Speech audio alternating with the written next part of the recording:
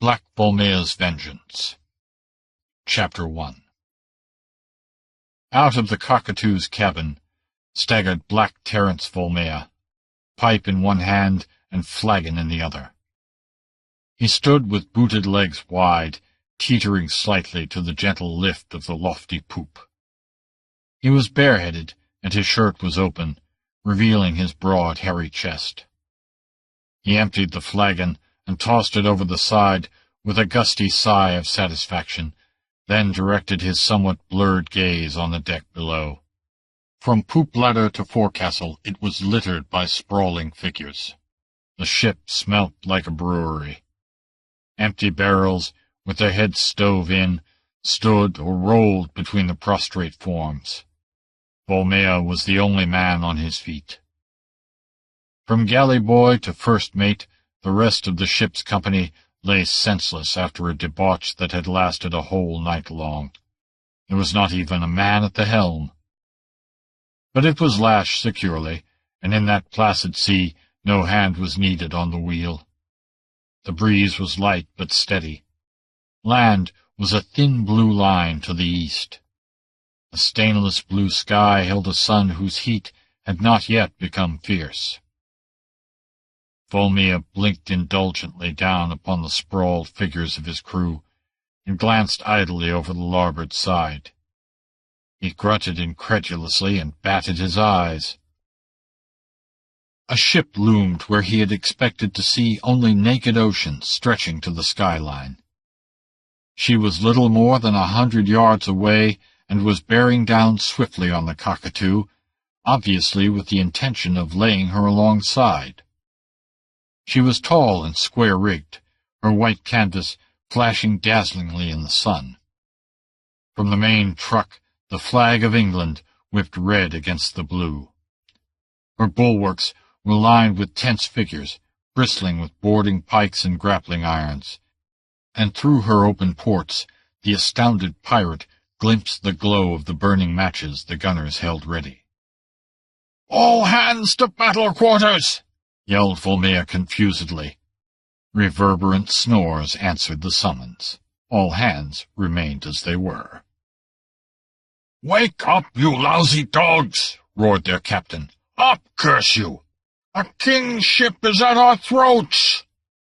His only response came in the form of staccato commands from the frigate's deck, barking across the narrowing strip of blue water.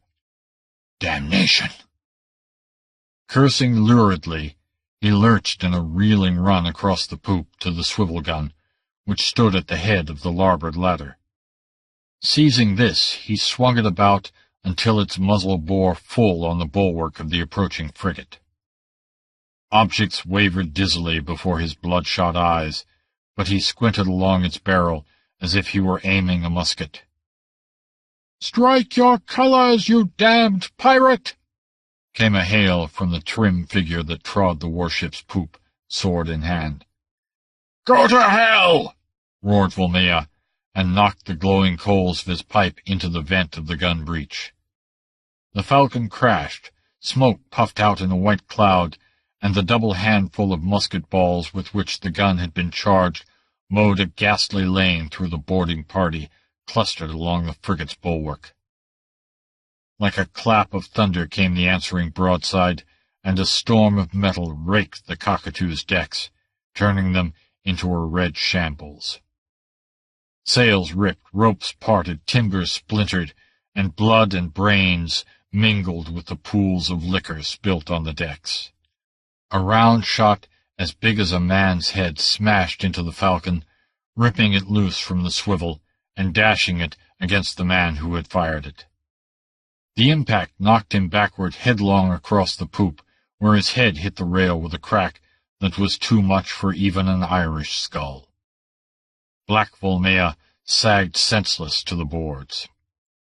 He was as deaf to the triumphant shouts and the stamp of victorious feet on his red streaming decks as were his men, who had gone from the sleep of drunkenness to the black sleep of death without knowing what had hit them. Captain John Wentjard, of His Majesty's frigate, the Redoubtable, sipped his wine delicately, and set down the glass with a gesture that, in another man, would have smacked of affectation. Wentworth was a tall man, with a narrow, pale face, colourless eyes, and a prominent nose. His costume was almost sober in comparison with the glitter of his officers who sat in respectful silence about the mahogany table in the main cabin. "Bring in the prisoner," he ordered, and there was a glint of satisfaction in his cold eyes. They brought in Black Vulmea, between 4 brawny sailors, his hands manacled before him, and a chain on his ankles that was just long enough to allow him to walk without tripping. Blood was clotted in the pirate's thick black hair. His shirt was in tatters, revealing a torso bronzed by the sun and rippling with great muscles. Through the stern windows he could see the topmasts of the Cockatoo just sinking out of sight. That close-range broadside had robbed the frigate of a prize. His conquerors were before him, and there was no mercy in their stares. But Vulmea did not seem at all abashed or intimidated. He met the stern eyes of the officers with a level gaze that reflected only a sardonic amusement. Wentworth frowned. He preferred that his captives cringe before him. It made him feel more like justice personified, looking unemotionally down from a great height on the sufferings of the evil. "You are Black Vulmea, the notorious pirate?"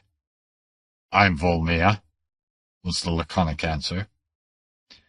"I suppose you will say, as do all these rogues," sneered Wentworth, "that you hold a commission from the governor of Tortuga. These privateer commissions from the French mean nothing to his majesty. You—" "Save your breath, fish-eyes!" Vulmea grinned hardly. "I hold no commission from anybody. I'm not one of your accursed swashbucklers who hide behind the name of buccaneer. I'm a pirate, and I've plundered English ships as well as Spanish. And be damned to you, Heron-beak." The officers gasped at this effrontery, and Wentworth smiled a ghastly, mirthless smile, white with the anger he held in rein. "You know that I have the authority to hang you out of hand?" he reminded the other. "I know," answered the pirate softly. "It won't be the first time you've hanged me, John Wentworth." "What?" The Englishman stared. A flame grew in Vulmea's blue eyes, and his voice changed subtly in tone and inflection. The brogue thickened almost imperceptibly. "On the Galway coast it was, years ago, Captain. You were a young officer then, scarce more than a boy, but with all your present characteristics already fully developed. There were some wholesale evictions, with the military to see the job was done, and the Irish were mad enough to make a fight of it. Poor, ragged, half-starved peasants, fighting with sticks against full-armed English soldiers and sailors. After the massacre and the usual hangings, a boy crept into a thicket to watch. A lad of 10 who didn't even know what it was all about. You spied him, John Wentworth, and had your dogs drag him forth and string him up alongside the kicking bodies of the others. "He's Irish," you said as they heaved him aloft. "Little snakes grow into big ones." I was that boy. I've looked forward to this meeting, you English dog. Vulmea still smiled, but the veins knotted in his temples, and the great muscles stood out distinctly on his manacled arms. Ironed and guarded though the pirate was, Wentworth involuntarily drew back, daunted by the stark and naked hate that blazed from those savage eyes. "How did you escape your just deserts?" he asked coldly, recovering his poise. Vulmea laughed shortly. Some of the peasants escaped the massacre, and were hiding in the thickets. As soon as you left, they came out, and, not being civilized, cultured Englishmen, but only poor, savage Irishry, they cut me down along with the others, and found there has still a bit of life in me. We Gaels are hard to kill, as you Britons have learned to your cost. You fell into our hands easily enough this time, observed Wentworth. Vulmea grinned. His eyes were grimly amused now, but the glint of murderous hate still lurked in their deeps. Who would have thought to meet a king's ship in these western seas? It's been weeks since we sighted a sail of any kind, save for the carrack we took yesterday, with a cargo of wine bound for Panama from Valparaiso. It's not the time of year for rich prizes. When the lads wanted a drinking bout, who was I to deny them? We drew out of the lanes the Spaniards mostly follow, and thought we had the ocean to ourselves. I'd been sleeping in my cabin for some hours before I came on deck to smoke a pipe or so, and saw you about to board us without firing a shot. You killed 7 of my men, harshly accused Wentworth. And you killed all of mine, retorted Vulmea. Poor devils, they'll wake up in hell without knowing how they got there. He grinned again, fiercely. His toes dug hard against the floor, unnoticed by the men who gripped him on either side. The blood was rioting through his veins, and the berserk feel of his great strength was upon him. He knew he could, in a sudden, volcanic explosion of power, tear free from the men who held him, clear the space between him and his enemy with one bound, despite his change, and crush Wentworth's skull with a smashing swing of his manacled fists. That he himself would die an instant later mattered not at all. In that moment he felt neither fears nor regrets, only a reckless, ferocious exultation and a cruel contempt for these stupid Englishmen about him. He laughed in their faces, joying in the knowledge that they did not know why he laughed. So they thought to chain the tiger, did they? Little they guessed of the devastating fury that lurked in his cat-like thews. He began filling his great chest, drawing in his breath slowly, imperceptibly, as his calves knotted and the muscles of his arms grew hard. Then Wentworth spoke again. I will not be overstepping my authority if I hang you within the hour. In any event, you hang, either from my yardarm or from a gibbet on the Port Royal wharves. But life is sweet even to rogues like you, who notoriously cling to every moment granted them by outraged society. It would gain you a few more months of life if I were to take you back to Jamaica to be sentenced by the governor. This I might be persuaded to do on one condition. What's that? Vulmea's tensed muscles did not relax. Imperceptibly, he began to settle into a semi-crouch. That you tell me the whereabouts of the pirate Van Raven. In that instant, while his knotted muscles went pliant again, Vulmea unerringly gauged and appraised the men who faced him, and changed his plan. He straightened and smiled.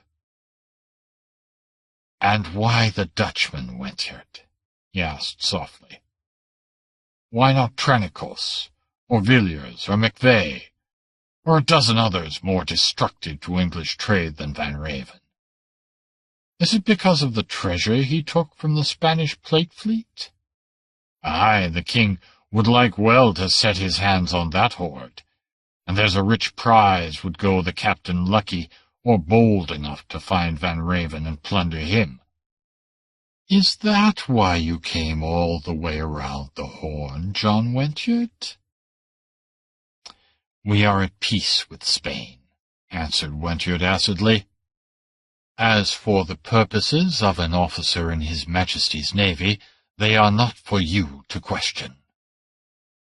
Vulmea laughed at him, the blue flame in his eyes.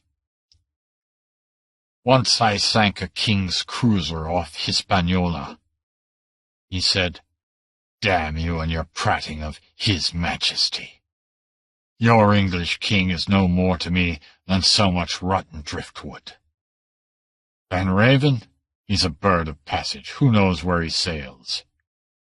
But if it's treasure you want, I can show you a hoard that would make the Dutchman's loot look like a peat pool beside the Caribbean Sea." A pale spark seemed to snap from Wentyr's colorless eyes, and his officers leaned forward tensely. Vulmea grinned hardly.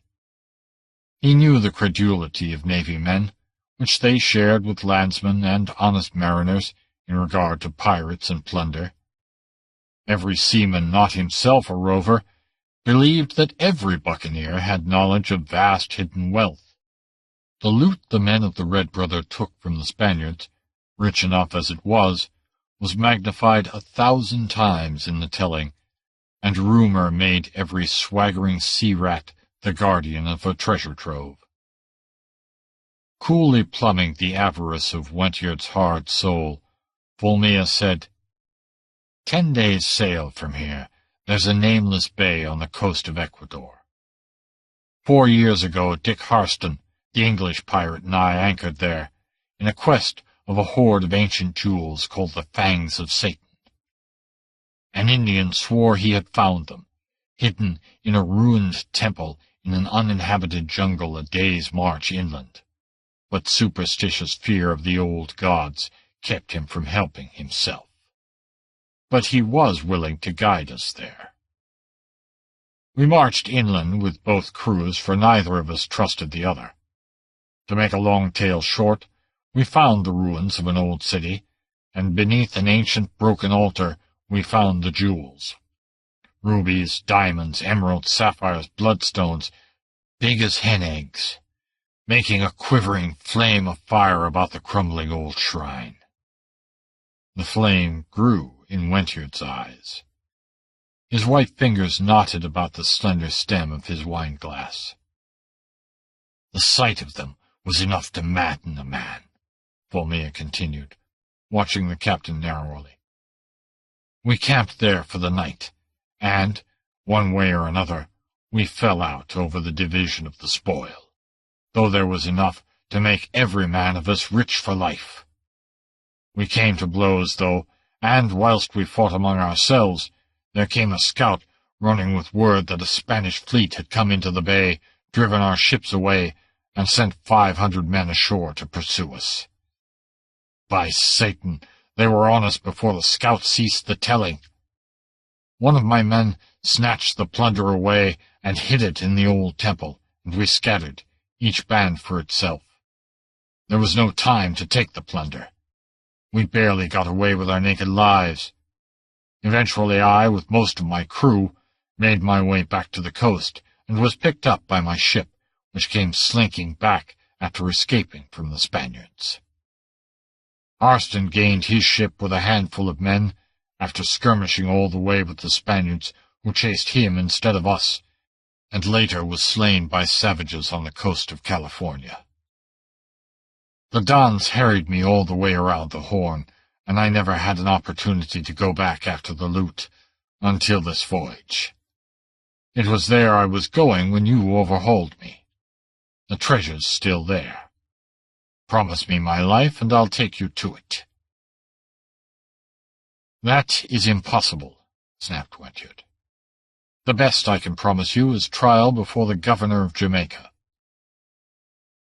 Well, said Vulmea, maybe the governor might be more lenient than you, and much may happen between here and Jamaica.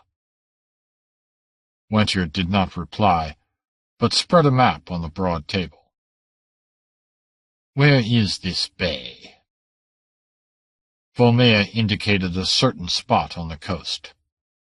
The sailors released their grip on his arms while he marked it, and Wentyrd's head was within reach, but the Irishman's plans were changed, and they included a chance for life. Desperate, but nevertheless a chance. Very well. Take him below. Vulmea went out with his guards, and Wentard sneered coldly. A gentleman of His Majesty's navy is not bound by a promise to such a rogue as he. Once the treasure is aboard the redoubtable gentleman, I promise you he shall swing from a yard-arm. 10 days later, the anchors rattled down in the nameless bay Vulmea had described. Chapter 2. It seemed desolate enough to have been the coast of an uninhabited continent. The bay was merely a shallow indentation of the shoreline. Dense jungle crowded the narrow strip of white sand that was the beach. Gay-plumed birds flitted among the broad fronds, and the silence of primordial savagery brooded over all. But a dim trail led back into the twilight vistas of green-walled mystery. Dawn was a white mist on the water when 17 men marched down the dim path. One was John Wentard. On an expedition designed to find treasure, he would trust the command to none but himself. 15 were soldiers, armed with hangers and muskets. The 17th was Black Vulmea.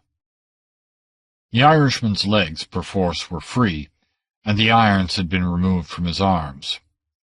But his wrists were bound before him with cords, and one end of the cord was in the grip of a brawny marine, whose other hand held a cutlass, ready to chop down the pirate if he made any move to escape.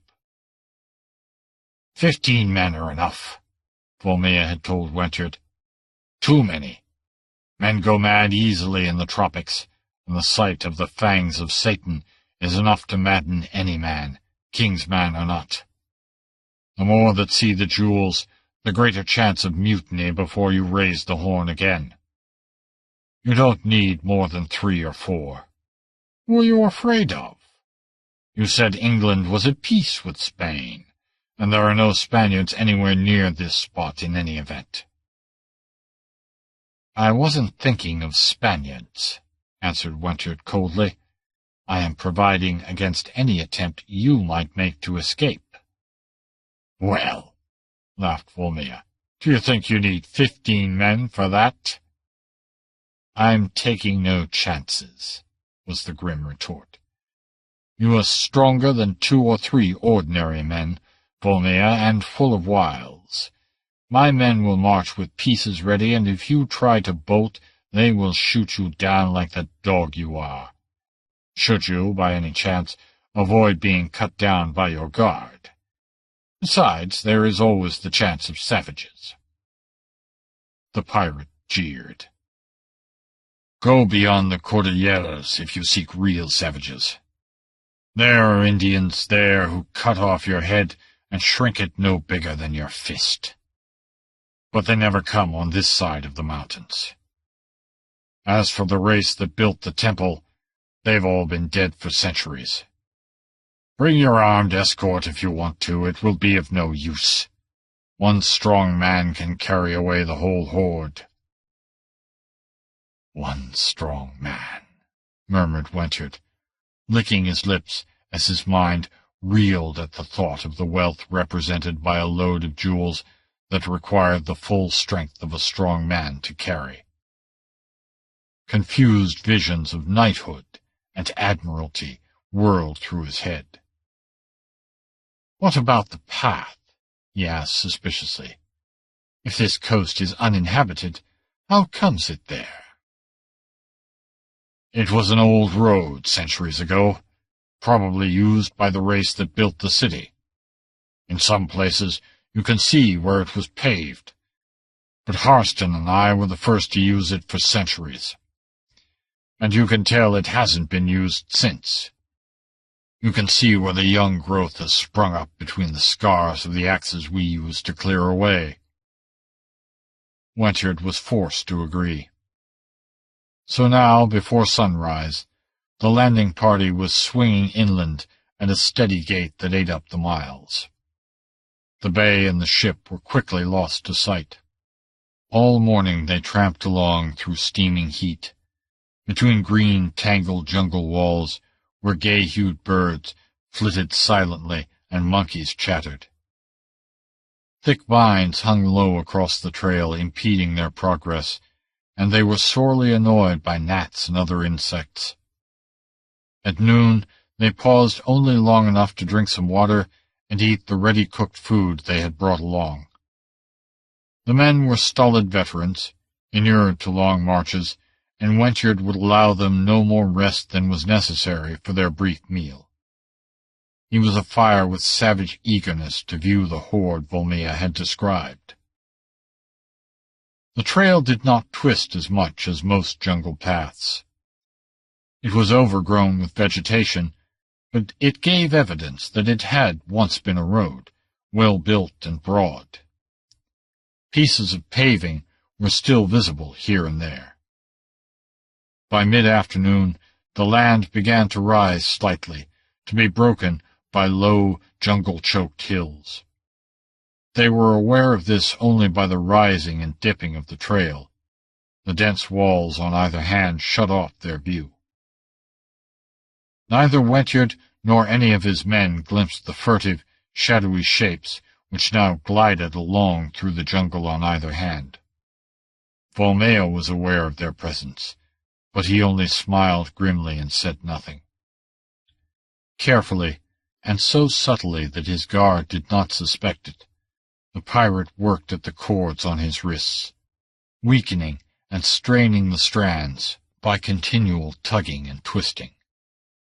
He had been doing this all day, and he could feel them slowly giving way.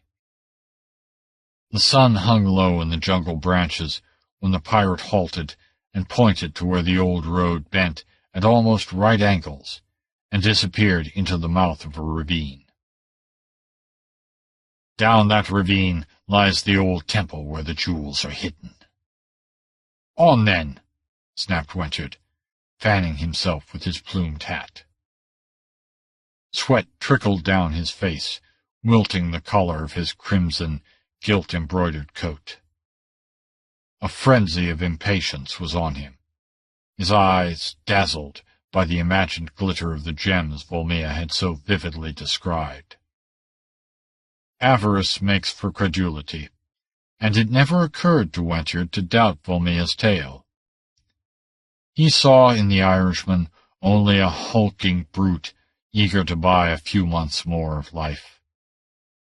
Gentlemen of His Majesty's Navy were not accustomed to analyzing the character of pirates. Wentjard's code was painfully simple: a heavy hand and a roughshod directness. He had never bothered to study or try to understand outlaw types. They entered the mouth of the ravine and marched on between cliffs fringed with overhanging fronds. Wentjard fanned himself with his hat and gnawed his lip with impatience as he stared eagerly about for some sign of the ruins described by his captive. His face was paler than ever, despite the heat which reddened the bluff faces of his men, tramping ponderously after him. Vulmea's brown face showed no undue moisture. He did not tramp. He moved with the sure, supple tread of a panther, and without a suggestion of a seaman's lurching roll. His eyes ranged the walls above them, and when a frond swayed without a breath of wind to move it, he did not miss it. The ravine was some 50 feet wide, the floor carpeted by a low, thick growth of vegetation. The jungle ran densely along the rims of the walls, which were some 40 feet high. They were sheer for the most part, but here and there natural ramps ran down into the gulch, half covered with tangled vines. A few hundred yards ahead of them, they saw that the ravine bent out of sight around a rocky shoulder. From the opposite wall there jutted a corresponding crag. The outlines of these boulders were blurred by moss and creepers, but they seemed too symmetrical to be the work of nature alone. Vulmea stopped near one of the natural ramps that sloped down from the rim. His captors looked at him questioningly. "Why are you stopping?" demanded Wentworth fretfully. His foot struck something in the rank grass, and he kicked it aside. It rolled free and grinned up at him, a rotting human skull. He saw glints of white in the green all about him. Skulls and bones almost covered by the dense vegetation. "Is this where you piratical dogs slew each other?" he demanded crossly. "What are you waiting on? What are you listening for?" Vulmea relaxed his tense attitude and smiled indulgently. "That used to be a gateway there ahead of us," he said. "Those rocks on each side are really gate pillars. This ravine was a roadway leading to the city when people lived there. It's the only approach to it, for it's surrounded by sheer cliffs on all sides." He laughed harshly. "This is like the road to hell, John Wentworth. Easy to go down, not so easy to go up again." "What are you maundering about?" snarled Wentworth, clapping his hat viciously on his head. "You Irish are all babblers and mooncalves. Get on with—" From the jungle beyond the mouth of the ravine came a sharp twang. Something whined venomously down the gulch, ending its flight with a vicious thud. One of the soldiers gulped and started convulsively. His musket clattered to the earth, and he reeled, clawing at his throat from which protruded a long shaft, vibrating like a serpent's head. Suddenly he pitched to the ground and lay twitching. "Indians!" yelped Wentworth, and turned furiously on his prisoner. "Dog, look at that! You said there were no savages hereabouts." Vulmea laughed scornfully. "Do you call them savages? Pah! Poor-spirited dogs that skulk in the jungle, too fearful to show themselves on the coast. Don't you see them slinking among the trees? Best give them a volley before they grow too bold." Wentworth snarled at him, but the Englishman knew the value of a display of firearms when dealing with natives, and he had a glimpse of brown figures moving among the green foliage. He barked an order, and 14 muskets crashed and the bullets rattled among the leaves. A few severed fronds drifted down. That was all. But even as the smoke puffed out in a cloud, Vulmea snapped the frayed cords on his wrists, knocked his guard staggering with a buffet under the ear, snatched his cutlass and was gone, running like a cat up the steep wall of the ravine. The soldiers, with their empty muskets, gaped helplessly after him, and Wentworth's pistol banged futilely an instant too late. From the green fringe above them came a mocking laugh. "Fools! You stand in the door of hell!" "Dog!" yelled Wentworth, beside himself, but with his greed still uppermost in his befuddled mind. "We'll find the treasure without your help." "You can't find something that doesn't exist," retorted the unseen pirate. "There never were any jewels. It was a lie to draw you into a trap. Dick Harston never came here. I came here. And the Indians butchered all my crew in that ravine, as those skulls in the grass there testify." "Liar!" was all Wentworth could find tongue for. "Lying dog! You told me there were no Indians hereabouts." "I told you the headhunters never came over the mountains," retorted Vulmea. "They don't, either. I told you the people who built the city were all dead. That's so, too. I didn't tell you that a tribe of brown devils live in the jungle near here." They never go down to the coast, and they don't like to have white men come into the jungle. I think they were the people who wiped out the race that built the city long ago. Anyway, they wiped out my men, and the only reason I got away was because I'd lived with the red men of North America and learned their woodscraft. You're in a trap you won't get out of, Wentchert. Climb that wall and take him, ordered Wentchert, and half a dozen men slung their muskets on their backs and began clumsily to essay the rugged ramp up which the pirate had run with such cat-like ease. Better trim sail and stand by to repel boarders, Vulmea advised him from above. There are hundreds of red devils out there, and no tamed dogs to run at the crack of a caliber either. And you'd betray white men to savages? Raged Wentchert. It goes against my principles, the Irishman admitted, but it was my only chance for life. I'm sorry for your men. That's why I advised you to bring only a handful. I wanted to spare as many as possible. There are enough Indians out there in the jungle to eat your whole ship's company. As for you, you filthy dog, what you did in Ireland forfeited any consideration you might expect as a white man. I gambled on my neck and took my chances with all of you. It might have been me that arrow hit. The voice ceased abruptly, and just as Wentchert was wondering if there were no Indians on the wall above them, the foliage was violently agitated. There sounded a wild yell, and down came a naked brown body, all asprawl, limbs revolving in the air. It crashed on the floor of the ravine and lay motionless, the figure of a brawny warrior, naked but for a loincloth of bark. The dead man was deep-chested, broad-shouldered, and muscular, with features not unintelligent, but hard and brutal. He had been slashed across the neck. The bushes waved briefly, and then again, further along the rim, which agitation Wentchert believed marked the flight of the Irishman along the ravine wall, pursued by the companions of the dead warrior, who must have stolen up on Vulmea while the pirate was shouting his taunts. The chase was made in deadly silence, but down in the ravine conditions were anything but silent.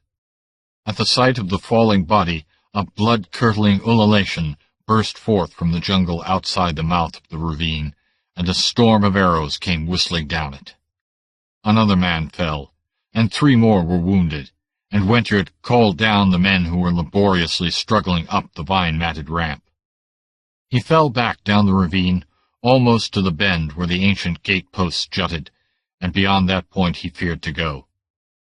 He felt sure that the ravine beyond the gateway was filled with lurking savages. They would not have hemmed him in on all sides and then left open an avenue of escape. At the spot where he halted, there was a cluster of broken rocks that looked as though they might have once formed the walls of a building of some sort. Among them Wentchert made his stand. He ordered his men to lie prone, their musket barrels resting on the rocks. One man he detailed to watch for savages creeping up the ravine from behind them. The others watched the green wall visible beyond the path that ran into the mouth of the ravine. Fear chilled Wentchert's heart.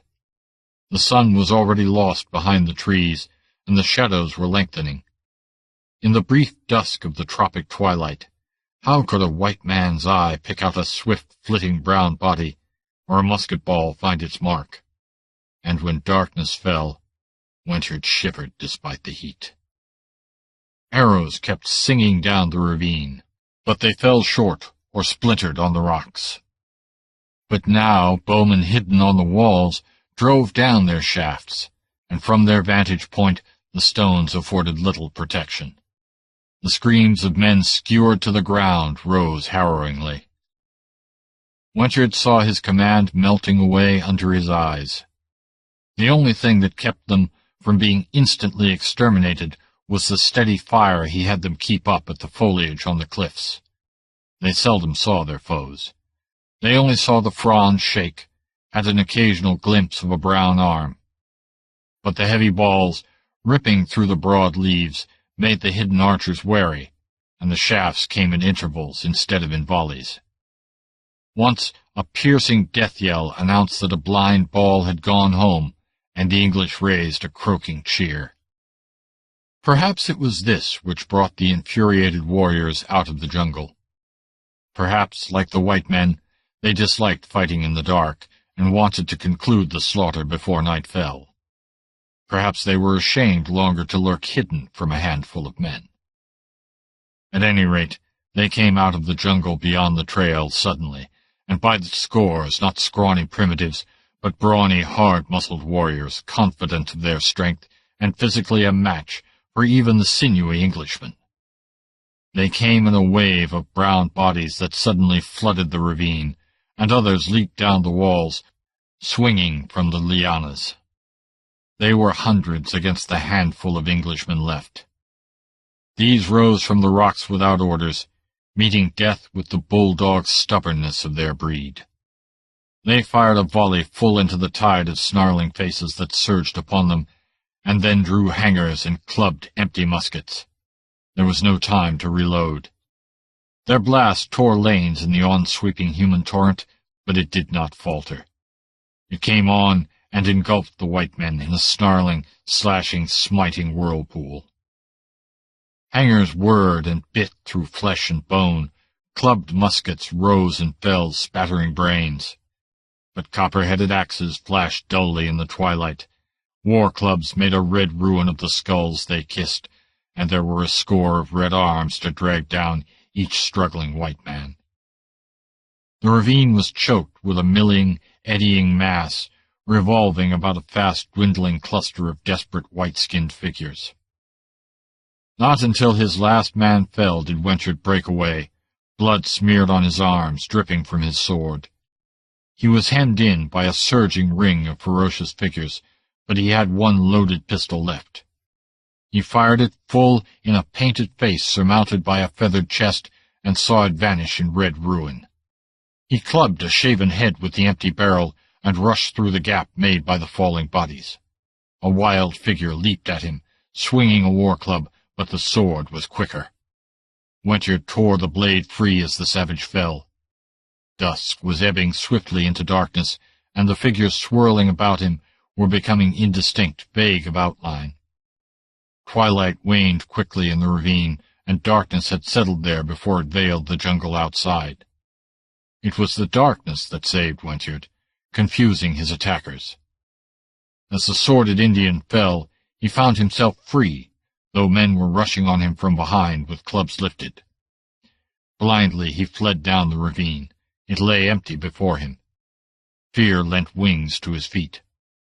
He raced through the stone-abutted gateway. Beyond it he saw the ravine widen out.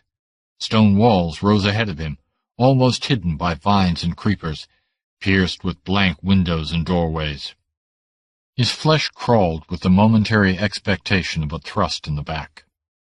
His heart was pounding so loudly, the blood hammering so agonizingly in his temples, that he could not tell whether or not bare feet were thudding close behind him. His hat and coat were gone, his shirt torn and blood-stained, though somehow he had come through that desperate melee unwounded. Before him he saw a vine-tangled wall and an empty doorway. He ran reelingly into the door and turned, falling to his knee from sheer exhaustion. He shook the sweat from his eyes, panting gaspingly as he fumbled to reload his pistols. The ravine was a dim alleyway before him, running to the rock-buttressed bend. Moment by moment he expected to see it thronged with fierce faces, with swarming figures. But it lay empty, and fierce cries of the victorious warriors drew no nearer. For some reason they had not followed him through the gateway. Terror that they were creeping on him from behind brought him to his feet, pistols cocked, staring this way and that. He was in a room whose stone walls seemed ready to crumble. It was roofless, and grass grew between the broken stones of the floor. Through the gaping roof he could see the stars just blinking out, and the frond-fringed rim of the cliff.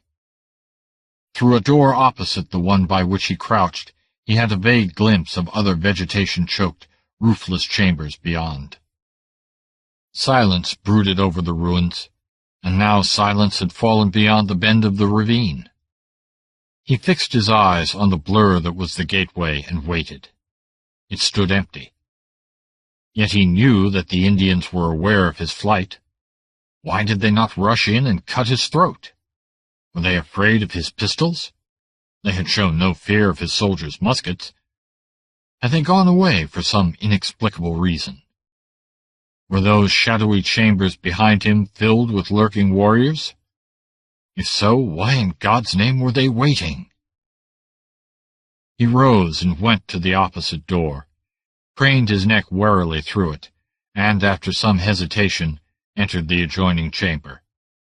It had no outlet into the open. All its doors led into other chambers, equally ruinous, with broken roofs, cracked floors, and crumbling walls. 3 or 4 he traversed, his tread, as he crushed down the vegetation growing among the broken stones, seeming intolerably loud in the stillness. Abandoning his explorations, for the labyrinth seemed endless, he returned to the room that opened toward the ravine. No sound came up the gulch, but it was so dark under the cliff that men could have entered the gateway and been crouching near him, without his being able to see them. At last he could endure the suspense no longer. Walking as quietly as he was able, he left the ruins and approached the gateway, now a well of blackness. A few moments later, he was hugging the left-hand abutment and straining his eyes to see into the ravine beyond. It was too dark to see anything more than the stars blinking over the rims of the walls. He took a cautious step beyond the gateway. It was the swift swish of feet through the vegetation on the floor that saved his life. He sensed rather than saw a black shape loom out of the darkness, and he fired blindly and point-blank. The flash lighted a ferocious face, falling backward, and beyond it the Englishman dimly glimpsed other figures, solid ranks of them, surging inexorably toward him. With a choked cry, he hurled himself back around the gate pillar, stumbled and fell and lay dumb and quaking, clenching his teeth against the sharp agony he expected in the shape of a spear thrust. None came. No figure came lunging after him. Incredulously, he gathered himself to his feet, his pistol shaking in his hands. They were waiting, beyond that bend, but they would not come through the gateway, not even to glut their bloodlust. This fact forced itself upon him, with its implication of inexplicable mystery. Stumblingly, he made his way back to the ruins and groped into the black doorway, overcoming an instinctive aversion against entering the roofless chamber. Starlight shone through the broken roof, lightening the gloom a little, but black shadows clustered along the walls, and the inner door was an ebon wall of mystery. Like most Englishmen of his generation, John Wentard more than half believed in ghosts, and he felt that if ever there was a place fit to be haunted by the phantoms of a lost and forgotten race, it was these sullen ruins. He glanced fearfully through the broken roof at the dark fringe of overhanging fronds on the cliffs above, hanging motionless in the breathless air, and wondered if moonrise, illuminating his refuge, would bring arrows questing down through the roof. Except for the far, lone cry of a night-bird, the jungle was silent. There was not so much as the rustle of a leaf. If there were men on the cliffs, there was no sign to show it. He was aware of hunger and an increasing thirst. Rage gnawed at him, and a fear that was already tinged with panic. He crouched at the doorway, pistols in his hands, naked sword at his knee, and after a while the moon rose, touching the overhanging fronds with silver long before it untangled itself from the trees and rose high enough to pour its light over the cliffs. Its light invaded the ruins, but no arrows came from the cliff, nor was there any sound from beyond the gateway. Wentard thrust his head through the door and surveyed his retreat. The ravine, after it passed between the ancient gate pillars, opened into a broad bowl walled by cliffs, and unbroken except for the mouth of the gulch. Wentard saw the rim as a continuous, roughly circular line, now edged with the fire of moonlight.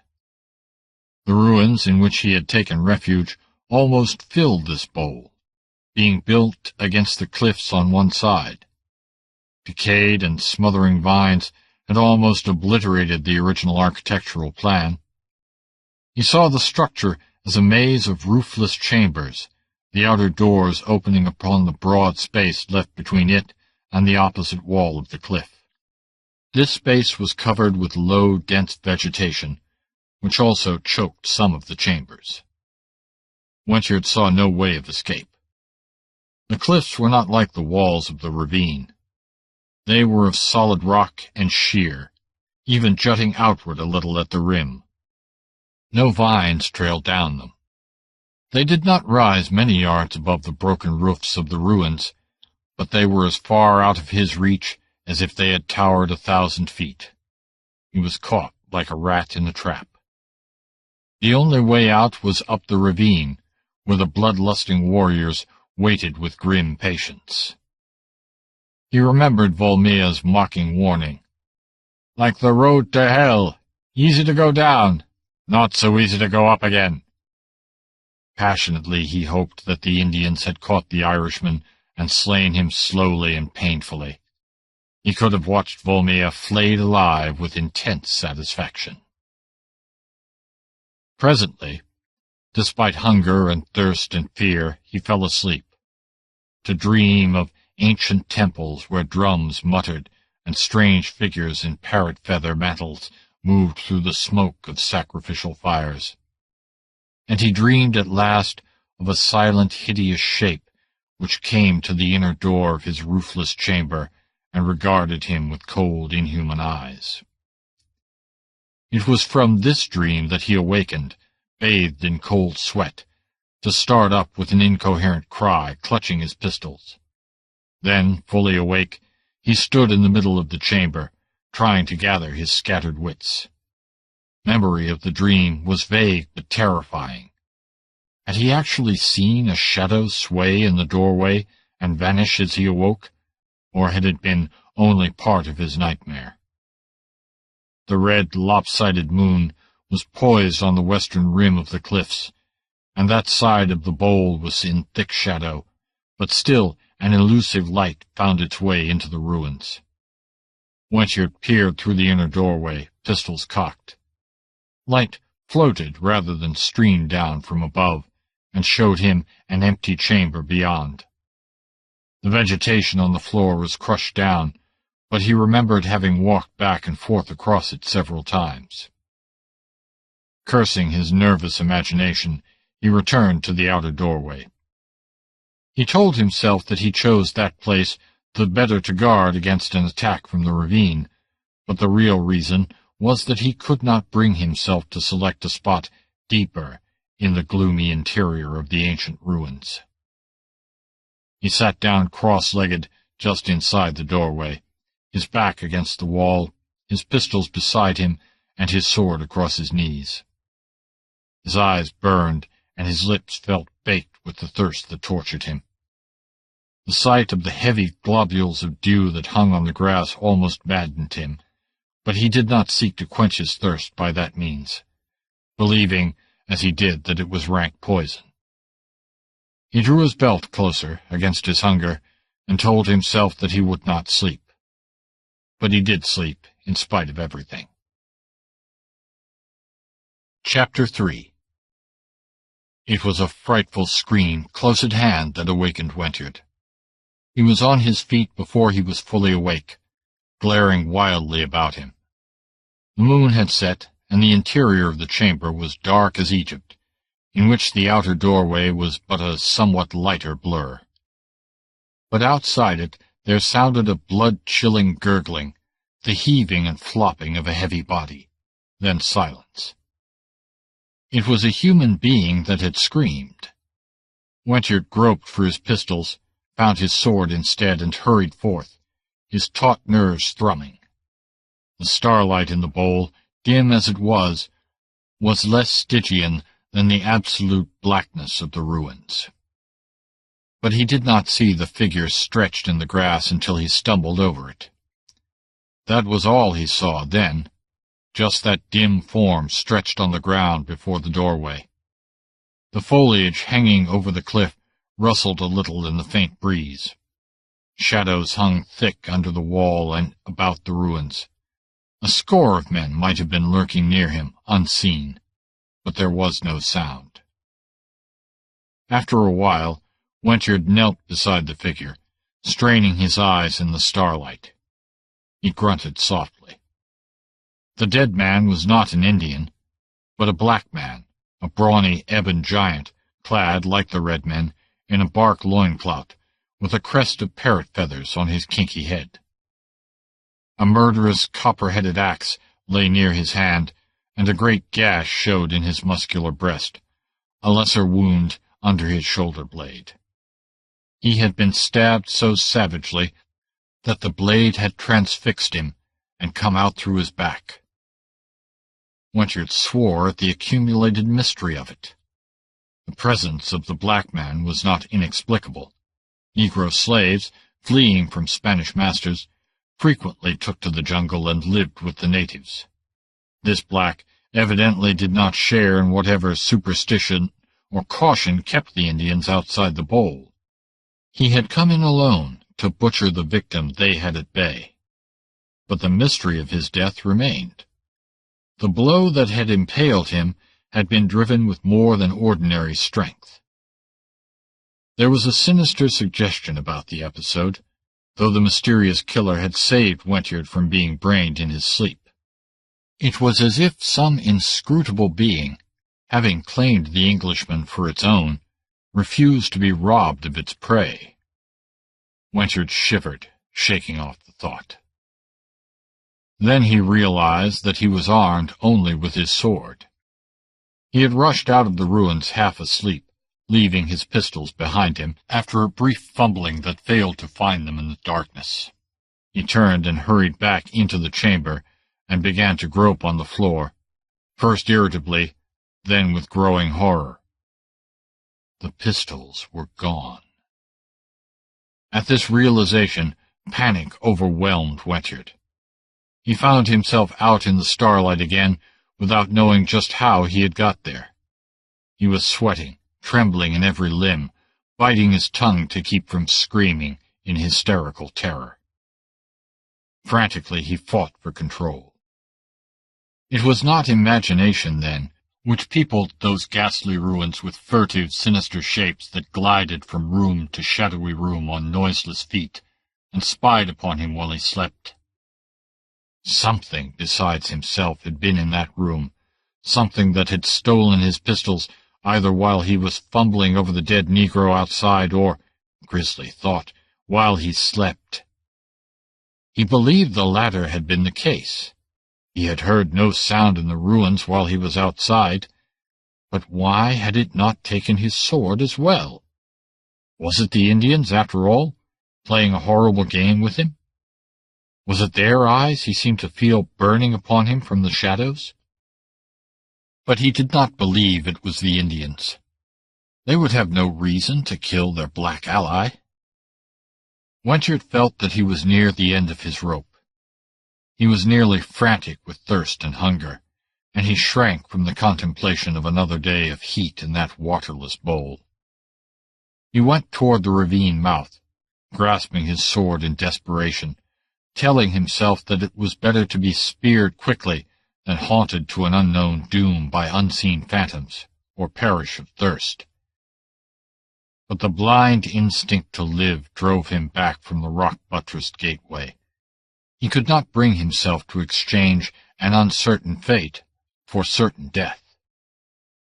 Faint noises beyond the bend told him that men, many men, were waiting there, and he retreated, cursing weakly. In a futile gust of passion, he dragged the black man's body to the gateway and thrust it through. At least he would not have it for a companion to poison the air when it rotted in the heat. He sat down about halfway between the ruins and the ravine mouth, hugging his sword and straining his eyes into the shadowy starlight, and felt that he was being watched from the ruins. He sensed a presence there, inscrutable, inhuman, waiting. He was still sitting there when dawn flooded jungle and cliffs with grey light, and a brown warrior, appearing in the gateway, bent his bow and sent an arrow at the figure hunkered in the open space. The shaft cut into the grass near Wentard's foot, and the white man sprang up stiffly and ran into the doorway of the ruins. The warrior did not shoot again. As if frightened by his own temerity, he turned and hurried back through the gateway and vanished from sight. Wentard spat dryly and swore. Daylight dispelled some of the phantom terrors of the night, and he was suffering so much from thirst that his fear was temporarily submerged.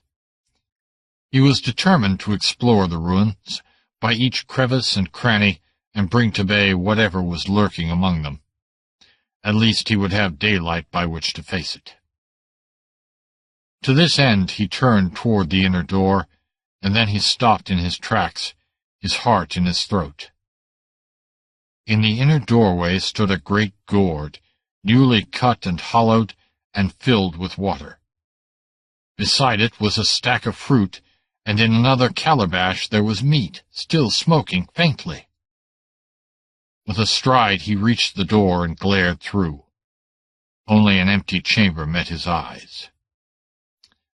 Sight of water and scent of food drove from his mind all thoughts of anything except his physical needs. He seized the water gourd and drank gulpingly, the precious liquid splashing on his breast. The water was fresh and sweet, and no wine had ever given him such delirious satisfaction. The meat he found was still warm. What it was he neither knew nor cared. He ate ravenously, grasping the joints in his fingers and tearing away the flesh with his teeth. It had evidently been roasted over an open fire, and without salt or seasoning, but it tasted like food of the gods to the ravenous man. He did not seek to explain the miracle, nor to wonder if the food were poisoned. The inscrutable hunter of the ruins which had saved his life that night, and which had stolen his pistols, apparently meant to preserve him for the time being at least, and Wentard accepted the gifts without question. And having eaten, he lay down and slept. He did not believe the Indians would invade the ruins. He did not care much if they did, and speared him in his sleep. He believed that the unknown being which haunted the rooms could slay him any time it wished. It had been close to him again and again, and had not struck. It had showed no signs of hostility so far, except to steal his pistols. To go searching for it might drive it into hostility.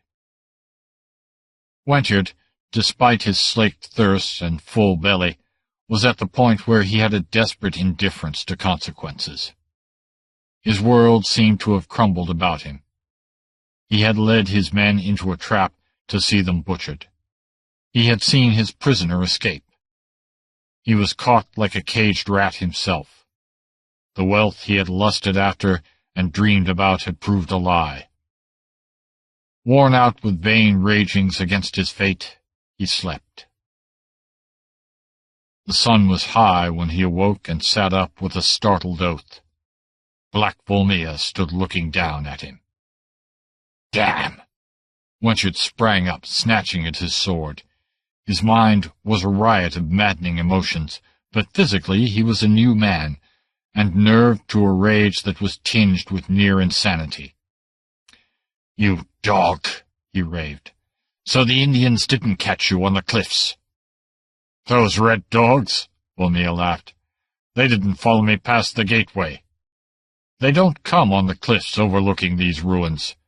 They've got a cordon of men strung through the jungle surrounding this place, but I can get through any time I want to. I cooked your breakfast, and mine, right under their noses, and they never saw me." My breakfast? Wentworth glared wildly. You mean it was you brought water and food for me?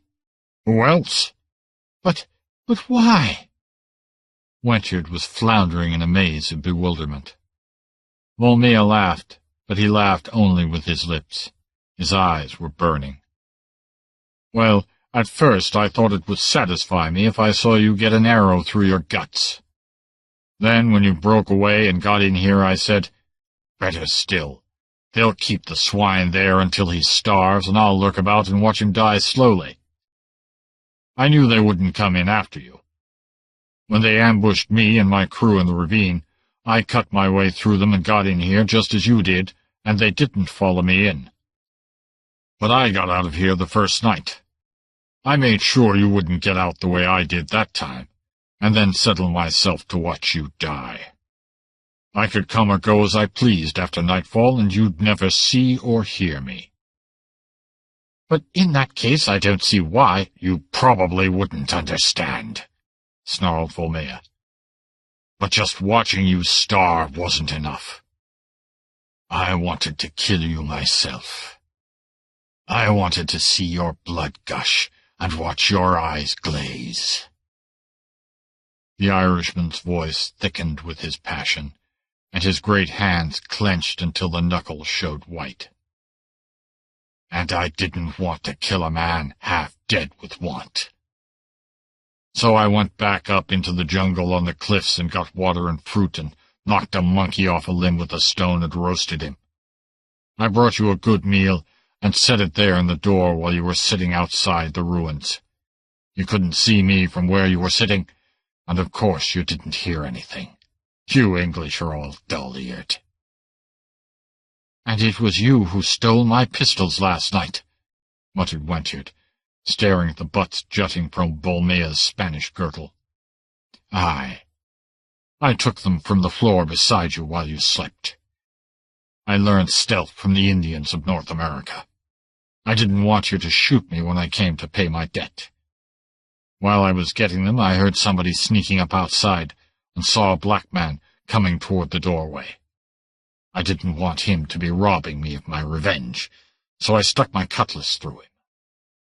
You awakened when he howled and ran out, as you'll remember, but I stepped back around the corner and in at another door. I didn't want to meet you except in broad open daylight and you in fighting trim. Then it was you who spied on me from the inner door, muttered Wentworth. You whose shadow I saw just before the moon sank behind the cliffs. Not I. Vulmea's denial was genuine. I didn't come down into the ruins until after moonset, when I came to steal your pistols. Then I went back up on the cliffs and came again just before dawn to leave your food. But enough of this talk, he roared gustily, whipping out his cutlass. I'm mad with thinking of the Galway coast and dead men kicking in a row and a rope that strangled me. I've tricked you, trapped you, and now I'm going to kill you. Wentworth's face was a ghastly mask of hate, livid with bared teeth and glaring eyes. Dog!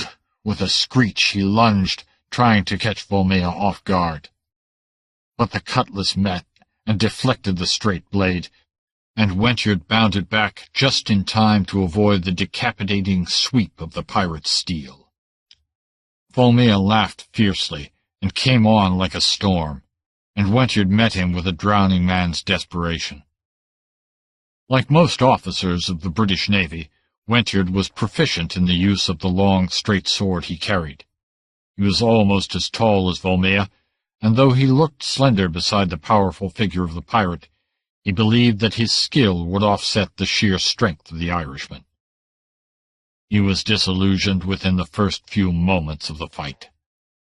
Vulmea was neither slow nor clumsy.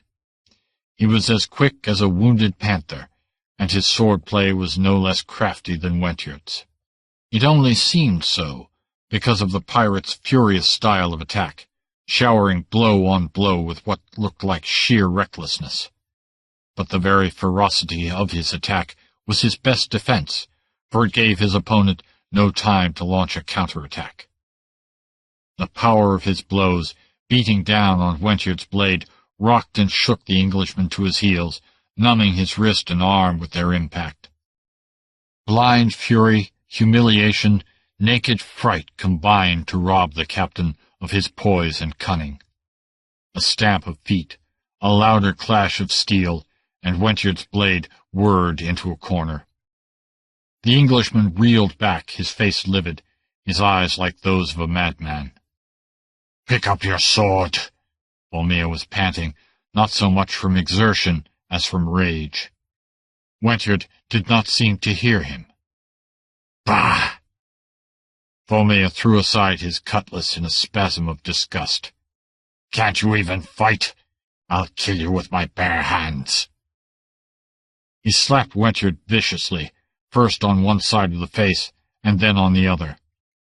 The Englishman screamed wordlessly, and launched himself at the pirate's throat, and Vulmea checked him with a buffet in the face, and knocked him sprawling with a savage smash under the heart. Wentyard got to his knees, and shook the blood from his face, while Vulmea stood over him, his brows black and his great fists knotted. "Get up," muttered the Irishman thickly. "Get up, you hangman of peasants and children." Wentyard did not heed him. He was groping inside his shirt, from which he drew out something he stared at with painful intensity. "Get up, damn you, before I set my boot heels on your face!" Vulmea broke off, glaring incredulously. Wentyard, crouching over the object he had drawn from his shirt, was weeping in great racking sobs. "What the hell?" Vulmea jerked it away from him, consumed by wonder to learn what could bring tears from John Wentyard. It was a skillfully painted miniature. The blow he had struck Wentyard had cracked it, but not enough to obliterate the soft, gentle faces of a pretty young woman and child which smiled up at the scowling Irishman. "Well, I'm damned." Vulmea stared from the broken portrait in his hand to the man crouching miserably on the floor. "Your wife and daughter?" Wentyard, his bloody face sunk in his hands, nodded mutely. He had endured much within the last night and day. The breaking of the portrait he always carried over his heart was the last straw. It seemed like an attack on the one soft spot in his hard soul, and it left him dazed and demoralized. Vulmea scowled ferociously, but it somehow seemed forced. "I didn't know you had a wife and child," he said, almost defensively. "The lass is but 5 years old," gulped Wentyard. "I haven't seen them in nearly a year. My God, what's to become of them now? A navy captain's pay is none so great. I've never been able to save anything. It was for them I sailed in search of Van Raven and his treasure. I hoped to get a prize that would take care of them if aught happened to me. Kill me!" he cried shrilly, his voice cracking at the highest pitch. "Kill me and be done with it before I lose my manhood with thinking of them, and beg for my life like a craven dog." But Vulmea stood looking down at him with a frown. Varying expressions crossed his dark face, and suddenly he thrust the portrait back in the Englishman's hand. "You're too poor a creature for me to soil my hands with," he sneered, and turning on his heel, strode through the inner door.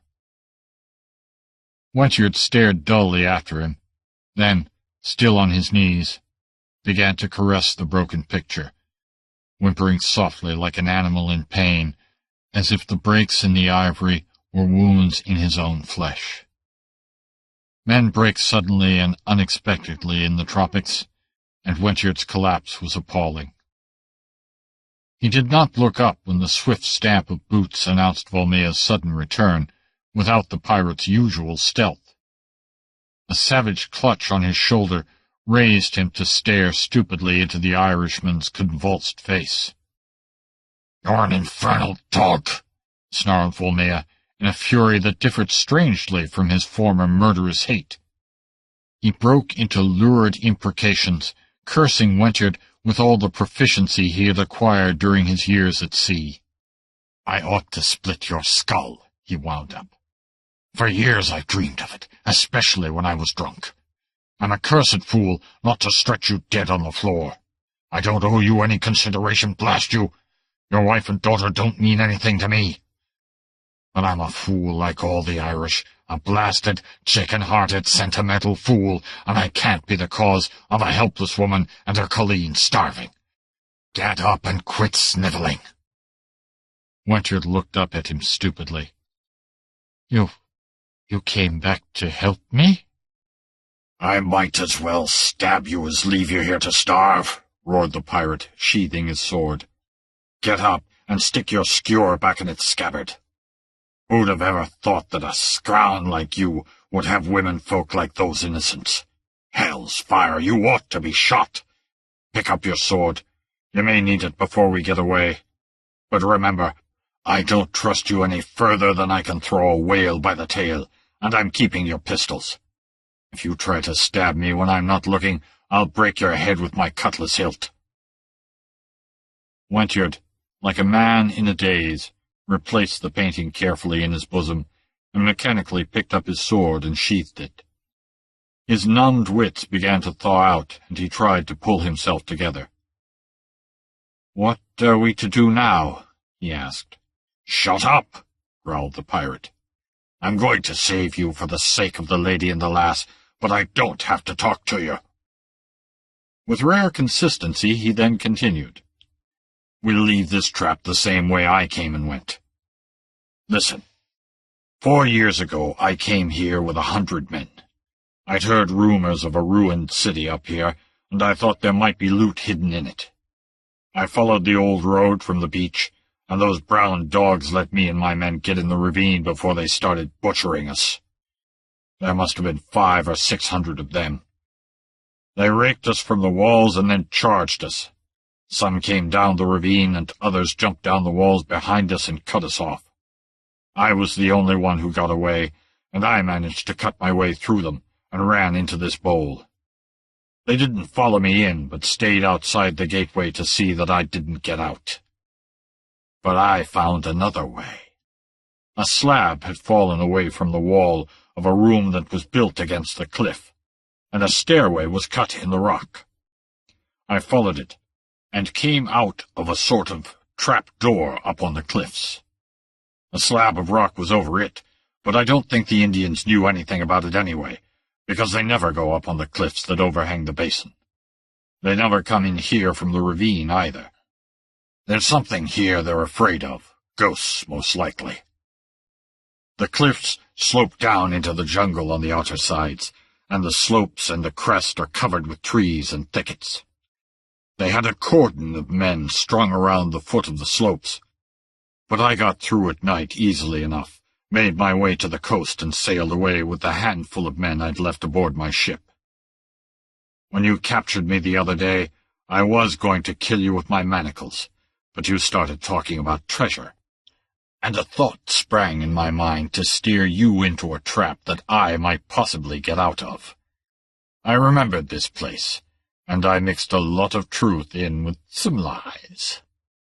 The fangs of Satan are no myth. They are a hoard of jewels hidden somewhere on this coast, but this isn't the place. There's no plunder about here. The Indians have a ring of men strung around this place, as they did before. I can get through, but it isn't going to be so easy getting you through. You English are like buffaloes when you start through the brush. We'll start just after dark, and try to get through before the moon rises. Come on, I'll show you the stair. Wentard followed him through a series of crumbling, vine-tangled chambers, until he halted before a doorway that gaped in the wall that was built against the cliff. A thick slab leaned against the wall, which obviously served as a door. The Englishman saw a flight of narrow steps carved in the solid rock, leading upward through a shaft tunneled in the cliff. "I meant to block the upper mouth by heaping big rocks on the slab that covers it," said Vulmea. "That was when I was going to let you starve.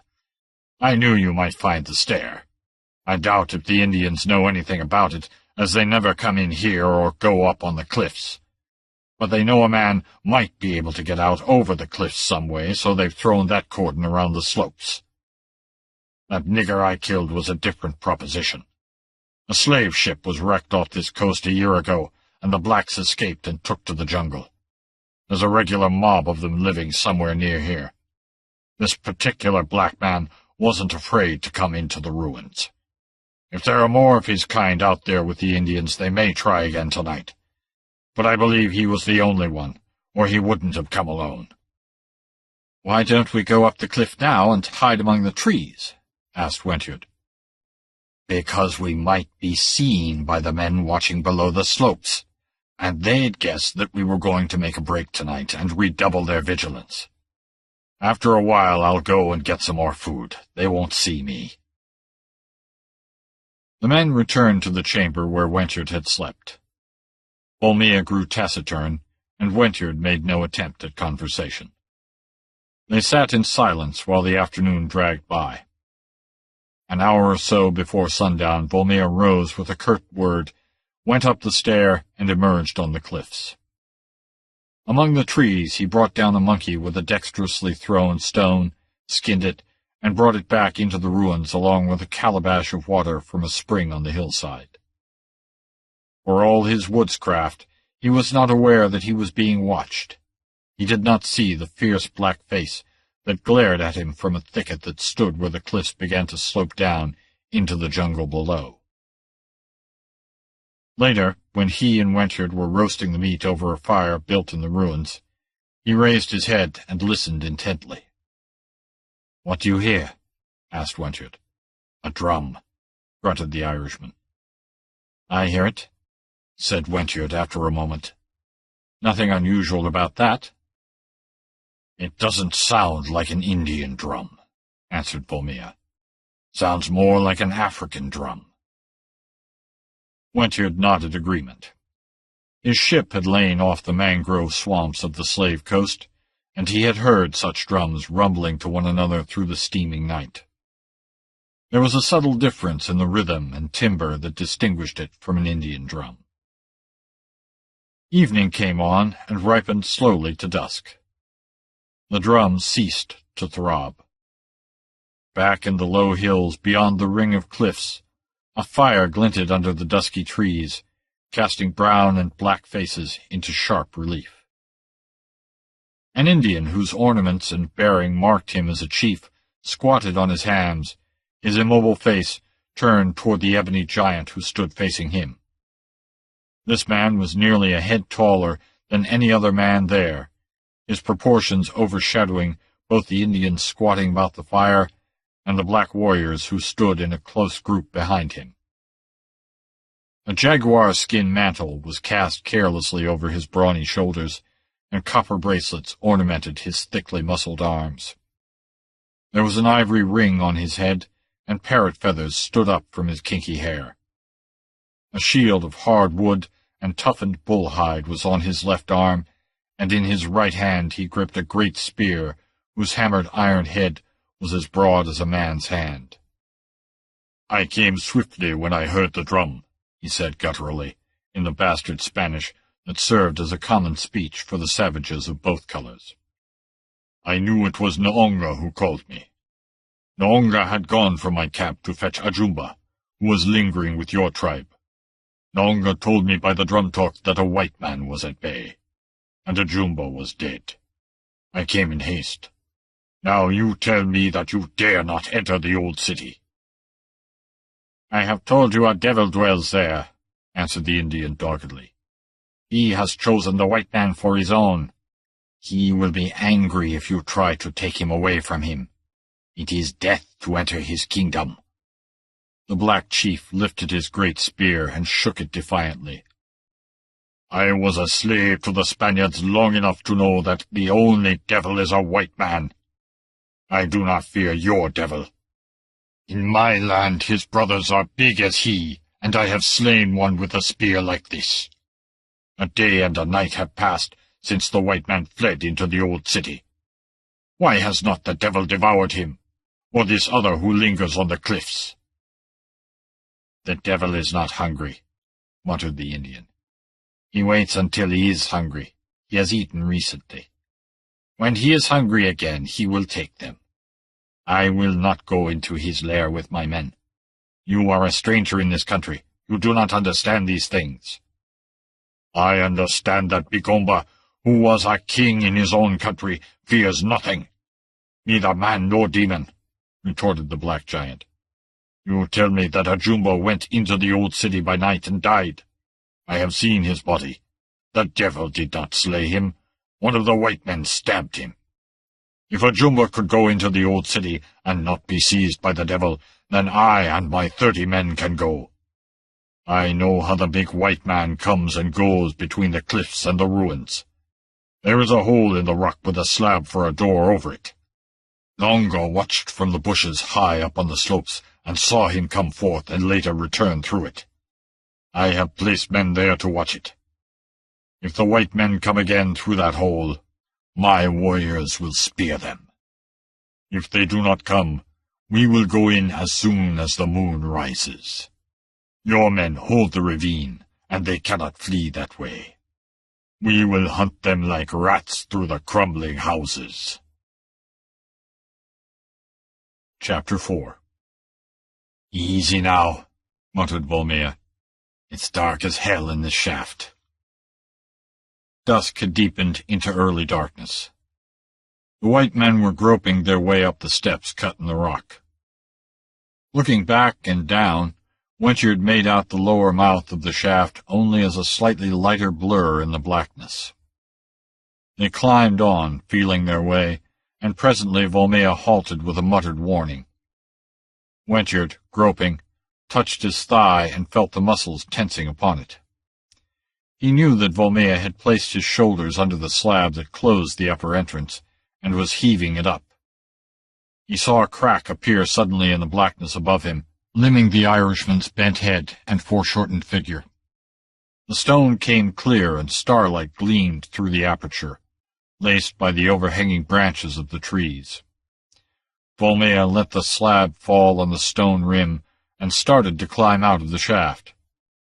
He had emerged, head, shoulders, and hips, when, without warning, a black form loomed against the stars, and a gleam of steel hissed downward at his breast.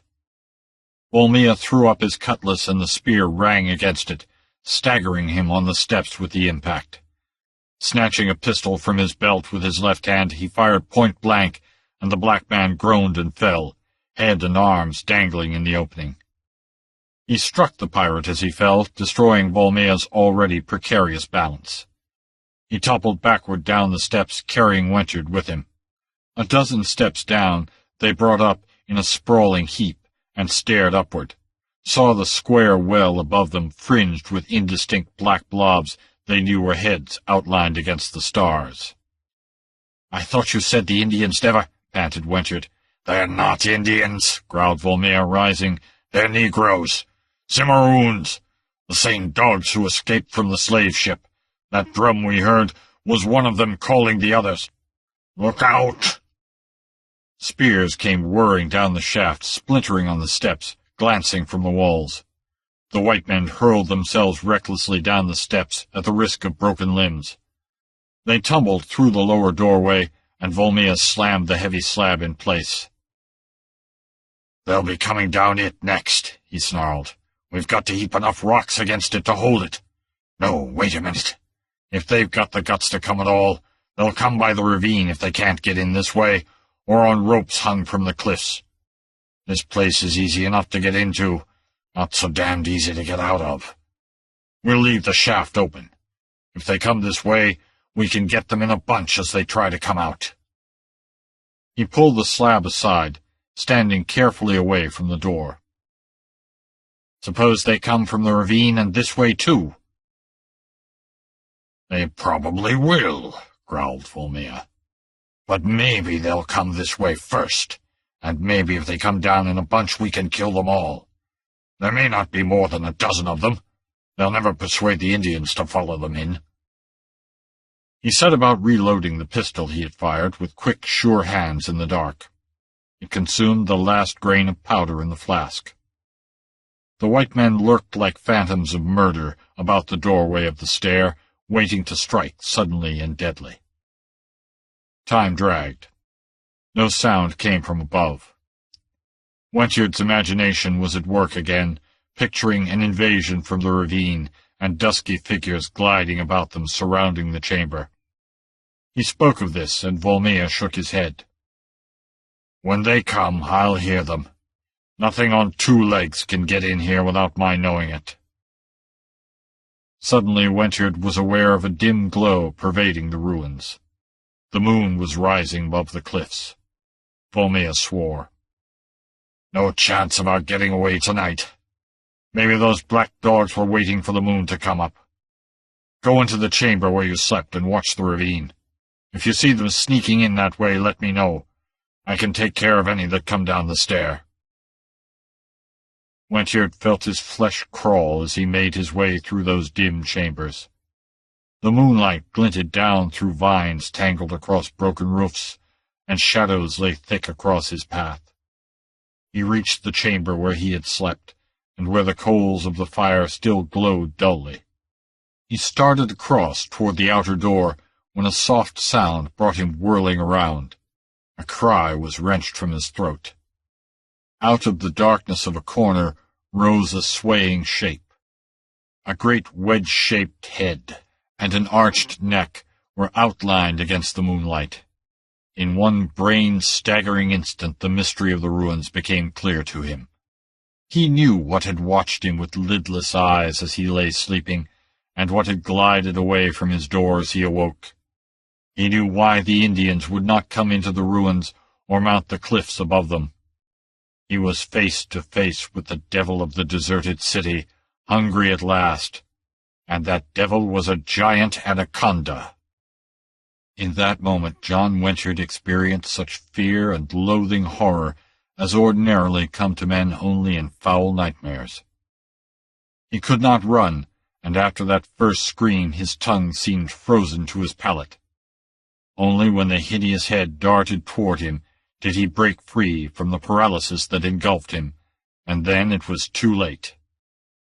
He struck at it wildly and futilely, and in an instant it had him, lapped and wrapped about with coils which were like huge cables of cold, pliant steel. He shrieked again, fighting madly against the crushing constriction. He heard the rush of Vulmea's boots. Then the pirate's pistols crashed together, and he heard plainly the thud of the bullets into the great snake's body. It jerked convulsively and whipped from about him, hurling him sprawling to the floor, and then it came at Vulmea like the rush of a hurricane through the grass, its forked tongue licking in and out in the moonlight, and the noise of its hissing filling the chamber. Vulmea avoided the battering ram's stroke of the blunt nose with a sidewise spring that would have shamed a starving jaguar, and his cutlass was a sheen in the moonlight as it hewed deep into the mighty neck. Blood spurted, and the great reptile rolled and knotted, sweeping the floor and dislodging stones from the wall with its thrashing tail. Vulmea leaped high, clearing it as it lashed, but Wentard, just climbing to his feet, was struck and knocked sprawling into a corner. Vulmea was springing in again, cutlass lifted, when the monster rolled aside and fled through the inner door, with a loud rushing sound through the thick vegetation. Vulmea was after it, his berserk fury fully roused. He did not wish the wounded reptile to crawl away and hide, perhaps to return later and take them by surprise. Through chamber after chamber the chase led, in a direction neither of the men had followed in his former explorations, and at last into a room almost choked by tangled vines. Tearing these aside, Vulmea stared into a black aperture in the wall, just in time to see the monster vanishing into its depths. Wentard, trembling in every limb, had followed, and now looked over the pirate's shoulder. A reptilian reek came from the aperture, which they now saw as an arched doorway, partly masked by thick vines. Enough moonlight found its way through the roof to reveal a glimpse of stone steps leading up into the darkness. "I missed this," muttered Vulmea. "When I found the stair, I didn't look any further for an exit. Look how the door sill glistens with scales that have been rubbed off that brute's belly. He uses it often. I believe those steps lead to a tunnel that goes clear through the cliffs. There's nothing in this bowl that even a snake could eat or drink. He has to go out into the jungle to get water and food. If he was in the habit of going out by the way of the ravine, there'd be a path worn away through the vegetation, like there is in the room. Besides, the Indians wouldn't stay in the ravine. Unless there's some other exit we haven't found, I believe that he comes and goes this way. And that means it lets into the outer world. It's worth trying, anyway." "You mean to follow that fiend into that black tunnel?" ejaculated Wentworth, aghast. "Why not? We've got to follow and kill him anyway. If we run into a nest of them, well, we've got to die sometime. And if we wait here much longer, the Cimmerians will be cutting our throats. This is a chance to get away, I believe. But we won't go in the dark." Hurrying back to the room where they had cooked the monkey, Vulmea caught up a faggot, wrapped a torn strip of his shirt about one end, and set it smoldering in the coals, which he blew into a tiny flame. The improvised torch flickered and smoked, but it cast light of a sort. Vulmea strode back to the chamber where the snake had vanished, followed by Wentworth, who stayed close within the dancing ring of light, and saw writhing serpents in every vine that swayed overhead.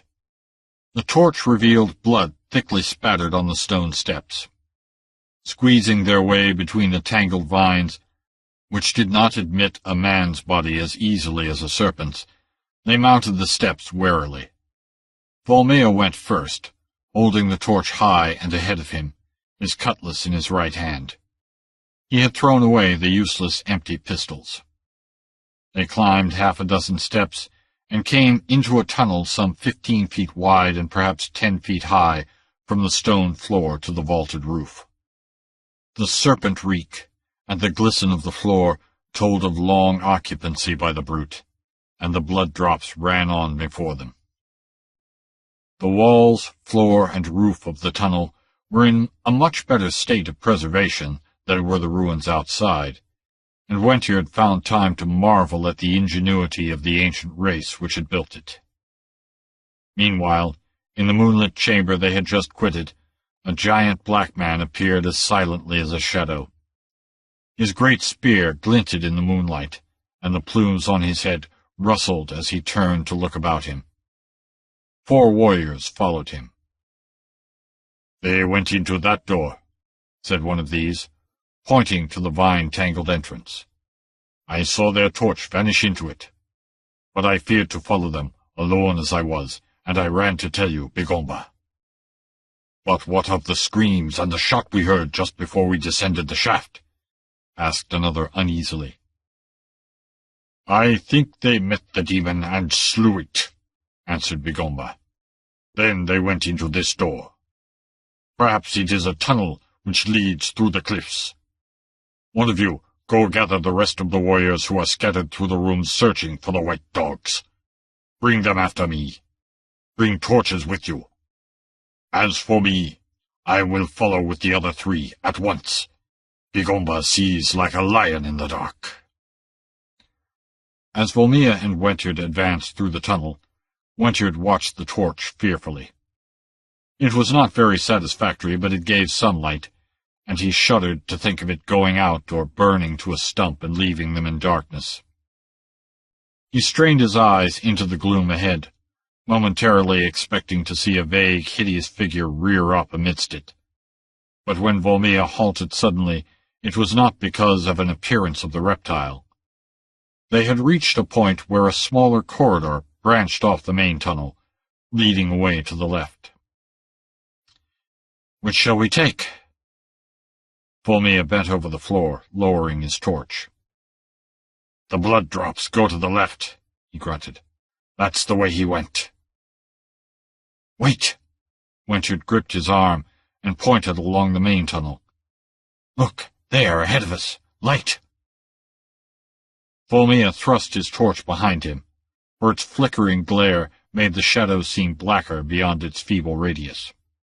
Ahead of them, then, he saw something like a floating gray mist, and knew it was moonlight finding its way somehow into the tunnel. Abandoning the hunt for the wounded reptile, the men rushed forward and emerged into a broad, square chamber hewn out of solid rock. But Wentard swore in bitter disappointment.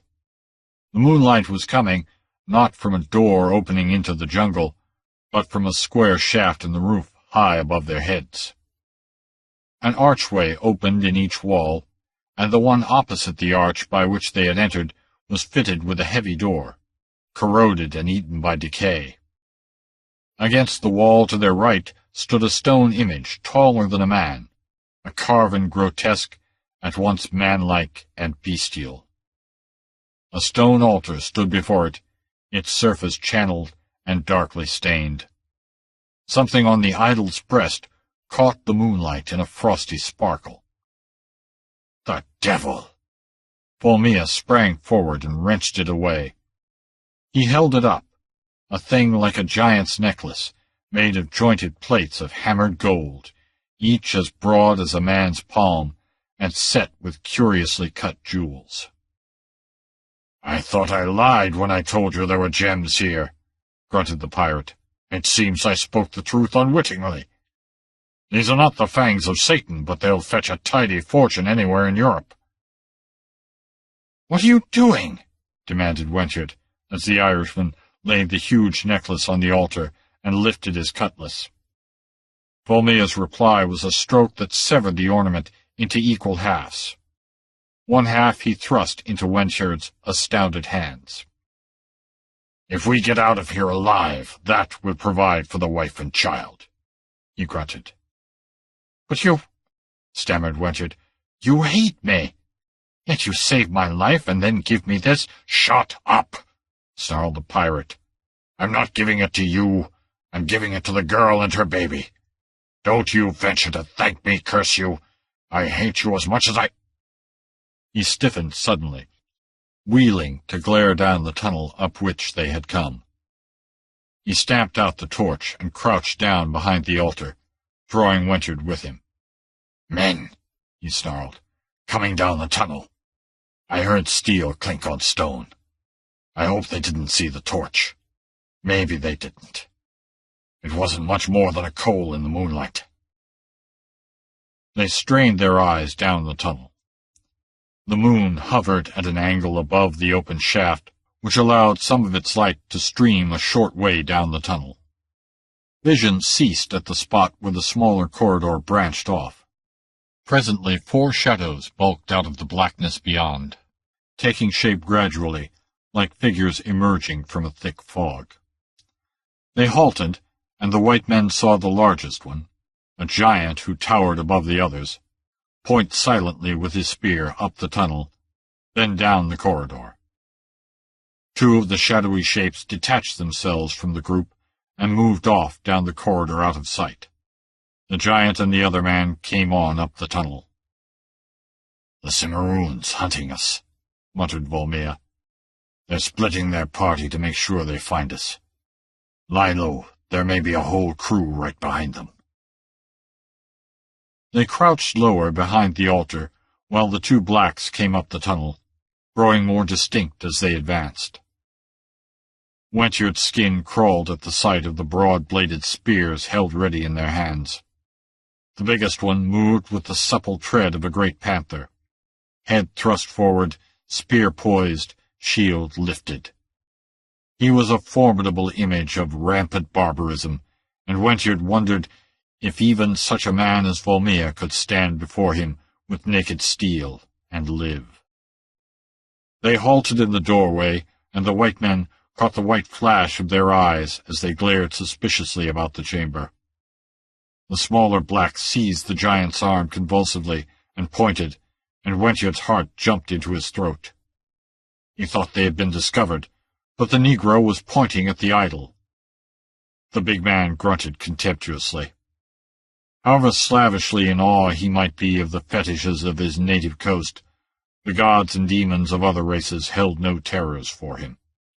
But he moved forward majestically to investigate, and Wentard realized that discovery was inevitable. Vulmea whispered fiercely in his ear, "We've got to get them, quick! Take the brave, I'll take the chief. Now!" They sprang up together, and the blacks cried out involuntarily, recoiling from the unexpected apparitions. In that instant the white men were upon them. The shock of their sudden appearance had stunned the smaller black. He was small only in comparison with his gigantic companion. He was as tall as Wentard, and the great muscles knotted under his sleek skin. But he was staggering back, gaping stupidly, spear and shield lowered on limply hanging arms. Only the bite of steel brought him to his senses, and then it was too late. He screamed and lunged madly, but Wentard's sword had girded deep into his vitals, and his lunge was wild. The Englishman sidestepped and thrust again and yet again, under and over the shield, fleshing his blade in groin and throat. The black man swayed in his rush, his arms fell, shield and spear clattered to the floor, and he toppled down upon them.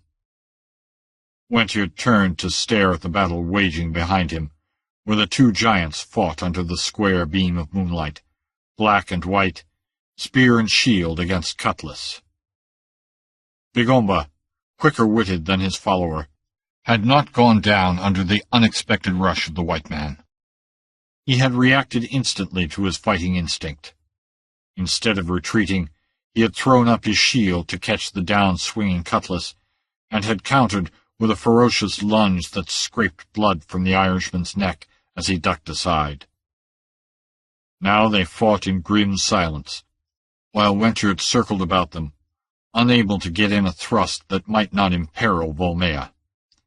Both moved with the sure-footed quickness of tigers. The black man towered above the white, but even his magnificent proportions could not overshadow the sinewy physique of the pirate. In the moonlight, the great muscles of both men knotted, rippled, and coiled in response to their Herculean exertions. The play was bewildering, almost blinding the eye that tried to follow it. Again and again the pirate barely avoided the dart of the great spear, and again Bigomba caught on his shield a stroke that otherwise would have shorn him asunder. Speed of foot and strength of wrist alone saved Vulmea, for he had no defensive armor.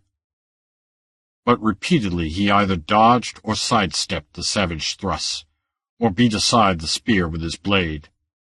And he rained blow on blow with his cutlass, slashing the bull-hide to ribbons, until the shield was little more than a wooden framework, through which, slipping in a lightning-like thrust, the cutlass drew first blood as it raked through the flesh across the black chief's ribs. At that, Bigomba roared like a wounded lion, and like a wounded lion he leaped.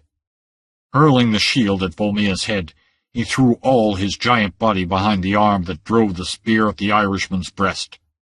The muscles leaped up in quivering bunches on his arm as he smote, and Wentard cried out, unable to believe that Vulmea could avoid the lunge. But chain lightning was slow compared to the pirate's shift.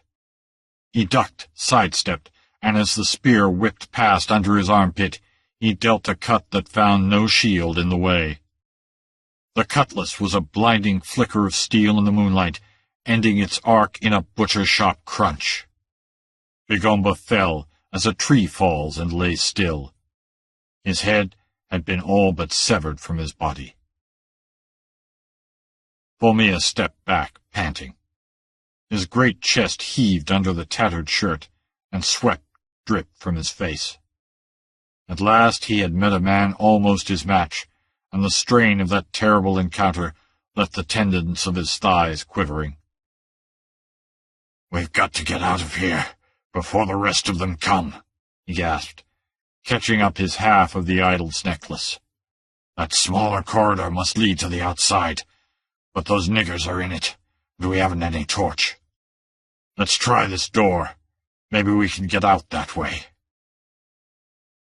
The ancient door was a rotten mass of crumbling panels and corroded copper bands. It cracked and splintered under the impact of Vulmea's heavy shoulder, and through the apertures the pirate felt the stir of fresh air, and caught the scent of a damp river reek. He drew back to smash again at the door, when a chorus of fierce yells brought him about, snarling like a trapped wolf. Swift feet pattered up the tunnel, torches waved, and barbaric shouts re-echoed under the vaulted roof. The white men saw a mass of fierce faces and flashing spears, thrown into relief by the flaring torches, surging up the tunnel. The light of their coming streamed before them. They had heard and interpreted the sounds of combat as they hurried up the tunnel, and now they had sighted their enemies, and they burst into a run, howling like wolves. "Break the door, quick!" cried Wentchett. "No time now," grunted Vulmea. "They'd be on us before we could get through. We'll make our stand here." He ran across the chamber to meet them before they could emerge from the comparatively narrow archway, and Wentchett followed him. Despair gripped the Englishman, and in a spasm of futile rage he hurled the half-necklace from him. The glint of its jewels was mockery. He fought down the sick memory of those who waited for him in England as he took his place at the door beside the giant pirate. As they saw their prey at bay, the howls of the oncoming blacks grew wilder. Spears were brandished among the torches. Then a shriek of a different timbre cut the din. The foremost blacks had almost reached the point where the corridor branched off the tunnel, and out of the corridor raced a frantic figure. It was one of the black men who had gone down it exploring, and behind him came a blood-smeared nightmare. The great serpent had turned at bay at last.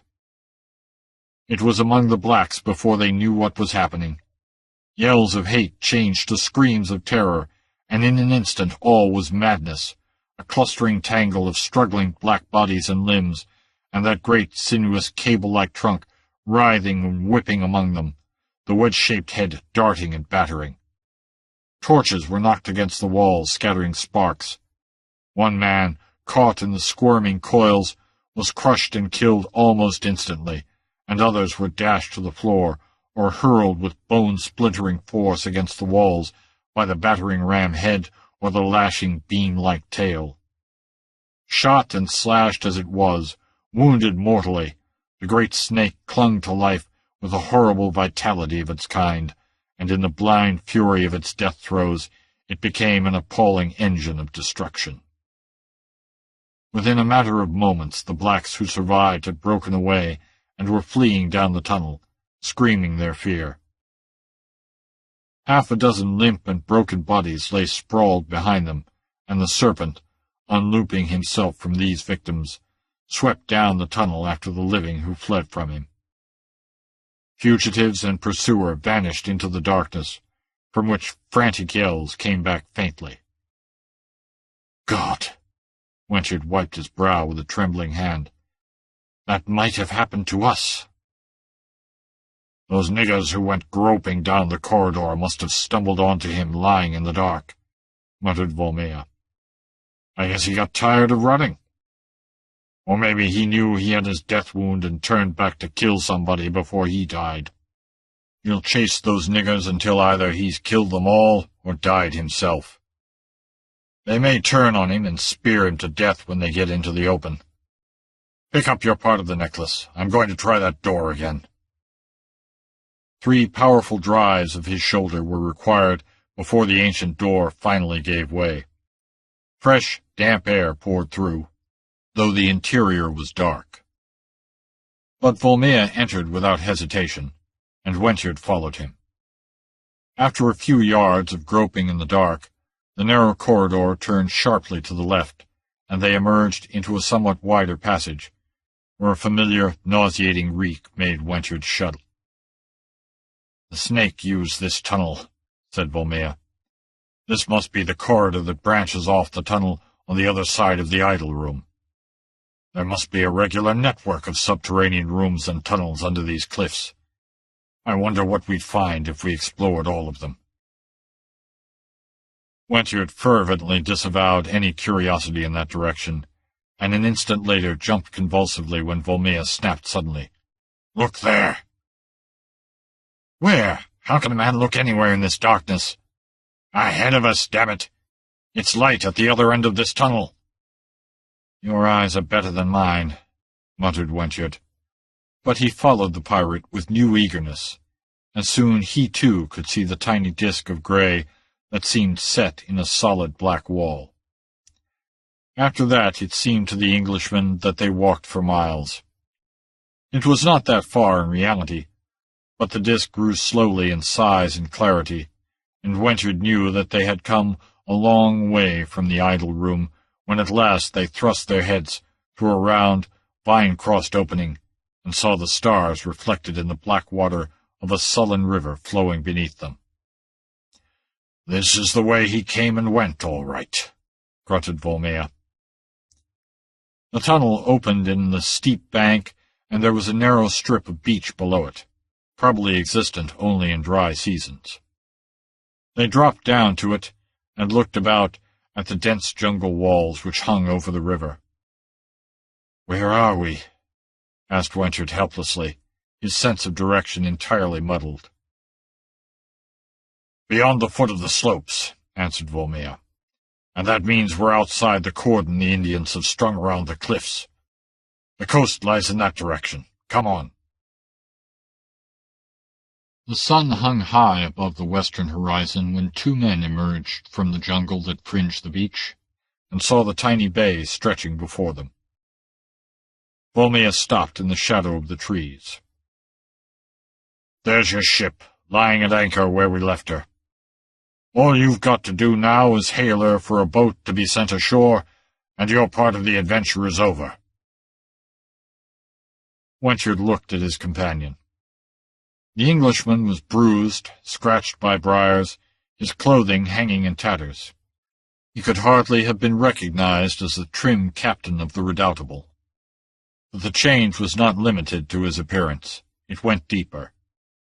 He was a different man than the one who marched his prisoner ashore in quest of a mythical hoard of gems. "What have you? I owe you a debt that I can never—" "You owe me nothing," Vulmea broke in. "I don't trust you, Wentworth." The other winced. Vulmea did not know that it was the cruelest thing he could have said. He did not mean it as cruelty. He was simply speaking his mind, and it did not occur to him that it would hurt the Englishman. "Do you think I could ever harm you now, after this?" exclaimed Wentworth. "Pirate or not, I could never—" "You're grateful and full of the milk of human kindness now," answered Vulmea, and laughed hardly. "But you might change your mind after you got back on your decks. John Wentworth lost in the jungle is one man. Captain Wentworth aboard his king's warship is another." "I swear—" began Wentworth desperately, and then stopped, realizing the futility of his protestations. He realized, with an almost physical pain, that a man can never escape the consequences of a wrong, even though the victim may forgive him. His punishment now was an inability to convince Vulmea of his sincerity, and it hurt him far more bitterly than the Irishman could ever realize. But he could not expect Vulmea to trust him, he realized miserably.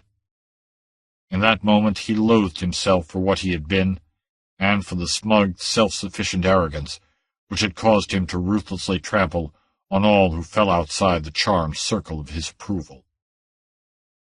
At that moment there was nothing in the world he desired more than the firm hand-clasp of the man who had fought and wrought so tremendously for him, but he knew he did not deserve it. "You can't stay here," he protested weakly. "The Indians never come to this coast," answered Vulmea. "I'm not afraid of the Cimarroons. Don't worry about me." He laughed again at what he considered the jest of anyone worrying about his safety. "I've lived in the wilds before now. I'm not the only pirate in these seas. There's a rendezvous you know nothing about. I can reach it easily. I'll be back on the Maine with a ship and a crew the next time you hear about me." And turning supply, he strode into the foliage and vanished, while Wentred, dangling in his hand a jeweled strip of gold, stared helplessly after him. The Strange Case of Josiah Wilbarger.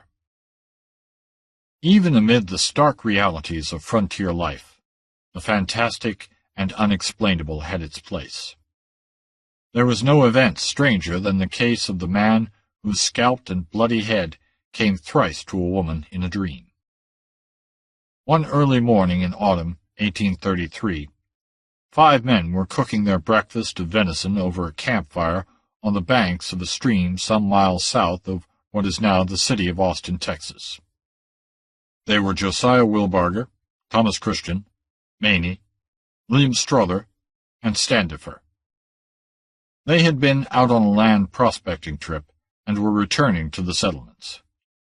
Wilbarger's cabin was on the Colorado River, near the present site of Bastrop, and only one family, the Hornsbys, lived above him. As the party busied themselves over their meal, there came a sudden interruption, common enough in those perilous days. From the surrounding thickets and trees crashed a volley of shots, a whistling flight of arrows. Unseen, the red-skinned painted warriors had stolen up and trapped their prey. 3 of the men dropped, riddled. The other 2, miraculously untouched by the missiles whistling about them, sprang to their horses, broke through the ambush and outran their attackers. Looking back as they rode, they saw the bodies of their 3 companions lying motionless in pools of blood. One of these was Wilbarger, and they plainly saw the feathered end of an arrow standing up from his body. They drove in the spurs and raced madly through the thickets, striving to shut out from their horrified ears the triumphant and fiendish yells of their barbaric attackers. These had not long pursued the fleeing survivors. They returned to the bodies which lay by the small fire which still burned cheerfully, lighting that scene of horror. They gathered about, those lean, naked men, hideously painted, with shaven heads, and bearing tomahawks in their beaded girdles. They stripped the bodies, and then, as a hunter might strip the pelt from a trapped animal, they took the symbols of their victory, the scalps of their victims. This horrible practice, which the English settlers first introduced to the red man, and which did not originate with him, varied with different tribes. Some only took a small part of the scalp. Some ripped off the entire scalp. The braves who had surprised the land prospectors took the whole scalp. Josiah Wilbarger, struck once by an arrow and twice by bullets, was not dead, though he lay like a lifeless corpse. He was only semi-conscious, dimly aware of what was going on about him. He felt rude hands ripping the clothing from his body, and he saw, as in a dream, the gory scalps ripped from the heads of his dead companions. Then he felt a lean, muscled hand locked in his own hair, pulling back his head at an agonizing angle. It is fantastic that he could have so feigned death as to fool the keen hunters in whose hands he lay. He realized the horror of his position, but he lay like a man struck dumb and paralyzed. He felt the keen edge of the scalping knife slice through his skin, and perhaps he would have cried out, but he could not. He felt the knife circle his head above the ears, though he experienced only a vague stinging. Then his head was almost wrenched from his body as his tormentor ripped the scalp away with ferocious force. Still he felt no unusual agony, numbed as he was by his desperate wounds, but the noise of the scalp leaving his head sounded in his ears like a clap of thunder. And his remaining shred of consciousness was blanked out. Had he been capable of any distinct thought, as he sank into senselessness, it must have been that this, at last, was death. Yet again he opened his eyes upon the bloody scene, and the naked, scalped corpses about the dead ashes of the fire. How much later he had no interest in even speculating about. Now all was silent and deserted. The Red Slayers had gone as silently and swiftly as they had come. And in this wounded and mutilated man awoke dimly the instinct to live, so powerful in the men of the raw frontier. He began to crawl, slowly, painfully, toward the direction of the settlements. To seek to depict here agonies of that ghastly journey would be but to display the frailty of the mere written word. Flies hung in clouds over his bloody head, and he left red smears on the ground and the rocks. 1/4 of a mile he dragged himself, then even his steely frame rebelled, and he reposed unconscious beneath a giant post-oak tree. Now the occult element enters into the tale. The survivors of the massacre had ridden through the wide-flung settlements, bearing the tale of the crime. They had passed the cabin of the Hornsbys, which was the only cabin on the river above that of Josiah Wilbarger. The following night, Mrs. Hornsby lay sleeping, and she dreamed. The tale of the massacre was in her mind, and it is not strange that she dreamed of her neighbor, Josiah Wilbarger. Not strange, even, that in her dream she saw him naked and scalped, since the survivors had told her he had been killed and she was familiar with Indian customs. But what was strange is that in her dream she saw him, not at the camping place, but beneath a great post-oak tree, some distance from where he was struck down, and alive. Awakened by the terror of the nightmare, she told her husband, who soothed her and told her to go back to sleep. Again she slept. Again she dreamed, and again she saw Wilbarger, naked, wounded, and scalped, but living, under the oak tree. Once again she awoke, and again her husband soothed her distress, and again she slept. But when she dreamed the same dream for the 3rd time, she refused any longer to doubt. She began assembling things that might be needed to bandage the wounds of a wounded man, and her vehemence convinced her husband, who gathered a party and set out. First they went to the place where the attack had occurred. They saw the 2 dead men there, and the track Wilbarger had made in dragging his wounded body away. And beneath the great post-oak tree they found Wilbarger alive, but just barely. Josiah Wilbarger lived 12 years thereafter, but his wounds never fully healed, and at last he met his death by a dream. In a nightmare he again experienced the horror of his scalping, and, leaping up, struck his head with terrific force against the bedpost. This blow, coupled with his other wounds, finally caused his death. Marking the spot where Josiah Pugh Wilbarger of Austin's colony was stabbed and scalped by the Indians is a marker placed there by the state of Texas in 1936, which explains that while Wilbarger was attacked and scalped in 1833, he died on April 11, 1845. A footnote to the story has it that Wilbarger told his rescuers that he had seen, in a vision, his sister Margaret, at the time when he was sure he would bleed to death without help. She urged him not to give up, that help was on the way, and that he would be found. Friends would find him. 3 months later, it was learned that about the time Wilbarger had this visitation, and, as nearly as they could figure out at the same hour, Margaret died in her home in Missouri. The chronicles of the Middle Ages can offer no stranger tale, yet its truth is well substantiated, and it is, perhaps, the most unexplainable event in Texas history. The Valley of the Lost. As a wolf spies upon its hunters, John Reynolds watched his pursuers. He lay close in a thicket on the slope, an inferno of hate seething in his heart. He had ridden hard.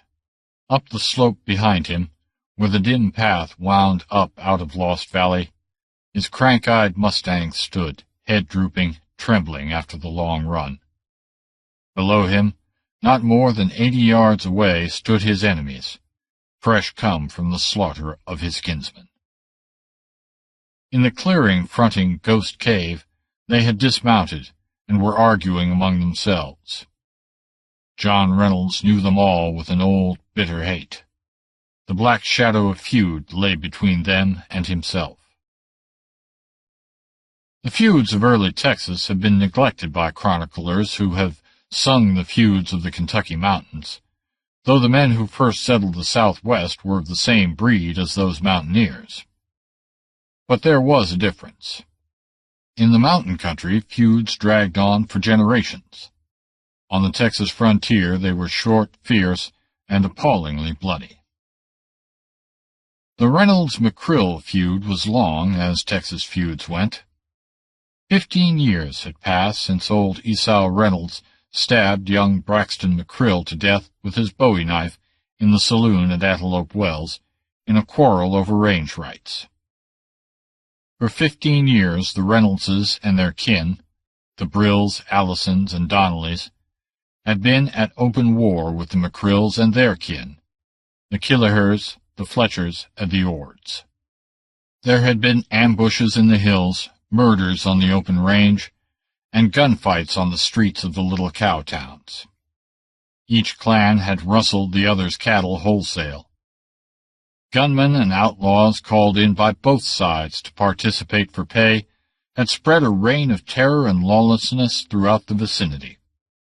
Settlers shunned the war-torn range. The feud became a red obstacle in the way of progress and development, a savage retrogression which was demoralizing the whole countryside. Little John Reynolds cared.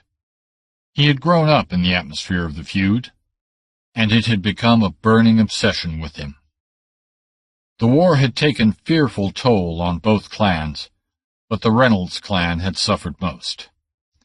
John was the last of the fighting Reynoldses, for Esau, the grim old patriarch who ruled the clan, would never again walk or sit in a saddle, with his legs paralyzed by McCrill bullets. John had seen his brothers shot down from ambush or killed in pitched battles. Now the last stroke had nearly wiped out the waning clan. John Reynolds cursed as he thought of the trap into which they had walked in the saloon at Antelope Wells. The hidden foes had opened their murderous fire without warning. There had fallen his cousin, Bill Donnelly, his sister's son, young Jonathan Brill, his brother-in-law, Job Allison, and Steve Kearney, the hired gunman. How he himself had shot his way through and gained the hitching rack, untouched by the blasting hail of lead, John Reynolds hardly knew. They had pressed him so closely he had not time to mount his long-limbed, rangy bay, but had been forced to take the first horse he came to, the crank-eyed, speedy, but short-winded mustang of the dead Jonathan Brill. He had distanced his pursuers for a while, had gained the uninhabited hills, and swung back into mysterious Lost Valley, with its silent thickets and crumbling stone columns, where he intended to double back over the hills and gain the country of the Reynolds. But the mustang had failed him. He had tied it up the slope, out of sight of the valley floor, and crept back, to see his enemies ride into the valley. There were 5 of them. Old Jonas McCrill, with the perpetual snarl twisting his wolfish lips, Saul Fletcher, with his black beard and the limping, dragging gait that a fall in his youth from a wild mustang had left him, Bill Ord and Peter Ord, brothers, and the outlaw Jack Solomon. Jonas McCrill's voice came up to the silent watcher. "And I tell you he's a-hidin' somewhere in this valley. He was a-ridin' that mustang, and it didn't never have no guts. I'm bettin' it give plumb out on him time he got this far." "Well," came the voice of Saul Fletcher, "what are we a-standin' round powwowing for? Why don't we start hunting him?" "Not so fast," growled old Jonas. "Remember, it's John Reynolds we're a-chasing. We got plenty time." John Reynolds' fingers hardened on the stock of his single-action .45.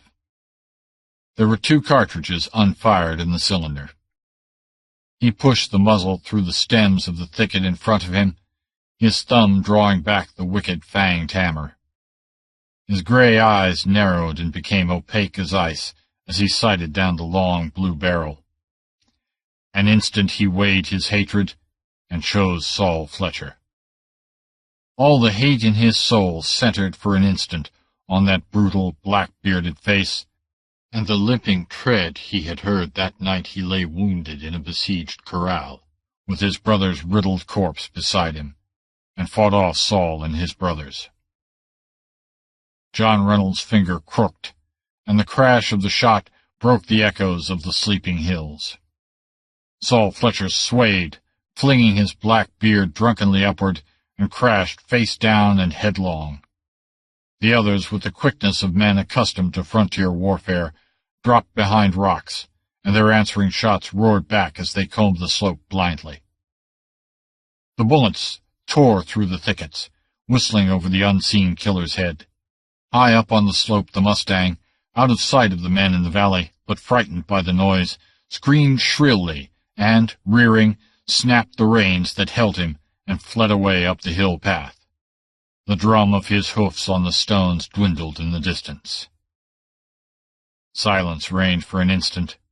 Then came Jonas McCrill's wrathful voice. "I told you he was a-riding here. Come out of there. He's got clean away." The old fighter's rangy frame rose up from behind the rock where he had taken refuge. Reynolds, grinning fiercely, took steady aim.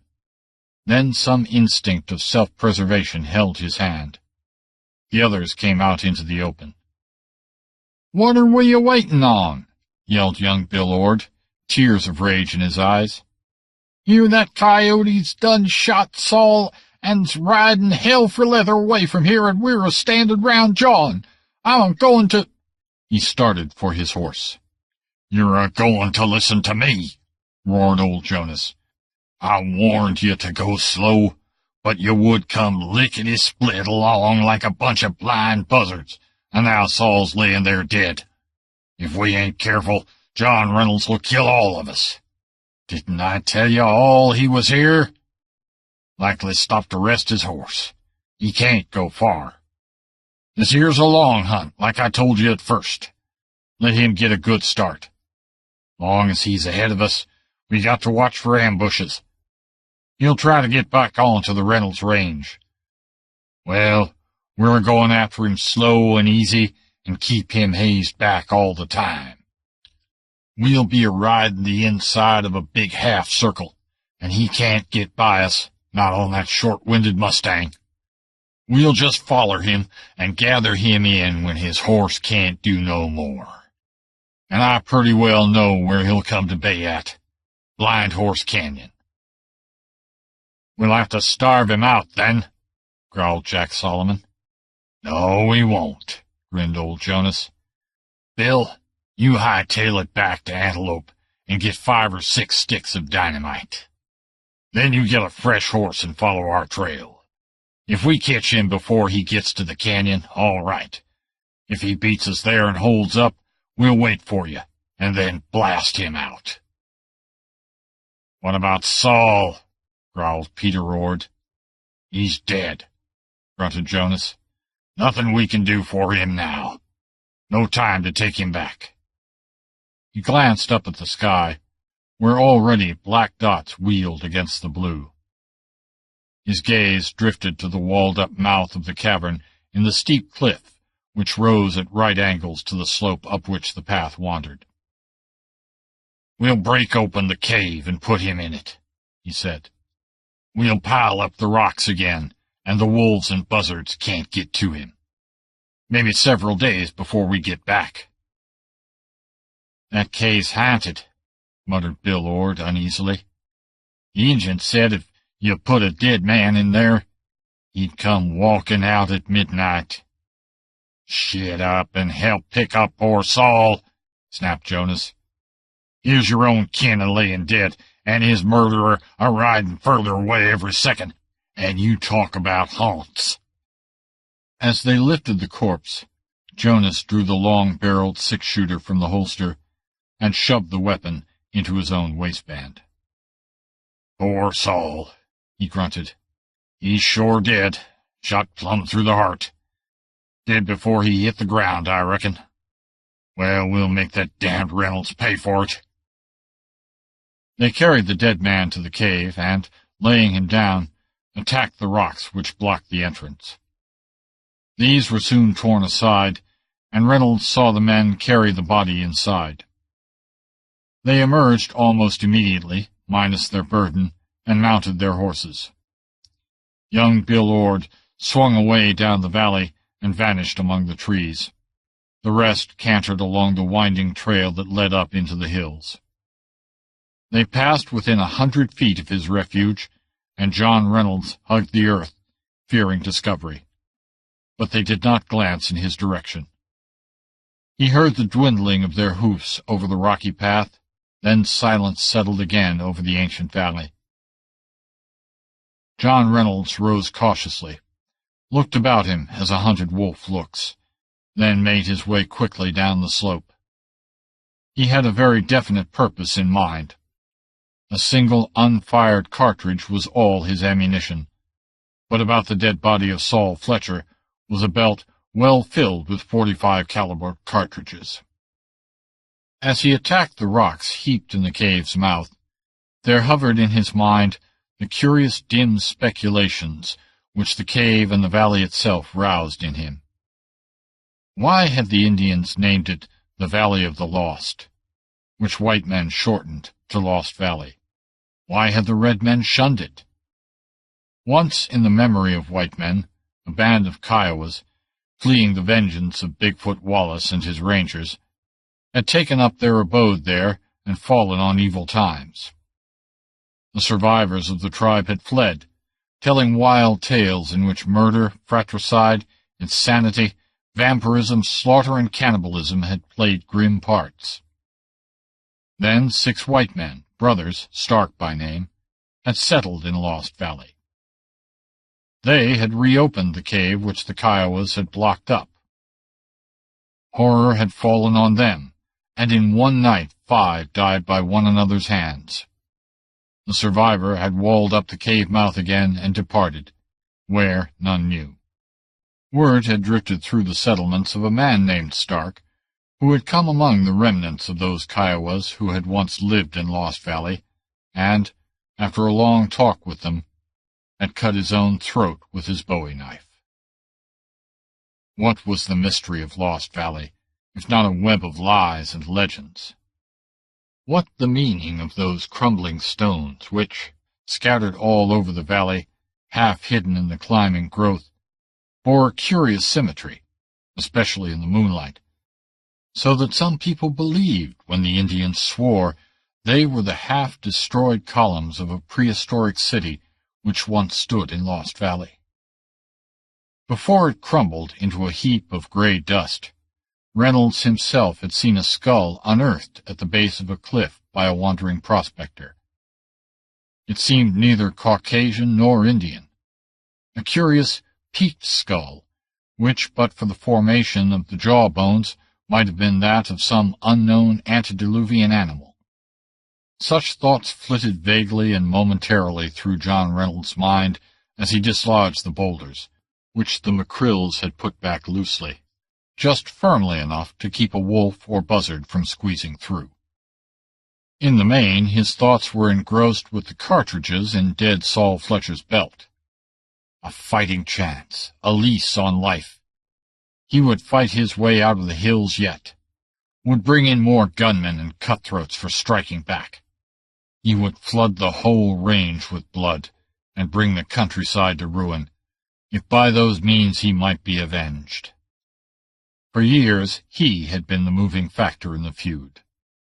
When even old Esau had weakened and wished for peace, John Reynolds had kept the flame of hate blazing. The feud had become his own driving motive, his one interest in life and reason for existence. The last boulders fell aside. John Reynolds stepped into the semi-gloom of the cavern. It was not large, but the shadows seemed to cluster there in almost tangible substance. Slowly his eyes accustomed themselves, and an involuntary exclamation broke from his lips. The cave was empty. He swore in bewilderment. He had seen men carry Saul Fletcher's corpse into the cave and come out again empty-handed. Yet no corpse lay on the dusty cavern floor. He went to the back of the cave, glanced at the straight, even wall, bent and examined the smooth rock floor. His keen eyes, straining in the gloom, made out a dull smear of blood on the stone. It ended abruptly at the back wall, and there was no stain on the wall. Reynolds leaned closer, supporting himself by a hand propped against the stone wall. And suddenly, shockingly, the sensation of solidity and stability vanished. The wall gave way beneath his propping hand. A section swung inward, precipitating him headlong through a black gaping opening.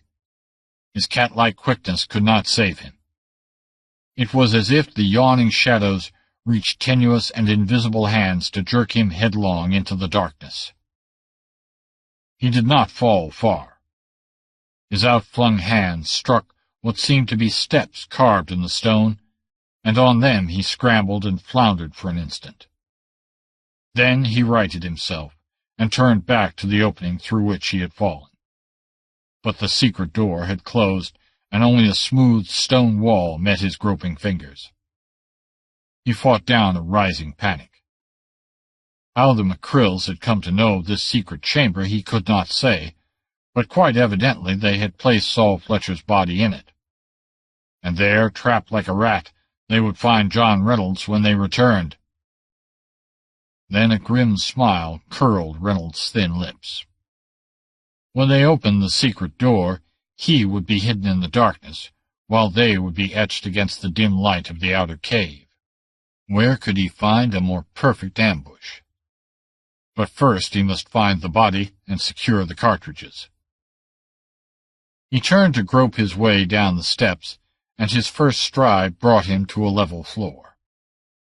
It was a sort of narrow tunnel, he decided, for though he could not touch the roof, the stride to the right or the left and his outstretched hand encountered a wall, seemingly too even and symmetrical to have been the work of nature. He went slowly, groping in the darkness, keeping in touch with the walls and momentarily expecting to stumble on Saul Fletcher's body.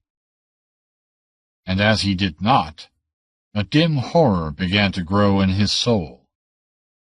The McCrills had not been in the cavern long enough to carry the body so far back into the darkness. A feeling was rising in John Reynolds that the McCrills had not entered the tunnel at all, that they were not aware of its existence. Then where in the name of sanity was Saul Fletcher's corpse? He stopped short, jerking out his six-shooter. Something was coming up the dark tunnel. Something that walked upright and lumberingly.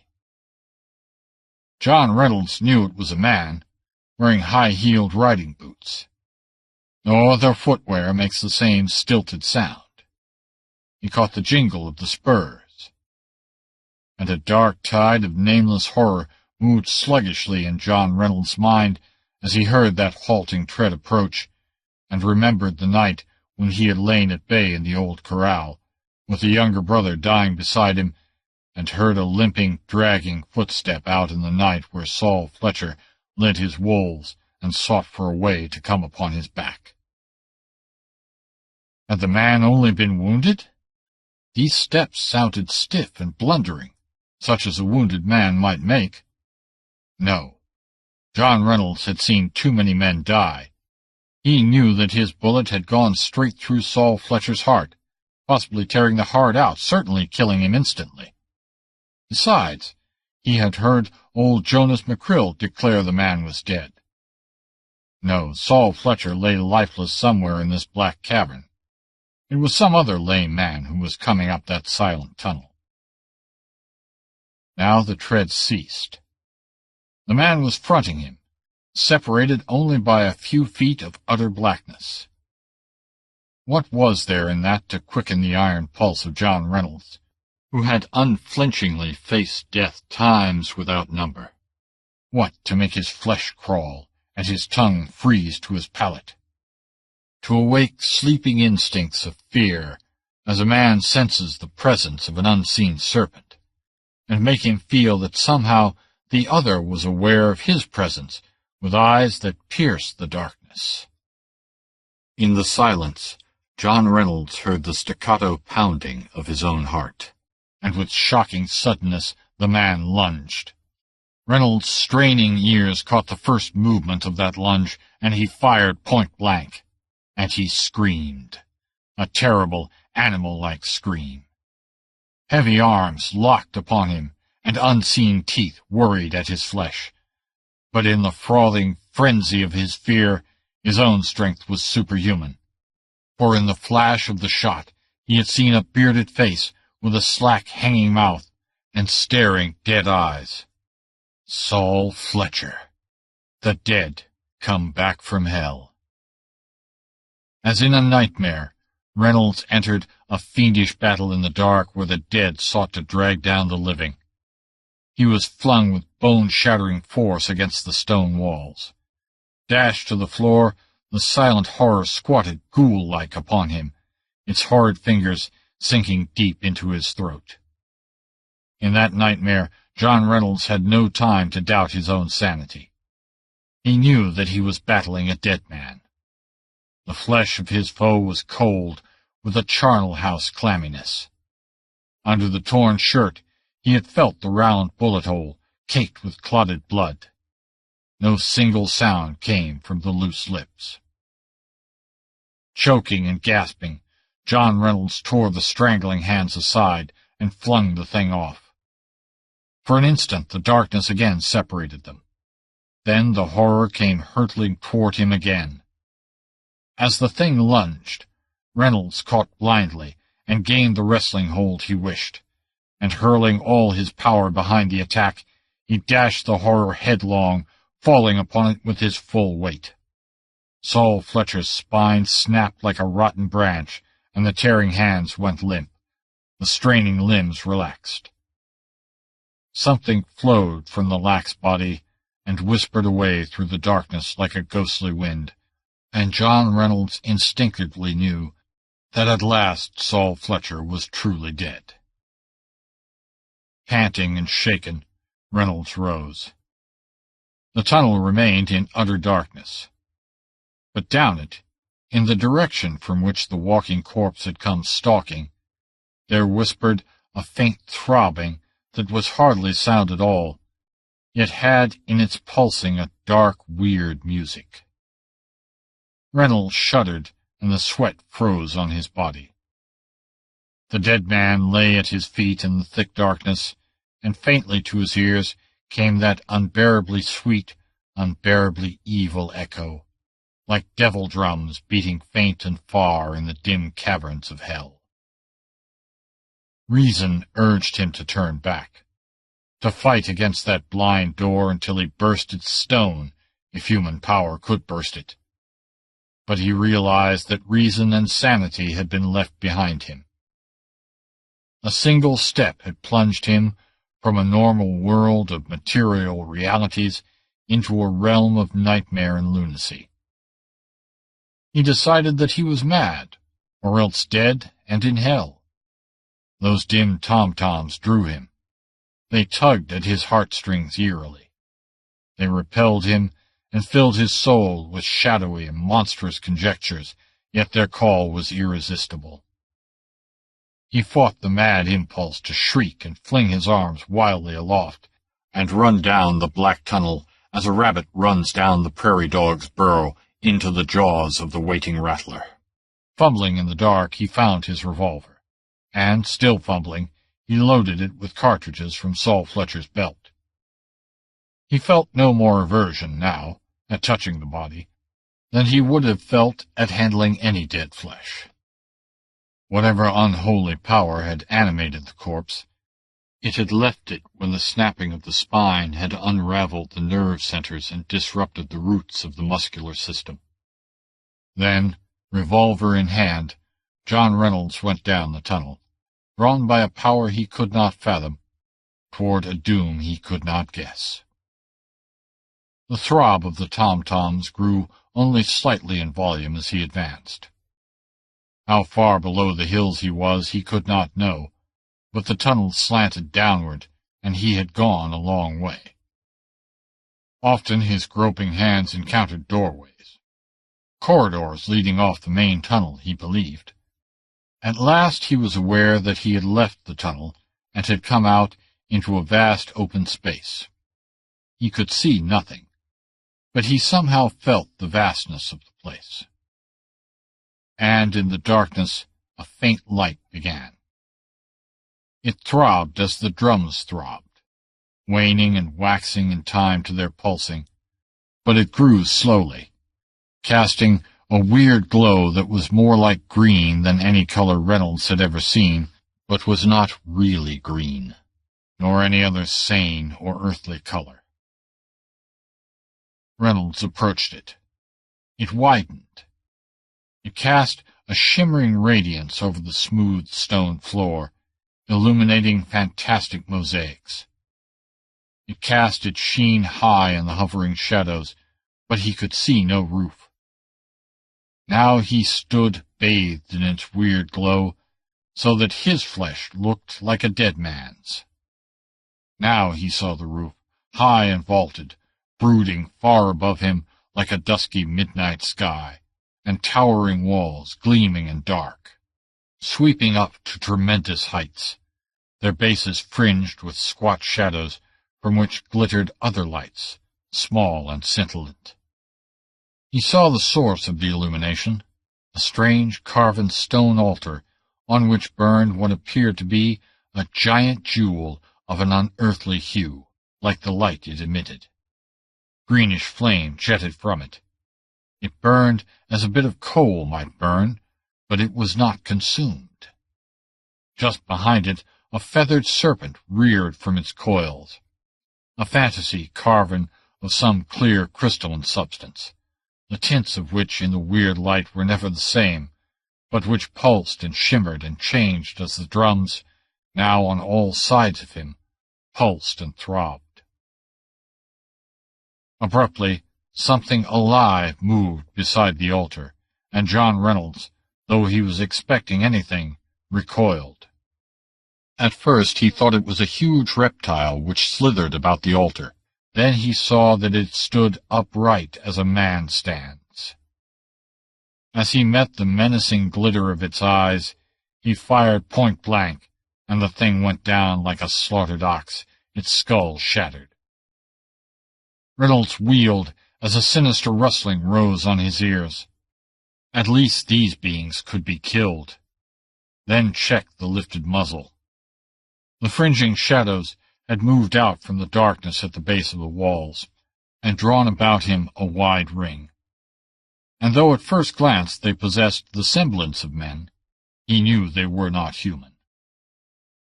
The weird light flickered and danced over them, and back in the deeper darkness the soft, evil drums whispered their accompanying undertone everlastingly. John Reynolds stood aghast at what he saw. It was not their dwarfish figures which caused his shudder, nor even the unnaturally made hands and feet. It was their heads. He knew now of what race was the skull found by the prospector. Like it, these heads were peaked and malformed, curiously flattened at the sides. There was no sign of ears, as if their organs of hearing, like a serpent's, were beneath the skin. The noses were like a python's snout, the mouth and jaws much less human in appearance than his recollection of the skull would have led him to suppose. The eyes were small, glittering, and reptilian. The squamous lips writhed back, showing pointed fangs, and John Reynolds felt that their bite would be as deadly as a rattlesnake's. Garments they wore none, nor did they bear any weapons. He tensed himself for the death struggle, but no rush came. The snake people sat down cross-legged about him in a great circle, and beyond the circle he saw them massed thick. And now he felt a stirring in his consciousness, an almost tangible beating of wills upon his senses. He was distinctly aware of a concentrated invasion of his innermost mind, and realized that these fantastic beings were seeking to convey their commands or wishes to him by medium of thought. On what common plane could he meet these inhuman creatures? Yet in some dim, strange, telepathic way they made him understand some of their meaning, and he realized with a grisly shock that, whatever these things were now, they had once been at least partly human, else they had never been able to so bridge the gulf between the completely human and the completely bestial. He understood that he was the first living man to come into their innermost realm, the first to look on the shining serpent, the terrible nameless one who was older than the world. That before he died, he was to know all which had been denied to the sons of men concerning the mysterious valley, that he might take this knowledge into eternity with him, and discuss these matters with those who had gone before him. The drums rustled, the strange light leaped and shimmered, and before the altar came one who seemed in authority, an ancient monstrosity whose skin was like the whitish hide of an old serpent, and who wore on his peaked skull a golden circlet set with weird gems. He bent and made suppliance to the feathered snake. Then, with a sharp implement of some sort, which left a phosphorescent mark, he drew a cryptic triangular figure on the floor before the altar, and in the figure he strewed some sort of glimmering dust. From it reared up a thin spiral, which grew to a gigantic shadowy serpent, feathered and horrific, and then changed and faded and became a cloud of greenish smoke. This smoke billowed out before John Reynolds's eyes and hid the serpent-eyed ring, and the altar, and the cavern itself. All the universe dissolved into the green smoke, in which titanic scenes and alien landscapes rose and shifted and faded, and monstrous shapes lumbered and leered. Abruptly the chaos crystallized. He was looking into a valley which he did not recognize. Somehow he knew it was Lost Valley, but in it towered a gigantic city of dully gleaming stone. John Reynolds was a man of the outlands and the waste places. He had never seen the great cities of the world, but he knew that nowhere in the world today such a city reared up to the sky.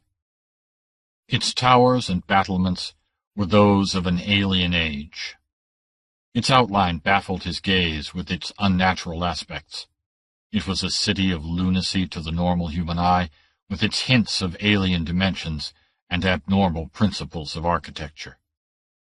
Through it moved strange figures, human, yet of a humanity definitely different from his own. They were clad in robes. Their hands and feet were less abnormal, their ears and mouths more like those of normal humans. Yet there was an undoubted kinship between them and the monsters of the cave. It showed in the curious peaked skull, though this was less pronounced and bestial in the people of the city. He saw them in the twisting streets and in their colossal buildings, and he shuddered at the inhumanness of their lives. Much they did was beyond his ken. He could understand their actions and motives no more than a Zulu savage might understand the events of modern London. But he did understand that these people were very ancient and very evil. He saw them enact rituals that froze his blood with horror, obscenities and blasphemies beyond his understanding. He grew sick with the sensation of contamination. Somehow he knew that this city was the remnant of an outworn age, that this people represented the survival of an epoch lost and forgotten. Then a new people came upon the scene, Over the hills came wild men, clad in hides and feathers, armed with bows and flint-tipped weapons. They were, Reynolds knew, Indians, and yet not Indians as he knew them. They were slant-eyed, and their skins were yellowish rather than copper-colored. Somehow he knew that these were the nomadic ancestors of the Toltecs, wandering and conquering on their long trek before they settled in upland valleys far to the south and evolved their own special type and civilization. These were still close to the primal Mongolian rootstock, and he gasped at the gigantic vistas of time this realization evoked. Reynolds saw the warriors move like a giant wave on the towering walls. He saw the defenders man the towers and deal death in strange and grisly forms to them. He saw the invaders reel back again and then come on once more with the blind ferocity of the primitive.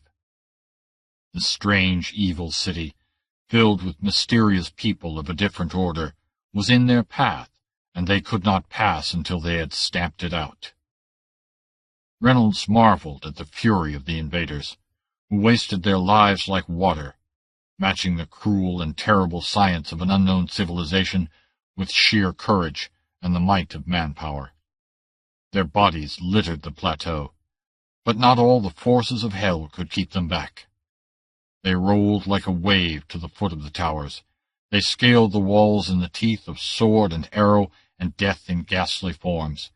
They gained the parapets. They met their enemies hand to hand.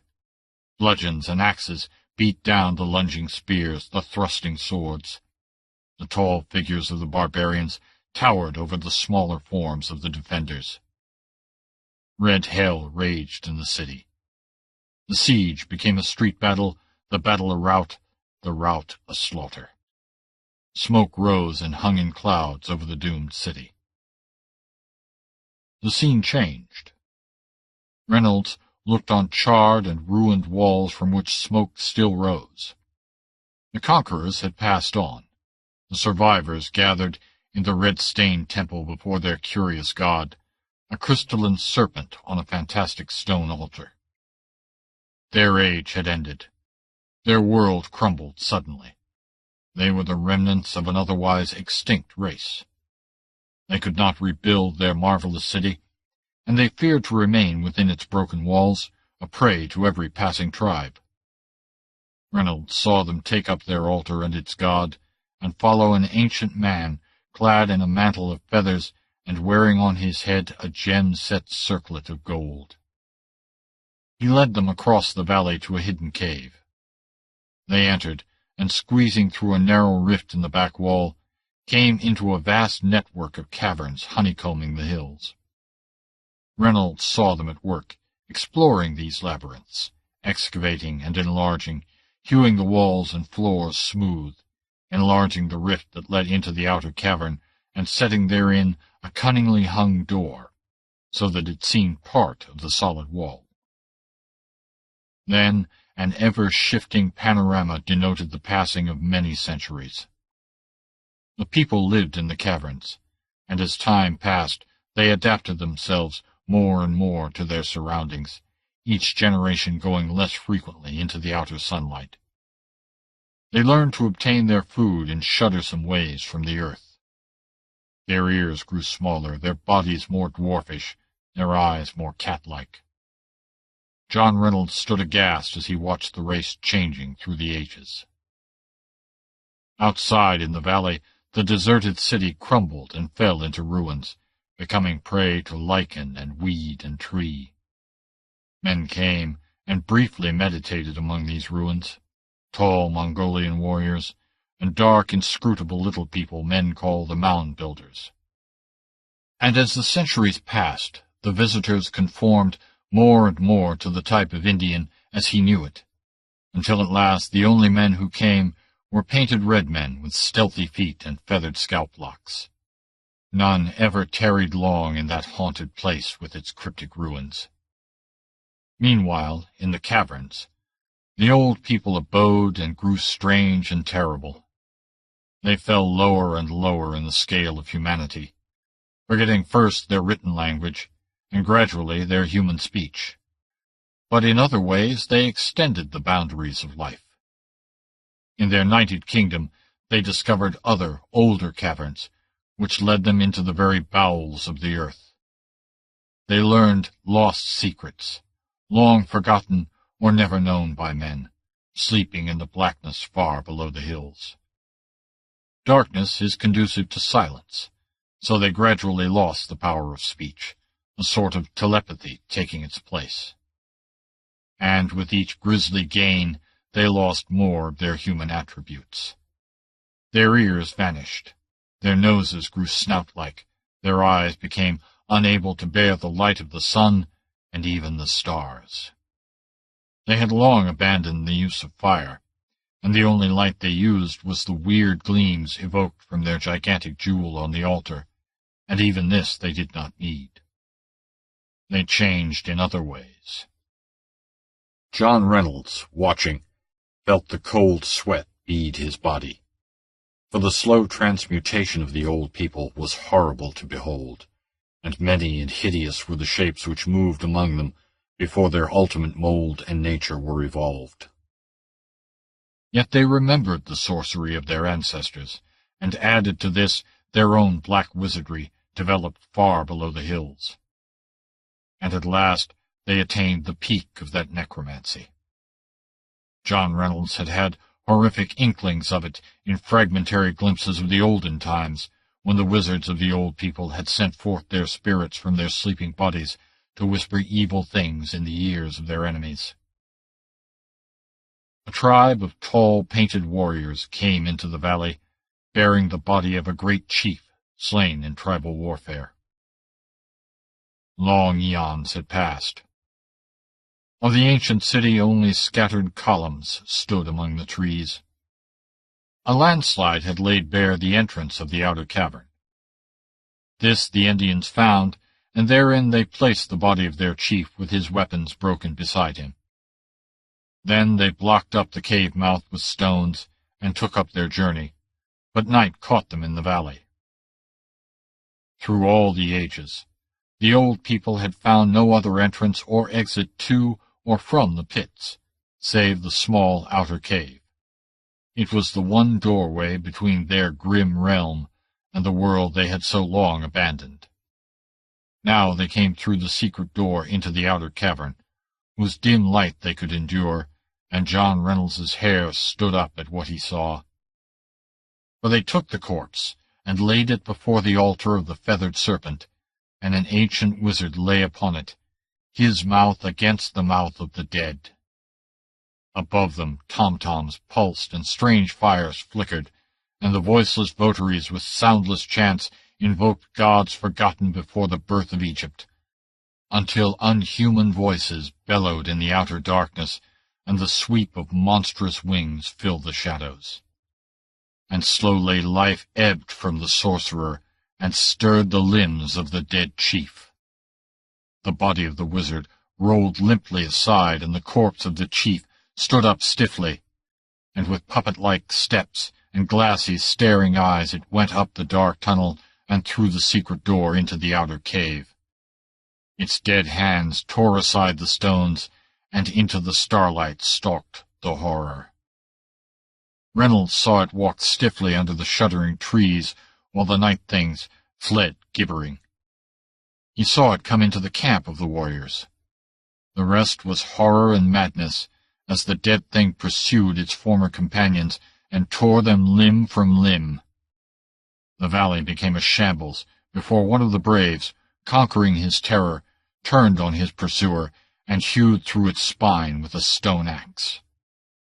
And even as the twice-slain corpse crumpled, Reynolds saw on the floor of the cavern before the carven serpent the form of the wizard quicken and live as his spirit returned to him from the corpse he had caused it to animate. The soundless glee of incarnate demons shook the crawling blackness of the pits, and Reynolds shrank before the verminous fiends gloating over their new-found power to deal horror and death to the sons of men, their ancient enemies. But the word spread from clan to clan, and men came not to the Valley of the Lost. For many a century it lay dreaming and deserted beneath the sky. Then came mounted braves with trailing war bonnets, painted with the colors of the Kiowas, warriors of the north who knew nothing of the mysterious valley.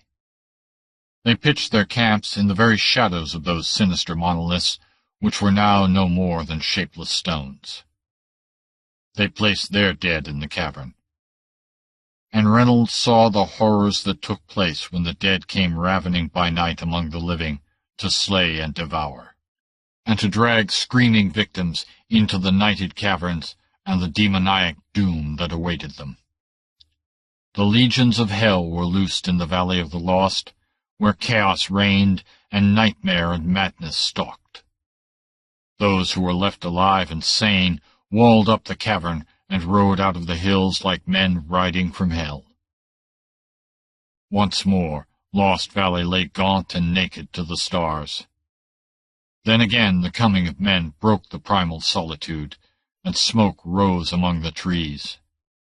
And John Reynolds caught his breath with a start of horror as he saw these were white men, clad in the buckskins of an earlier day. 6 of them, so much alike that he knew they were brothers. He saw them fell trees and build a cabin in the clearing. He saw them hunt game in the mountains and begin clearing a field for corn. And all the time he saw the vermin of the hills waiting with ghoulish lust in the darkness. They could not look from their caverns with their nighted eyes, but by their godless sorcery they were aware of all that took place in the valley. They could not come forth in their own bodies in the light, but they waited with the patience of night and the still places. Reynolds saw one of the brothers find the cavern and open it. He entered, and the secret door hung open. The man went into the tunnel. He could not see in the darkness the shapes of horror that stole slavering about him, but in sudden panic he lifted his muzzle-loading rifle and fired blindly, screaming as the flash showed him the hellish forms that ringed him in. In the utter blackness following the vain shot they rushed, overthrowing him by the power of their numbers, sinking their snaky fangs into his flesh. As he died, he slashed 6 of them to pieces with his bowie knife, but the poison did its work quickly. Reynolds saw them drag the corpse before the altar. He saw again the horrible transmutation of the dead, which rose grinning vacantly and stalked forth. The sun had set in a welter of dull crimson. Night had fallen. To the cabin where his brothers slept, wrapped in their blankets, stalked the dead. Silently the groping hand swung open the door. The horror crouched in the gloom, its bared teeth shining, its dead eyes gleaming glassily in the starlight. One of the brothers stirred and mumbled, then sat up and stared at the motionless shape in the doorway. He called the dead man's name. Then he shrieked hideously. The horror sprang. From John Reynolds' throat burst a cry of intolerable horror. Abruptly the pictures vanished with the smoke. He stood in the weird glow before the altar, the tom-toms throbbing softly and evilly, the fiendish faces hemming him in. And now from among them crept, on his belly like the serpent he was, the one which wore the gemmed circlet, venom dripping from his bared fangs.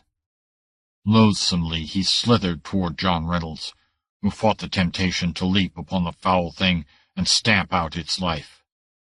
There was no escape. He could send his bullets crashing through the swarm and mow down all in front of the muzzle, but those would be as nothing beside the hundreds which hemmed him in.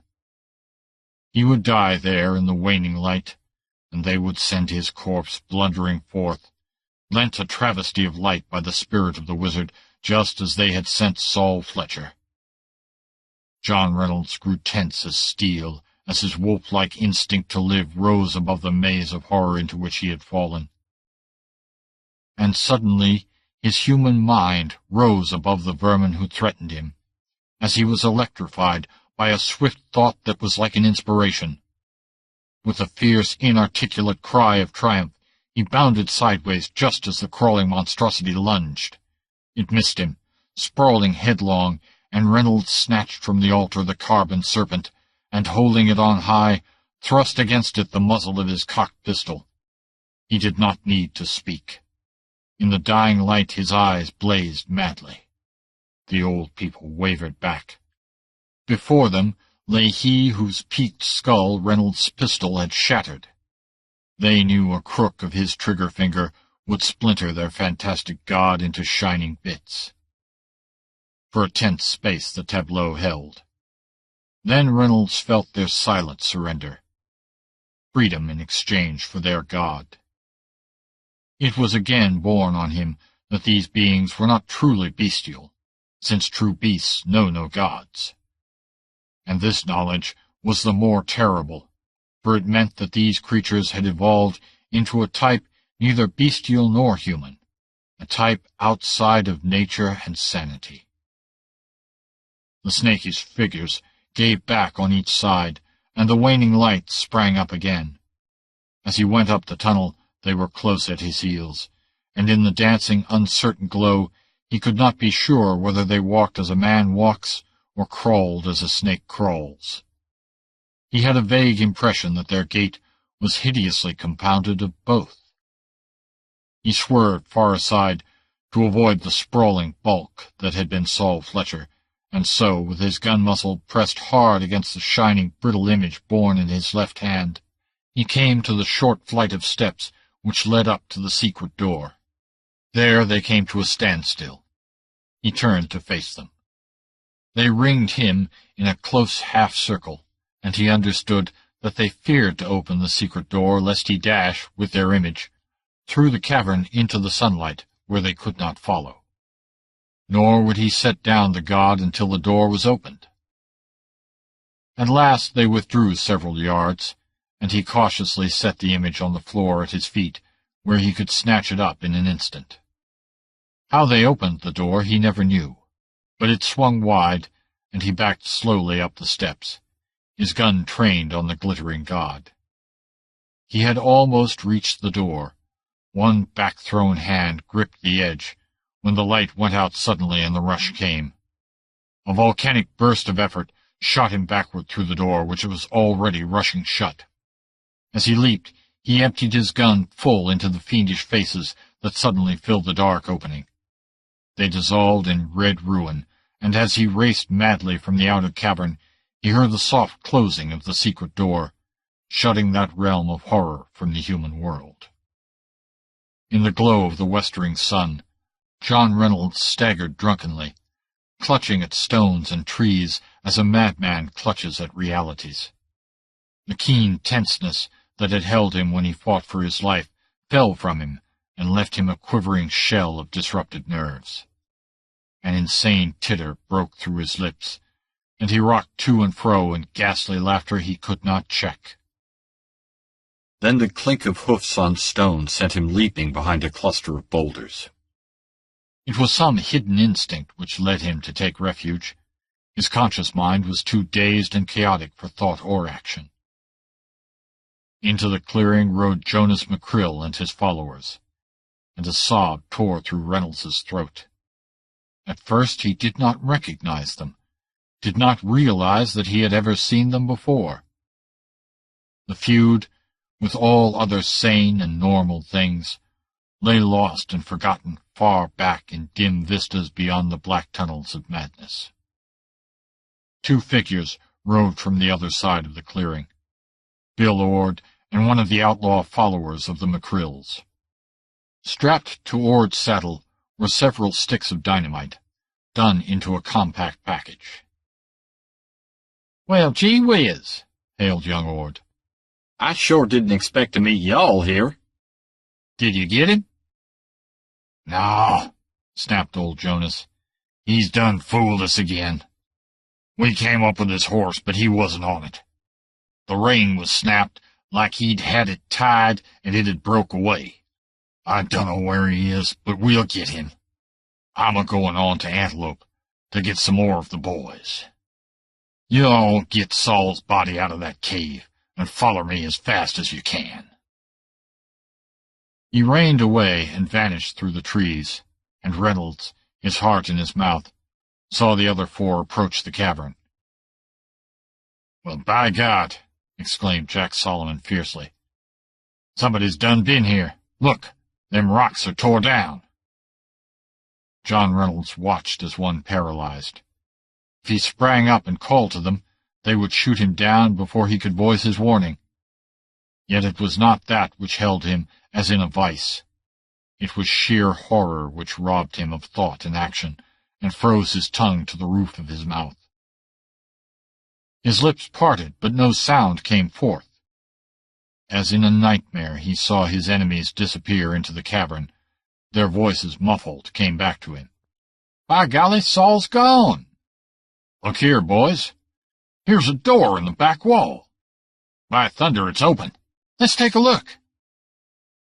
Suddenly, from within the bowels of the hills, crashed a fusillade of shots, a burst of hideous screams. Then silence closed like a clammy fog over the valley of the lost. John Reynolds, finding voice at last, cried out as a wounded beast cries, and beat his temples with his clenched fists. He brandished them to the heavens, shrieking wordless blasphemies. Then he ran staggeringly to Bill Ord's horse, which grazed tranquilly with the others beneath the trees.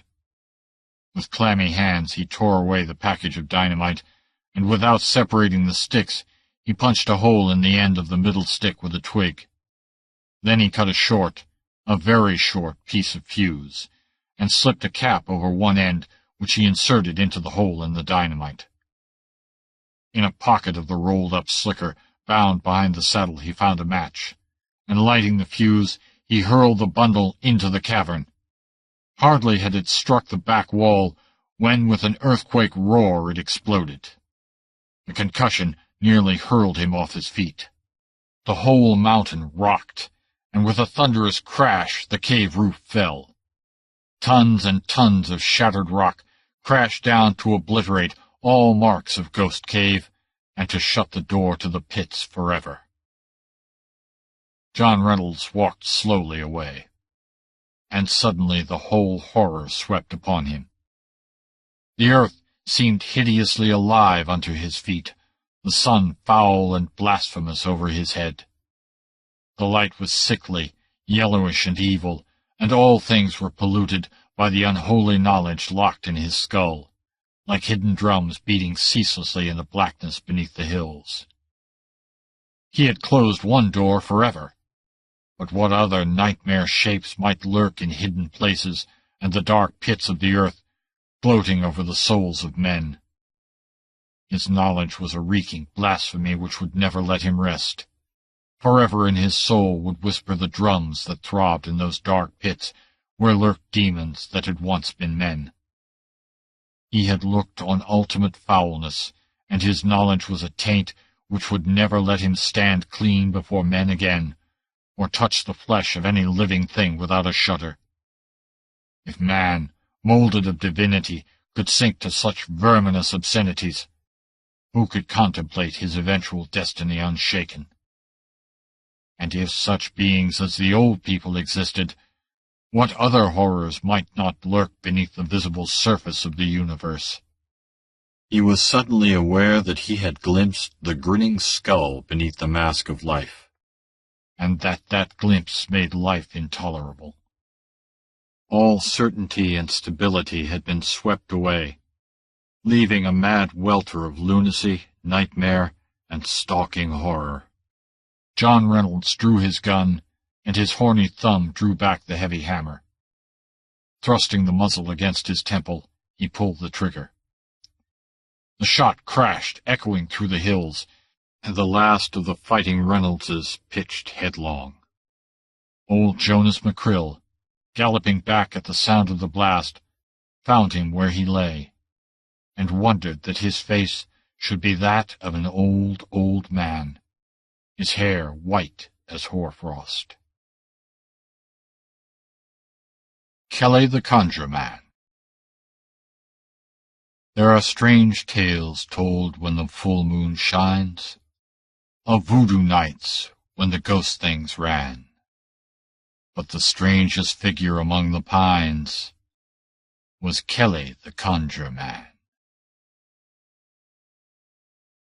About 75 miles northeast of the great Smackover oil field of Arkansas lies a densely wooded country of pinelands and rivers, rich in folklore and tradition. Here, in the early 1850s, came a sturdy race of Scotch-Irish pioneers pushing back the frontier and hewing homes in the tangled wilderness. Among the many picturesque characters of those early days, one figure stands out, sharply, yet dimly limned against a background of dark legendary and horrific fable. The sinister figure of Kelly, the Black Conjurer. Son of a Congo juju man, legend whispered, Kelly, born a slave, exercised in his day unfathomed power among the darkest of the Ouachita pinelands. Where he came from is not exactly known. He drifted into the country shortly after the Civil War, and mystery was attendant on his coming as upon all his actions. Kelly did little work with his hands, and he did not mingle overmuch with his kind. They came to him, he never came to them. His cabin stood on the banks of Tulip Creek, a dark, serpent-like stream winding through the deep, overhanging shadows of the pines, and there Kelly lived apart in dark and silent majesty. A fine figure of barbaric manhood he was, perhaps 6 foot in height, mighty-shouldered, supple like a great black panther.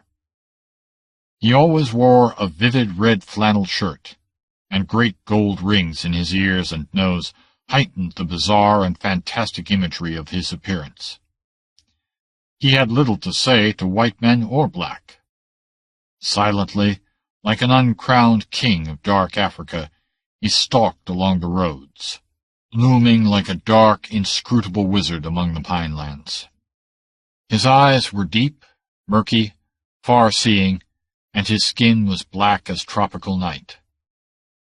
The very aura of the jungle hung about him, and people feared him, perhaps sensing something sinister, something abysmal that lurked in the black waters of his soul and peered through his murky eyes. He was indeed incongruous in his environments. He belonged in another age, another land, another setting. He belonged in the haunted shadows of a fetish hut, lapped by the monstrous, brutish slumber of ancient Africa. Kelly the Conjure-Man, they called him, and to his cabin on lonely Tulip Creek came the black people on mysterious errands.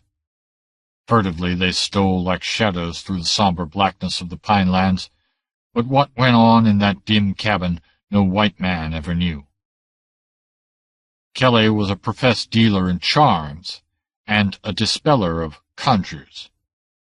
The black folk came to him to have spells lifted from their souls where enemies had placed them by curses and incantations. More, he was a healer. At least he claimed to heal the black people of their diseases. Tuberculosis was rare among white people in that locality, but Negroes were subject to its ravages, and these victims Kelly professed to heal. His methods were unique. He burnt snake bones to powder and sifted the powder in an incision made in the victim's arm by means of a lancet made from an old razor. It is a matter of doubt whether anyone was ever healed by these methods. In fact, there is reason to believe the results were appallingly opposite. Perhaps Kelly did not himself believe he could combat tuberculosis in this manner. Perhaps it was but a ruse to get the victim in his power. This is but a supposition, but primitive peoples have strange ways of bringing their fellows under their sway. Among some tribes, it is but necessary to procure a lock of hair, a fingernail, a drop of blood, over which to utter certain incantations and perform certain rituals. Then, in the mind of the spell-weaver, and in the mind of the victim as well, the latter is completely under control. And there is the magic of molding a figure of the intended victim from clay. Pins stuck in this figure caused the human model to die agonizingly. Place the clay figure in a stream, and as the water dissolves it, the human victim withers and fades away into slow dissolution. All these things are solemn truths in the minds of the voodooists. Be that as it may, Kelly soon began to exercise unusual powers over the darkies of the locality. From a dispeller of conjures he became, it would seem, a weaver of spells himself. Negroes began to go violently insane. A rumor laid their obsessions at Kelly's door. Whether the cause of their insanity was physical or mental was not known, but that their minds were affected by some uncanny thing was well evident. They were obsessed by the horrible belief that their stomachs were full of living snakes, created by the spell of some master conjurer, and at the mention of this nameless wizard, suspicion turned to Kelly. Was it hypnosis, some obscure malady or maddening drug, or the action of sheer fear? No white man knew, yet the victims were indisputably mad. In every community of whites and blacks, at least in the South, a deep, dark current flows forever, out of sight of the whites who but dimly suspect its existence. A dark current of colored folks' thoughts, deeds, ambitions, and aspirations, like a river flowing unseen through the jungle. No white man ever knew why Kelly, if Kelly it were, drove black men and black women mad. What was the secret of grim power? What the secret of his dark ambitions, no white man ever knew. And Kelly never spoke of them, certainly. He went his way, silent, brooding, darkly majestic, that satanic something growing in his shadowy eyes until he seemed to look on white people as if they too were blind, mewling puppets in the hollow of his black hand. Then, in the late 70s, Kelly vanished. The word is to be taken literally. His cabin on Tulip Creek stood empty, the slab door sagging open on the wooden hinges, and he was seen no more, stalking like a dark ghost through the pine lands. Perhaps the colored people knew, but they never spoke. He had come in mystery he lived, and in mystery he went, and no man knew the road of his going. At least, no man ever admitted that he knew. Perhaps the gloomy waters knew. Perhaps Kelly's victims turned on him at last. That lonely cabin in the black shadows of the moaning pines might have known a grisly midnight crime. The dusky waters of Tulip Creek might have received a form that splashed soggily and silently sank. Or perhaps the Conjure-Man merely went his mysterious way in the night for reasons of his own, and on some other river pursued his fantastic career. None knows. Mystery hangs over his coming and his going, like a cloud impenetrable as night among the piney woods, than which there is no blacker darkness this side of oblivion. But even today his shadow haunts the long, dim river reaches, and when the wind drones through the black pines under the stars, the old black people will tell you it is the spirit of the Conjure-Man whispering to the dead in the black shadows of the pinelands. Black Canaan.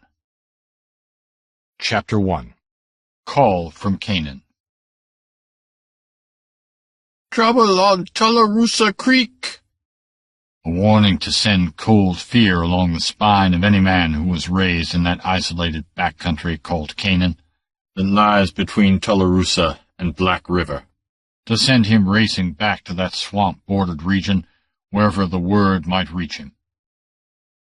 It was only a whisper from the withered lips of a shuffling black crone, who vanished among the throng before I could seize her. But it was enough. No need to seek confirmation, no need to inquire by what mysterious, black folkway the word had come to her. No need to inquire what obscure forces worked to unseal those wrinkled lips to a Black River man. It was enough that the warning had been given and understood. Understood? How could any Black River man fail to understand that warning? It could have but one meaning: old hates seething again in the jungle deeps of the swamplands, dark shadows slipping through the cypress, a massacre stalking out of the black, mysterious village that broods on the moss-festooned shore of sullen Tularosa.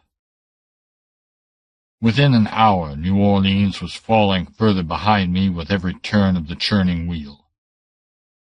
To every man born in Canaan, there is always an invisible tie that draws him back whenever his homeland is imperiled by the murky shadow that has lurked in its jungled recesses for more than half a century. The fastest boats I could get seemed maddeningly slow for that race up the big river, and up the smaller, more turbulent stream. I was burning with impatience when I stepped off on the Sharpsville landing, with the last 15 miles of my journey yet to make. It was past midnight, but I hurried to the livery stable, where, by tradition half a century old, there is always a Buckner horse, day or night. As a sleepy black boy fastened the cinches, I turned to the owner of the stable, Joe Lafley, yawning and gaping in the light of the lantern he upheld. "There are rumors of trouble on Tularosa?" He paled in the lantern light. "I don't know. I've heard talk, but you people in Canaan are a shut-mouth clan. No one outside knows what goes on in there." The night swallowed his lantern and his stammering voice as I headed west along the pike. The moon set red through the black pines. Owls hooted away off in the woods, and somewhere a hound howled his ancient wistfulness to the night. In the darkness that foreruns dawn, I crossed Niggerhead Creek, a streak of shining black fringed by walls of solid shadows.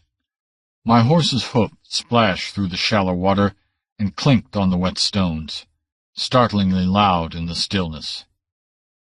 Beyond Niggerhead Creek began the country men called Canaan. Heading in the same swamp miles to the north that gives birth to Tularosa, Niggerhead flows due south to join Black River a few miles west of Sharpsville, while the Tularosa runs westward to meet the same river at a higher point. The trend of Black River is from northwest to southeast, so these three streams form the great irregular triangle known as Canaan. In Canaan lived the sons and daughters of the white frontiersmen who first settled the country, and the sons and daughters of their slaves. Joe Lafley was right. We were an isolated, shut-mouthed breed, self-sufficient, jealous of our seclusion and independence. Beyond Niggerhead, the woods thickened. The road narrowed, winding through unfenced pinelands, broken by live oaks and cypresses. There was no sound except the soft clop-clop of hoofs in the thin dust, the creak of the saddle. Then someone laughed throatily in the shadows. I drew up and peered into the trees. The moon had set, and dawn was not yet come, but a faint glow quivered among the trees, and by it I made out a dim figure under the moss-hung branches. My hand instinctively sought the butt of one of the dueling pistols I wore, and the action brought another low, musical laugh, mocking yet seductive. I glimpsed a brown face, a pair of scintillant eyes, white teeth displayed in an insolent smile. "Who the devil are you?" I demanded. "Why do you ride so late, Kirby Buckner?" Taunting laughter bubbled in the voice. The accent was foreign and unfamiliar. A faintly negroid twang was there, but it was rich and sensuous as the rounded body of its owner. In the lustrous pile of dusky hair, a great white blossom glimmered palely in the darkness. "What are you doing here?" I demanded. "You're a long way from any darky cabin. and you're a stranger to me." "I came to Canaan since you went away," she answered. "My cabin is on the Tularusa. But now I've lost my way, and my poor brother has hurt his leg and cannot walk." "Where is your brother?" I asked uneasily. Her perfect English was disquieting to me, accustomed as I was to the dialect of the black folk. "Back in the woods there, far back." She indicated the black depths with a swaying motion of her supple body rather than a gesture of her hand, smiling audaciously as she did so. I knew there was no injured brother, and she knew I knew it, and laughed at me. But a strange turmoil of conflicting emotions stirred in me. I had never before paid any attention to a black or brown woman, but this quadroon girl was different from any I had ever seen. Her features were regular as a white woman's, and her speech was not that of a common wench. Yet she was barbaric, in the open lure of her smile, in the gleam of her eyes, in the shameless posturing of her voluptuous body. Every gesture, every motion she made set her apart from the ordinary run of women. Her beauty was untamed and lawless, meant to madden rather than to soothe, to make a man blind and dizzy, to rouse in him all the unreined passions that are his heritage from his ape ancestors. I hardly remember dismounting and tying my horse. My blood pounded suffocatingly through the veins in my temples as I scowled down at her, suspicious yet fascinated. "How do you know my name? Who are you?" With a provocative laugh, she seized my hand and drew me deeper into the shadows. Fascinated by the lights gleaming in her dark eyes, I was hardly aware of her action. "Who does not know Kirby Buckner?" she laughed. "All of the people of Canaan speak of you, white or black. Come, my poor brother longs to look upon you."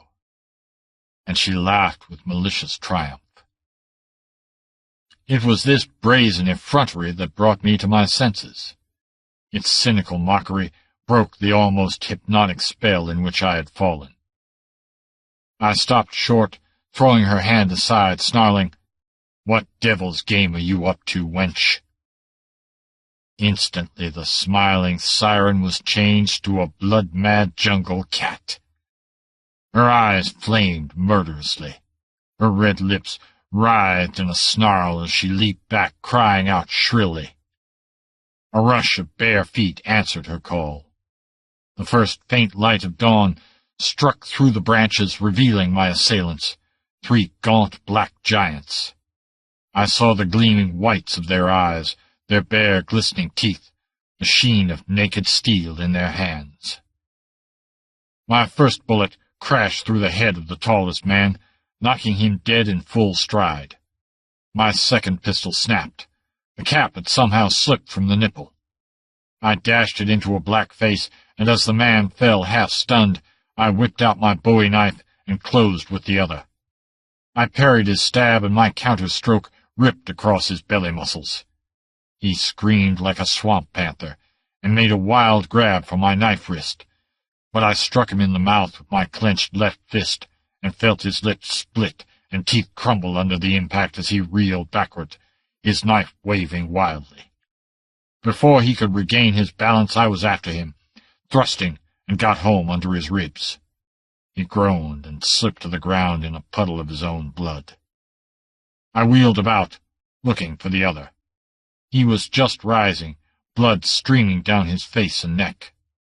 As I started for him, he sounded a panicky yell and plunged into the underbrush. The crashing of his blind flight came back to me, muffled with distance. The girl was gone. Chapter 2. The Stranger on Tularusa. The curious glow that had first showed me the quadroon girl had vanished. In my confusion, I had forgotten it. but I did not waste time on vain conjecture as to its source as I groped my way back to the road. Mystery had come to the pine lands, and a ghostly light that hovered among the trees was only part of it. My horse snorted and pulled against his tether, frightened by the smell of blood that hung in the heavy damp air. Hoofs clattered down the road, forms bulked in the growing light, voices challenged. "Who's that? Step out and name yourself before we shoot." "Hold on, Esau," I called. "It's me, Kirby Buckner." "Kirby Buckner, by thunder!" ejaculated Esau McBride, lowering his pistol. The tall, rangy forms of the other riders loomed behind him. "We heard a shot," said McBride. "We was riding patrol on the roads round Grimesville like we've been riding every night for a week now, ever since they killed Ridge Jackson." "Who killed Ridge Jackson?" "The swamp niggers, that's all we know. Ridge come out of the woods early one morning and knocked at Captain Sorley's door. Captain says he was the color of ashes. He hollered for the captain for God's sake to let him in. He had something awful to tell him. Well, the captain started down to open the door, but before he'd got down the stairs, he heard an awful row among the dogs outside, and a man screamed he reckoned was Ridge. And when he got to the door, there wasn't nothing but a dead dog laying in the yard with his head knocked in, and the others all going crazy. They found Ridge later, out in the pines a few hundred yards from the house. From the way the ground and the bushes was tore up, he'd been dragged that far by 4 or 5 men. Maybe they got tired of hauling him along. Anyway, they beat his head into a pulp and left him laying there." "I'll be damned," I muttered. "Well, there's a couple of niggers lying back there in the brush. I want to see if you know them. I don't." A moment later, we were standing in the tiny glade, now white in the growing dawn. A black shape sprawled on the matted pine needles, his head in a pool of blood and brains. There were wide smears of blood on the ground and bushes on the other side of the little clearing, but the wounded black was gone. McBride turned the carcass with his foot. "One of them niggers that came in with Saul Stark," he muttered. "Who the devil's that?" I demanded. "Strange nigger that moved in since you went down the river last time. Come from South Carolina, he says. Lives in that old cabin in the neck. You know, the shack where Colonel Reynolds's niggers used to live. Suppose you ride on to Grimesville with me, Sal," I said, "and tell me about this business as we ride. The rest of you might scout around and see if you can find a wounded nigger in the brush." They agreed without question. The Buckners have always been tacitly considered leaders in Canaan, and it came natural for me to offer suggestions. Nobody gives orders to white men in Canaan. "I reckoned you'd be showing up soon," opined McBride as we rode along the whitening road. "You usually manage to keep up with what's happening in Canaan."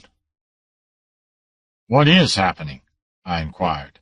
"I don't know anything.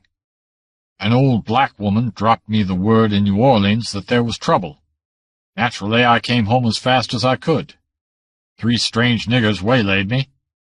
I was curiously disinclined to mention the woman. "And now you tell me somebody killed Ridge Jackson. What's it all about?"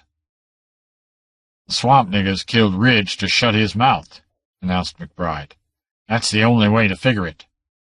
They must have been close behind him when he knocked on Captain Sorley's door. Ridge worked for Captain Sorley most of his life. He thought a lot of the old man. Some kind of deviltry's been brewed up in the swamps, and Ridge wanted to warn the captain. That's the way I figure it." "Warn him about what?" "We don't know," confessed McBride. "That's why we're all on edge. It must be an uprising." That word was enough to strike chill fear into the heart of any Canaan dweller. The blacks had risen in 1845, and the red terror of that revolt was not forgotten, nor the 3 lesser rebellions before it, when the slaves rose and spread fire and slaughter from Tularosa to the shores of Black River. The fear of a black uprising lurked forever in the depths of that forgotten backcountry. The very children absorbed it in their cradles. "What makes you think it might be an uprising?" I asked. "The niggers have all quit the fields, for one thing. They've all got business in Goshen. I ain't seen a nigger nigh Grimesville for a week. The town niggers have pulled out." In Canaan, we still draw a distinction born in antebellum days. Town niggers are descendants of the house servants of the old days, and most of them live in or near Grimesville. There are not many, compared to the mass of swamp niggers who dwell on tiny farms along the creeks and the edge of the swamps, or in the black village of Goshen on the Tularosa. They are descendants of the field hands of other days, and untouched by the mellow civilization which refined the natures of the house servants, they remain as primitive as their African ancestors. "Where have the town niggers gone?" I asked. "Nobody knows. They lit out a week ago, probably hiding down on Black River. If we win, they'll come back. If we don't, they'll take refuge in Sharpsville." I found his matter-of-factness a bit ghastly, as if the actuality of the uprising were an assured fact. "Well, what have you done?" I demanded. "Ain't much we could do," he confessed. "The niggers ain't made no open move outside of killing Rich Jackson, and we couldn't prove who done that or why they done it. They ain't done nothing but clear out, but that's mighty suspicious. We can't keep from thinking Saul Stark's behind it." "Who is this fellow?" I asked. "I told you all I know already. He got permission to settle in that old deserted cabin on the neck. A great big black devil that talks better English than I like to hear a nigger talk. But he was respectful enough. He had 3 or 4 big South Carolina bucks with him, and a brown wench which we don't know whether she's his daughter, sister, wife, or what. He ain't been into Grimesville but that one time, and a few weeks after he came to Canaan, the niggers begun acting curious. Some of the boys wanted to ride over to Goshen and have a showdown, but that's taking a desperate chance." I knew he was thinking of a ghastly tale told us by our grandfathers of how a punitive expedition from Grimesville was once ambushed and butchered among the dense thickets that masked Goshen, then a rendezvous for runaway slaves, while another red-handed band devastated Grimesville, left defenseless by that reckless invasion. "Might take all the men to get Saul Stark," said McBride, "and we don't dare leave the town unprotected, but we'll soon have to. Hello, what's this?" We had emerged from the trees and were just entering the village of Grimesville, the community center of the white population of Canaan. It was not pretentious. Log cabins, neat and whitewashed, were plentiful enough. Small cottages clustered about big, old-fashioned houses which sheltered the rude aristocracy of that backwoods democracy. All the planter families lived in town. The country was occupied by their tenants and by the small independent farmers, white and black.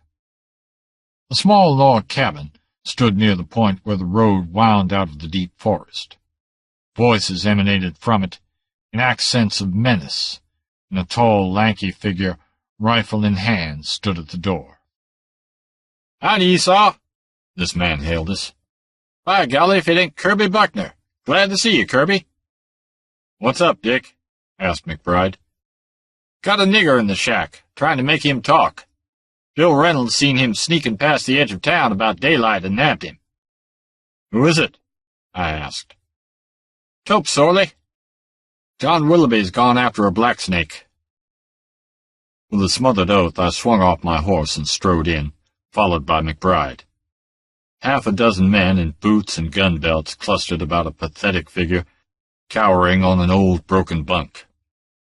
Tope Sorley, his forebears had adopted the name of the family that owned them in slave days, was a pitiable sight just then. His skin was ashy, His teeth chattered spasmodically, and his eyes seemed to be trying to roll back into his head. "Yes, Kirby," ejaculated one of the men as I pushed my way through the group. "I'll bet he'll make the coon talk."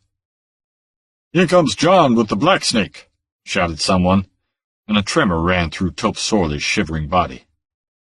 I pushed aside the butt of the ugly whip thrust eagerly into my hand. "Tope," I said, "you've worked one of my father's farms for years. Has any Buckner ever treated you any way but square?"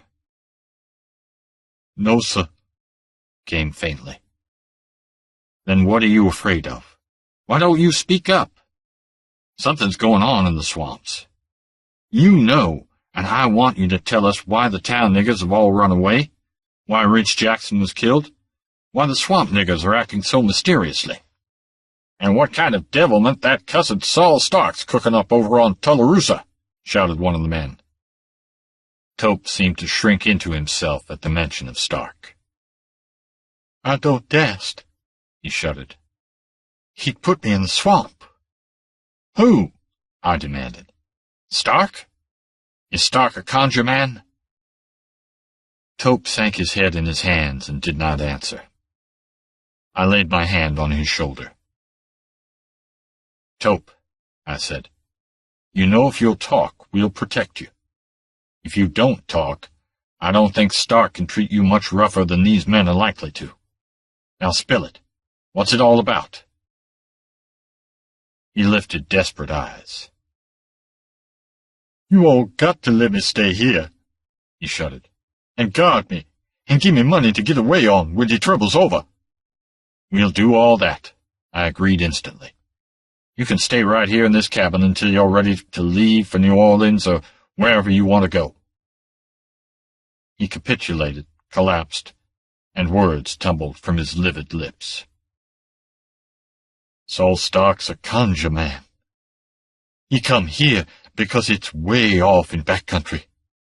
He aimed to kill all the white folks in Canaan." A growl rose from the group. Such a growl as rises unbidden from the throat of the wolf pack that scents peril. "He aimed to make himself king of Canaan. He sent me to spy this morning to see if Mr. Kirby got through. He sent men to waylay him on the road, 'cause he knowed Mr. Kirby was coming back to Canaan. Niggers making voodoo on Tularosa for weeks now. Ridge Jackson was going to tell Captain Sorley, so Stark's niggers follow him and kill him. That makes Stark mad. He ain't want to kill Ridge. He want to put him in the swamp with Tunk Bixby and the others." "What are you talking about?" I demanded. Far out in the woods rose a strange, shrill cry, like the cry of a bird. But no such bird ever called before in Canaan. Tope cried out as if in answer, and shivered into himself. He sank down on the bunk in a veritable palsy of fear. "That was a signal," I snapped. "Some of you go out there." Half a dozen men hastened to follow my suggestion, and I returned to the task of making Tope renew his revelations. It was useless. Some hideous fear had sealed his lips. He lay shuddering like a stricken animal, and did not even seem to hear our questions. No one suggested the use of the black snake. Anyone could see the Negro was paralyzed with terror. Presently the searchers returned, empty-handed. They had seen no one, and the thick carpet of pine needles showed no footprints. The men looked at me expectantly. As Colonel Buckner's son, leadership was expected of me. "What about it, Kirby?" asked McBride. "Breckenridge and the others have just rode in. They couldn't find that nigger you cut up." "There was another nigger I hit with a pistol," I said. "Maybe he came back and helped him." Still, I could not bring myself to mention the brown girl. "Leave Tope alone. Maybe he'll get over his scare after a while. Better keep a guard on the cabin all the time. The swamp niggers may try to get him as they got Ridge Jackson. Better scour the roads around town, Esau. There may be some of them hiding in the woods." I will. I reckon you'll want to be getting up to the house now and seeing your folks. Yes. And I want to swap these toys for a couple of 44s. Then I'm going to ride out and tell the country people to come into Grimesville. If it's to be an uprising, we don't know when it will commence. You're not going alone, protested McBride. I'll be all right, I answered impatiently. All this may not amount to anything, but it's best to be on the safe side. That's why I'm going out to the country folks. No, I don't want anybody to go with me. Just in case the niggers do get crazy enough to attack the town, you'll need every man you've got. But if I can get hold of some of the swamp niggers and talk to them, I don't think there'll be any attack. You won't get a glimpse of them, McBride predicted. Chapter 3. Shadows over Canaan. It was not yet noon when I rode out of the village westward along the old road. Thick woods swallowed me quickly. Dense walls of pines marched with me on either hand, giving way occasionally to fields enclosed with straggling rail fences, with the log cabins of the tenants or owners close by, with the usual litters of tow-headed children and lank hound dogs. Some of the cabins were empty. The occupants, if white, had already gone into Grimesville. If black, they had gone into the swamps, or fled to the hidden refuge of the town niggers according to their affiliations. In any event, the vacancy of their hovels was sinister in its suggestion. A tense silence brooded over the pine lands, broken only by the occasional wailing call of a plowman. My progress was not swift, for from time to time I turned off the main road to give warning to some lonely cabin huddled on the bank of one of the many thicket-fringed creeks. Most of these farms were south of the road. The white settlements did not extend far to the north, for in that direction lay Tularosa Creek with its jungle-grown marshes that stretched inlets southward like groping fingers. The actual warning was brief. There was no need to argue or explain. I called from the saddle, "Get into town. Trouble's brewing on Tularosa." Faces paled and people dropped whatever they were doing. The men to grab guns and jerk mules from the plow to hitch to the wagons, the women to bundle necessary belongings together and shrill the children in from their play. As I rode, I heard the cow horns blowing up and down the creeks, summoning men from distant fields, blowing as they had not blown for a generation. A warning and a defiance which I knew carried to such ears as might be listening in the edges of the swamplands. The country emptied itself behind me, flowing in thin but steady streams toward Grimesville. The sun was swinging low among the topmost branches of the pines when I reached the Richardson cabin, the westernmost white cabin in Canaan. Beyond it lay the neck, the angle formed by the junction of Tularosa with Black River, a jungle-like expanse occupied only by scattered Negro huts. Mrs. Richardson called to me anxiously from the cabin stoop. "Well, Mr. Kirby, I'm glad to see you back in Canaan. We've been hearing the horns all evening, Mr. Kirby. What's it mean? It ain't—" "You and Joe better get the children and light out for Grimesville," I answered. "Nothing's happened yet, and may not, but it's best to be on the safe side. All the people are going." "We'll go right now," she gasped, paling, as she snatched off her apron. "Lord, Mr. Kirby, you reckon they'll cut us off before we can get to town?" I shook my head. "They'll strike at night, if at all. We're just playing safe. Probably nothing will come of it." "I bet you're wrong there," she predicted, scurrying about in desperate activity. "I've been hearing a drum beating off toward Saul Stark's cabin, off and on, for a week now. They beat drums back in the big uprising. My pappy's told me about it many's the time. The niggers skinned his brother alive. The horns was blowing all up and down the creeks, and the drums was beating louder than the horns could blow. You'll be riding back with us, won't you, Mr. Kirby?" "No, I'm going to scout down along the trail a piece." don't go too far. You're liable to run into old Saul Stark and his devils. Lord, where is that man? Joe! Joe!" As I rode down the trail, her shrill voice followed me, thin-edged with fear. Beyond the Richardson farm, pines gave way to live oaks. The underbrush grew ranker. A scent of rotting vegetation impregnated the fitful breeze. Occasionally I sighted a nigger hut, half hidden under the trees, but always it stood silent and deserted. Empty nigger cabins meant but one thing. The blacks were collecting at Goshen, some miles to the east on the Tularosa. And that gathering, too, could have but one meaning. My goal was Saul Stark's hut. My intention had been formed when I heard Tope Sorley's incoherent tale. There could be no doubt that Saul Stark was the dominant figure in this web of mystery. With Saul Stark I meant to deal. That I might be risking my life was a chance any man must take who assumes the responsibility of leadership. The sun slanted through the lower branches of the cypresses when I reached it. A log cabin set against a background of gloomy tropical jungle. A few steps beyond it began the uninhabitable swamp in which Tularosa emptied its murky current into Black River. A reek of decay hung in the air. Gray moss bearded the trees, and poisonous vines twisted in rank tangles. I called, "Stark! Saul Stark! Come out here!" There was no answer.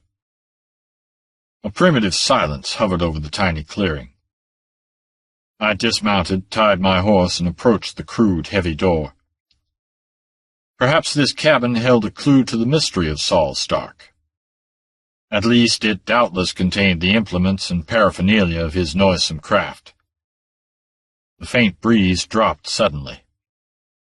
The stillness became so intense it was like a physical impact. I paused, startled. It was as if some inner instinct had shouted urgent warning. As I stood there, every fiber of me quivered in response to that subconscious warning. Some obscure, deep-hidden instinct sensed peril, as a man senses the presence of a rattlesnake in the darkness, or the swamp panther crouching in the bushes. I drew a pistol, sweeping the trees and bushes, but saw no shadow or movement to betray the ambush I feared. But my instinct was unerring. What I sensed was not lurking in the woods about me. It was inside the cabin, waiting. Trying to shake off the feeling, and irked by a vague half-memory that kept twitching at the back of my brain, I again advanced. And again I stopped short, with one foot on the tiny stoop, and a hand half advanced to pull open the door. A chill shivering swept over me, a sensation like that which shakes a man to whom a flicker of lightning has revealed the black abyss into which another blind step would have hurled him. For the first time in my life I knew the meaning of fear. I knew that black horror lurked in that sullen cabin under the moss-bearded cypresses, a horror against which every primitive instinct that was my heritage cried out in panic. And that insistent half-memory woke suddenly. It was the memory of a story of how voodoo men leave their huts guarded in their absence by a powerful juju spirit to deal madness and death to the intruder. White men ascribed such deaths to superstitious fright and hypnotic suggestion. But in that instant I understood my sense of lurking peril. I comprehended the horror that breathed like an invisible mist from that accursed hut. I sensed the reality of the juju, of which the grotesque wooden images which voodoo men place in their huts are only a symbol. Saul Stark was gone, but he had left a presence to guard his hut. I backed away, sweat beading the backs of my hands. Not for a bag of gold would I have peered into the shuttered windows or touched that unbolted door. My pistol hung in my hand, Useless, I knew, against the thing in that cabin. What it was I could not know, but I knew it was some brutish, soulless entity drawn from the black swamps by the spells of voodoo. Man and the natural animals are not the only sentient beings that haunt this planet. There are invisible things, black spirits of the deep swamps and the slimes of the riverbeds. The Negroes know of them. My horse was trembling like a leaf, and he shouldered close to me, as if seeking security in bodily contact. I mounted and reined away, fighting a panicky urge to strike in the spurs and bolt madly down the trail. I breathed an involuntary sigh of relief as the somber clearing fell away behind me and was lost from sight. I did not, as soon as I was out of sight of the cabin, revile myself for a silly fool. My experience was too vivid in my mind. It was not cowardice that prompted my retreat from the empty hut. It was the natural instinct of self-preservation, such as keeps a squirrel from entering the lair of a rattlesnake. My horse snorted and shied violently. The gun was in my hand before I saw what had startled me. Again a rich, musical laugh taunted me. She was leaning against a bent tree trunk, her hands clasped behind her sleek head, insolently posing her sensuous figure. The barbaric fascination of her was not dispelled by daylight. If anything, the glow of the low-hanging sun enhanced it. "Why did you not go into the Juju cabin, Kirby Buckner?" she mocked, lowering her arms and moving insolently out from the tree. She was clad as I had never seen a swamp woman or any other woman dressed. Snakeskin sandals were on her feet, sewn with tiny seashells that were never gathered on this continent. A short silken skirt of flaming crimson molded her full hips, and was upheld by a broad bead-worked girdle. Barbaric anklets and armlets clashed as she moved, heavy ornaments of crudely hammered gold that were as African as her loftily piled coiffure. Nothing else she wore, and on her bosom, between her arching breasts, I glimpsed the faint lines of tattooing on her brown skin. She posed derisively before me, not in allure, but in mockery. Triumphant malice blazed in her dark eyes. Her red lips curled with cruel mirth. Looking at her then, I found it easy to believe all the tales I had heard of torture and mutilations inflicted by the women of savage races on wounded enemies. She was alien, even in this primitive setting. She needed a grimmer, more bestial background, a background of steaming jungle, reeking black swamps, flaring fires and cannibal feasts, and the bloody altars of abysmal tribal gods. "Kirby Buckner." She seemed to caress the syllables with her red tongue, yet the very intonation was an obscene insult. "Why did you not enter Solstark's cabin? It was not locked. Did you fear what you might see there? Did you fear you might come out with your hair white like an old man's and the drooling lips of an imbecile?" "What's in that hut?" I demanded. She laughed in my face and snapped her fingers with a peculiar gesture. "One of the ones which come oozing like black mist out of the night when Saul Stark beats the juju drum and shrieks the black incantation to the gods that crawl on their bellies in the swamp." "What is he doing here?" "The black folk were quiet until he came." Her red lips curled disdainfully. "Those black dogs? They are his slaves. If they disobey, he kills them, or puts them in the swamp. For long we have looked for a place to begin our rule. We have chosen Canaan. You whites must go. And since we know that white people can never be driven away from their land, we must kill you all." It was my turn to laugh, grimly. "They tried that, back in 45. They did not have Saul Stark to lead them then," she answered calmly. "Well, suppose they won. Do you think that would be the end of it? Other white men would come into Canaan and kill them all." "They would have to cross water," she answered. "We can defend the rivers and creeks. Saul Stark will have many servants in the swamps to do his bidding. He will be king of dark Canaan. No one can cross the waters to come against him. He will rule his tribe as his fathers ruled their tribes in the ancient land." "Mad as a loon," I muttered. Then curiosity impelled me to ask, "Who is this fool? What are you to him?"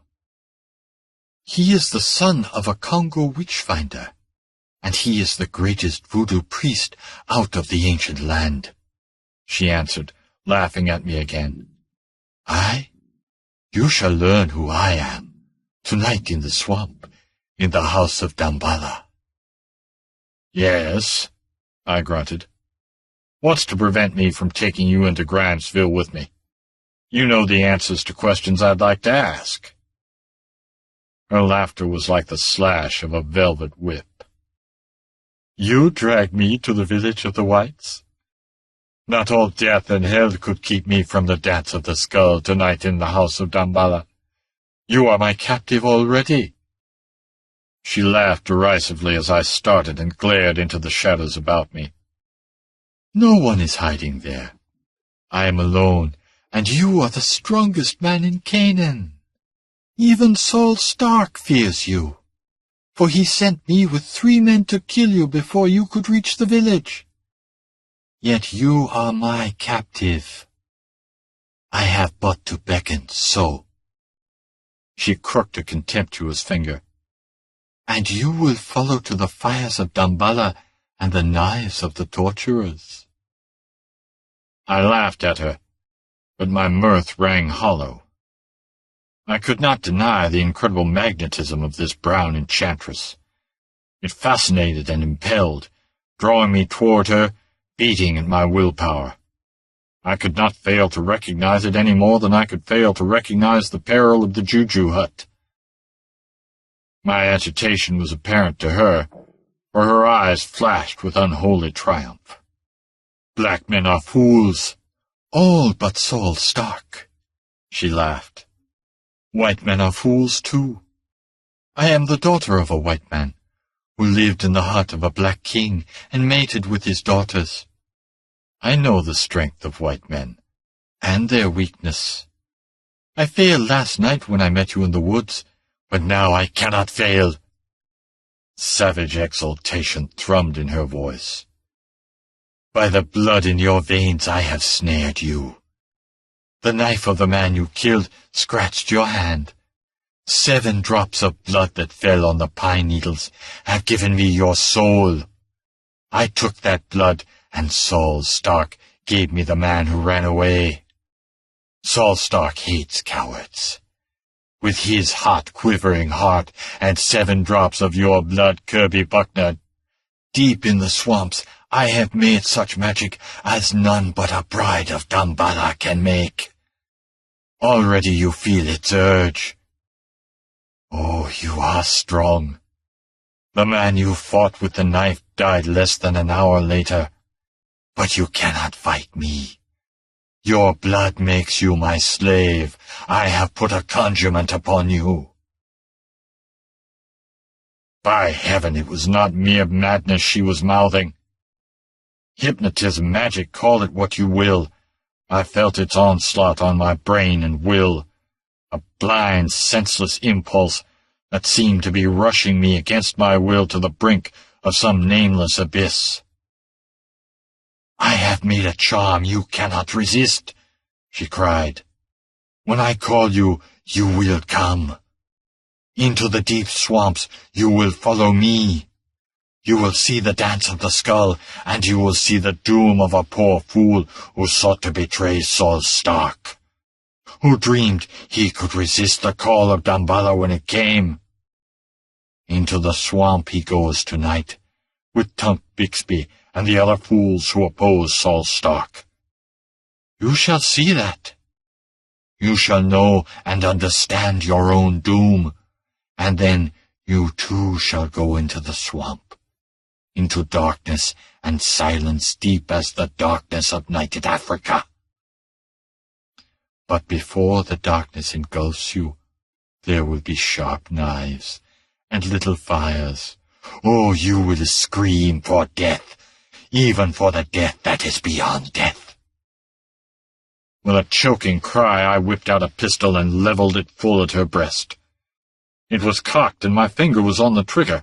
At that range I could not miss. But she looked full into the black muzzle and laughed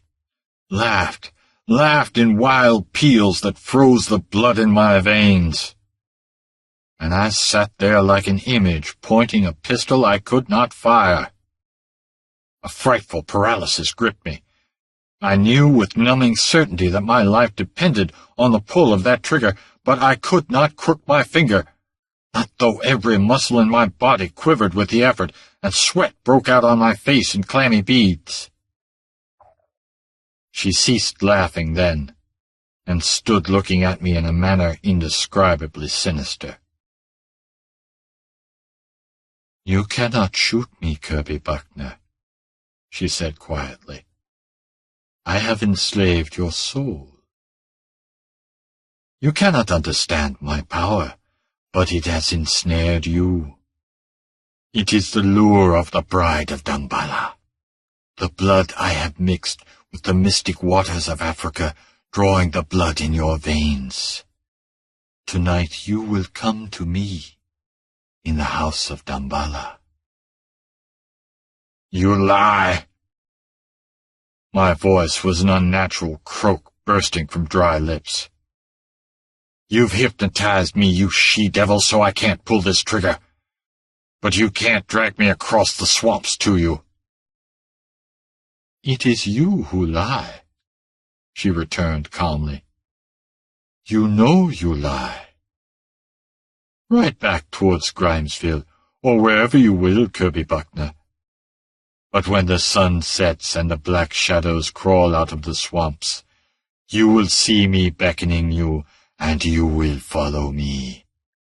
Long I have planned your doom, Kirby Buckner, since first I heard the white men of Canaan talking of you. It was I who sent the word down the river that brought you back to Canaan. Not even Saul Stark knows of my plans for you. At dawn Grimesville shall go up in flames, and the heads of the white men will be tossed in the blood-running streets. But tonight is the night of Damballa, and a white sacrifice shall be given to the black gods. Hidden among the trees you shall watch the dance of the skull, and then I shall call you forth to die. And now go, fool! Run as far and as fast as you will. At sunset, wherever you are, you will turn your footsteps toward the house of Damballa." And with the spring of a panther she was gone into the thick brush, and as she vanished, the strange paralysis dropped from me. With a gasped oath I fired blindly after her, but only a mocking laugh floated back to me. Then, in a panic, I wrenched my horse about and spurred him down the trail.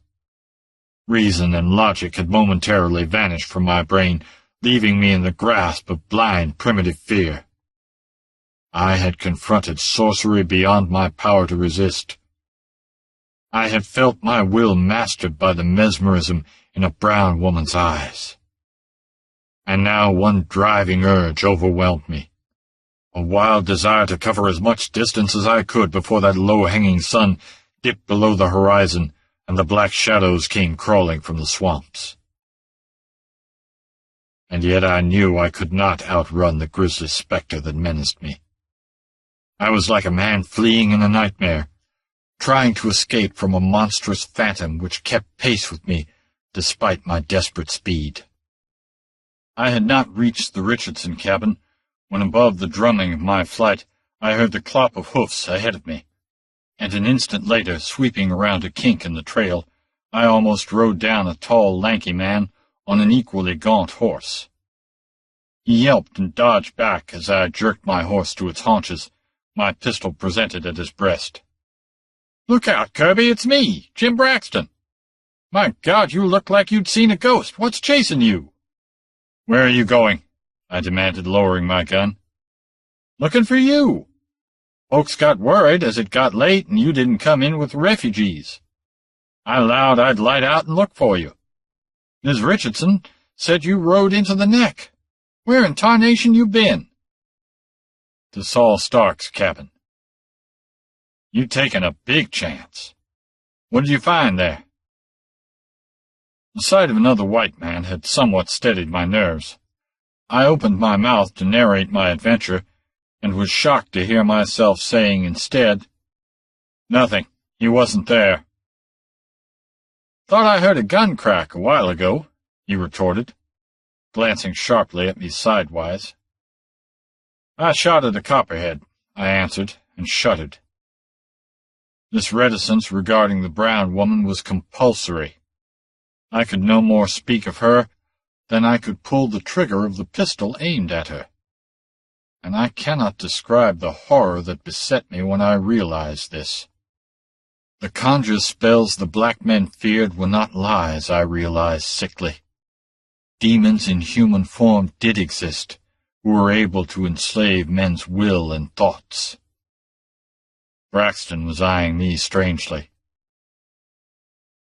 "We're lucky the woods ain't full of black copperheads," he said. "Tope Sorley's pulled out." "What do you mean?" By an effort I pulled myself together. "Just that. Tom Breckenridge was in the cabin with him. Tope hadn't said a word since you talked to him. Just laid on that bunk and shivered. Then a kind of holler begun way out in the woods, and Tom went to the door with his rifle gun, but couldn't see nothing. Well, while he was standing there, he got a lick on the head from behind, and as he fell, he seen that crazy nigger Tope jump over him and light out for the woods. Tom, he taken a shot at him, but missed. Now what you make of that?" "Call of Damballa," I muttered, a chill perspiration beading my body. "God, the poor devil." "Huh? What's that?" "For God's sake, let's not stand here mouthing. The sun will soon be down." In a frenzy of impatience, I kicked my mount down the trail. Braxton followed me, obviously puzzled. With a terrific effort, I got a grip on myself. How madly fantastic it was that Kirby Buckner should be shaking in the grip of unreasoning terror. It was so alien to my whole nature that it was no wonder Jim Braxton was unable to comprehend what ailed me. "Tope didn't go of his own free will," I said. "That call was a summons he couldn't resist. Hypnotism, black magic, voodoo, whatever you want to call it, Saul Stark has some damnable power that enslaves men's willpower. The blacks are gathered somewhere in the swamp for some kind of a devilish voodoo ceremony, which I have reason to believe will culminate in the murder of Tope Sorley. We've got to get to Grimesville if we can. I expect an attack at dawn." Braxton was pale in the dimming light. He did not ask me where I got my knowledge. "We'll lick 'em when they come, but it'll be a slaughter." I did not reply. My eyes were fixed with savage intensity on the sinking sun, and as it slid out of sight behind the trees, I was shaken with an icy tremor. In vain I told myself that no occult power could draw me against my will. If she had been able to compel me, why had she not forced me to accompany her from the glade of the Juju hut? A grisly whisper seemed to tell me that she was but playing with me, as a cat allows a mouse almost to escape, only to be pounced upon again. Kirby, what's the matter with you?" I scarcely heard Braxton's anxious voice. "You're sweating and shaking like you had the agues. What you stopping for?" I had not consciously pulled on the rein, but my horse halted, and stood trembling and snorting before the mouth of a narrow trail which meandered away at right angles from the road we were following, a trail that led north. "Listen," I hissed tensely. "What is it?" Braxton drew a pistol. The brief twilight of the pinelands was deepening into dusk. "Don't you hear it?" I muttered. "Drums beating in Goshen." "I don't hear nothing," he mumbled uneasily. "If they was beating drums in Goshen, you couldn't hear 'em this far away." "Look there!" My sharp, sudden cry made him start. I was pointing down the dim trail at the figure which stood there in the dusk less than 100 yards away. There in the dusk I saw her, even made out the gleam of her strange eyes, the mocking smile on her red lips. "Saul Stark's brown wench!" I raved, tearing at my scabbard. "My God, man, are you stone blind? Don't you see her?" "I don't see nobody," he whispered, livid. "What are you talking about, Kirby?" With eyes glaring, I fired down the trail and fired again and yet again. This time no paralysis gripped my arm, but the smiling face still mocked me from the shadows. A slender, rounded arm lifted. A finger beckoned imperiously, and then she was gone, and I was spurring my horse down the narrow trail, blind, deaf, and dumb, with a sensation as of being caught in a black tide that was carrying me with it as it rushed on to a destination beyond my comprehension. Dimly I heard Braxton's urgent yells, and then he drew up beside me with a clatter of hoofs and grabbed my reins, setting my horse back on its haunches. I remember striking at him with my gun barrel without realizing what I was doing. All the black rivers of Africa were surging and foaming within my consciousness, roaring into a torrent that was sweeping me down to engulf me in an ocean of doom. "Kirby, are you crazy? This trail leads to Goshen!" I shook my head dazedly. The foam of the rushing waters swirled in my brain, and my voice sounded far away. "Go back. Ride for Grimesville. I'm going to Goshen." "Kirby, you're mad." "Mad as sane. I'm going to Goshen this night," I answered dully. I was fully conscious. I knew what I was saying and what I was doing. I realized the incredible folly of my action, and I realized my inability to help myself. Some shred of sanity impelled me to try to conceal the grisly truth from my companion, to offer a rational reason for my madness. "Saul Stark is in Goshen. He's the one who's responsible for all this trouble. I'm going to kill him. That will stop the uprising before it starts." He was trembling like a man with the ague.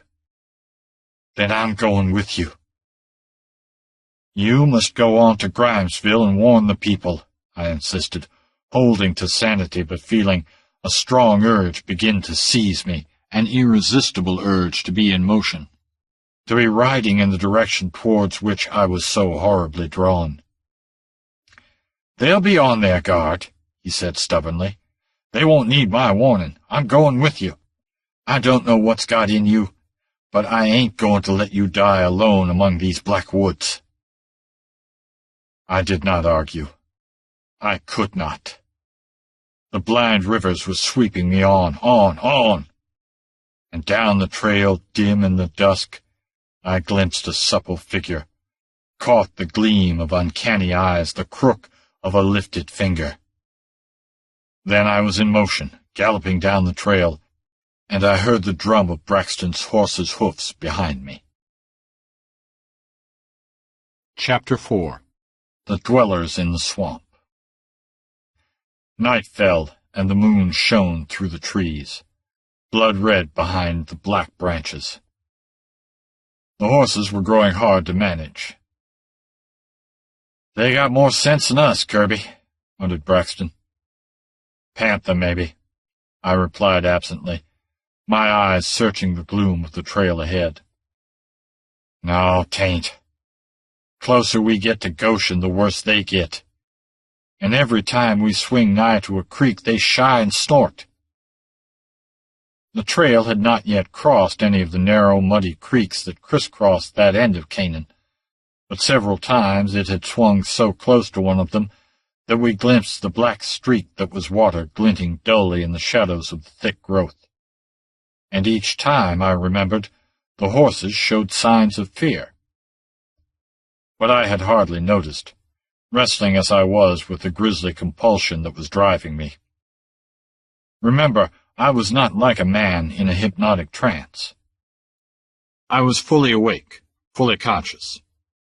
Even the days in which I had seemed to hear the roar of black rivers had passed, leaving my mind clear, my thoughts lucid. And that was the sweating hell of it. To realize my folly clearly and poignantly, but to be unable to conquer it.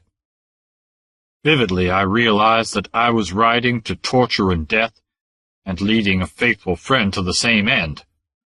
But on I went. My efforts to break the spell that gripped me almost unseated my reason, but on I went. I cannot explain my compulsion, any more than I can explain why a sliver of steel is drawn to a magnet. It was a black power beyond the ring of white man's knowledge, a basic, elemental thing, of which formal hypnotism is but scanty crumbs spilled at random. A power beyond my control was drawing me to Goshen, and beyond.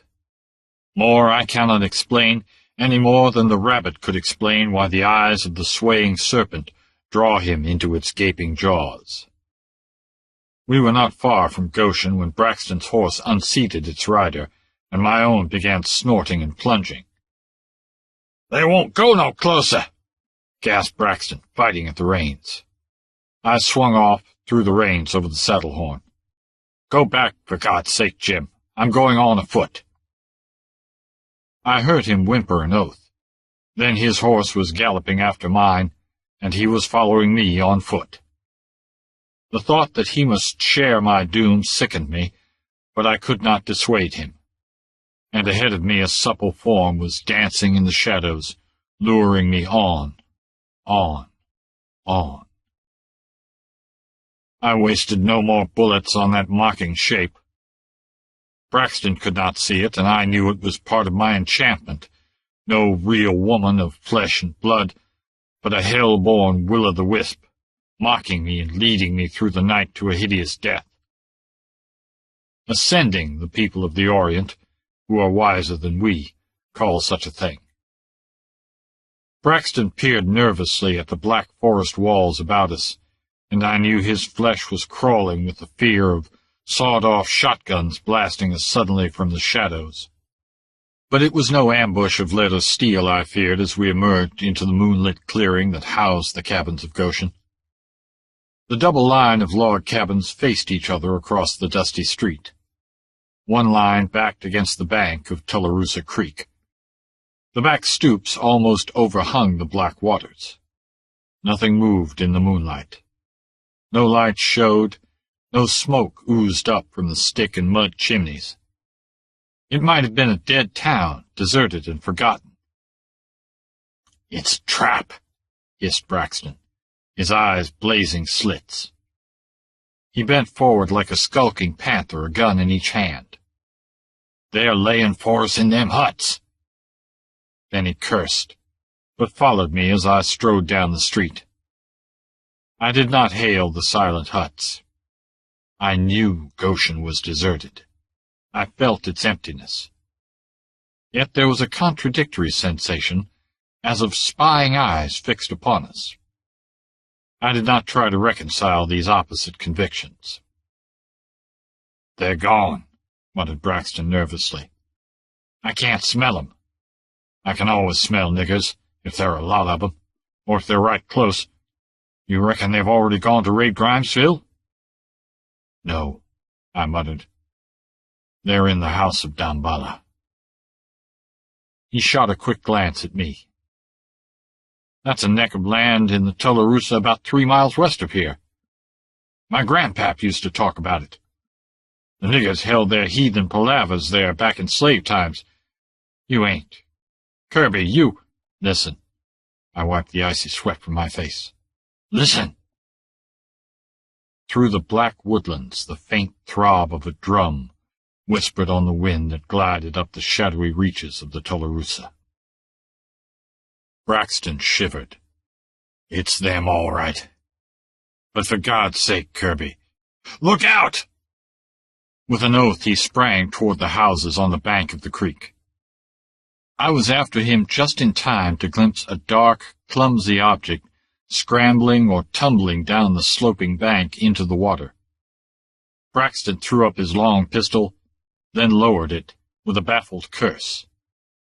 A faint splash marked the disappearance of the creature. The shiny black surface crinkled with spreading ripples. "What was it?" I demanded. "A nigger on his all fours," swore Braxton. His face was strangely pallid in the moonlight. "He was crouched between them cabins there, watching us." "It must have been an alligator." What a mystery is the human mind. I was arguing for sanity and logic. I, the blind victim of a compulsion beyond sanity and logic. "A nigger would have to come up for air." "He swum under the water and come up in the shadow of the bresh where we couldn't see him," maintained Braxton. "Now he'll go warn Saul Stark." "Never mind." The pulse was thrumming in my temples again, the roar of foaming waters rising irresistibly in my brain. "I'm going.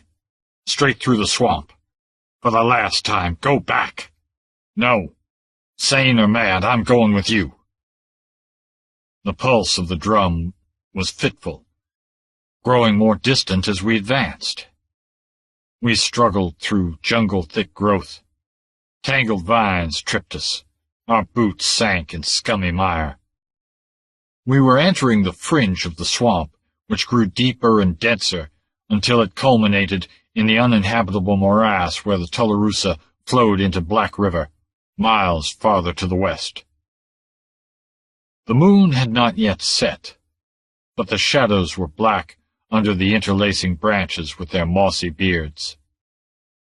We plunged into the first creek we must cross, one of the many muddy streams flowing into the Tularosa. The water was only thigh-deep, the moss-clogged bottom fairly firm. My foot felt the edge of a sheer drop, and I warned Braxton, "Look out for a deep hole. Keep right behind me."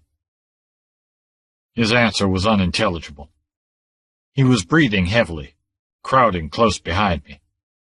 Just as I reached the sloping bank and pulled myself up by the slimy, projecting roots, the water was violently agitated behind me.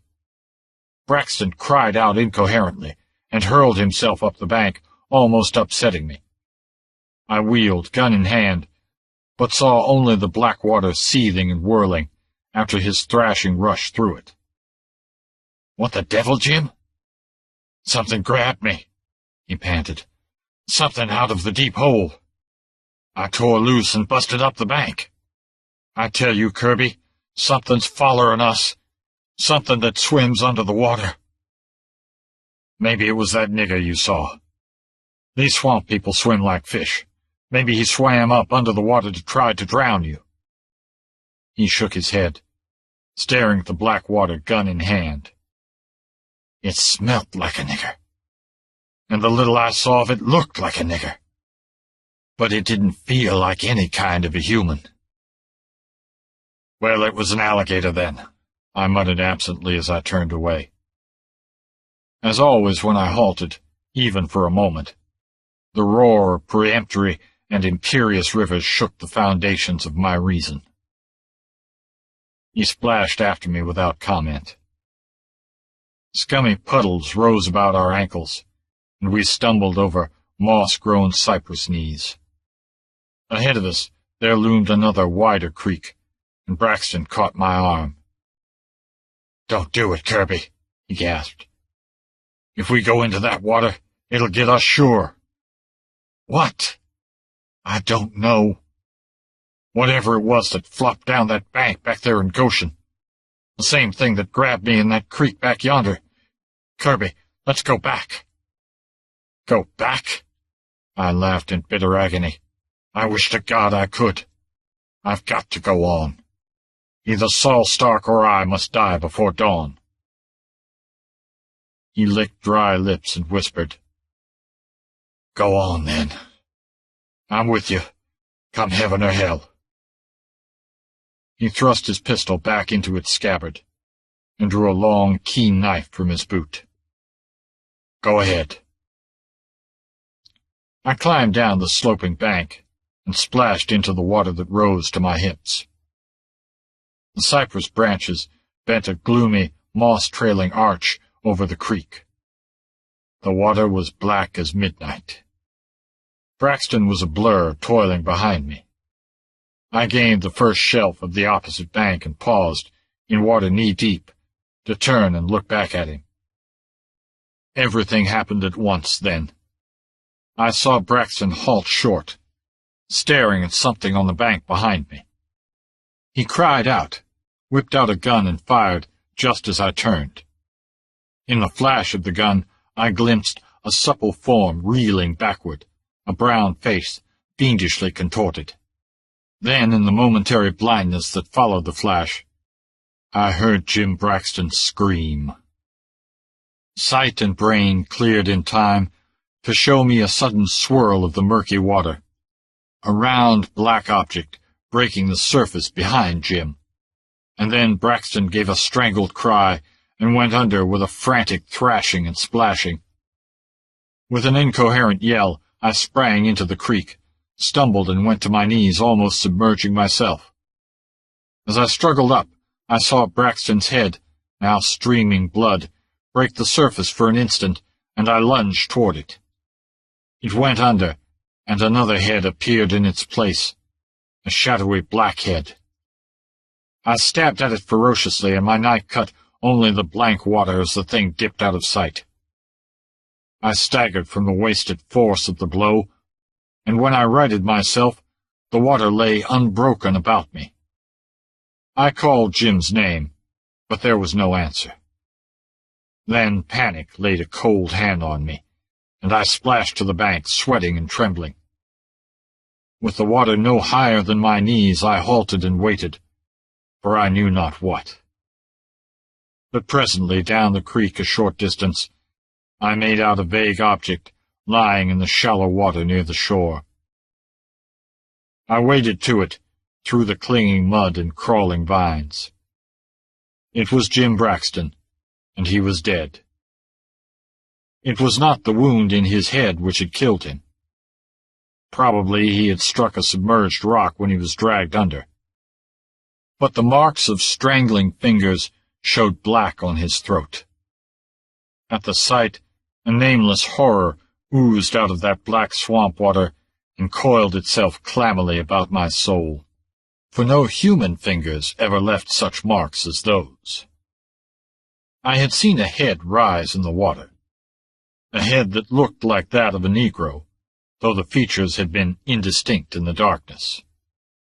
But no man, white or black, ever possessed the fingers that had crushed the life out of Jim Braxton.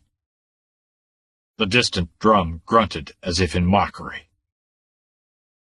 I dragged the body up on the bank and left it. I could not linger longer, for the madness was foaming in my brain again, driving me with white-hot spurs. But as I climbed the bank, I found blood on the bushes, and was shaken by the implication. I remembered the figure I had seen staggering in the flash of Braxton's gun.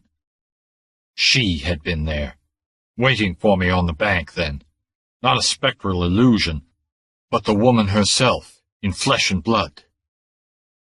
Braxton had fired at her and wounded her, but the wound could not have been mortal, for no corpse lay among the bushes, and the grim hypnosis that dragged me onward was unweakened.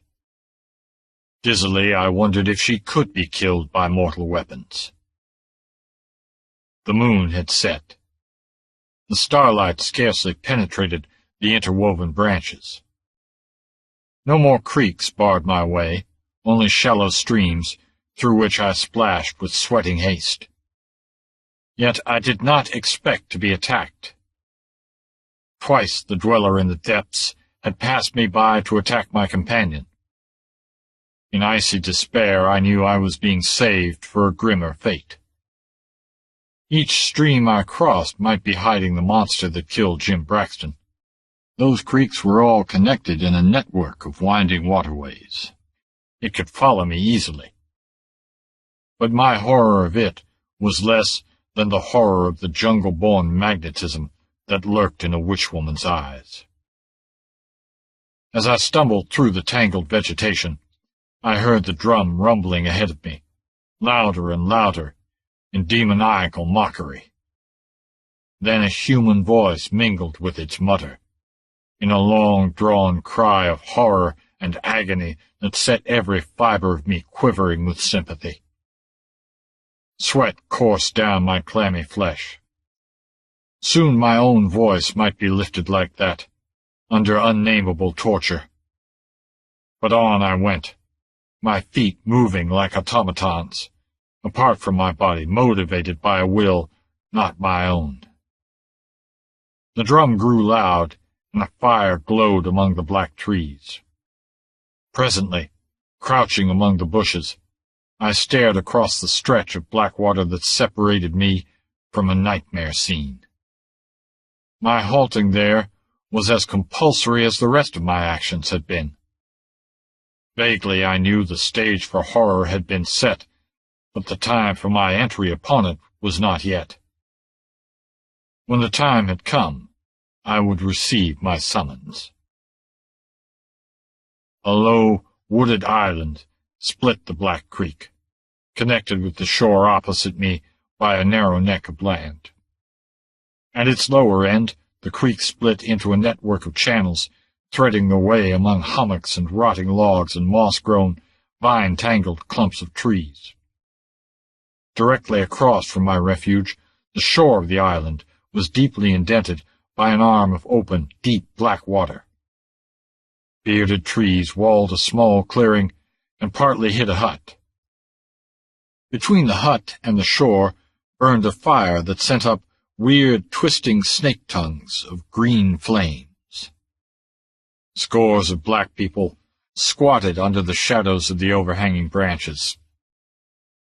When the green fire lit their faces, it lent them the appearance of drowned corpses.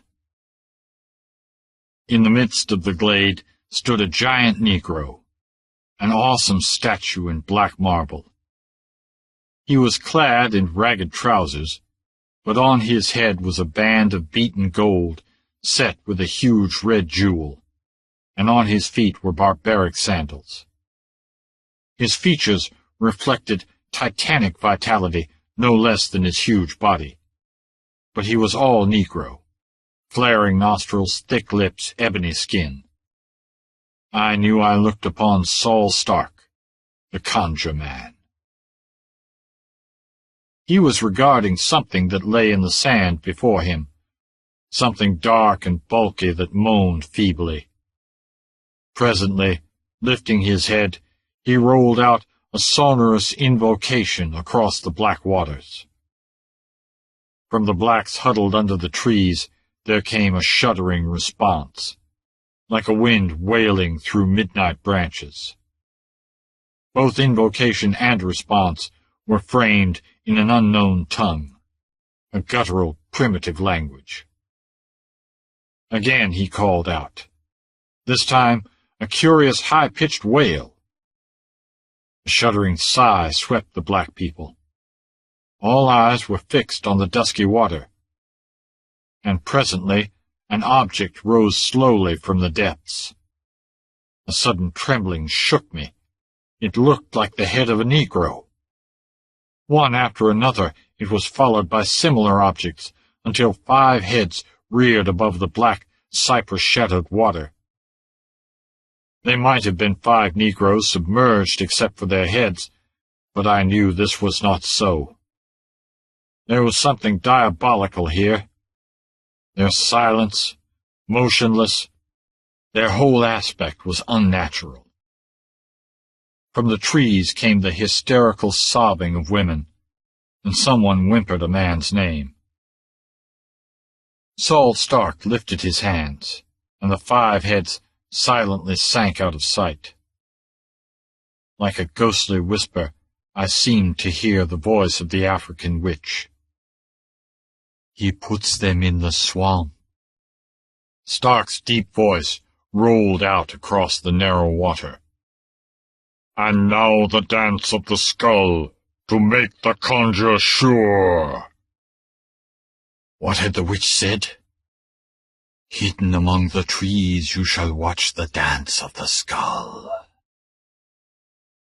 The drums struck up again, growling and rumbling. The blacks swayed on their haunches, lifting a wordless chant. Saul Stark paced measuredly about the figure on the sand, his arms weaving cryptic patterns.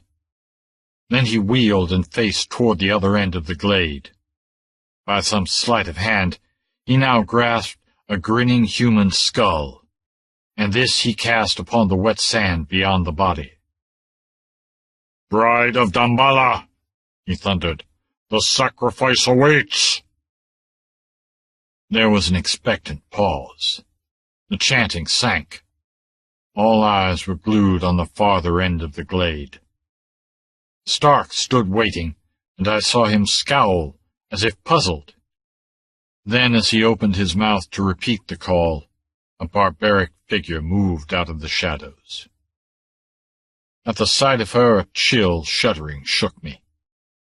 For a moment she stood motionless, the firelight glinting on her gold ornaments, her head hanging on her breast. A tense silence reigned, and I saw Saul Stark staring at her sharply. She seemed to be detached somehow, standing aloof and withdrawn, head bent strangely. Then, as if rousing herself, she began to sway with a jerky rhythm, and presently whirled into the mazes of a dance that was ancient when the ocean drowned the black kings of Atlantis. I cannot describe it. It was bestiality and diabolism set to motion, framed in a writhing, spinning whirl of posturing and gesturing that would have appalled a dancer of the Pharaohs.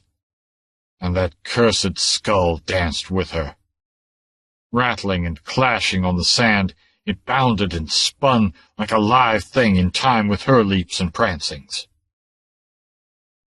But there was something amiss. I sensed it. Her arms hung limp, her drooping head swayed.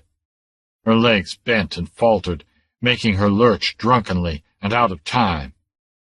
A murmur rose from the people, and bewilderment etched Saul Stark's black countenance. For the domination of a Conjure-Man is a thing hinged on a hair trigger. Any trifling dislocation of formula or ritual may disrupt the whole web of his enchantment. As for me, I felt the perspiration freeze on my flesh as I watched the grisly dance. The unseen shackles that bound me to that gyrating she-devil were strangling, crushing me. I knew she was approaching a climax when she would summon me from my hiding place, to wade through the black waters to the house of Damballa, to my doom. Now she whirled to a floating stop, and when she halted, poised on her toes, she faced toward the spot where I lay hidden, and I knew that she could see me as plainly as if I stood in the open. Knew, too, somehow, that only she knew of my presence. I felt myself toppling on the edge of the abyss. She raised her head, and I saw the flame of her eyes even at that distance. Her face was lit with awful triumph. Slowly she raised her hand, and I felt my limbs begin to jerk in response to that terrible magnetism. She opened her mouth, but from that open mouth sounded only a choking gurgle, and suddenly her lips were dyed crimson. And suddenly, without warning, her knees gave way, and she pitched headlong in the sands. And as she fell, so I too fell, sinking into the mire. Something burst in my brain with a shower of flame. And then I was crouching among the trees, weak and trembling, but with such a sense of freedom and lightness of limb as I never dreamed a man could experience. The black spell that gripped me was broken. The foul incubus lifted from my soul. It was as if light had burst upon a night blacker than African midnight. At the fall of the girl, a wild cry rose from the blacks, and they sprang up, trembling on the verge of panic. I saw their rolling white eyeballs, their bared teeth glistening in the firelight. Saul Stark had worked their primitive natures up to a pitch of madness, meaning to turn this frenzy, at the proper time, into a fury of battle. It could as easily turn into an hysteria of terror.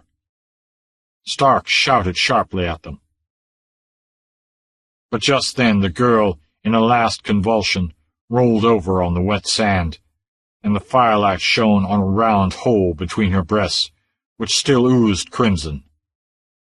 Jim Braxton's bullet had found its mark. From the first I had felt that she was not wholly human.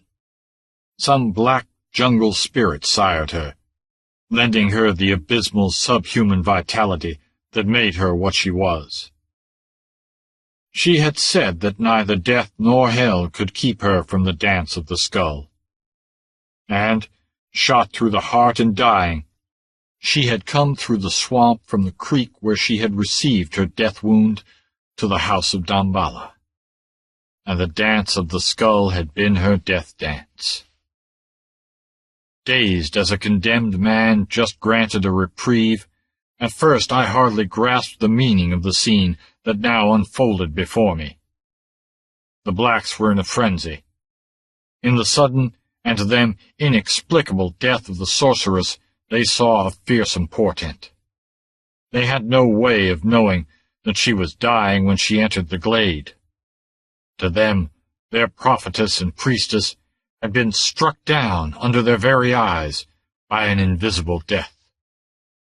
This was magic blacker than Saul Stark's wizardry, and obviously hostile to them. Like fear-maddened cattle, they stampeded. Howling, screaming, tearing at one another, they blundered through the trees, heading for the neck of land and the shore beyond. Saul Stark stood transfixed, heedless of them as he stared down at the brown girl, dead at last. And suddenly I came to myself, and with my awakened manhood came cold fury and the lust to kill. I drew a gun, and aiming in the uncertain firelight, pulled the trigger.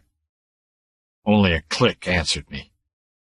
The powder in the cap and ball pistols was wet. Saul Stark lifted his head and licked his lips. The sound of flight faded in the distance, and he stood alone in the glade. His eyes rolled whitely toward the black woods around him. He bent, grasped the man-like object that lay on the sand, and dragged it into the hut. The instant he vanished, I started toward the island, wading through the narrow channels at the lower end. I had almost reached the shore when a mass of driftwood gave way with me, and I slid into a deep hole. Instantly the water swirled about me, and a head rose beside me. A dim face was close to mine, the face of a Negro, the face of Tunk Bixby. But now it was inhuman, as expressionless and soulless as that of a catfish, the face of a being no longer human, and no longer mindful of its human origin. Slimy, misshapen fingers gripped my throat, and I drove my knife into the sagging mouth, The features vanished in a wave of blood. Mutely the thing sank out of sight, and I hauled myself up on the bank, under the thick bushes. Stark had run from his hut, a pistol in his hand. He was staring wildly about, alarmed by the noise he had heard, but I knew he could not see me. His ashy skin glistened with perspiration. He who had ruled by fear was now ruled by fear. He feared the unknown hand that had slain his mistress, feared the Negroes who had fled from him, feared the abysmal swamp which had sheltered him, and the monstrosities he had created. He lifted a weird call that quavered with panic. He called again as only 4 heads broke the water, but he called in vain. But the 4 heads began to move toward the shore and the man who stood there. He shot them one after another. They made no effort to avoid the bullets. They came straight on, sinking one by one. He had fired 6 shots before the last head vanished. The shots drowned the sound of my approach. I was close behind him when he turned at last. I know he knew me. Recognition flooded his face, and fear went with it, at the knowledge that he had a human being to deal with. With a scream, he hurled his empty pistol at me and rushed after it with a lifted knife. I ducked, parried his lunge, and countered with a thrust that bit deep into his ribs. He caught my wrist, and I gripped his, and there we strained breast to breast. His eyes were like a mad dog's in the starlight, his muscles like steel cords. I ground my heel down on his bare foot, crushing the instep. He howled and lost balance, and I tore my knife hand free and stabbed him in the belly. Blood spurted, and he dragged me down with him. I jerked loose and rose just as he pulled himself up on his elbow and hurled his knife. It sang past my ear, and I stamped on his breast. His ribs caved in under my heel. In a red, killing haze I knelt, jerked back his head, and cut his throat ear to ear. There was a pouch of dry powder in his belt. Before I moved further, I reloaded my pistols. Then I went into the hut with a torch. And there I understood the doom the brown witch had meant for me. Tope Sorley lay moaning on a bunk. The transmutation that was to make him a mindless, soulless, semi-human dweller in the water was not complete, but his mind was gone. Some of the physical changes had been made. By what godless sorcery out of Africa's black abyss I have no wish to know. His body was rounded and elongated, his legs dwarfed. His feet were flattened and broadened, his fingers horribly long and webbed. His neck was inches longer than it should be. His features were not altered, but the expression was no more human than that of a great fish. And there, but for the loyalty of Jim Braxton, lay Kirby Buckner. I placed my pistol muzzle against Tope's head in grim mercy and pulled the trigger. And so the nightmare closed, and I would not drag out the grisly narration. The white people of Canaan never found anything on the island except the bodies of Saul Stark and the brown woman. They think to this day that a swamp Negro killed Jim Braxton after he had killed the brown woman, and that I broke up the threatened uprising by killing Saul Stark. I let them think it. They will never know the shapes the black water of Tularosa hides. That is a secret I share with the cowed and terror-haunted black people of Goshen, and of it neither they nor I have ever spoken. Howard's original synopsis for Black Canaan. Kirby Buckner, gambling and roughing it in New Orleans, received a warning from an old Negro hag who had gotten the news in some mysterious African way. Trouble on Black River, He knew that meant the Negroes were restless in the pine-covered back country, and returned at once by steamboat and by horse to that isolated country lying between Black River and Niggerhead Creek, a country of pines and cypresses, of forests and swamps, where the people lived their own lives and followed their own laws, a hardy breed, sons of the frontiersmen. According to tradition, half a century old, a Buckner horse was always kept in the stable at Sharpsville. Buckner rode the 15 miles that lay between the steamboat landing and the village of Grimesville, crossing Niggerhead Creek, which ran into Cypress Creek, which in turn ran into Black River, forming an irregular triangle which practically isolated the inhabitants. Niggerhead Creek had once had another name, but since a Negro rebellion years before, when the head of the ringleader had been nailed to a tree at the crossing, it had been known as Niggerhead. It was a black, narrow creek, lined with trees hung with Spanish moss. On the other side, among the pines, he met a strange quadroon woman who spoke with a Spanish accent and tried to lure him deep into the woods. When she failed, he was attacked by 3 Negroes. He had only a pair of dueling pistols and his bowie knife. One he shot, but the cap had slipped from the other pistol. He wounded another with his knife, and the other fled. Riding on, it being then just about dawn, he encountered Esau McBride, one of the villagers, who had heard the shot and was investigating. They said that the Negroes in the village on Cypress Creek had been acting strangely recently, and spoke of drums beating in the swamps and chants of wild worship. They attributed the unrest to a strange Negro from South Carolina, Saul Claver. With him had come a brazen young wench, sister, wife, or daughter, none knew. Pigeons from Hell. Chapter 1. The Whistler in the Dark. Griswold awoke suddenly, every nerve tingling with a premonition of imminent peril. He stared about wildly, unable at first to remember where he was or what he was doing there. Moonlight filtered in through the dusty windows, and the great empty room with its lofty ceiling and gaping black fireplace was spectral and unfamiliar. Then, as he emerged from the clinging cobwebs of his recent sleep, he remembered where he was and how he came to be there. He twisted his head and stared at his companion. Sleeping on the floor near him, John Branner was but a vaguely bulking shape in the darkness that the moon scarcely grayed. Griswold tried to remember what had awakened him. There was no sound in the house, no sound outside except for the mournful hoot of an owl far away in the piney woods. Now he had captured the elusive memory. It was a dream, a nightmare so filled with dim terror that it had frightened him awake.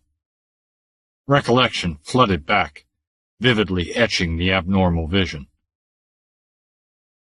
Or was it a dream?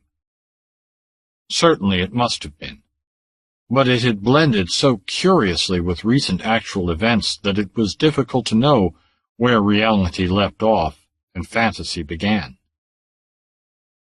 Dreaming, he had seemed to relive his past few waking hours in accurate detail.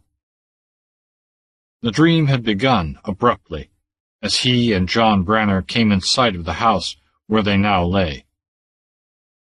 They had come rattling and bouncing over the stumpy, uneven old road that led through the pinelands, he and John Branner, wandering far afield from their New England home, in search of vacation pleasure.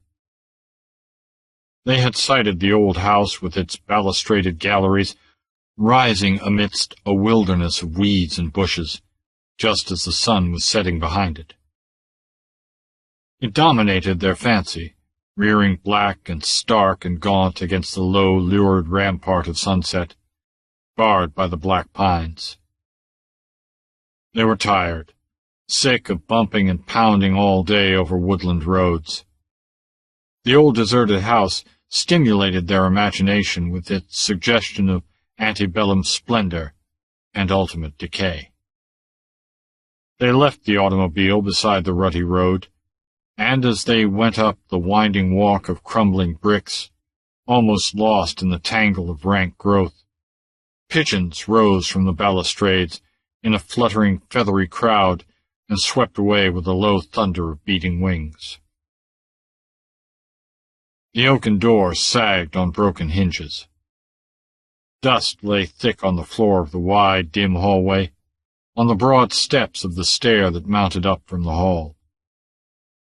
They turned into a door opposite the landing and entered a large room, empty, dusty with cobwebs shining thickly in the corners. Dust lay thick over the ashes in the great fireplace. They discussed gathering wood and building a fire, but decided against it. As the sun sank, darkness came quickly, the thick, black, absolute darkness of the pinelands. They knew that rattlesnakes and copperheads haunted southern forests, and they did not care to go groping for firewood in the dark. They ate frugally from tins, then rolled in their blankets fully clad before the empty fireplace, and went instantly to sleep. This, in part, was what Griswold had dreamed.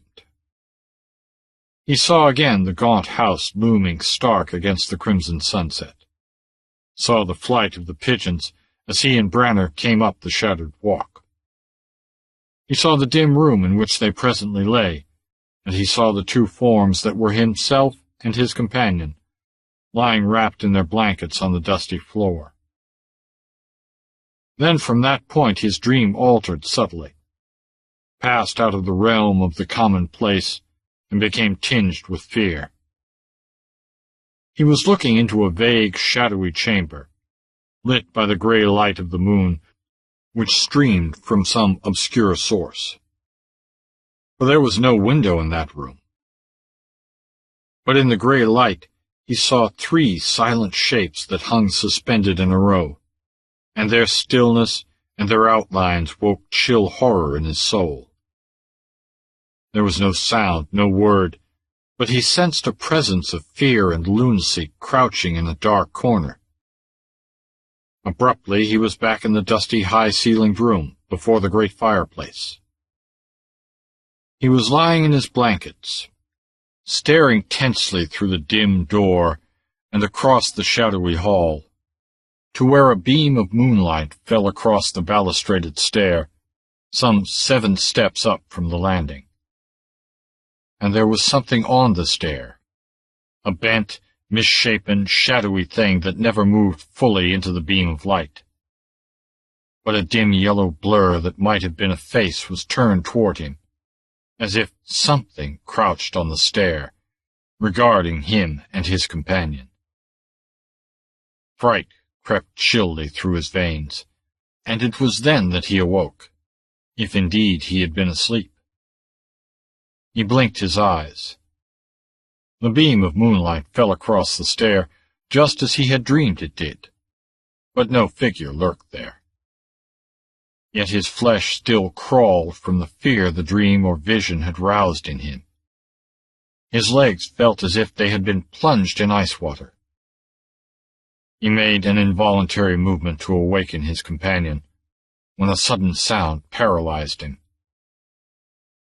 It was the sound of whistling on the floor above. Eerie and sweet it rose, not carrying any tune, but piping shrill and melodious. Such a sound in a supposedly deserted house was alarming enough, but it was more than the fear of a physical invader that held Griswold frozen. He could not himself have defined the horror that gripped him. But Branner's blankets rustled, and Griswold saw he was sitting upright. His figure bulked dimly in the soft darkness, the head turned toward the stair as if the man were listening intently. More sweetly and more subtly evil rose that weird whistling. "John," whispered Griswold from dry lips. He had meant to shout, to tell Branner that there was somebody upstairs, somebody who could mean them no good, that they must leave the house at once. But his voice died dryly in his throat. Branner had risen. His boots clumped on the floor as he moved toward the door.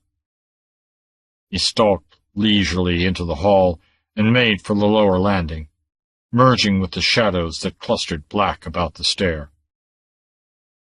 Griswold lay incapable of movement, his mind a whirl of bewilderment. Who was that whistling upstairs? Griswold saw him pass the spot where the moonlight rested. He saw his head tilted back as if he were looking at something Griswold could not see, above and beyond the stair. But his face was like that of a sleepwalker. He moved across the bar of moonlight and vanished from Griswold's view, even as the latter tried to shout to him to come back. A ghastly whisper was the only result of his effort.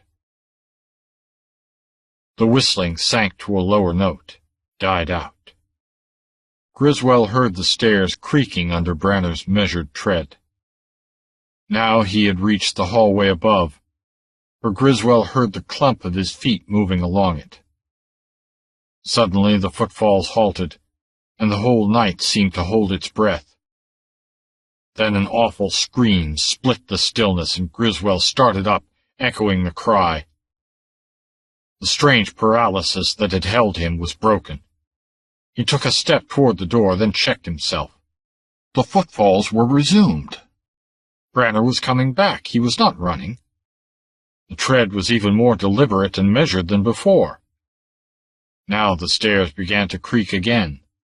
A groping hand, moving along the balustrade, came into the bar of moonlight. Then another, and a ghastly thrill went through Griswold as he saw that the other hand gripped a hatchet which dripped blackly. Was that Branner who was coming down that stair?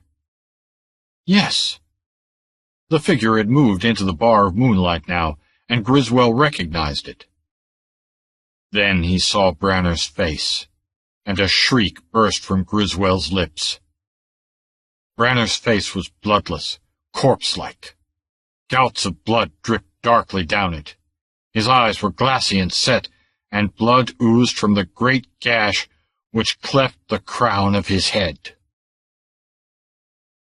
Griswold never remembered exactly how he got out of that accursed house.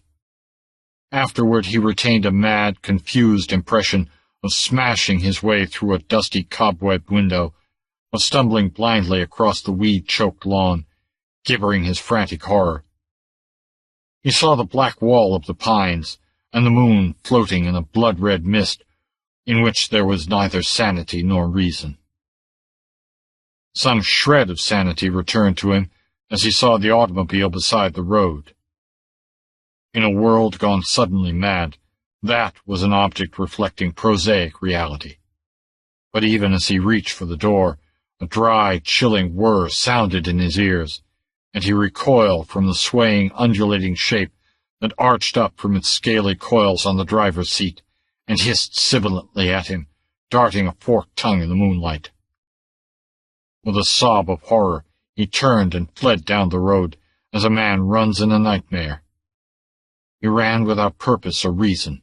His numbed brain was incapable of conscious thought. He merely obeyed the blind, primitive urge to run until he fell exhausted. The black walls of the pines flowed endlessly past him, so he was seized with the illusion that he was getting nowhere. But presently a sound penetrated the fog of his terror, the steady, inexorable patter of feet behind him. Turning his head, he saw something loping after him. Wolf or dog, he could not tell which, but its eyes glowed like balls of green fire. With a gasp he increased his speed, reeled around a bend in the road, and heard a horse snort, saw it rear and heard its rider curse, saw the gleam of blue steel in the man's lifted hand. He staggered and fell, catching at the rider's stirrup. "For God's sake, help me!" he panted. "The thing! It killed Brenner! It's coming after me! Look!" Twin balls of fire gleamed in the fringe of bushes at the turn of the road. The rider swore again, and on the heels of his profanity came the smashing report of his six-shooter, again and yet again. The fire sparks vanished, and the rider, jerking his stirrup free from Griswold's grasp, spurred his horse at the bend. Griswold staggered up, shaking in every limb. The rider was out of sight only a moment. Then he came galloping back. "Took to the brush. Timber wolf, I reckon, though I never heard of one chasing a man before. Do you know what it was?" Griswold could only shake his head weakly. The rider, etched in the moonlight, looked down at him, smoking pistol still lifted in his right hand. He was a compactly built man of medium height, and his broad-brimmed planter's hat and his boots marked him as a native of the country as definitely as Griswold's garb stamped him as a stranger. "What's this all about, anyway?" "I don't know," Griswold answered helplessly. "My name's Griswold. John Branner, my friend who was traveling with me. We stopped at a deserted house back down the road to spend the night. Something—" At the memory he was choked by a rush of horror. "My God!" he screamed. "I must be mad. Something came and looked over the balustrade of the stairs, something with a yellow face. I thought I dreamed it, but it must have been real.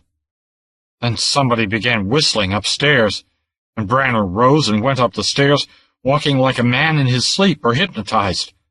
I heard him scream, or somebody screamed. Then he came down the stair again with a bloody hatchet in his hand, and, my God, sir, he was dead. His head had been split open. I saw his brains and clotted blood oozing down his face, and his face was that of a dead man, but he came down the stair. As God is my witness, John Branner was murdered in that dark upper hallway, and then his dead body came stalking down the stair with a hatchet in his hand to kill me." The rider made no reply. He sat his horse like a statue, outlined against the stars, and Griswold could not read his expression, his face shadowed by his hat brim. "You think I'm mad," he said hopelessly. "Perhaps I am." "I don't know what to think," answered the rider. "If it was any house but the old Blassonville Manor, well, we'll see. My name's Buckner. I'm sheriff of this county. Took a nigger over to the county seat in the next county and was riding back late." He swung off his horse and stood beside Griswold, shorter than the lanky New Englander, but much harder knit. There was a natural manner of decision and certainty about him, and it was easy to believe that he would be a dangerous man in any sort of fight. "Are you afraid to go back to the house?" he asked, and Griswold shuddered but shook his head, the dogged tenacity of Puritan ancestors asserting itself. "The thought of facing that horror again turns me sick, but poor Branner," choked again. "We must find his body." "My God," he cried, unmanned by the abysmal horror of the thing. "What will we find? If a dead man walks, what—" "We'll see." The sheriff caught the reins in the crook of his left elbow and began filling the empty chambers of his big blue pistol as they walked along. As they made the turn, Griswold's blood was ice at the thought of what they might see lumbering up the road with bloody, grinning death mask. But they saw only the house looming spectrally among the pines down the road. A strong shudder shook Griswold. God, how evil that house looks against those black pines. It looked sinister from the very first, when we went up the broken walk and saw those pigeons fly up from the porch. "Pigeons?" Buckner cast him a quick glance. "You saw the pigeons?" "Why, yes. Scores of them perching on the porch railing." They strode on for a moment in silence before Buckner said abruptly, "I've lived in this country all my life. I've passed the old Blassonville place 1,000 times, I reckon, at all hours of the day and night. But I never saw a pigeon anywhere around it, or anywhere else in these woods." "There were scores of them," repeated Griswold, bewildered. "I've seen men who swore they'd seen a flock of pigeons perched along the balusters just at sundown," said Buckner slowly. "Niggers, all of them except one man, a tramp. He was building a fire in the yard, aiming to camp there that night. I passed along there about dark, and he told me about the pigeons. I came back by there the next morning. The ashes of his fire were there, and his tin cup and skillet where he'd fried pork, and his blankets looked like they'd been slept in. Nobody ever saw him again. That was 12 years ago. The niggers say they can see the pigeons, but no nigger would pass along this road between sundown and sunup. They say the pigeons are the souls of the Blassonvilles, let out of hell at sunset.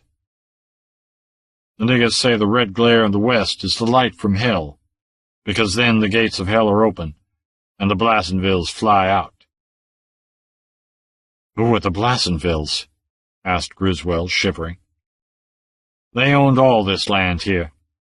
French-English family. Came here from the West Indies before the Louisiana Purchase. The Civil War ruined them like it did so many. Some were killed in the war. Most of the others died out. Nobody's lived in the manor since 1890, when Miss Elizabeth Blassonville, last of the line, fled from the house one night like it was a plague spot and never came back to it. This your auto?" They halted beside the car, and Griswold stared morbidly at the grim house. Its dusty panes were empty and blank, but they did not seem blind to him. It seemed to him that ghastly eyes were fixed hungrily on him through those darkened panes. Buckner repeated his question. "Yes. Be careful. There's a snake on the seat. Or there was." "Not there now," grunted Buckner, tying his horse and pulling an electric torch out of the saddlebag. "Well, let's have a look." He strode up the broken brick walk, as matter-of-factly as if he were paying a social call on friends. Griswold followed close at his heels, his heart pounding suffocatingly. The scent of decay and moldering vegetation blew on the faint wind, and Griswold grew faint with nausea that rose from a frantic abhorrence of these black woods, these ancient plantation houses that hid forgotten secrets of slavery and bloody pride and mysterious intrigues. He had thought of the South as a sunny, lazy land washed by soft breezes laden with spice and warm blossoms, where life ran tranquilly to the rhythm of black folk singing in sun-bathed cotton fields. But now he had discovered another unsuspected side, a dark, brooding, fear-haunted side, and the discovery repelled him. The oaken door sagged as it had before. The blackness of the interior was intensified by the beam of Buckner's light playing on the sill. That beam sliced through the darkness of the hallway and roved up the stair, and Griswold held his breath, clenching his fists. But no shape of lunacy leered down at them. Buckner went in, walking light as a cat, torch in one hand, gun in the other. As he swung his light into the room across from the stairway, Griswold cried out, and cried out again, almost fainting with the intolerable sickness at what he saw. A trail of blood drops led across the floor, crossing the blankets Branner had occupied, which lay between the door and those in which Griswold had lain. And Griswold's blankets had a terrible occupant. John Branner lay there, face down, his cleft head revealed in merciless clarity in the steady light.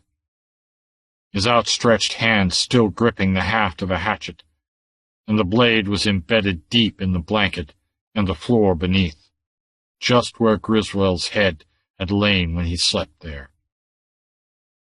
A momentary rush of blackness engulfed Griswold. He was not aware that he staggered or that Buckner caught him. When he could see and hear again, he was violently sick and hung his head against the mantel, retching miserably. Buckner turned the light full on him, making him blink. Buckner's voice came from behind the blinding radiance, the man himself unseen.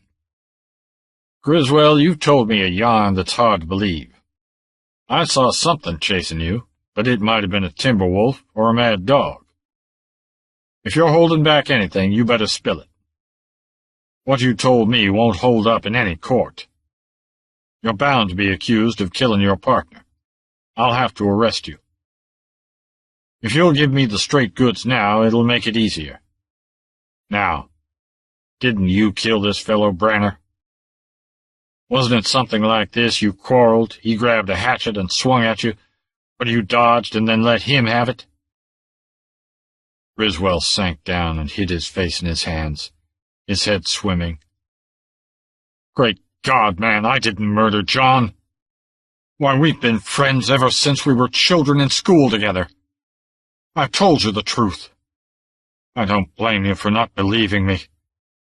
But God help me, it is the truth." The light swung back to the gory head again, and Griswold closed his eyes. He heard Buckner grunt. "I believe this hatchet in his hand is the one he was killed with. Blood and brains plastered on the blade, and hair sticking to it. Hair's exactly the same color as his. This makes it tough for you, Griswold." "How so?" the New Englander asked dully. "Knocks any plea of self-defense in the head. Branner couldn't have swung at you with this hatchet after you split his skull with it. You must have pulled the axe out of his head, stuck it into the floor, and clamped his fingers on it to make it look like he'd attacked you. And it would have been damn clever if you'd used another hatchet." "But I didn't kill him," groaned Griswold. "I have no intention of pleading self-defense." "That's what puzzles me," Buckner admitted frankly, straightening. "What murderer would rig up such a crazy story as you've told me to prove his innocence? Average killer would have told a logical yarn, at least. Blood drops leading from the door. Body was dragged. No, couldn't have been dragged. The floor isn't smeared. You must have carried it here after killing him in some other place. But in that case, why isn't there any blood on your clothes? Of course, you could have changed clothes and washed your hands, but the fellow hasn't been dead long." "He walked downstairs and across the room," said Griswold hopelessly. "He came to kill me. I knew he was coming to kill me when I saw him lurching down the stair. He struck where I would have been if I hadn't awakened. That window, I burst out it. You see, it's broken." "I see.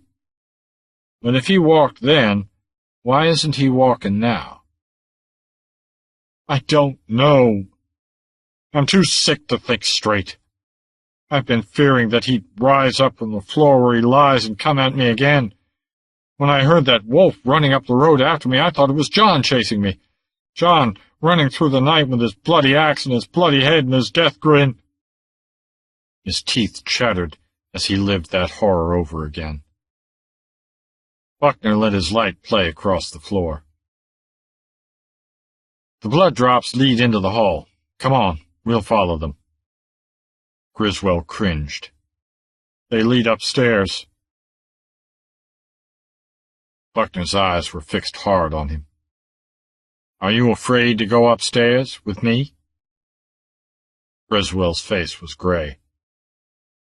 "Yes, but I'm going, with you or without you. The thing that killed poor John may still be hiding up there."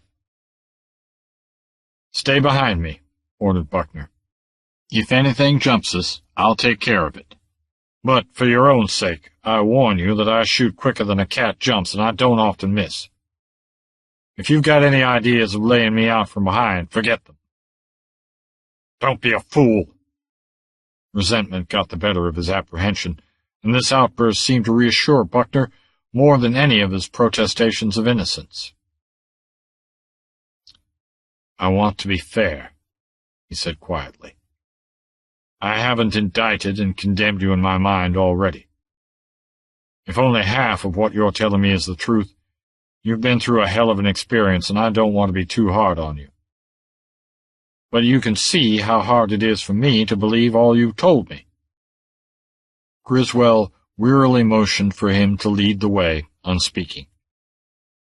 They went out into the hall, paused at the landing. A thin string of crimson drops, distinct in the thick dust, led up the steps. "Man's tracks in the dust," grunted Buckner. "Go slow. I've got to be sure of what I see, because we're obliterating them as we go up. One set going up, one set coming down. Same man. Not your tracks. Branner was a bigger man than you are. Blood drops all the way. Blood on the banisters like a man had laid his bloody hand there. A smear of stuff that looks... brains. Now what? He walked down the stair a dead man," shuddered Griswold, "groping with one hand, the other gripping the hatchet that killed him." "Or was carried," muttered the sheriff. "But if somebody carried him, where are the tracks?"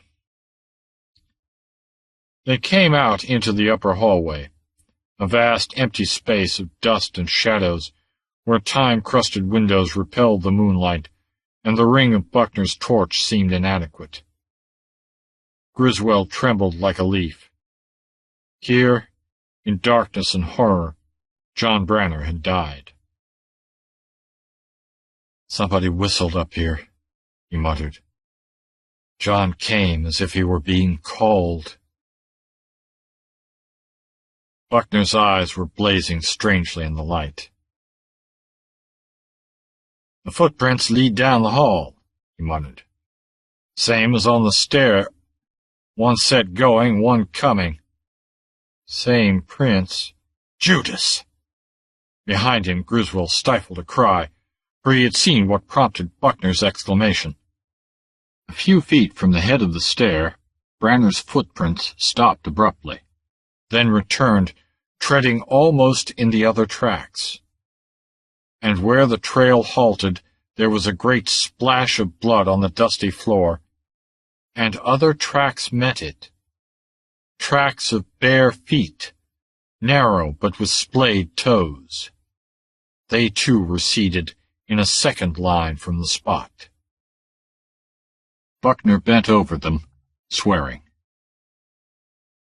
"The tracks meet, and where they meet there's blood and brains on the floor. Branner must have been killed on that spot, with a blow from a hatchet. Bare feet coming out of the darkness to meet shod feet, then both turned away again. The shod feet went downstairs, the bare feet went back down the hall." He directed his light down the hall. The footprints faded into darkness beyond the reach of the beam. On either hand, the closed doors of chambers were cryptic portals of mystery. "Suppose your crazy tale was true," Buckner muttered, half to himself. "These aren't your tracks. They look like a woman's. Suppose somebody did whistle, and Branner went upstairs to investigate. Suppose somebody met him here in the dark and split his head. The signs and tracks would have been, in that case, just as they really are. But if that's so, why isn't Branner lying here where he was killed?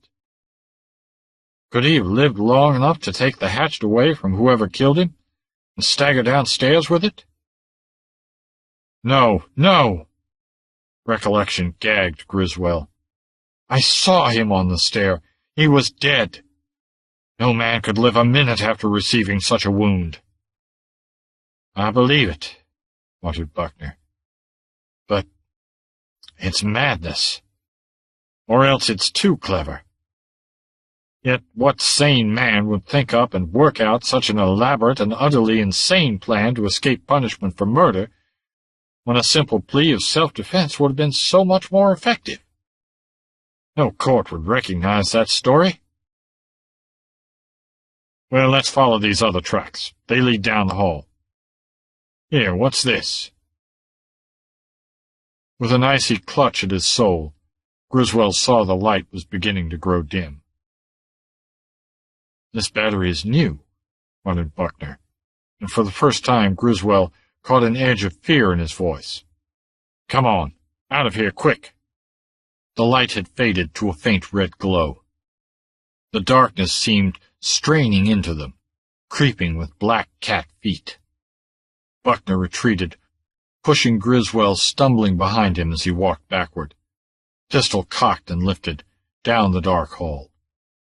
In the growing darkness, Griswold heard what sounded like the stealthy opening of a door, and suddenly the blackness about them was vibrant with menace.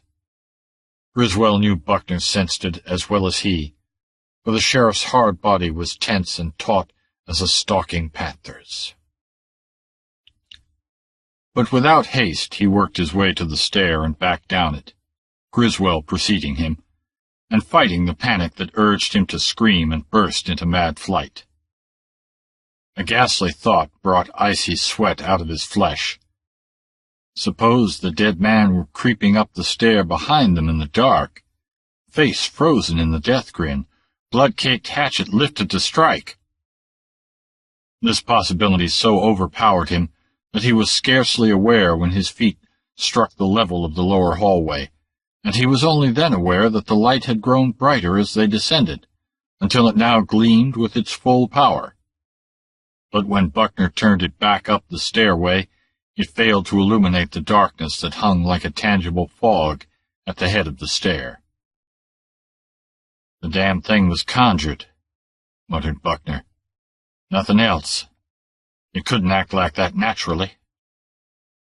Turn the light into the room, begged Griswold.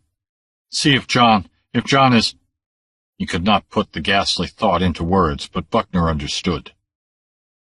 He swung the beam around, and Griswold had never dreamed that the sight of a gory body of a murdered man could bring such relief.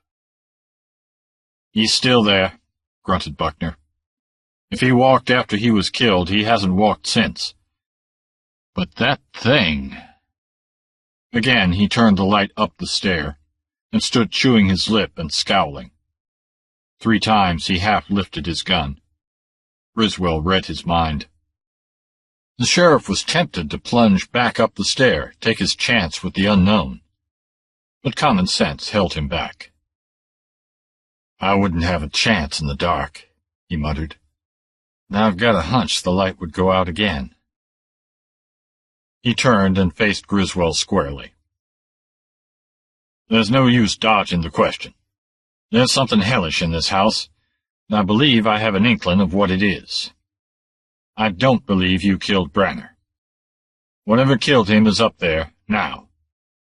There's a lot about your yarn that don't sound sane, but there's nothing sane about a flashlight going out like this one did. I don't believe that thing upstairs is human. I never met anything I was afraid to tackle in the dark before, but I'm not going up there until daylight. It's not long until dawn. We'll wait for it out there on that gallery. The stars were already paling when they came out on the broad porch. Buckner seated himself on the balustrade facing the door, his pistol dangling in his fingers. Griswold sat down near him and leaned back against a crumbling pillar. He shut his eyes, grateful for the faint breeze that seemed to cool his throbbing brain. He experienced a dull sense of unreality. He was a stranger in a strange land, a land that had become suddenly imbued with black horror. The shadow of the noose hovered above him, and in that dark house lay John Branner with his butchered head. Like the figments of a dream, these facts spun and eddied in his brain until all merged in a gray twilight as sleep came uninvited to his weary soul. He awoke to a cold white dawn and full memory of the horrors of the night. Mists curled about the stems of the pines, crawled in smoky wisps up the broken walk. Buckner was shaking him. "Wake up! It's daylight." Griswold rose, wincing at the stiffness of his limbs. His face was gray and old. "I'm ready. Let's go upstairs." "I've already been." Buckner's eyes burned in the early dawn. "I didn't wake you up. I went as soon as it was light. I found nothing." "The tracks of the bare feet, gone." "Gone?" "Yes, gone. The dust had been disturbed all over the hall from the point where Branner's tracks ended, swept into corners. No chance of tracking anything there now. Something obliterated those tracks while we sat here, and I didn't hear a sound. I've gone through the whole house, not a sign of anything." Griswold shuddered at the thought of himself sleeping alone on the porch while Buckner conducted his exploration.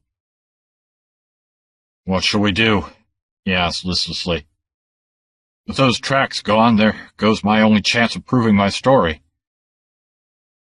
"We'll take Branner's body into the county seat," answered Buckner. "Let me do the talking.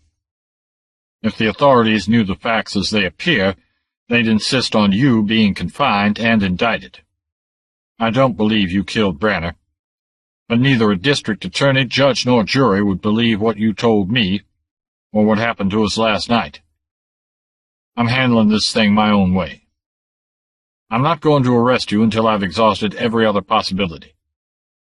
Say nothing about what's happened here when we get to town. I'll simply tell the district attorney that John Branner was killed by a party or parties unknown, and that I'm working on the case. Are you game to come back with me to this house and spend the night here, sleeping in that room as you and Branner slept last night?" Griswold went white, but answered as stoutly as his ancestors might have expressed their determination to hold their cabins in the teeth of the Pequots. "I'll do it. Let's go, then. Help me pack the body out to your auto." Griswold's soul revolted at the sight of John Branner's bloodless face in the chill white dawn, and the feel of his clammy flesh. The gray fog wrapped wispy tentacles about their feet as they carried their grisly burden across the lawn. Chapter 2. The Snake's Brother. Again the shadows were lengthening over the pine lands, and again 2 men came bumping along the old road in a car with a New England license plate. Buckner was driving. Griswold's nerves were too shattered for him to trust himself at the wheel. He looked gaunt and haggard, and his face was still pallid. The strain of the day spent at the county seat was added to the horror that still rode his soul like the shadow of a black-winged vulture. He had not slept, had not tasted what he had eaten. "I told you I'd tell you about the Blassonvilles," said Buckner. "They were proud folks, haughty, and pretty damn ruthless when they wanted their way. They didn't treat their niggers as well as the other planters did. Got their ideas in the West Indies, I reckon. There was a streak of cruelty in them, especially Miss Celia, the last one of the family to come to these parts. That was long after the slaves had been freed, but she used to whip her mulatto maid just like she was a slave, the old folks say. The niggers said when a Blassonville died, the devil was always waiting for him out in the Black Pines. Well, after the Civil War, they died off pretty fast, living in poverty on the plantation, which was allowed to go to ruin. Finally, only 4 girls were left, sisters, living in the old house and eking out a bare living with a few niggers living in the old slave huts and working the fields of the share. They kept to themselves, being proud and ashamed of their poverty. Folks wouldn't see them for months at a time. When they needed supplies, they sent a nigger to town after them. But folks knew about it when Miss Celia came to live with them. She came from somewhere in the West Indies, where the whole family originally had its roots. A fine, handsome woman, they say, in the early 30s. But she didn't mix with folks any more than the girls did. She brought a mulatto maid with her, and the Blassenville cruelty cropped out in her treatment of this maid. I knew an old nigger years ago who swore he saw Miss Celia tie this girl up to a tree, stark naked, and whip her with a horsewhip. Nobody was surprised when she disappeared. Everybody figured she'd run away, of course. Well, one day in the spring of 1890, Miss Elizabeth, the youngest girl, came into town for the first time in maybe a year. She came after supplies, said the niggers had all left the place. Talked a little more, too, a bit wild. Said Miss Celia had gone without leaving any word. Said her sisters thought she'd gone back to the West Indies, but she believed her aunt was still in the house. She didn't say what she meant, just got her supplies and pulled out for the manor. A month went past, and a nigger came into town and said that Miss Elizabeth was living at the manor alone. Said her 3 sisters weren't there any more, that they'd left one by one without giving any word or explanation. She didn't know where they'd gone and was scared to stay there alone, but didn't know where else to go. She'd never known anything but the manor, and had neither relatives nor friends. But she was in mortal terror of something. The nigger said she locked herself in her room at night and kept candles burning all night. It was a stormy spring night when Miss Elizabeth came tearing into town on the one horse she owned, nearly dead from fright. She fell from her horse in the square. When she could talk, she said she'd found a secret room in the manor that had been forgotten for 100 years. And she said that there she found her 3 sisters, dead, and hanging by their necks from the ceiling. She said something chased her and nearly brained her with an axe as she ran out the front door, but somehow she got to the horse and got away. She was crazy with fear, and didn't know what it was that chased her, said it looked like a woman with a yellow face. About 100 men rode out there right away. They searched the house from top to bottom, but they didn't find any secret room or the remains of the sisters. But they did find a hatchet sticking in the door jamb downstairs, with some of Miss Elizabeth's hairs stuck on it, just as she'd said. She wouldn't go back there and show them how to find the secret door. Almost went crazy when they suggested it. When she was able to travel, the people made up some money and loaned it to her. She was still too proud to accept charity, and she went to California. She never came back, but later it was learned, when she sent back to repay the money they'd loaned her, that she'd married out there. Nobody ever bought the house. It stood there just as she'd left it, and as the years passed, folks stole all the furnishings out of it. Poor white trash, I reckon. A nigger wouldn't go about it.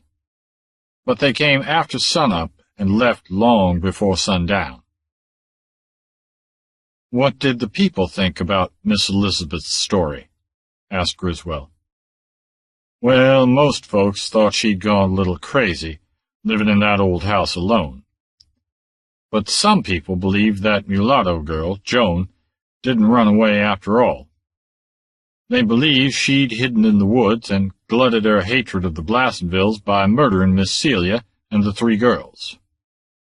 They beat up the woods with bloodhounds, but never found a trace of her. If there was a secret room in the house, she might have been hiding there, if there was anything to that theory. She couldn't have been hiding there all these years, muttered Griswold. Anyway, the thing in the house now isn't human. Buckner wrenched the wheel around and turned into a dim trace that left the main road and meandered off through the pines. Where are you going? There's an old nigger that lives off this way a few miles. I want to talk to him. We're up against something that takes more than white man's sense.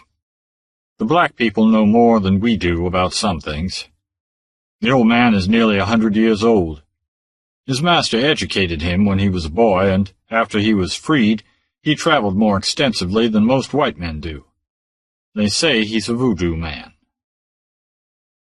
Griswold shivered at the phrase, staring uneasily at the green forest walls that shut them in.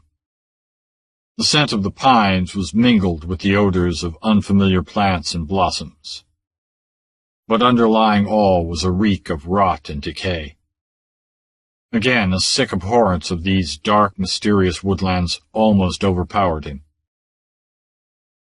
"Voodoo," he muttered. "I'd forgotten about that. I never could think of black magic in connection with the South. To me, witchcraft was always associated with old crooked streets and waterfront towns, overhung by gabled roofs that were old when there were hanging witches in Salem. Dark, musty alleys where black cats and other things might steal at night. Witchcraft always meant the old towns of New England to me. But all this is more terrible than any New England legend.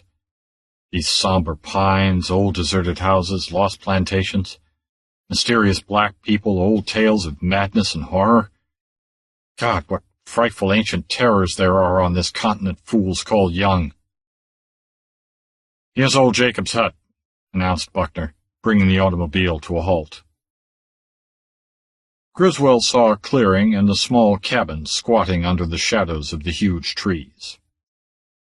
There pines gave way to oaks and cypresses, bearded with gray trailing moss, and behind the cabin lay the edge of a swamp that ran away under the dimness of the trees, choked with rank vegetation.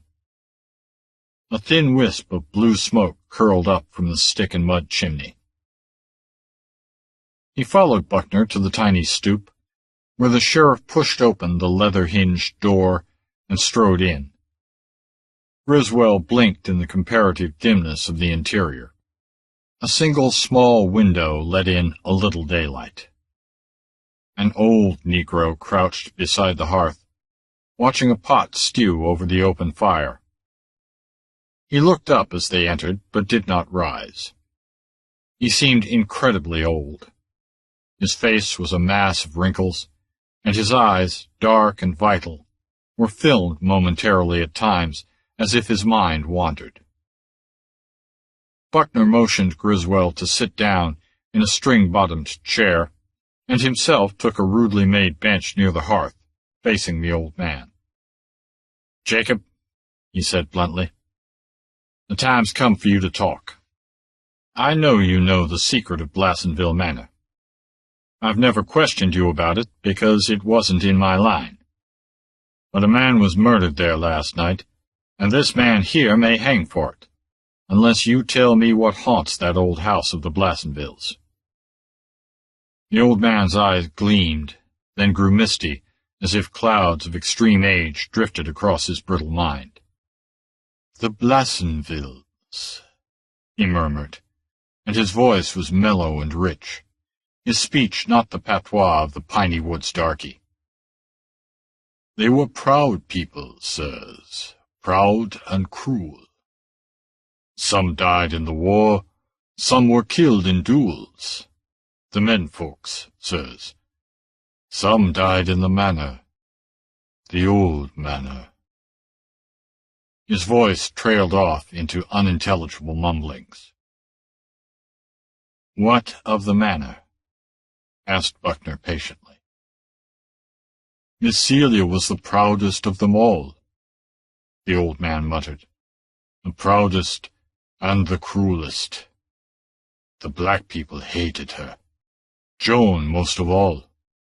Joan had white blood in her, and she was proud too. Miss Celia whipped her like a slave." "What is the secret of Blassonville Manor?" persisted Buckner. The film faded from the old man's eyes. They were dark as moonlit wells. "What secret, sir? I do not understand." "Yes, you do. For years that old house has stood there with its mystery. You know the key to its riddle."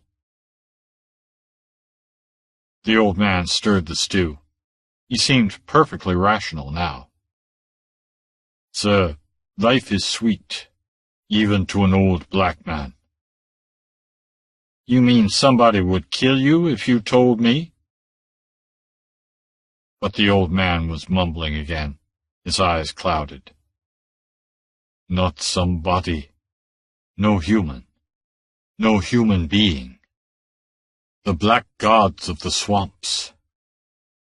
My secret is inviolate, guarded by the big serpent, the god above all gods. He would send a little brother to kiss me with his cold lips, a little brother with a white crescent moon on his head. I sold my soul to the big serpent when he made me a maker of Zuvembis. Buckner stiffened. I heard that word once before, he said softly, from the lips of a dying black man when I was a child. What does it mean? Fear filled the eyes of old Jacob. What have I said? No, I said nothing. Zuvembis, prompted Buckner. Zuvembis, mechanically repeated the old man, his eyes vacant. A Zuvembi was once a woman. On the slave coast they know of them. The drums that whisper by night in the hills of Haiti tell of them. The makers of Zuvembis are honored of the people of Dambala. It is death to speak of it to a white man. It is one of the snake god's forbidden secrets. You speak of the Zuvembis, said Buckner softly. I must not speak of it, mumbled the old man, and Griswold realized he was thinking aloud, too far gone in his dotage to be aware that he was speaking at all. No white man must know that I danced in the black ceremony of the voodoo, and was made a maker of zombies and Zuvembis. The big snake punishes loose tongues with death. A Zuvembi is a woman? Prompted Buckner. Was a woman, the old Negro muttered. She knew I was a maker of Zuvembis. She came and stood in my hut, and asked for the awful brew. The brew of ground snake bones, and the blood of vampire bats, and the dew from a nighthawk's wings, and other elements unnameable. She had danced in the black ceremony. She was ripe to become a Zuvembi. The black brew was all that was needed. The other was beautiful. I could not refuse her. Who? Demanded Buckner tensely, but the old man's head was sunk on his withered breast, and he did not reply. He seemed to slumber as he sat. Buckner shook him. You gave a brew to make a woman a Zuvembi. What is a Zuvembi? The old man stirred resentfully and muttered drowsily. A Zuvembi is no longer human. It knows neither relatives nor friends. It is one with the people of the black world. It commands the natural demons, owls, bats, snakes, and werewolves, and can fetch darkness to blot out a little light. It can be slain by lead or steel, but unless it is slain thus, it lives forever, and it eats no such food as humans eat. It dwells like a bat in a cave or an old house. Time means naught to the Zuvembi. An hour, a day, a year, all is one. It cannot speak human words, nor think as a human thinks, but it can hypnotize the living by the sound of its voice, and when it slays a man, it can command his lifeless body until the flesh is cold. As long as the blood flows, the corpse is its slave. Its pleasure lies in the slaughter of human beings. And why should one become a Zuvembi? Asked Buckner softly. Hate, whispered the old man. Hate. Revenge. Was her name Joan? Murmured Buckner. It was as if the name penetrated the fogs of senility that clouded the voodoo man's mind. He shook himself, and the film faded from his eyes, leaving them hard and gleaming as wet black marble. Joan? He said slowly. I have not heard that name for the span of a generation. I seem to have been sleeping, gentlemen. I do not remember. I ask your pardon. Old men fall asleep before the fire like old dogs. You asked me of Blassenville Manor. Sir, if I were to tell you why I cannot answer you, you would deem it mere superstition. Yet the white man's God be my witness. As he spoke, he was reaching across the hearth for a piece of firewood, groping among the heaps of sticks there. And his voice broke in a scream as he jerked back his arm convulsively, and a horrible, thrashing, trailing thing came with it. Around the voodoo man's arm a mottled length of that shape was wrapped, and a wicked, wedge-shaped head struck again in silent fury. The old man fell on the hearth, screaming, upsetting the simmering pot and scattering the embers, and then Buckner caught up a billet of firewood and crushed the flat head. Cursing, he kicked aside the knotting, twisting trunk, glaring briefly at the mangled head. Old Jacob had ceased screaming and writhing. He lay still, staring ghastly upward. "Dead?" whispered Griswold. "Dead as Judas Iscariot," snapped Buckner, frowning at the twitching reptile. "That infernal snake crammed enough poison into his veins to kill a dozen men his age. But I think it was the shock and fright that killed him." "What shall we do?" asked Griswold, shivering. "Leave the body on that bunk. Nothing can hurt it if we bolt the door so the wild hogs can't get in, or any cat. We'll carry it into town tomorrow.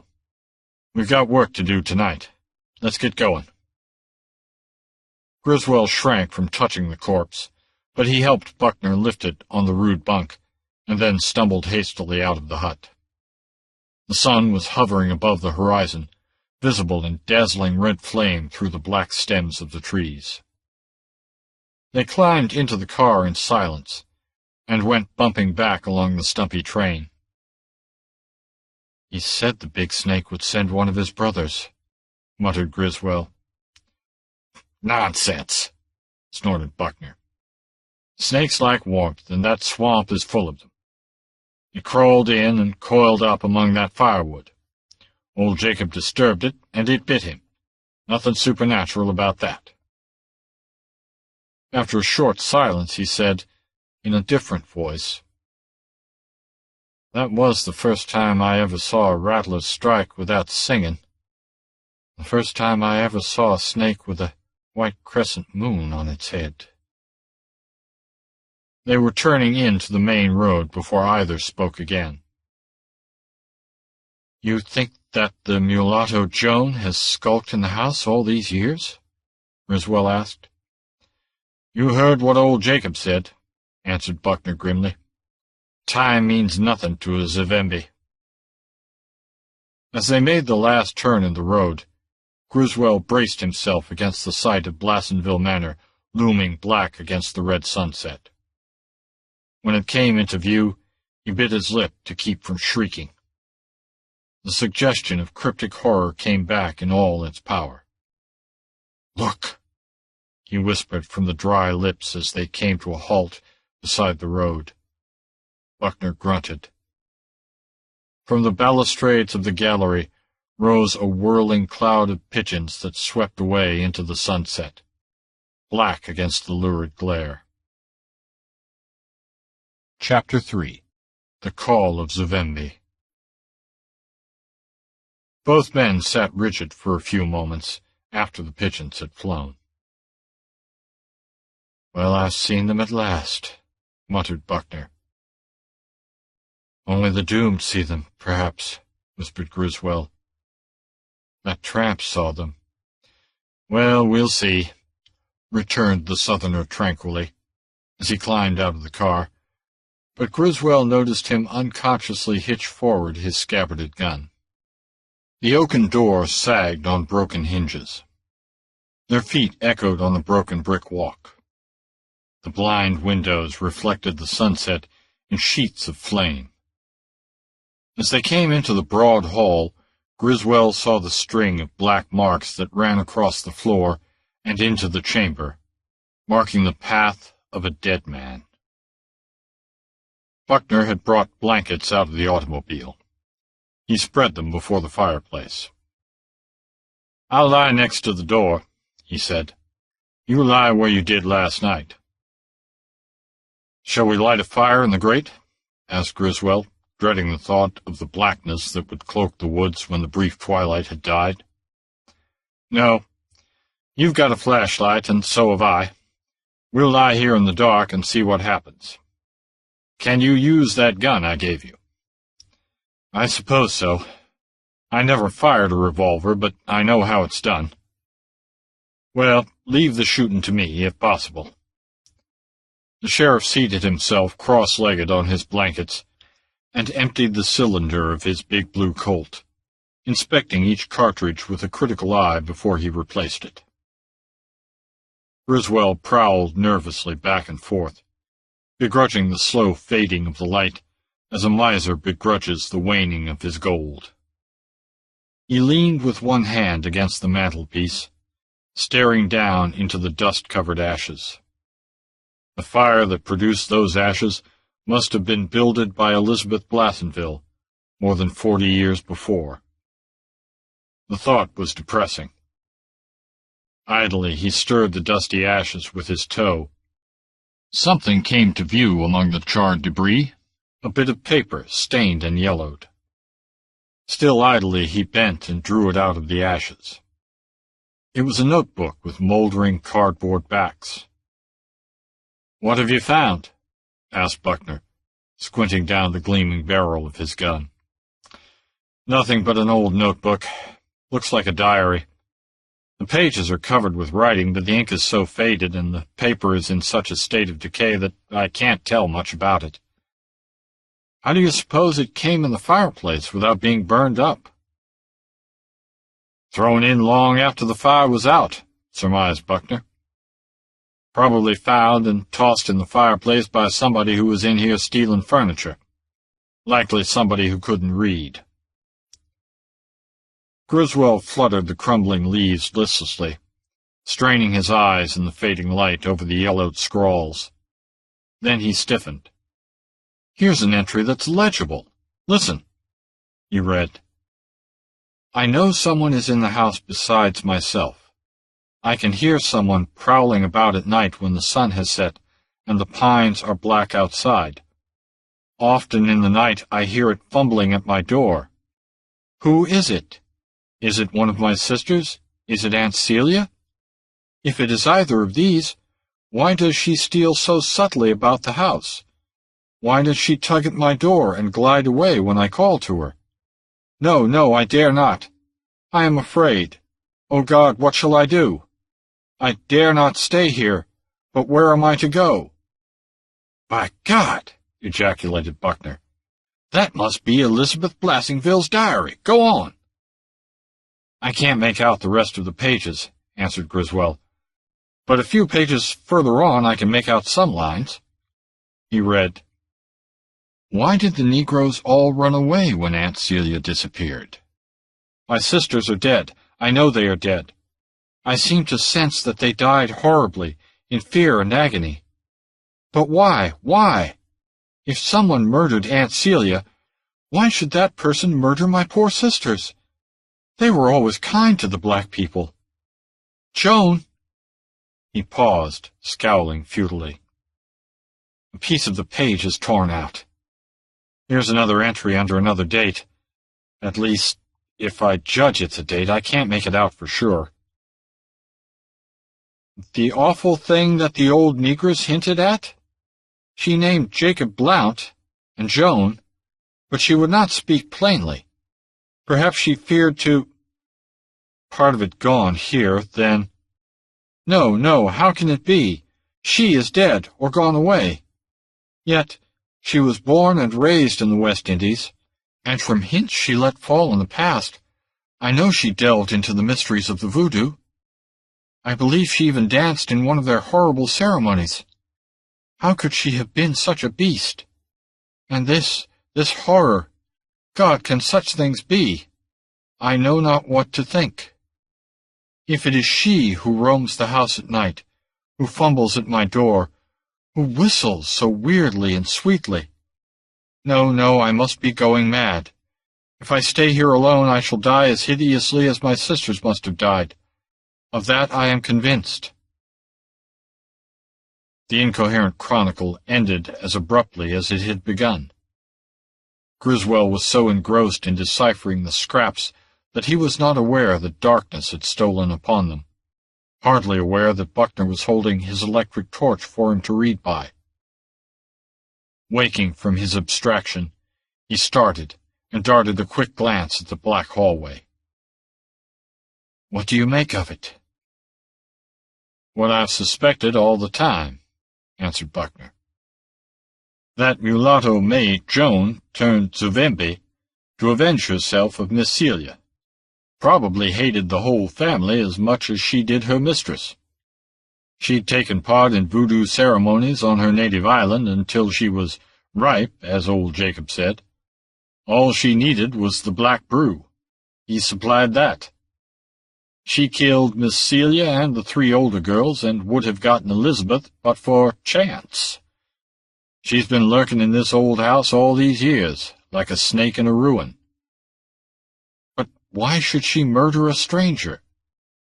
"You heard what old Jacob said," reminded Buckner. "A Zuvembe finds satisfaction in the slaughter of humans.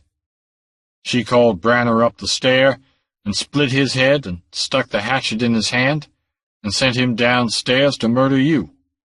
No court will ever believe that, but if we can produce her body, that will be evidence enough to prove your innocence. My word will be taken that she murdered Branner. Jacob said a Zuvembe could be killed. In reporting this affair, I don't have to be too accurate in detail." "She came and peered over the balustrade of the stair at us," muttered Griswold. "But why didn't we find her tracks on the stair?" "Maybe you dreamed it. Maybe a Zuvembe can project her spirit. Hell, why try to rationalize something that's outside the bounds of rationality? Let's begin our watch." "Don't turn out the light," exclaimed Griswold involuntarily. Then he added, "Of course, turn it out. We must be in the dark as—" he gagged a bit, "as Branner and I were." But fear like a physical sickness assailed him when the room was plunged into darkness. He lay trembling, and his heart beat so heavily he felt as if he would suffocate. "The West Indies must be the plague spot of the world," muttered Buckner, a blur on his blankets. "I've heard of zombies. Never knew before what a Zuvembe was. Evidently some drug concocted by the voodoo men to induce madness in women. That doesn't explain the other things, though. The hypnotic powers, the abnormal longevity, the ability to control corpses. No, a Zuvembe can't be merely a madwoman. It's a monster. Something more and less than a human being, created by the magic that spawns in black swamps and jungles. Well, we'll see." His voice ceased, and in the silence Griswold heard the pounding of his own heart. Outside in the black woods, a wolf howled eerily, and owls hooted. Then silence fell again like a black fog. Griswold forced himself to lie still on his blankets. Time seemed at a standstill. He felt as if he were choking. The suspense was growing unendurable. The effort he made to control his crumbling nerves bathed his limbs in sweat. He clenched his teeth until his jaws ached and almost locked, and the nails of his fingers bit deeply into his palms. He did not know what he was expecting. The fiend would strike again, but how? Would it be horrible, sweet whistling, bare feet stealing down the creaking steps, or a sudden hatchet stroke in the dark? Would it choose him or Buckner? Was Buckner already dead? He could see nothing in the blackness, but he heard the man's steady breathing. The Southerner must have nerves of steel. Or was that Buckner breathing beside him, separated by a narrow strip of darkness? Had the fiend already struck in silence and taken the sheriff's place, there to lie in ghoulish glee until it was ready to strike? 1,000 hideous fancies assailed Griswold tooth and claw. He began to feel that he would go mad if he did not leap to his feet, screaming, and burst frenziedly out of that accursed house. Not even the fear of the gallows could keep him lying there in the darkness any longer. The rhythm of Buckner's breathing was suddenly broken, and Griswold felt as if a bucket of ice water had been poured over him. From somewhere above them rose a sound of weird, sweet whistling. Griswold's control snapped, plunging his brain into darkness deeper than the physical blackness which engulfed him. There was a period of absolute blankness, in which a realization of motion was his first sensation of awakening consciousness. He was running madly, stumbling over an incredibly rough road. All was darkness about him, and he ran blindly. Vaguely he realized that he must have bolted from the house and fled for perhaps miles before his overwrought brain began to function. He did not care. Dying on the gallows for a murder he never committed did not terrify him half as much as the thought of returning to that house of horror. He was overpowered by the urge to run as he was running now, blindly until he reached the end of his endurance.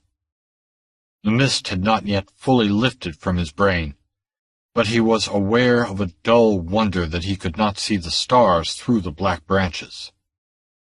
He wished vaguely that he could see where he was going. He believed he must be climbing a hill, and that was strange, for he knew there were no hills within miles of the manor. Then, above and ahead of him, a dim glow began.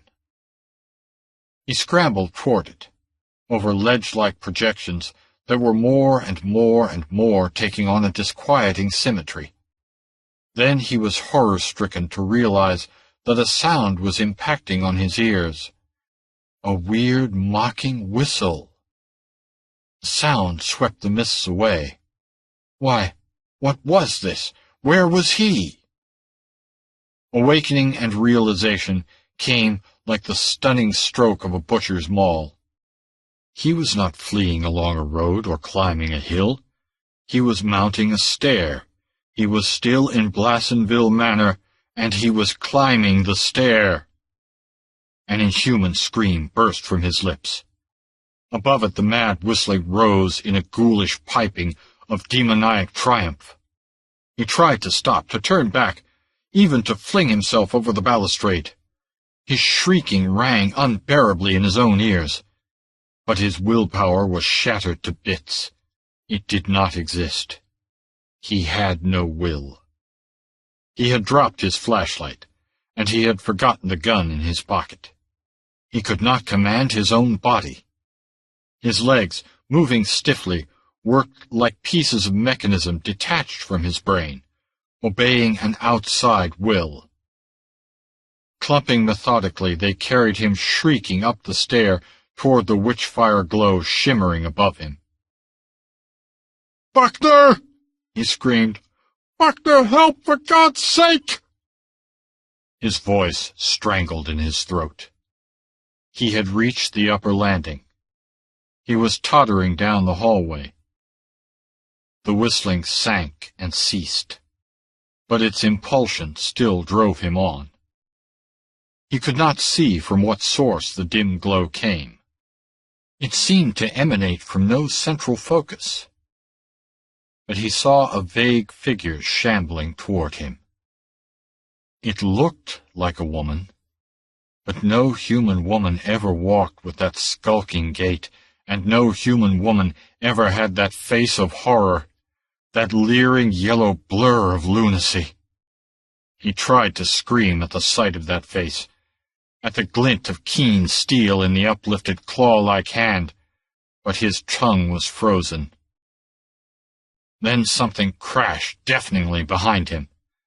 The shadows were split by a tongue of flame which lit a hideous figure falling backward. Hard on the heels of the report rang an inhuman squawk. In the darkness that followed the flash, Griswold fell to his knees and covered his face with his hands. He did not hear Buckner's voice. The Southerner's hand on his shoulder shook him out of his swoon. A light in his eyes blinded him. He blinked, shaded his eyes, looked up into Buckner's face, bending at the rim of the circle of light. The sheriff was pale. "Are you hurt? God, man, are you hurt? There's a butcher knife there on the floor." "I'm not hurt," mumbled Griswold. "You fired just in time. The fiend! Where is it? Where did it go?" "Listen." Somewhere in the house there sounded a sickening flopping and flapping, as of something that thrashed and struggled in its death convulsions.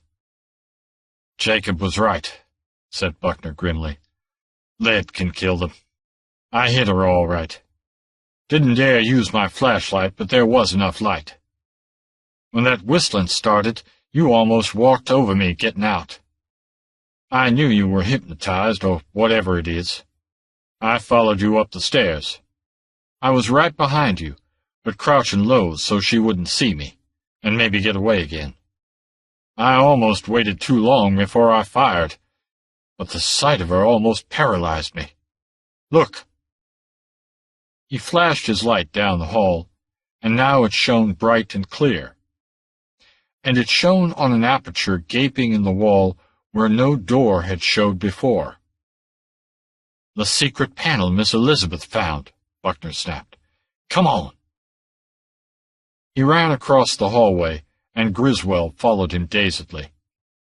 The flopping and thrashing came from beyond that mysterious door, and now the sounds had ceased.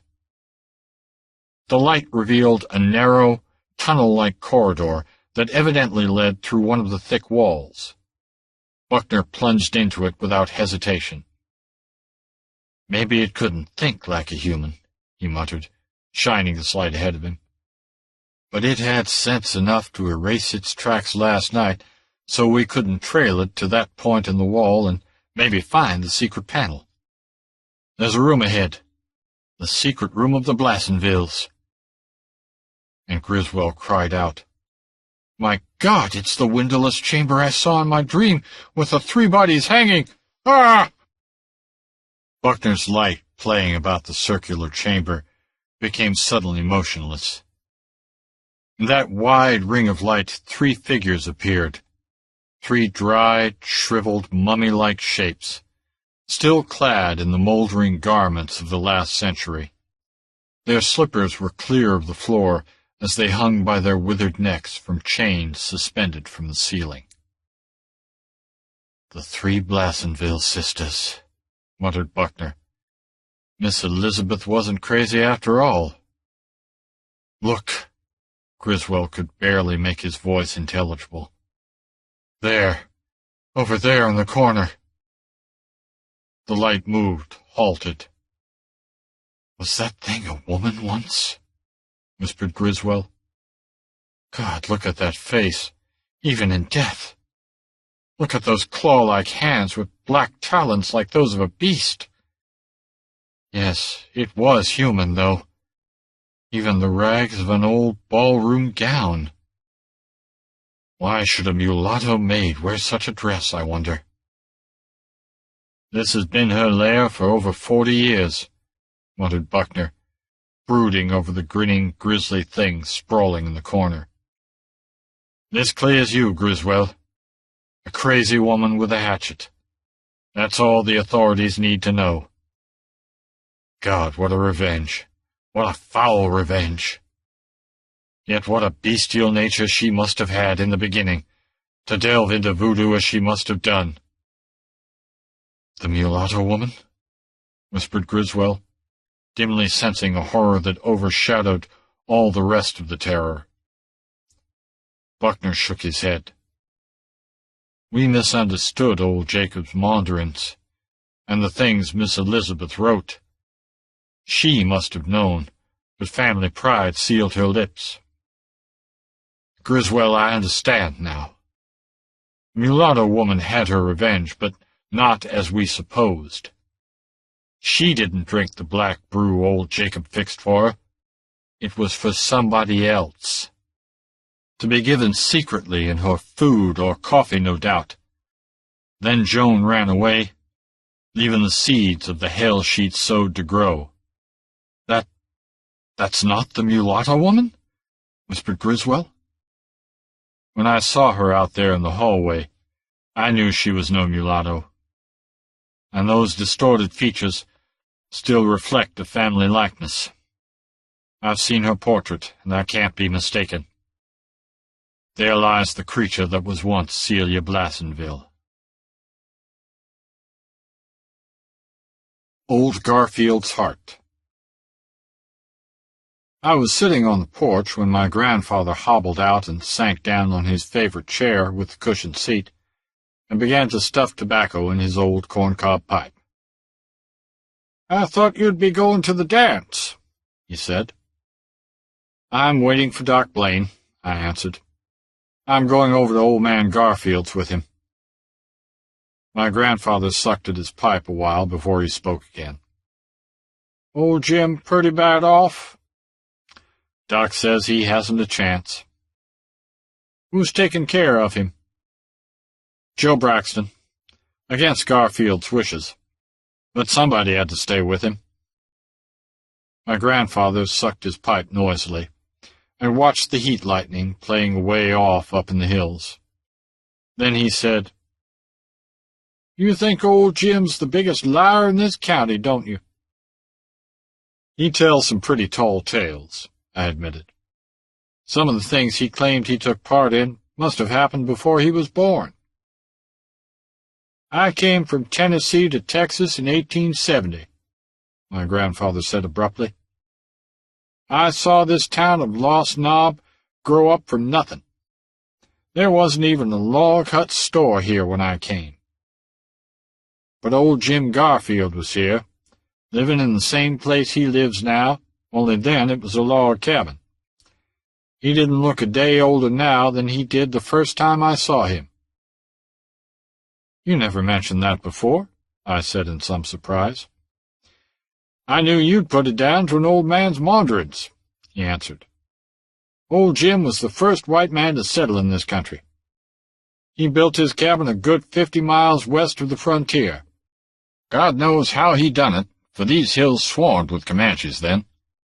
I remember the first time I ever saw him.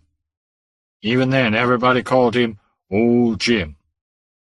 I remember him telling me the same tales he's told you, how he was at the Battle of San Jacinto when he was a youngster, and how he'd rode with you and Cameron and Jack Hayes. Only I believe him, and you don't." "That was so long ago," I protested. "The last Indian raid through this country was in 1874, said my grandfather, engrossed in his own reminiscences. "I was in on that fight, and so was old Jim. I saw him knock old Yellowtail off his Mustang at 700 yards with a buffalo rifle. But before that, I was with him in a fight up near the head of Locust Creek. A band of Comanches came down Mesquital, looting and burning, rode through the hills and started back up Locust Creek, and a scout of us were hot on their heels.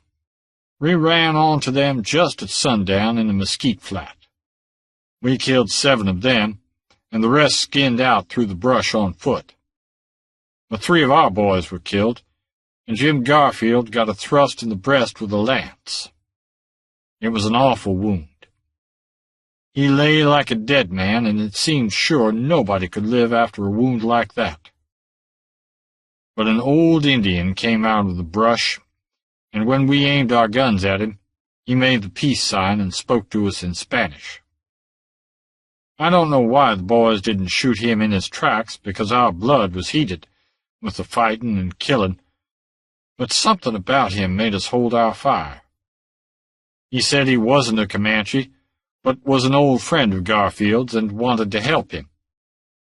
He asked us to carry Jim into a clump of mesquite and leave him alone with him, and to this day I don't know why we did, but we did.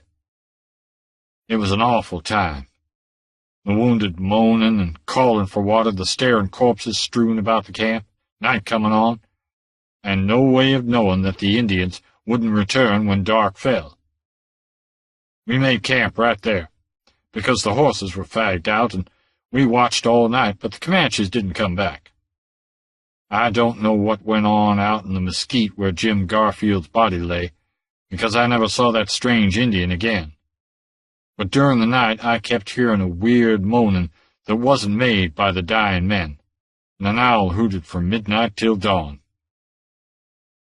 And at sunrise, Jim Garfield came walking out of the mesquite, pale and haggard, but alive, and already the wound in his breast had closed and begun to heal. And since then he's never mentioned that wound, nor that fight, nor the strange Indian who came and went so mysteriously. And he hasn't aged a bit. He looks now just like he did then, a man of about 50. In the silence that followed, a car began to purr down the road, and twin shafts of light cut through the dusk. "That's Doc Blaine," I said. "When I come back, I'll tell you how Garfield is." Doc Blaine was prompt with his predictions as we drove the 3 miles of post-oak-covered hills that lay between Lost Knob and the Garfield farm. "I'll be surprised to find him alive," he said, "smashed up like he is. A man his age ought to have more sense than to try to break a young horse." "He doesn't look so old," I remarked. "I'll be 50 my next birthday," answered Doc Blaine. "I've known him all my life, and he must have been at least 50 the first time I ever saw him. His looks are deceiving." Old Garfield's dwelling place was reminiscent of the past. The boards of the low, squat house had never known paint. Orchard fence and corrals were built of rails. Old Jim lay on his rude bed, tended crudely but efficiently by the man Doc Blaine had hired over the old man's protests. As I looked at him, I was impressed anew by his evident vitality. His frame was stooped but unwithered, his limbs rounded out with springy muscles. In his corded neck and in his face, drawn though it was with suffering, was apparent an innate virility. His eyes, though partly glazed with pain, burned with the same unquenchable element. "He's been raving," said Joe Braxton stolidly. "First white man in this country," muttered old Jim, becoming intelligible. "Hills no white man ever set foot in before. Getting too old, have to settle down. Can't move on like I used to. Settle down here. Good country before it filled up with cowmen and squatters. Wish you and Cameron could see this country. The Mexicans shot him, damn 'em." Doc Blaine shook his head. "He's all smashed up inside. He won't live till daylight." Garfield unexpectedly lifted his head and looked at us with clear eyes. "Wrong, Doc," he wheezed, his breath whistling with pain. "I'll live. What's broken bones and twisted guts? Nothing. It's the heart that counts. Long as the heart keeps pumping, a man can't die. My heart's sound. Listen to it. Feel of it." He groped painfully for Doc Blaine's wrist, dragged his hand to his bosom and held it there, staring up into the doctor's face with avid intensity. "Regular dynamo, ain't it?" he gasped. Stronger than a gasoline engine. Blaine beckoned me. "Lay your hand here," he said, placing my hand on the old man's bare breast. "He does have a remarkable heart action." I noted, in the light of the coal oil lamp, a great livid scar as might be made by a flint-headed spear. I laid my hand directly on this scar, and an exclamation escaped my lips. Under my hand old Jim Garfield's heart pulsed, but its throb was like no other heart action I have ever observed. Its power was astounding. His ribs vibrated to its steady throb. It felt more like the vibrating of a dynamo than the action of a human organ. I could feel its amazing vitality radiating from his breast, stealing up into my hand and up my arm, until my own heart seemed to speed up in response. "I can't die," old Jim gasped. "Not so long as my heart's in my breast. Only a bullet through the brain can kill me. And even then, I wouldn't be rightly dead as long as my heart beats in my breast. Yet it ain't rightly mine, either. It belongs to Ghost-Man, the Lipan chief. It was the heart of a god the Lipans worshipped before the Comanches drove them out of their native hills. I knew Ghost-Man down on the Rio Grande, when I was with you and Cameron. I saved his life from the Mexicans once. He tied the string of ghost wampum between him and me, the wampum no man but me and him can see or feel. He came when he knowed I needed him, in that fight up on the headwaters of Locust Creek, when I got this scar. I was dead as a man can be. My heart was sliced in two like the heart of a butchered beef steer. All night Ghost-Man did magic, calling my ghost back from Spirit Land. I remember that flight a little. It was dark and gray-like, and I drifted through gray mists and heard the dead wailing past me in the mist. But Ghost-Man brought me back. He took out what was left of my mortal heart and put the heart of the god in my bosom. But it's his, and when I'm through with it, he'll come for it. It's kept me alive and strong for the lifetime of a man. Age can't touch me. What do I care if these fools around here call me an old liar? What I know, I know. But harkee!" His fingers became claws, clamping fiercely on Doc Blaine's wrist. His old eyes, old yet strangely young, burned fierce as those of an eagle under his bushy brows. "If by some mischance I should die, now or later, promise me this. Cut into my bosom and take out the heart Ghost-Man lent me so long ago. It's his. And as long as it beats in my body, my spirit'll be tied to that body, though my head be crushed like an egg underfoot. A living thing in a rotten body. Promise." "All right, I promise," replied Doc Blaine, to humor him, and old Jim Garfield sank back with a whistling sigh of relief.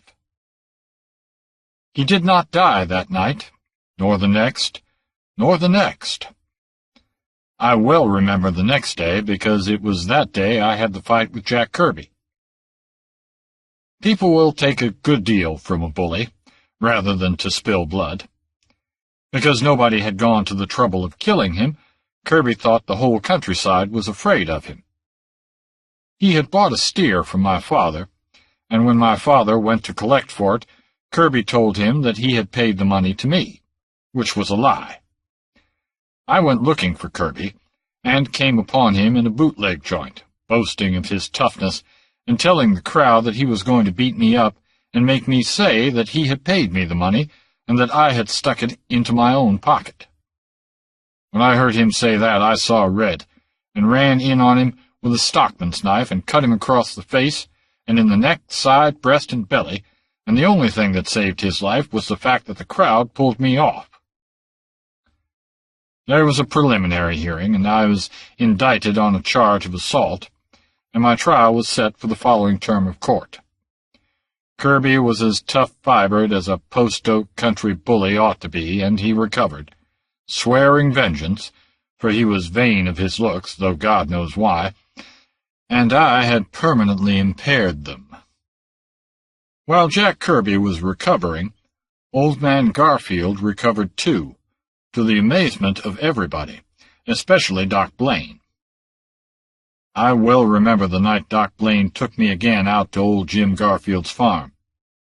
I was in Shifty Corlin's joint, trying to drink enough of the slop he called beer to get a kick out of it, when Doc Blaine came in and persuaded me to go with him.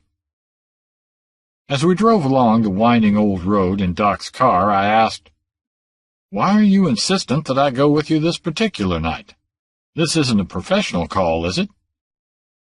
"No," he said. "You couldn't kill old Jim with a post-oak maul. He's completely recovered from injuries that ought to have killed an ox.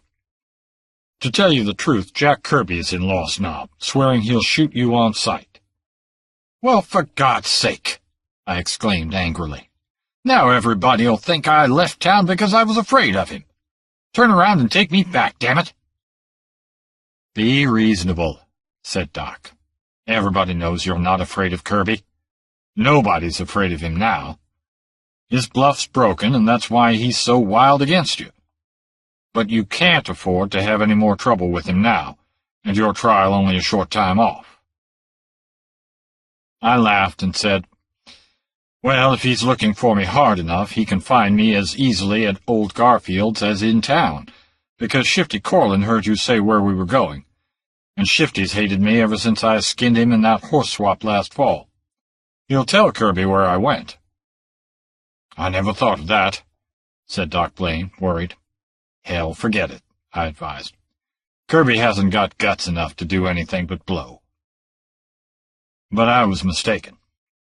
Puncture a bully's vanity, and you touch his one vital spot. Old Jim had not gone to bed when we got there. He was sitting in the room opening onto his sagging porch, the room which was at once living room and bedroom, smoking his old cob pipe and trying to read a newspaper by the light of his coal-oil lamp. All the windows and doors were wide open for the coolness, and the insects which swarmed in and fluttered around the lamp didn't seem to bother him. We sat down and discussed the weather, which isn't so inane as one might suppose in a country where men's livelihood depends on sun and rain and is at the mercy of wind and drought. The talk drifted into other kindred channels, and after some time, Doc Blaine bluntly spoke of something that hung in his mind. "Jim," he said, "that night I thought you were dying. You babbled a lot of stuff about your heart and an Indian who lent you his. How much of that was delirium?" "None, Doc," said Garfield, pulling at his pipe.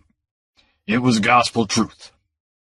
Ghost-Man, the Lipin priest of the gods of night, replaced my dead, torn heart with one from something he worshipped. I ain't sure myself just what that something is. Something from a way back and a long way off, he said. But being a god, it can do without a heart for a while. But when I die, if I ever got my head smashed so my consciousness is destroyed, the heart must be given back to Ghost-Man." "You mean you were in earnest about the cutting out your heart?" demanded Doc Blaine. "It has to be," answered old Garfield. "A living thing and a dead thing is opposed to nature. That's what Ghost-Man said." "Who the devil was Ghost-Man?" "I told you. A witch doctor of the Lipins, who dwelt in this country before the Comanches came down from the Staked Plains and drove 'em south across the Rio Grande. I was a friend to 'em. I reckon Ghost-Man is the only one left alive." "Alive now?" "I dunno," confessed old Jim. "I dunno whether he's alive or dead, I don't know whether he was alive when he came to me after the fight on Locust Creek, or even if he was alive when I knowed him in the southern country. Alive as we understand life, I mean. What balderdash is this? Demanded Doc Blaine uneasily, and I felt a slight stirring in my hair.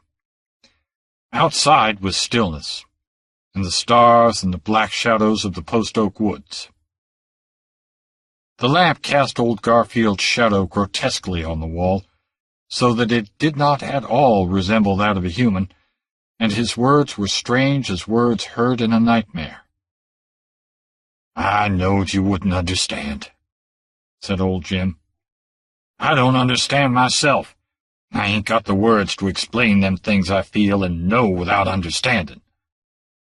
The Lipans were kin to the Apaches, and the Apaches learnt curious things from the Pueblos. Ghost Man was. That's all I can say. Alive or dead, I don't know, but he was. What's more, he is." "Is it you or me that's crazy?" asked Doc Blaine. "Well," said old Jim, "I'll tell you this much. Ghost Man knew Coronado."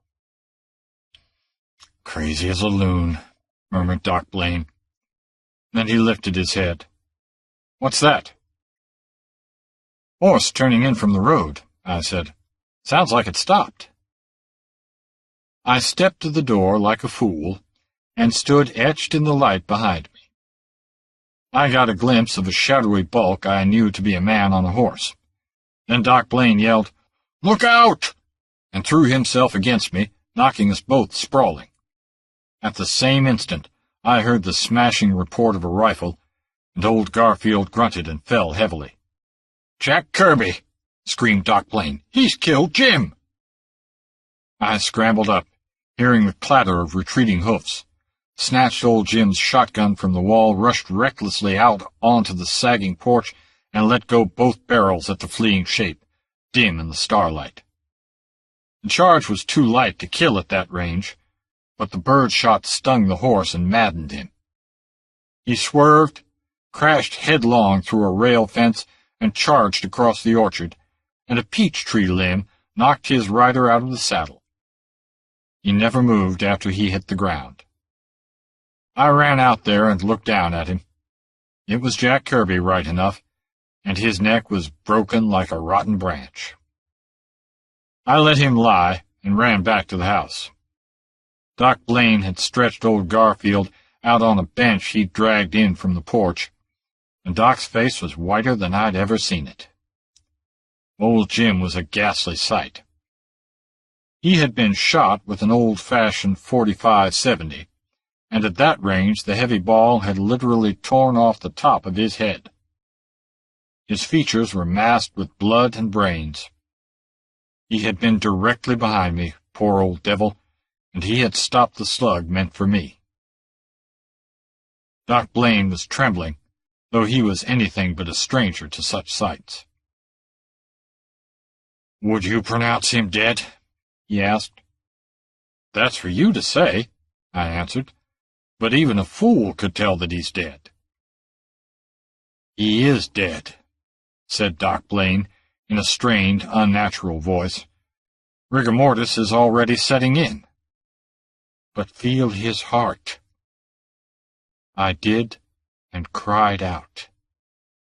The flesh was already cold and clammy, but beneath it, that mysterious heart still hammered steadily away, like a dynamo in a deserted house.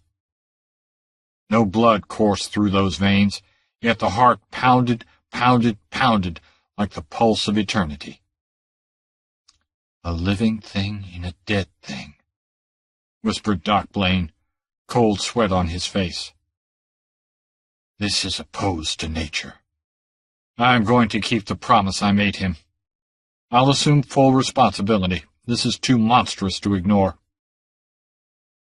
Our implements were a butcher knife and a hacksaw. Outside, only the still stars looked down on the black post-oak shadows and the dead man that lay in the orchard. Inside, the oil lamp flickered, making strange shadows move and shiver and cringe in the corners, and glistened on the blood on the floor and the red-dabbled figure on the bench. The only sound inside was the crunch of the saw edge in bone. Outside, an owl began to hoot weirdly. Doc Blaine thrust a red-stained hand into the aperture he had made and drew out a red, pulsing object that caught the lamplight. With a choked cry he recoiled, and the thing slipped from his fingers and fell on the table. And I, too, cried out involuntarily, for it did not fall with a soft, meaty thud, as a piece of flesh should fall. It thumped hard on the table. Impelled by an irresistible urge, I bent and gingerly picked up old Garfield's heart. The feel of it was brittle, unyielding, like steel or stone, but smoother than either. In size and shape, it was the duplicate of a human heart, but it was slick and smooth, and its crimson surface reflected the lamplight like a jewel more lambent than any ruby, and in my hand it still throbbed mightily, sending vibratory radiations of energy up my arm until my own heart seemed swelling and bursting in response. It was cosmic power, beyond my comprehension, concentrated into the likeness of a human heart. The thought came to me that here was a dynamo of life, the nearest approach to immortality that is possible for the destructible human body, the materialization of a cosmic secret more wonderful than the fabulous fountain sought for by Ponce de Leon. My soul was drawn into that unterrestrial gleam, and I suddenly wished passionately that it hammered and thundered in my own bosom in place of my paltry heart of tissue and muscle. Doc Blaine ejaculated incoherently. I wheeled. The noise of his coming had been no greater than the whispering of a night wind through the corn. There in the doorway he stood, tall, dark, inscrutable, an Indian warrior, in the paint, war bonnet, breech-clout, and moccasins of an elder age. His dark eyes burned like fires gleaming deep under fathomless black lakes. Silently he extended his hand, and I dropped Jim Garfield's heart into it. Then, without a word, he turned and stalked into the night. But when Doc Blaine and I rushed out into the yard an instant later, there was no sign of any human being.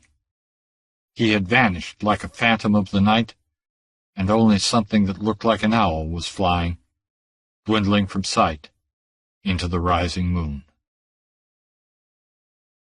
The Horror from the Mound. Steve Brill did not believe in ghosts or demons. Juan Lopez did. But neither the caution of the one, nor the sturdy skepticism of the other, was shield against the horror that fell upon them, the horror forgotten by men for more than 300 years. A screaming fear monstrously resurrected from the black lost ages. Yet as Steve Brill sat on his sagging stoop that last evening, his thoughts were as far from uncanny menaces as the thoughts of man can be. His ruminations were bitter but materialistic. He surveyed his farmland, and he swore. Brill was tall, rangy, and tough as boot leather, true son of the iron-bodied pioneers who wrenched West Texas from the wilderness. He was browned by the sun and strong as a longhorned steer. His lean legs and the boots on them showed his cowboy instincts, and now he cursed himself that he had ever climbed off the hurricane deck of his crank-eyed Mustang and turned to farming. He was no farmer, the young puncher admitted profanely. Yet his failure had not been his fault. Plentiful rain in the winter, so rare in West Texas, had given promise of good crops. But as usual, things had happened. A late blizzard had destroyed all the budding fruit.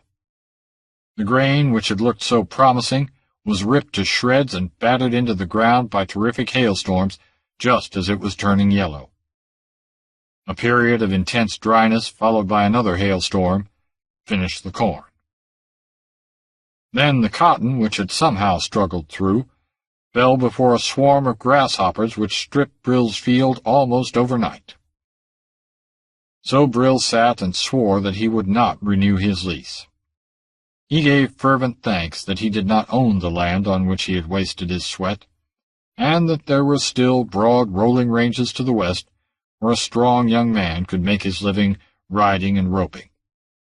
Now, as Brill sat glumly, he was aware of the approaching form of his nearest neighbor, Juan Lopez, a taciturn old Mexican, who lived in a hut just out of sight over the hill across the creek and grubbed for a living.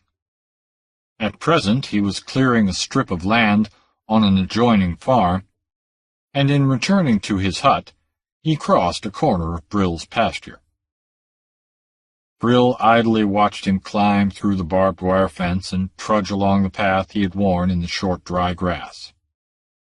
He had been working at his present job for over a month now, chopping down tough, gnarly mesquite trees and digging up their incredibly long roots, and Brill knew that he always followed the same path home. And watching, Brill noted him swerving far aside, seemingly to avoid a low, rounded hillock which jutted above the level of the pasture. Lopez went far around this knoll, and Brill remembered that the old Mexican always circled it at a distance. And another thing came into Brill's idle mind. Lopez always increased his gait when he was passing the knoll, and he always managed to get by it before sundown. Yet Mexican laborers generally worked from the first light of dawn to the last glint of twilight, especially at these grubbing jobs, when they were paid by the acre and not by the day. Brill's curiosity was aroused. He rose, and, sauntering down the slight slope on the crown of which his shack sat, hailed the plodding Mexican. "Hey, Lopez, wait a minute." Lopez halted, looked about, and remained motionless but unenthusiastic as the white man approached. "Lopez," said Brill lazily, "it ain't none of my business, but I just wanted to ask you, how come you always go so far around that old Indian mound?" "No sabe," grunted Lopez shortly. "You're a liar," responded Brill genially. "You savvy all right. You speak English as good as me. What's the matter? You think that mound's haunted or something?" Brill could speak Spanish himself and read it too, but like most Anglo-Saxons he much preferred to speak his own language. Lopez shrugged his shoulders. "It is not a good place. No bueno," he muttered, avoiding Brill's eye. "Let hidden things rest." "I reckon you're scared of ghosts," Brill bantered. "Shucks, if that is an Indian mound, them Indians been dead so long their ghosts would be plumb wore out by now." Brill knew that the illiterate Mexicans looked with superstitious aversion on the mounds that are found here and there through the Southwest, relics of a past and forgotten age, containing the moldering bones of chiefs and warriors of a lost race. "Best not to disturb what is hidden in the earth," grunted Lopez. "Bosh," said Brill. "Me and some boys busted into one of them mounds over in the Palo Pinto country and dug up pieces of a skeleton with some beads and flint arrowheads and the like. I kept some of the teeth a long time till I lost 'em, and I ain't never been haunted." "Indians?" snorted Lopez unexpectedly. "Who spoke of Indians? There have been more than Indians in this country.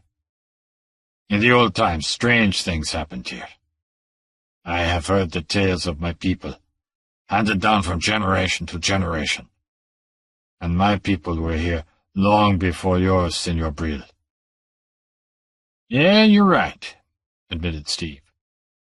"First white men in this country was Spaniards, of course.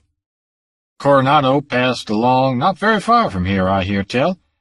And Hernando de Estrada's expedition came through here, way back yonder. I don't know how long ago. In 1545, said Lopez. They pitched camp yonder, where your corral stands now. Brill turned to glance at his rail-fenced corral, inhabited now by his saddle horse, a pair of workhorses, and a scrawny cow. "How come you know so much about it?" he asked curiously. "One of my ancestors marched with de Estrada," answered Lopez. "A soldier, Porfirio Lopez. He told his son of that expedition, and he told his son, and so down the family line to me, who have no son to whom I can tell the tale." "I didn't know you were so well connected," said Brill. "Maybe you know something about the gold de Estrada was supposed to hit around here somewhere." "There was no gold," growled Lopez. "De Estrada's soldiers bore only their arms, and they fought their way through hostile country. Many left their bones along the trail. Later, many years later, a mule train from Santa Fe was attacked not many miles from here by Comanches, and they hid their gold and escaped. So the legends got mixed up. But even their gold is not there now because gringo buffalo hunters found it and dug it up." Brill nodded abstractedly, hardly heeding. Of all the continent of North America, there is no section so haunted by tales of lost or hidden treasure as is the Southwest. Uncounted wealth passed back and forth over the hills and plains of Texas and New Mexico in the old days, when Spain owned the gold and silver mines of the New World and controlled the rich fur trade of the West, and echoes of that wealth linger on in tales of golden caches. Some such vagrant dream, born of failure and pressing poverty, rose in Brill's mind. Aloud he spoke. "Well, anyway, I got nothing else to do, and I believe I'll dig into that old mound and see what I can find." The effect of that simple statement on Lopez was nothing short of shocking. He recoiled, and his swarthy brown face went ashy. His black eyes flared, and he threw up his arms in a gesture of intense expostulation. "Dios, no!" he cried. "Don't do that, Senor Brill. There is a curse. My grandfather told me." "Told you what?" asked Brill. Lopez lapsed into sullen silence. "I cannot speak," he muttered. "I am sworn to silence. Only to an eldest son could I open my heart. But believe me when I say, better had you cut your throat than to break into that accursed mound." "Well," said Brill, impatient of Mexican superstitions, "if it's so bad, why don't you tell me about it? Give me a logical reason for not busting into it." "I cannot speak," cried the Mexican desperately. "I know, but I swore to silence on the holy crucifix, just as every man of my family has sworn.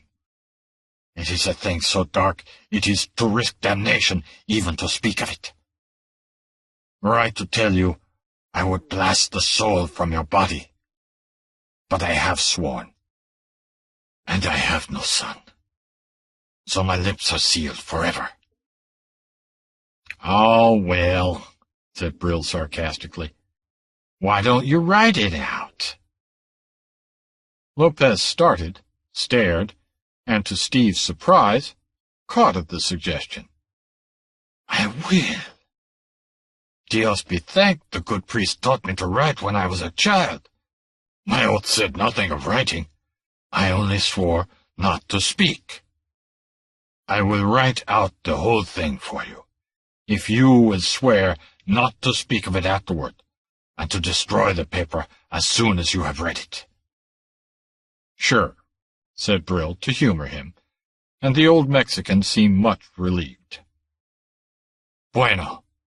I will go at once and write.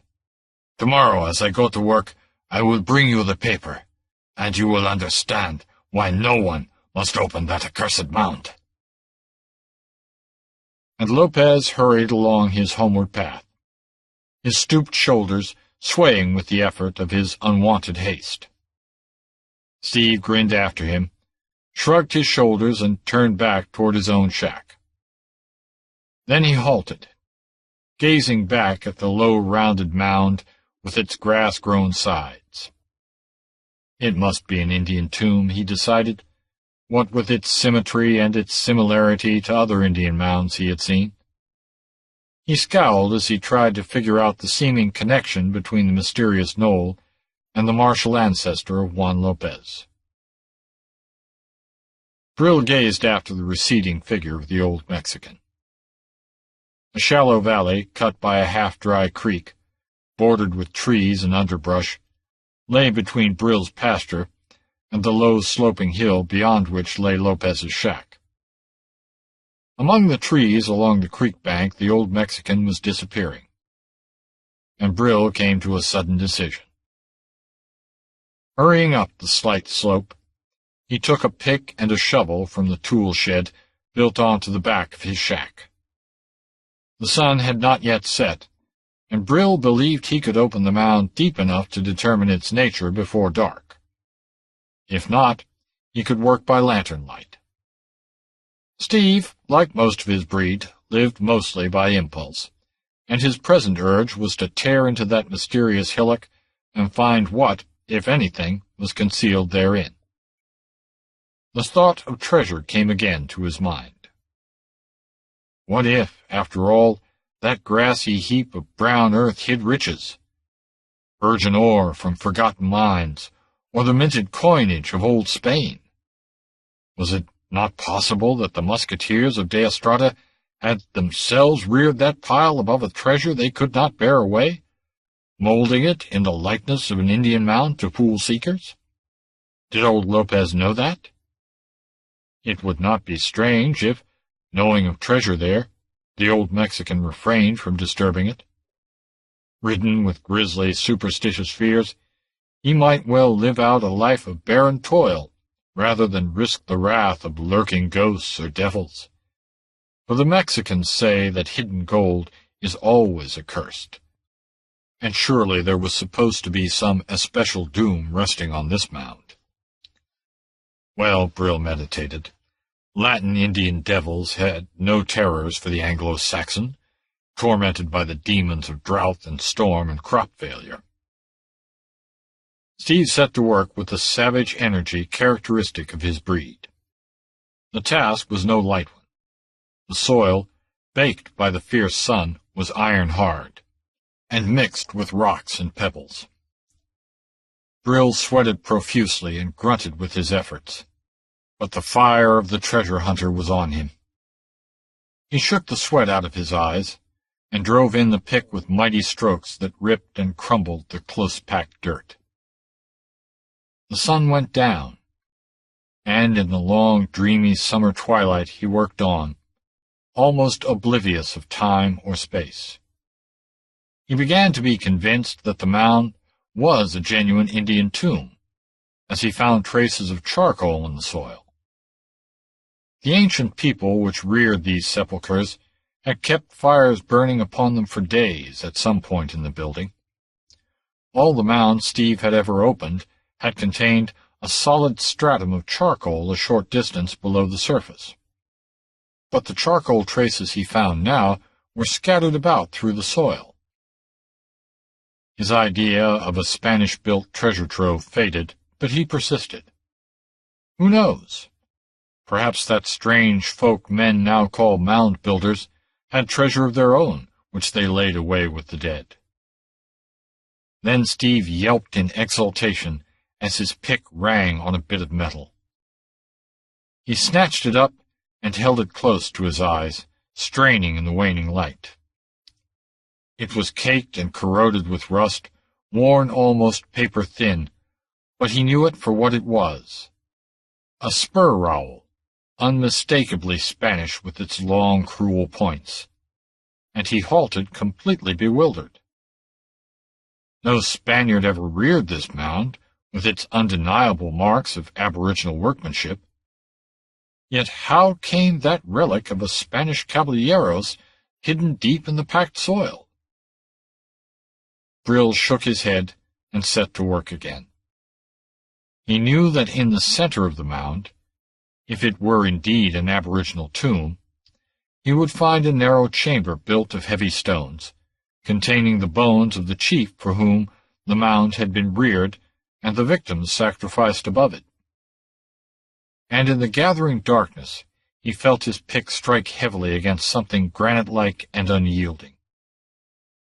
Examination, by sense of feel as well as by sight, proved it to be a solid block of stone, roughly hewn.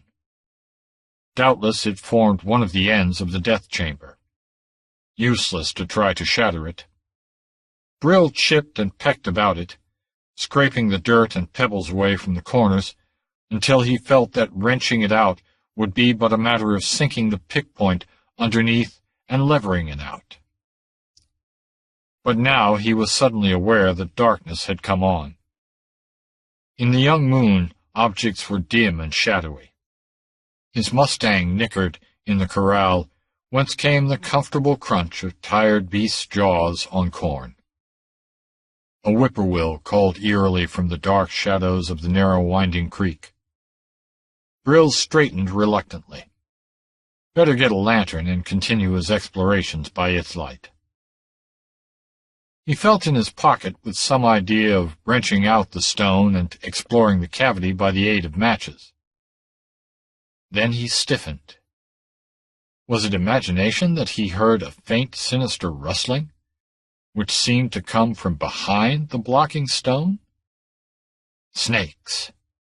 Doubtless they had holes somewhere about the base of the mound, and there might be a dozen big diamond-backed rattlers coiled up in that cave-like interior, waiting for him to put his hand among them. He shivered slightly at the thought and backed away out of the excavation he had made. It wouldn't do to go poking about blindly into holes. And for the past few minutes, he realized, he had been aware of a faint, foul odor exuding from interstices about the blocking stone, though he admitted that the smell suggested reptiles no more than it did any other menacing scent. It had a charnel house reek about it. Gases formed in the chamber of death, no doubt, and dangerous to the living. Steve laid down his pick and returned to the house, impatient of the necessary delay. Entering the dark building, he struck a match and located his kerosene lantern hanging on its nail on the wall. Shaking it, he satisfied himself that it was nearly full of coal oil and lighted it. Then he fared forth again, for his eagerness would not allow him to pause long enough for a bite of food.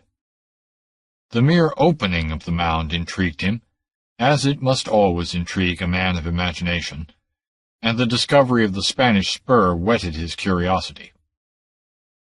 He hurried from his shack, the swinging lantern casting long, distorted shadows ahead of him and behind. He chuckled as he visualized Lopez's thoughts and actions when he learned, on the morrow, that the forbidden mound had been pried into. A good thing he opened it that evening, Brill reflected. Lopez might even have tried to prevent him meddling with it, had he known. In the dreamy hush of the summer night, Brill reached the mound, lifted his lantern, swore bewilderedly. The lantern revealed his excavations, his tools lying carelessly where he had dropped them, and a black gaping aperture. The great blocking stone lay in the bottom of the excavation he had made, as if thrust carelessly inside. Warily he thrust the lantern forward and peered into the small cave-like chamber, expecting to see he knew not what. Nothing met his eyes except the bare rock sides of a long, narrow cell, large enough to receive a man's body, which had apparently been built up of roughly hewn, square-cut stones, cunningly and strongly joined together. "Lopez!"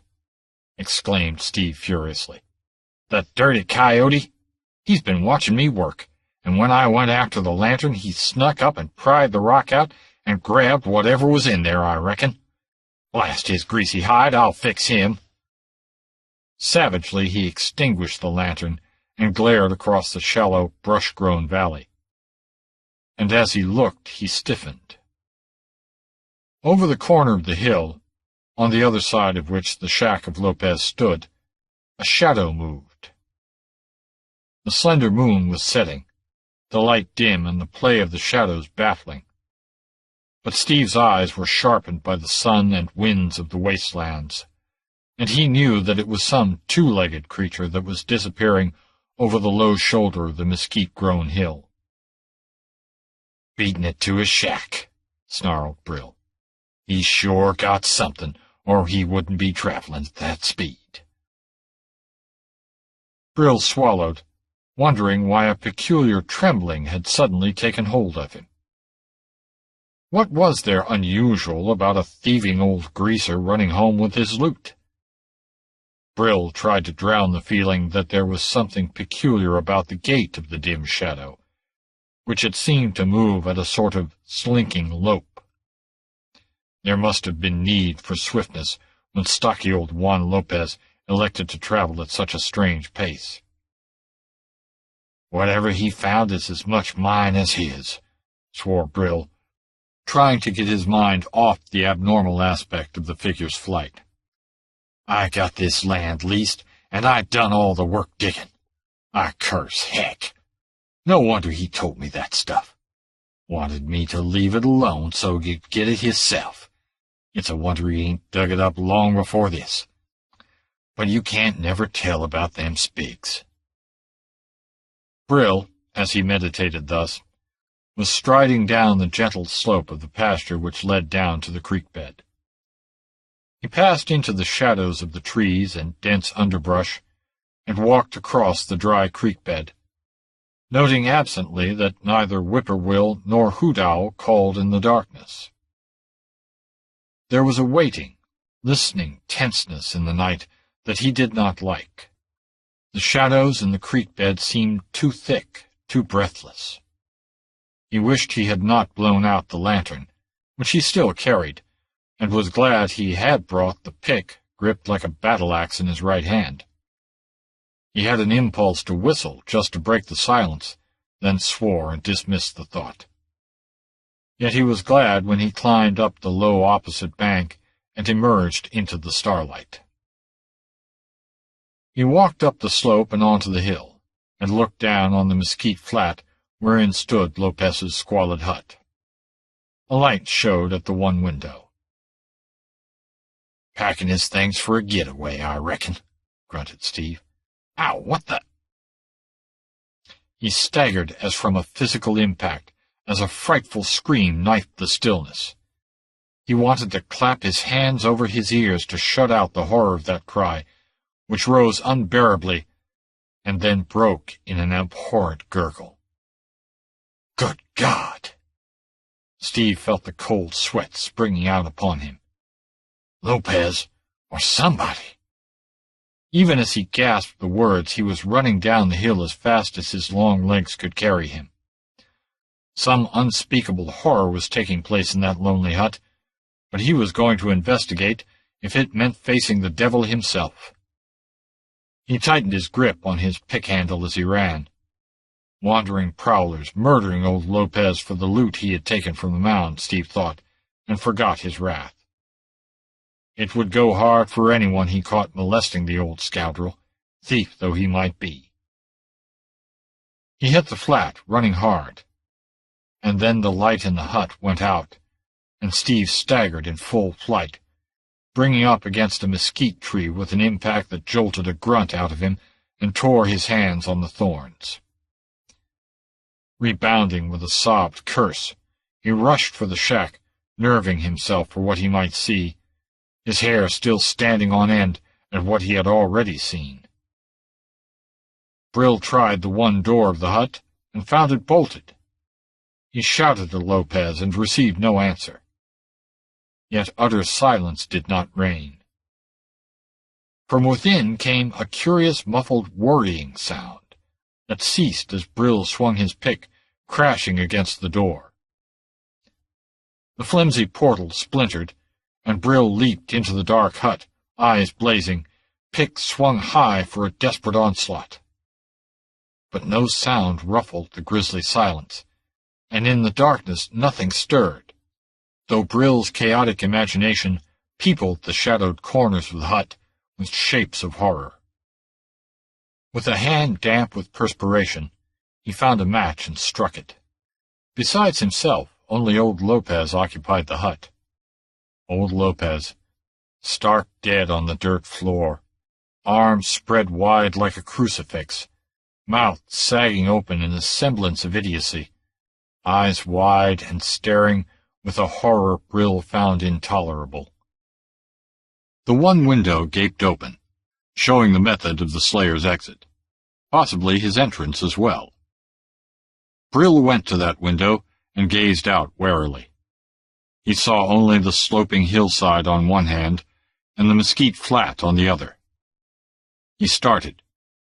Was that a hint of movement among the stunted shadows of the mesquites and chaparral? Or had he but imagined he glimpsed a dim, loping figure among the trees? He turned back as the match burned down to his fingers. He lit the old coal-oil lamp on the rude table, cursing as he burned his hand. The globe of the lamp was very hot, as if it had been burning for hours. Reluctantly he turned to the corpse on the floor. Whatever sort of death had come to Lopez, it had been horrible, but Brill, gingerly examining the dead man, found no wound, no mark of knife or bludgeon on him. Wait! There was a thin smear of blood on Brill's questing hand. Searching, he found the source. 3 or 4 tiny punctures in Lopez's throat, from which blood had oozed sluggishly. At first he thought they had been inflicted with a stiletto, a thin, round, edgeless dagger. Then he shook his head. He had seen stiletto wounds. He had a scar of one on his own body. These wounds more resembled the bite of some animal. They looked like the marks of pointed fangs. Yet Brill did not believe they were deep enough to have caused death, nor had much blood flowed from them. A belief, abhorrent with grisly speculations, rose up in the dark corners of his mind, that Lopez had died of fright, and that the wounds had been inflicted either simultaneously with his death or an instant afterward. And Steve noticed something else. Scattered about on the floor lay a number of dingy leaves of paper, scrawled in the old Mexican's crude hand. He would write of the curse on the mound, he had said. There were the sheets on which he had written. There was the stump of a pencil on the floor. There was the hot lamp globe, all mute witnesses that the old Mexican had been seated at the rough-hewn table writing for hours. Then it was not he who opened the mound chamber and stole the contents. But who was it, in God's name? And who or what was it that Brill had glimpsed loping over the shoulder of the hill? Well, there was but one thing to do. Saddle his Mustang and ride the 10 miles to Coyote Wells, the nearest town, and inform the sheriff of the murder. Brill gathered up the papers. The last was crumpled in the old man's clutching hand, and Brill secured it with some difficulty.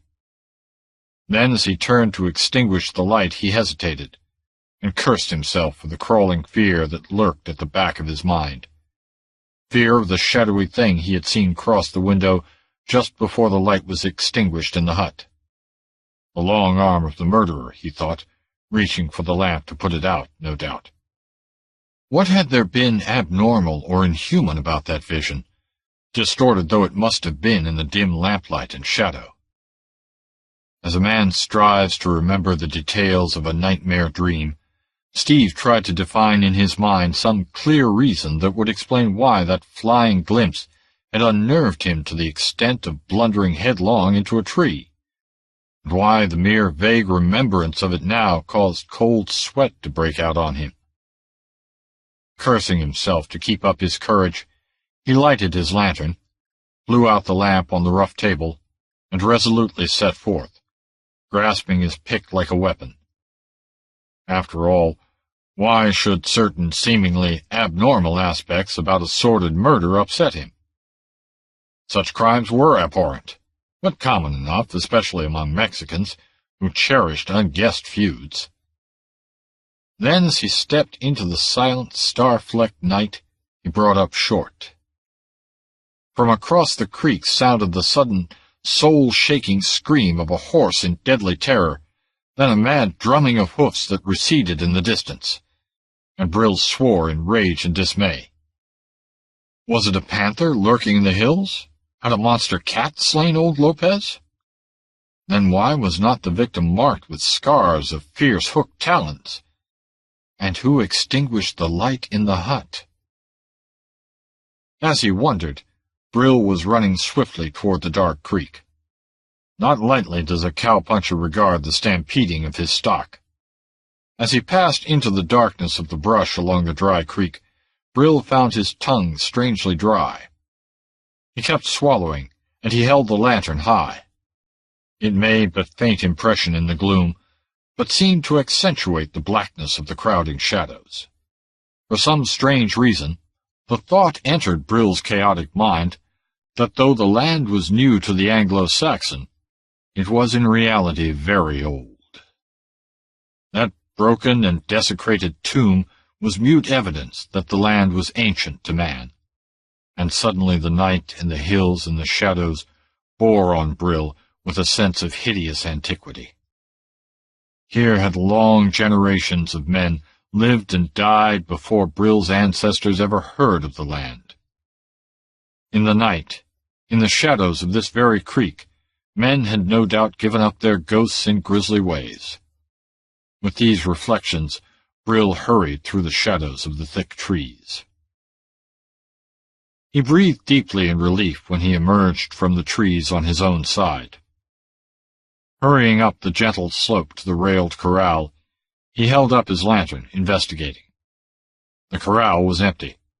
Not even the placid cow was in sight, and the bars were down. That pointed to human agency, and the affair took on a newly sinister aspect. Someone did not intend that Brill should ride to Coyote Wells that night. It meant that the murderer intended making his getaway and wanted a good start on the law, or else— Brill grinned wryly. Far away across a mesquite flat, he believed he could still catch the faint and far-away noise of running horses. What in God's name had given them such a fright? A cold finger of fear played shudderingly on Brill's spine. Steve headed for the house. He did not enter boldly. He crept clear around the shack, peering shudderingly into the dark windows, listening with painful intensity for some sound to betray the presence of the lurking killer. At last he ventured to open a door and step in. He threw the door back against the wall to find if anyone were hiding behind it, lifted the lantern high and stepped in, heart pounding, pick gripped fiercely, his feelings a mixture of fear and a red rage. But no hidden assassin leaped upon him, and a wary exploration of the shack revealed nothing.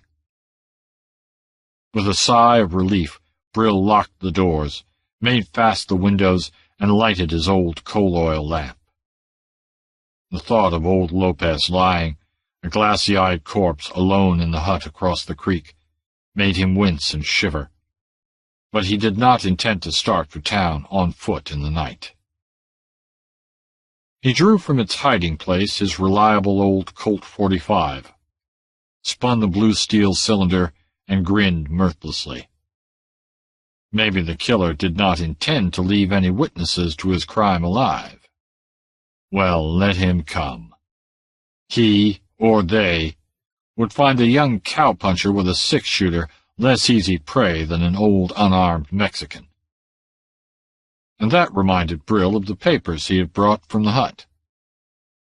Taking care that he was not in line with the window through which a sudden bullet might come, he settled himself to read, with one ear alert for stealing sounds. And as he read the crude, laborious script, A slow, cold horror grew in his soul. It was a tale of fear that the old Mexican had scrawled, a tale handed down from generation to generation, a tale of ancient times. And Brill read of the wanderings of the Caballero Hernando de Estrada and his armored pikemen, who dared the deserts of the southwest when all was strange and unknown. There were some 40-odd soldiers, servants and masters, at the beginning, the manuscript ran. There was the captain, de Estrada, and the priest, and young Juan Zavia, and Don Santiago de Valdez, a mysterious nobleman who had been taken off a helplessly floating ship in the Caribbean Sea. All the others of the crew and passengers had died of plague, he had said, and he had cast their bodies overboard. So de Estrada had taken him aboard the ship that was bearing the expedition from Spain, and de Valdez joined them in their explorations. Brill read something of their wanderings, told in the crude style of old Lopez, as the old Mexican's ancestors had handed down the tale for over 300 years. The bare written words dimly reflected the terrific hardships the explorers had encountered. Drought, thirst, floods, the desert sandstorms, the spears of hostile redskins. But it was another peril that old Lopez told, a grisly lurking horror that fell upon the lonely caravan wandering through the immensity of the wild. Man by man they fell, and no man knew the slayer. Fear and black suspicion ate at the heart of the expedition like a canker, and their leader knew not where to turn. This they all knew. Among them was a fiend in human form. Men began to draw apart from each other, to scatter along the line of march, and this mutual suspicion, that sought security in solitude, made it easier for the fiend. The skeleton of the expedition staggered through the wilderness, lost, dazed, and helpless, and still the unseen horror hung on their flanks, dragging down the stragglers, preying on drowsing sentries and sleeping men. And on the throat of each was found the wounds of pointed fangs that bled the victim white, so that the living knew with what manner of evil they had to deal. Men reeled through the wild, calling on the saints, or blaspheming in their terror, fighting frenziedly against sleep, until they fell with exhaustion, and sleep stole on them with horror and death. Suspicion centered on a great black man, a cannibal slave from Calabar, and they put him in chains. But young Juan Zavia went the way of the rest, and then the priest was taken. But the priest fought off his fiendish assailant, and lived long enough to gasp the demon's name to de Estrada. And Brill, shuddering and wide-eyed, read, "And now it was evident to de Estrada that the good priest had spoken the truth, and the slayer was Don Santiago de Valdez, who was a vampire, an undead fiend, subsisting on the blood of the living. And de Estrada called to mind a certain foul nobleman who had lurked in the mountains of Castile since the days of the Moors, feeding off the blood of helpless victims, which lent him a ghastly immortality. This nobleman had been driven forth. None knew where he had fled, but it was evident that he and Don Santiago were the same man. He had fled Spain by ship, and de Estrada knew that the people of that ship had died, not by plague as the fiend had represented, but by the fangs of the vampire. De Estrada and the black man and the few soldiers who still lived went searching for him, and found him stretched in bestial sleep in a clump of chaparral. Full gorged he was with human blood from his last victim. Now it is well known that a vampire, like a great serpent, when well gorged, falls into a deep sleep, and may be taken without peril. But de Estrada was at a loss as to how to dispose of the monster, for how may the dead be slain? For a vampire is a man who has died long ago, It is quick with a certain foul unlife. The men urged that the caballero drive a stake through the fiend's heart and cut off his head, uttering the holy words that would crumple the long-dead body into dust. But the priest was dead, and De Estrada feared that in the act the monster might waken. So they took Don Santiago, lifting him softly, and bore him to an old Indian mound nearby. This they opened, taking forth the bones they found there, and they placed the vampire within and sealed up the mound. Dios grant until Judgment Day. It is a place accursed, and I wish I had starved elsewhere before I came into this part of the country seeking work. For I have known of the land and the creek and the mound with its terrible secret ever since childhood. Do you see, Senor Brill, why you must not open the mound and wake the fiend? There the manuscript ended, with an erratic scratch of the pencil that tore the crumpled leaf.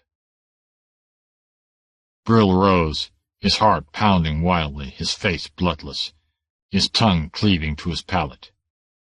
He gagged and found words. That's why the spur was in the mound. One of them Spaniards dropped it while they was digging, and I might have known it's been dug into before the way the charcoal was scattered out, but good God! Aghast, he shrank from the black visions. An undead monster stirring in the gloom of his tomb, thrusting from within to push aside the stone loosened by the pick of ignorance. A shadowy shape loping over the hill toward a light that betokened a human prey. A frightful long arm that crossed a dim lighted window. "It's madness," he gasped. "Lopez was plumb loco. There ain't no such thing as vampires. If there is, why didn't he get me first instead of Lopez? Unless he was scouting around, making sure of everything before he pounced. Oh, hell, it's all a pipe dream." The words froze in his throat. At the window, a face glared and gibbered soundlessly at him. Two icy eyes pierced his very soul. A shriek burst from his throat, and that ghastly visage vanished. But the very air was permeated by the foul scent that had hung about the ancient mound. And now the door creaked, bent slowly inward. Brill backed up against the wall, his gun shaking in his hand. It did not occur to him to fire through the door.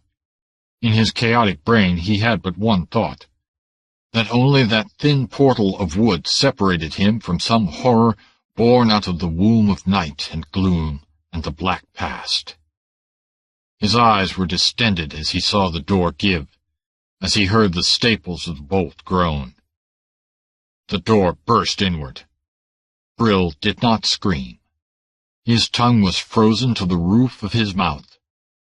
His fear-glazed eyes took in the tall, vulture-like form, the icy eyes, the long black fingernails, the moldering garb, hideously ancient, the long spurred boot, the slouch hat with its crumbling feather, the flowing cloak that was falling to slow shreds. Framed in the black doorway crouched that abhorrent shape out of the past, and Brill's brain reeled. A savage cold radiated from the figure, the scent of moldering clay and charnel house refuse. And then the undead came at the living like a swooping vulture. Brill fired point blank, and saw a shred of rotten cloth fly from the thing's breast.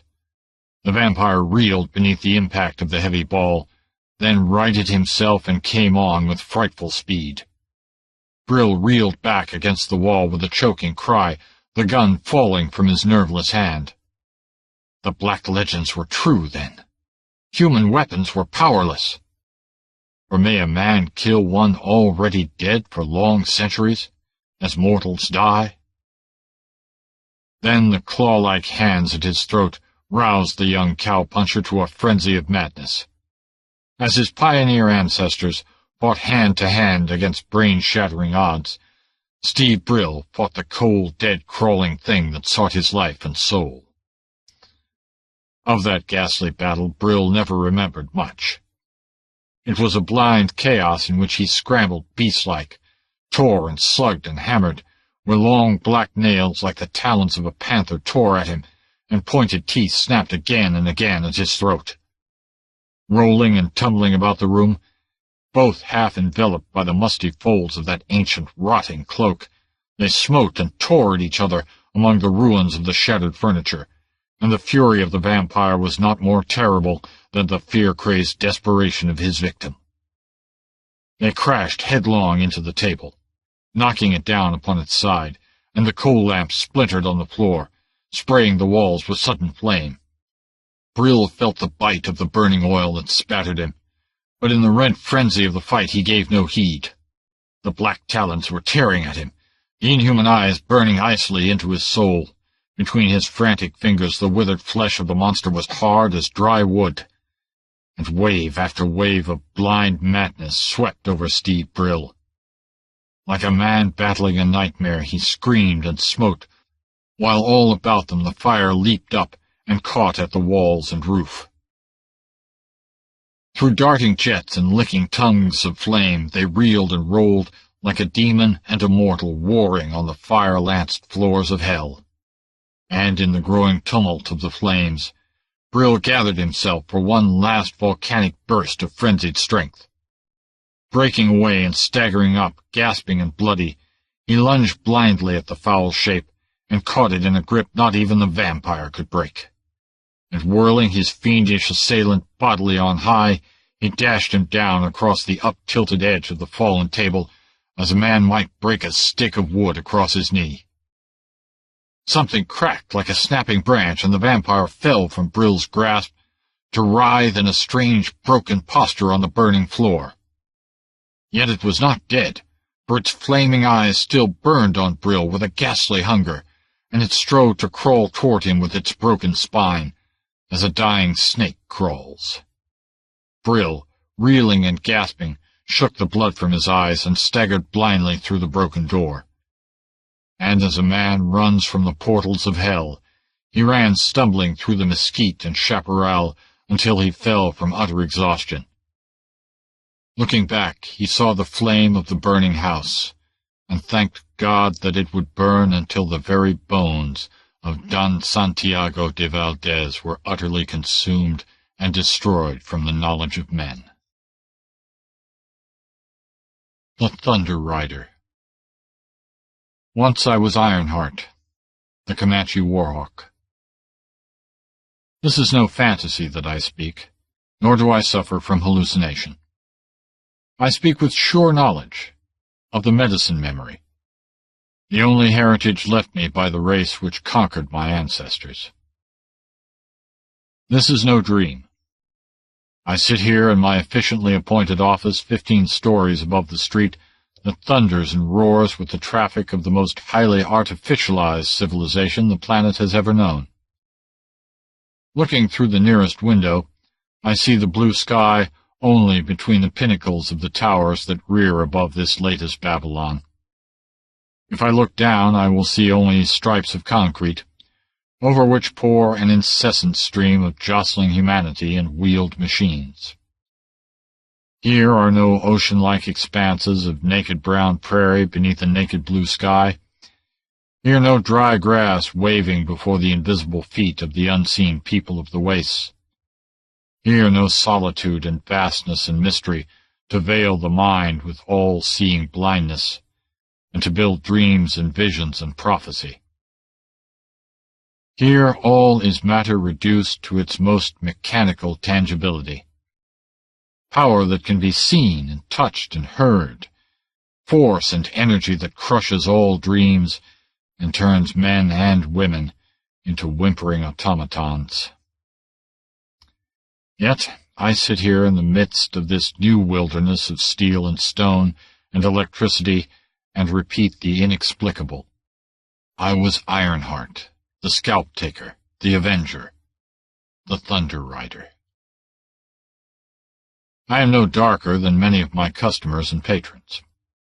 I wear the clothes of civilization with as great ease as any of them. Why should I not? My father wore blanket, war bonnet, and breechclout in his youth, but I never wore any garments except those of the white men. I speak English, and French, Spanish, and German, too, without an accent, save for a slight southwestern idiom, such as you will find in any white Oklahoman or Texan. Behind me lie years of college life. Carlisle, the University of Texas, Princeton. I am reasonably successful in my profession. I am accepted without question in my chosen social circle, a society made up of men and women of pure Anglo-Saxon descent. My associates scarcely think of me as an Indian. Apparently I have become a white man. And yet, one heritage remains. A memory. There is nothing vague or hazy or elusive about it. As I remember my yesterdays as John Garfield, so I remember more distant yesterdays, the life and deeds of Ironheart. As I sit here and stare out upon the new wasteland of steel and concrete and wheels, it all seems suddenly as tenuous and unreal as the fog that rises from the shores of Red River in the early morning. I see through it and beyond, back to the drab, brown Wichita Mountains where I was born. I see the dry grass waving under the southwest wind, and the tall white horse of Quanah Parker looming against the steel blue sky. I see the cabin where I was born, and the lean horses and scrubby cows grazing in the sun-scorched pasture, the dry, straggling rows of corn in the little field nearby. But I see beyond that, too. I see a sweep of prairie, brown and dry and breathtakingly vast, where there is no tall white horse, or cabin, or cornfield, only the brown grass waving, and buffalo-hide teepees, and a bronzed, naked warrior with plumes trailing like the train of a blazing meteor riding like the wind in the mad gladness of savage exultation. I was born in a white man cabin. I never wore war paint, nor rode the war path, nor danced the scalp dance. I cannot wield a lance or drive a flint-headed arrow through the bulk of a snorting buffalo. Any Oklahoma farm boy can surpass me in horsemanship. I am, in short, a civilized man. And yet... Early in my youth I was aware of a gnawing restlessness, an uneasy and sullen dissatisfaction with my existence. I read the books, I studied, I applied myself to the things the white men valued with a zeal which gratified my white teachers. They pointed me out with pride. They told me, and thought they were complimenting me when they did it, that I was a white man in mind as well as habit. But the unrest grew, though none suspected it, for I hid it behind the mask of an Indian's face, as my ancestors, bound to an Apache's stake, hid their agony from the gaze of their gloating enemies. But it was there. It lurked at the back of my mind in the classroom when I listened, hiding my innate scorn for the learning I sought in order to advance my material prosperity. It colored my dreams, and these dreams, dim in my childhood, grew more vivid and distinct as I grew older. Always a bronzed, naked warrior against a background of storm and cloud and fire and thunder, riding like a centaur, with war bonnets streaming and the lurid light flashing on the point of a lifted lance. Racial instincts and superstitions began to stir in me at this repeated visitation. My dreams began to color my waking life, for dreams always played a great part in the lives of the Indians. My mind began turning red. I began to lose my grasp on the white man's existence I had chosen for myself. The shadow of a dripping tomahawk began to take shape, to hover over me. There was a need in my mind, a lawless, untamed urge towards violent action, a restlessness I began to fear only blood would quench.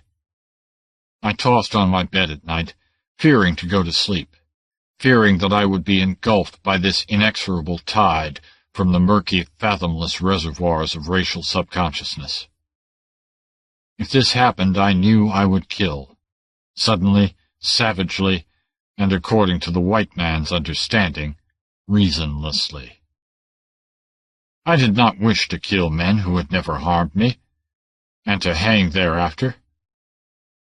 Though I despised, as I still despise, the white man's philosophy and code, I find and found the material things of his civilization desirable, since the life of my ancestors is denied to me. I tried to work off this primitive, murderous urge in sports, but I found that football, boxing, and wrestling only increased the feeling. The more fiercely I hurled my hard-muscled body into conflict, the less satisfaction I derived from this artificial conflict. The more I yearned for something, I knew not what. At last I sought aid. I did not go to a white physician or psychologist. I went back to the region of my birth, and sought out old Eagle Feather, a medicine man who dwelt alone among the hills, scorning the white man's ways with a bitter scorn. In my white man's garments, I sat cross-legged in his tepee of ancient buffalo hides, and as I talked, I dipped my hand into the pot of stewed beef that sat between us. He was old. How old I do not know. His moccasins were frayed and worn, his blanket dingy and patched. He was with that band whom General Mackenzie caught in the Palo Duro, and when the general shot all their horses, he beggared old Eagle Feather, for the medicine man's wealth lay in horseflesh, like that of all the tribe. He heard me through without speaking, and for a long time thereafter he sat unmoving, his head bent on his breast, his withered chin almost touching his bracelet of Pawnee teeth. In the silence I heard the night wind sighing through the lodge poles, and an owl hooted ghostily deep in the woods. At last he lifted his head and spoke. There is a medicine memory which troubles you. This warrior you see is the man you once were. He does not come to urge you to strike an axe into the heads of the white men. He comes in answer to a wildness in your own soul. You come of a long line of warriors. Your grandfather rode with Lone Wolf, and with Peta Nocona. He took many scalps. The white men's books cannot content you. Unless you find an outlet, your mind will turn red, and the spirits of your ancestors will sing in your ears. Then you will slay like a man in a dream without knowing why, and the white men will hang you. It is not well for a Comanche to be choked to death in a noose. He cannot sing his death song, and his soul cannot leave his body, and must dwell forever underground with his rotting bones. You cannot be a fighting man. That day is past. But there is a way to escape the bad workings of your medicine. If you could remember, a Comanche when he dies goes for a space to the happy hunting ground to rest and hunt the white buffalo. Then, 100 years later, he is reborn into a tribe unless his spirit has been destroyed by the loss of his scalp. He does not remember, or if at all, but a little, like figures moving in a mist. But there is a medicine to make him remember, a mighty medicine, and a terrible one which no weakling can survive. I remember. I remember the men whose bodies my soul inhabited in past ages. I can wander in the mist and speak with great ones whose spirits have not yet been reborn. With Quanah Parker, and with Peta Nocona, his father, and with Iron Shirt, his father. With Satanta, the Kiowa, and Sitting Bull, the Ogallala, and many another great one. If you are brave, you may remember, and live over your ancient lives, and be content, knowing your valor and prowess in the past. He was offering me a solution, a substitute for a violent life in my present existence, a safety valve for the innate ferocity that lurks at the bottom of my soul. Shall I tell you of the medicine ritual by which I gained full memory of my yesterdays? Alone in the hills, with only old Eagle Feather to see, I fought out my lone fight against such agony as white men only dream of in nightmares. It is an ancient, ancient medicine, a secret medicine, not even guessed by the omniscient anthropologists. It was always Comanche. From it the Sioux borrowed the rituals of their sun dance, and from the Sioux the Arikaras appropriated part of it for their rain dance. But it was always a secret rite, with only a medicine man to look on, no dancing, cheering throngs of women and braves to inspire a man to stiffen his resolution by listening to his war songs and his boastings, only the stark, silent strength of his endurance, there in the windy darkness under the ancient stars. Eagle Feather cut deep slits in the muscles of my back. The scars are there to this day. A man can put his clenched fists in the hollows. He cut deep into the muscles, and drawing rawhide thongs through the slits, bound them fast. Then he threw the thongs over an oak limb, and, with a strength that only a medicine man could explain, he drew me up until my feet hung high above the grassy earth. He made the thongs fast and left me hanging there. He squatted before me, and began beating a drum whose head was the skin from the belly of a Lipan chief. Slowly and incessantly he smote it, so that its soft, sinister rumbling played an incessant undertone throughout my agony, mingling with the night wind in the trees. The night dragged on. The stars changed. The wind died and sprang up and died again. On and on droned the drum until the sound became changed strangely at times, and was a drum no longer, but the thunder of unshod horses' hoofs beating the drum of the prairie. The hoot of the owl was a hoot no longer, but the death yell of forgotten warriors. And the flame of agony before my misted eyes was a roaring fire around which black figures leaped and chanted. No longer I swung on bloody thongs from an oak limb, but I stood upright against a stake, with flames lapping my feet, and sang my death song in defiance of my enemies. Past and present merged and blended fantastically and terribly, and 100 personalities struggled within me, until time was not, nor space, nor form, nor shape, only a writhing, twisting, whirling chaos of men and things and events and spirits, until all were dashed triumphantly into nothingness by a bronzed, painted, exultant rider on a painted horse, whose hoofs struck fire from the prairie. Across a lurid sunset curtain of dusky flame they swept, in barbaric exultation, horse and rider, black against the glow, and with their passing my tormented brain gave way, and I knew no more. In the gray dawn, as I hung limp and senseless, Eagle Feather bound long treasured buffalo skulls to my feet, and their weight tore away flesh and sinew, so that I fell to the grass at the foot of the ancient oak. The sting of that fresh hurt revived me, but the nameless agony of mangled and lacerated flesh was nothing beside the great realization of power that swept over me. In that dark hour before dawn, when the drum merged past and present, and the material consciousness that always fights the more obscure senses had succumbed, the knowledge I sought had been made mine. Pain was necessary, great pain, to conquer the conscious part of the spirit that rules the material body. There had been an awakening and joining together of senses and sensibilities, and memory remained. Call it psychology, magic, what you will.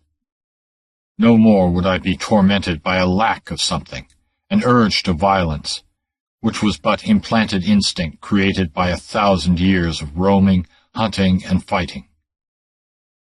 In my memories, I could find relief by living over again the wild days of my yesterdays. So I remember many past lives, lives that stretch back and back into an antiquity that would amaze the historians. This I found, that no 100 years separated the lives of a Comanche.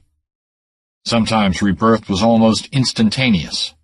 Sometimes a stretch of years lay between, for what inscrutable reason I do not know. I do know that the ego now inhabiting the body of the American citizen, now called John Garfield, animated many a wild painted figure in the past, and not so distant past either. For instance, in my last appearance as a warrior on the stage of the Great Southwest, I was one Esatema, who rode with Quanah Parker and Satanta the Kiowa, and was killed at the Battle of Adobe Walls in the summer of 1874. There was an interlude between Esatema and John Garfield in the shape of a weakly, deformed infant who was born during the flight of the tribe from the reservation in 1878, and, being unfit, was left to die somewhere on the Staked Plains. But why seek to enumerate all the lives and bodies that have been mine in the past? It is an endless chain of painted, feathered, naked figures stretching back and back into an immemorial past, a past so distant and unthinkable that I myself hesitate before its threshold. Certainly, my white reader, I shall not seek to carry you with me, for my race is a very old race. It was old when we dwelt in the mountains north of the Yellowstone and traveled on foot, with our scanty goods loaded on the backs of dogs. The researches of the white men stopped there, and well for their peace of mind and their beautifully ordered theories of mankind's past that they do. But I could tell you things that would shock you out of the amused tolerance with which you are reading this narrative of a race your ancestors crushed. I could tell you of long wanderings over a continent still teeming with pre-human terrors. But enough. I will tell you of Ironheart, the scalp-taker. Of all the bodies that have been mine, that of Ironheart seems somehow more closely linked with that of John Garfield of the 20th century. It was Ironheart whom I saw in my dreams. It was the memories of Ironheart, dim and uninterpreted, which haunted me in my childhood and youth. Yet as I speak to you of Ironheart, I must speak as, and through, the lips of John Garfield, else the telling will be but an incoherent raving, meaning nothing to you. I, John Garfield, am a man of two worlds, with a mind that is neither wholly red nor wholly white, yet with a muddled grasp on each. Let me interpret to you the tale of Ironheart, not as Ironheart himself would have told it, but as John Garfield must tell it, so that you may understand it.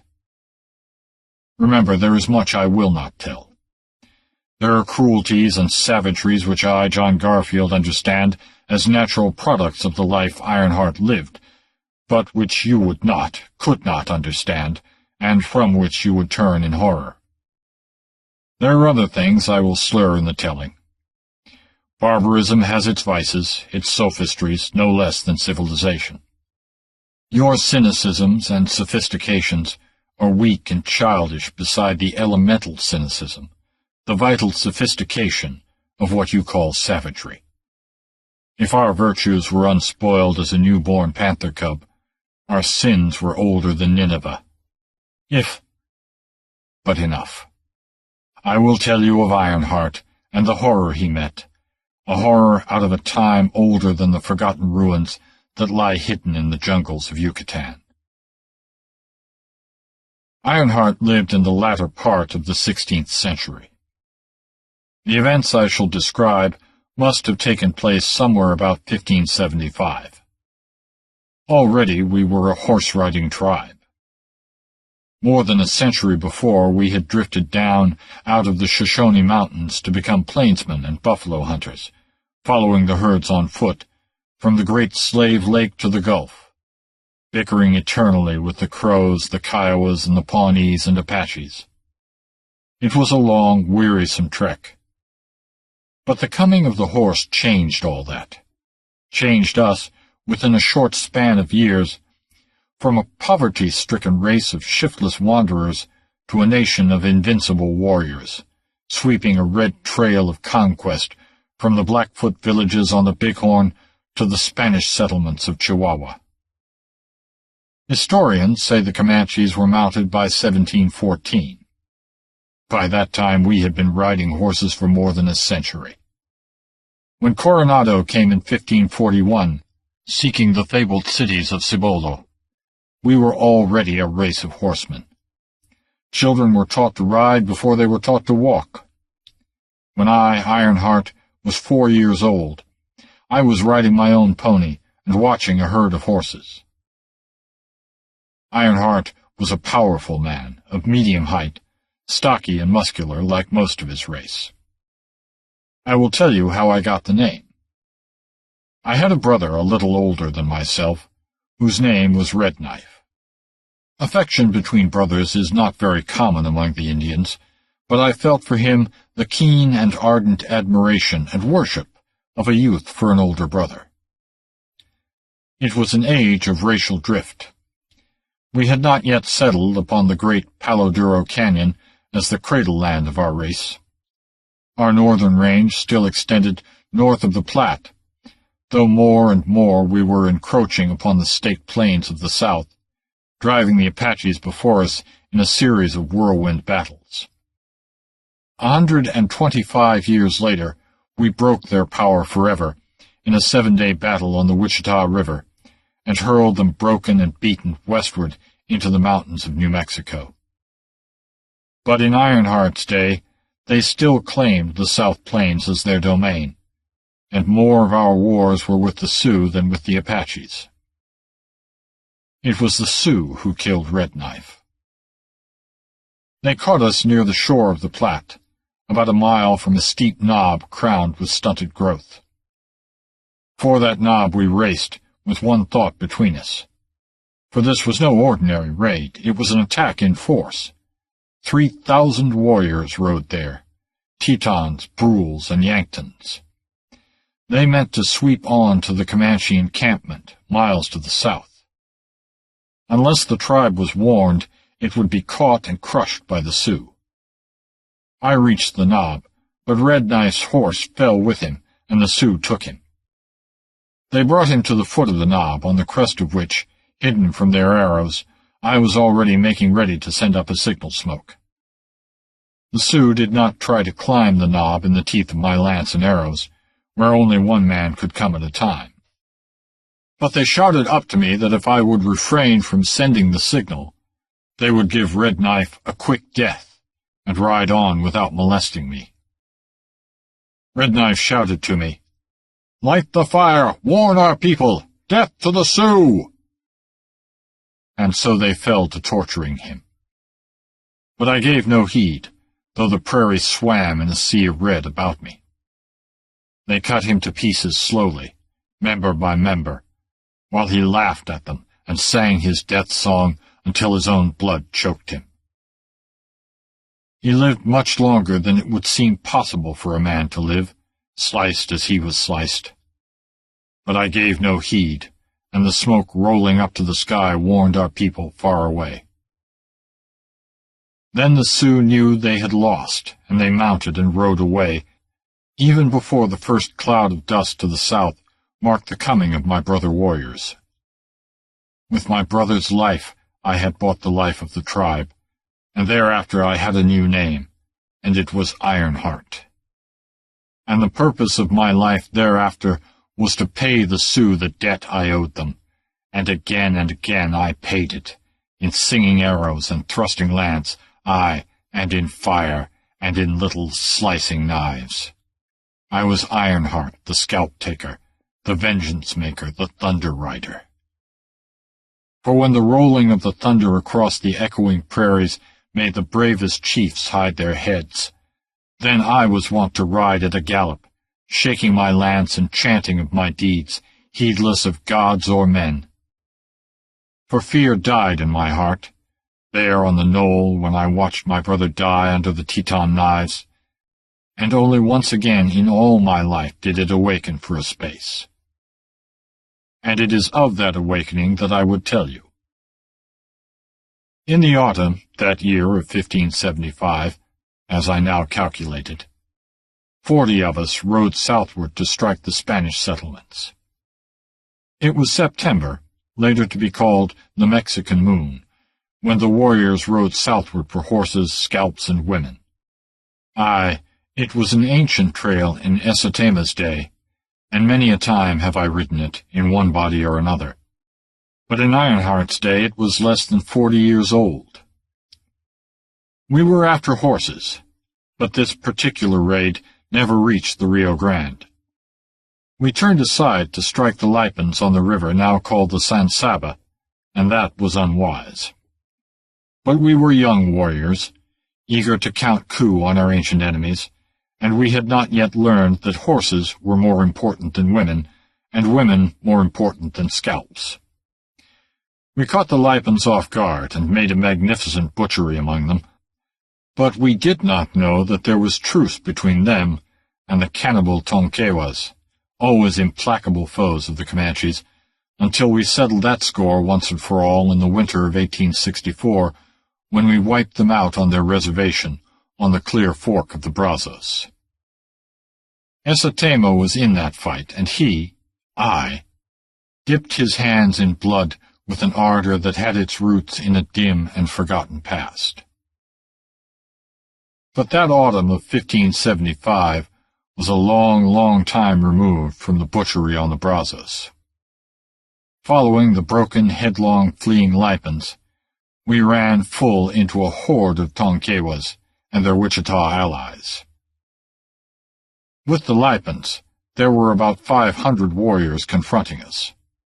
Too great odds even for Comanches.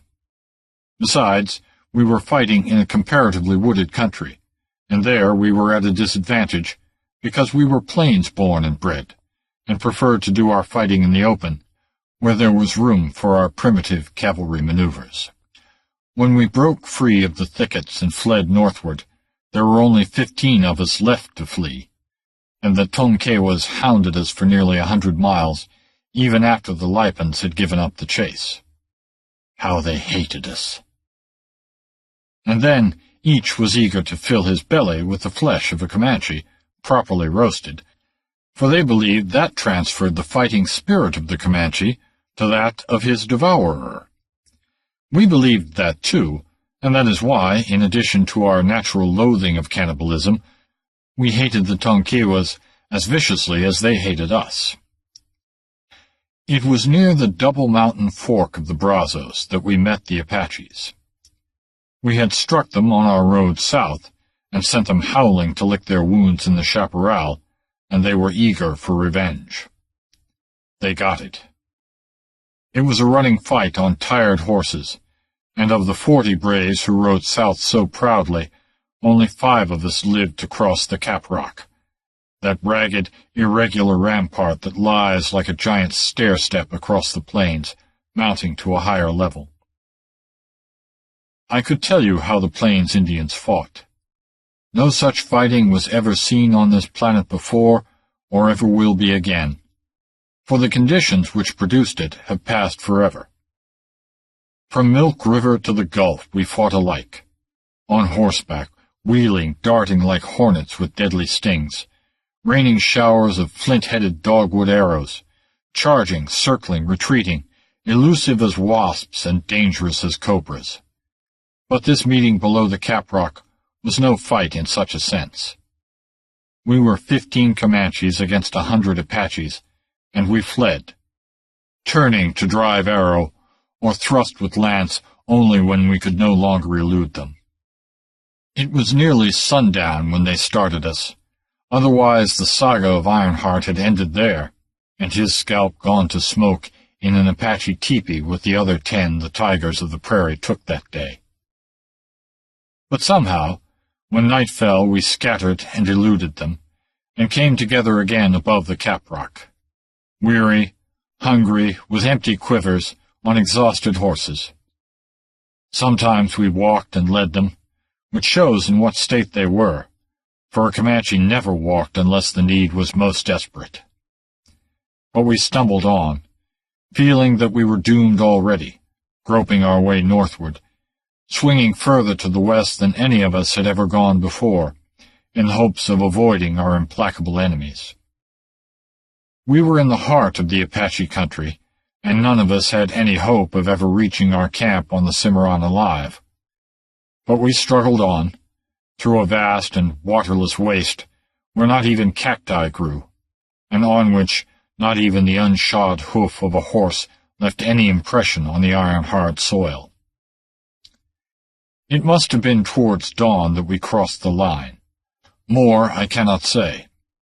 There was no actual line there, and yet at one stride we all felt, we knew, that we had come into a different country. There was a sort of vague shock, felt by both horses and men.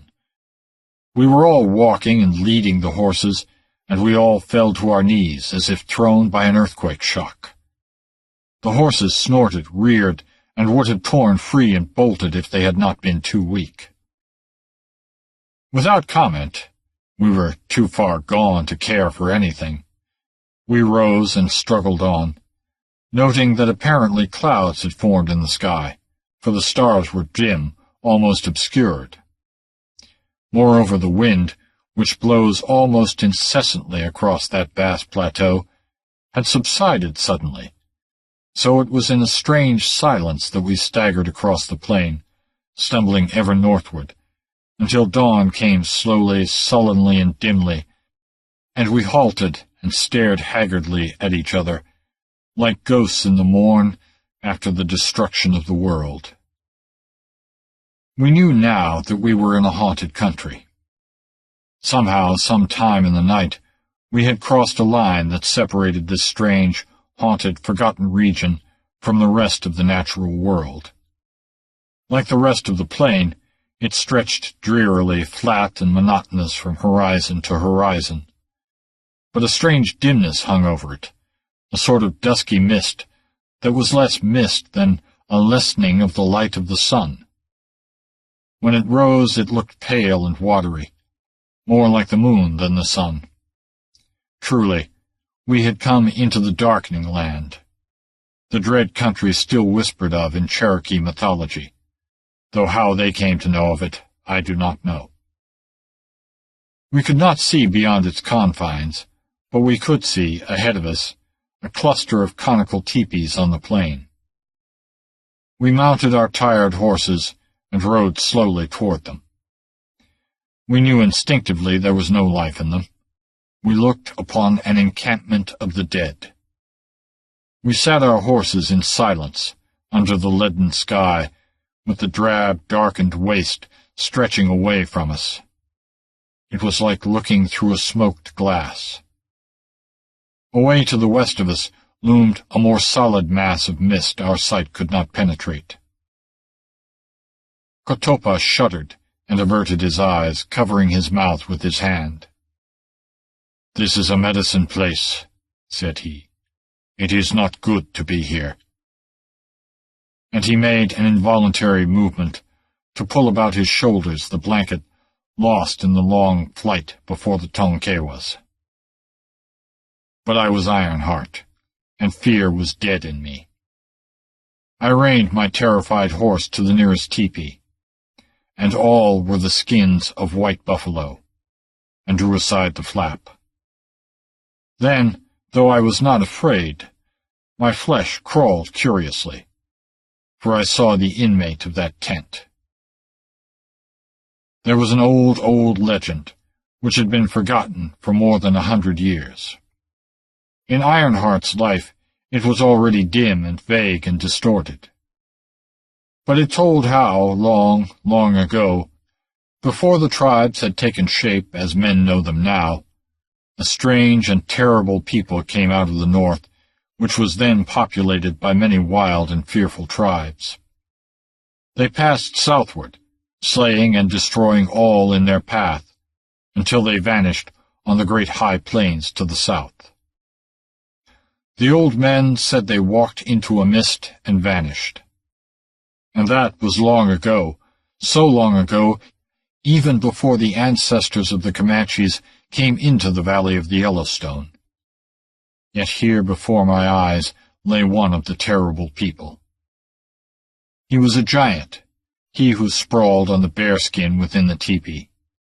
Erect he must have stood fully 7 feet in height, and his mighty shoulders and huge limbs were knotted with great muscles. His face was that of a brute, thin-lipped, jutting-jawed, sloping-brow, with a tangled mop of shaggy hair. Beside him lay an axe, a keen-edged blade of what I now know to be green jade, set in the cleft of a shaft of a strange hard wood which once grew in the far north, and which took a polish like mahogany. At the sight I desired to possess it, though it was too long-hafted and heavy for easy use on horseback. I thrust my lance through the door of the lodge and drew the thing out, laughing at the protests of my companions. "I commit no sacrilege," I maintained. "This is no death lodge, where warriors laid the corpse of a great chief. This man died in his sleep, as they all died. Why he has lain here so many ages without being devoured by wolves or buzzards, or his flesh rotting, I do not know. But this whole land is a medicine land. But I will take this axe."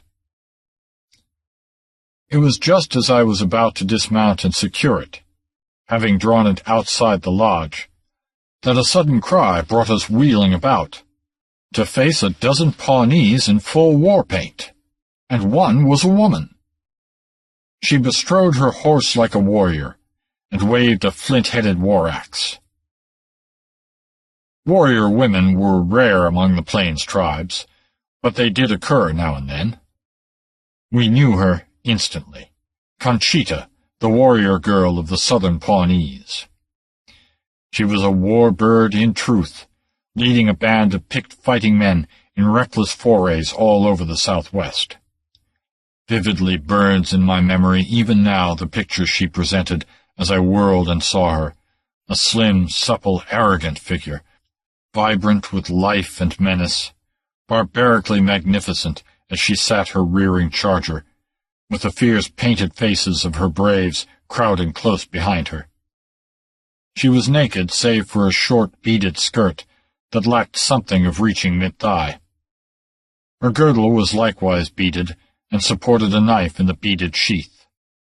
Moccasins were on her slender feet, and her black hair, done up in 2 thick glossy braids, hung down her supple back. Her dark eyes flashed. Her red lips parted in a cry of mockery as she brandished her axe at us, managing her bridleless, saddleless steed with a horsemanship that was breathtaking in its negligent grace. And she was a full-blooded Spanish woman, daughter of a captain of Cortez, stolen from below the Rio Grande by the Apaches when a baby, and from them stolen in turn by the southern Pawnees, to be raised as an Indian. All this I saw and knew in the brief glance as I turned, for with a shrill cry she hurled herself at us, and her braves swept in behind her. I say hurled, for that is the word. Horse and rider seemed to lunge at us rather than gallop, so swiftly did she come to the attack. The fight was short. How could it be otherwise? They were 12 men on comparatively fresh horses. We were 5 weary Comanches on foundered steeds. The tall chief with the scarred face came at me with a rush. In the fog they had not seen us, nor we them, until we were almost together. Seeing our empty quivers, they came in to finish us with their lances and war clubs. The tall chief thrust at me, and I wheeled my horse to respond to the nudge of my knee with his last strength. No Pawnee could ever equal a Comanche in open battle, not even a southern Pawnee. The lance swished past my breast, and as the horse and rider plunged past me, carried by their own momentum, I drove my own lance through the Pawnee's back, so the point came out from his breast. Even as I did so, I was aware of another brave charging down on me from the left, and I sought to wheel my steed again as I dragged the lance free. But the horse was fordone. He rolled like a foundered canoe in the swift tide of the Missouri, and the club in the Pawnee's hand smashed down. I threw myself sidewise and saved my skull from crushing like an egg, but the club fell stunningly on my shoulder, knocking me from my horse. Cat-like, I hit on my feet, drawing my knife, but then the shoulder of a horse hit me and knocked me sprawling. It was Conchita who had ridden me down, and now as I struggled slowly to my knees, half stunned, she leaped lightly down and swung up her flint-headed axe above my head. I saw the dull glint of the edge, knew in a slow, stunned way that I could not avoid the downward swing, and then she froze, axe lifted, staring wide-eyed over my head toward something beyond me.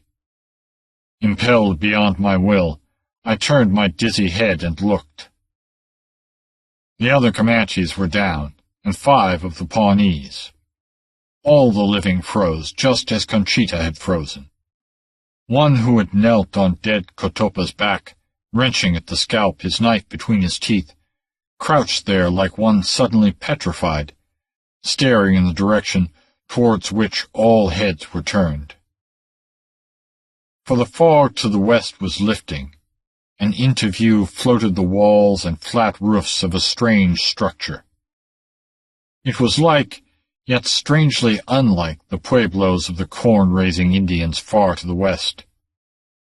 Like them, it was made of adobe, and the architecture was something similar, and yet there was a strange unlikeness.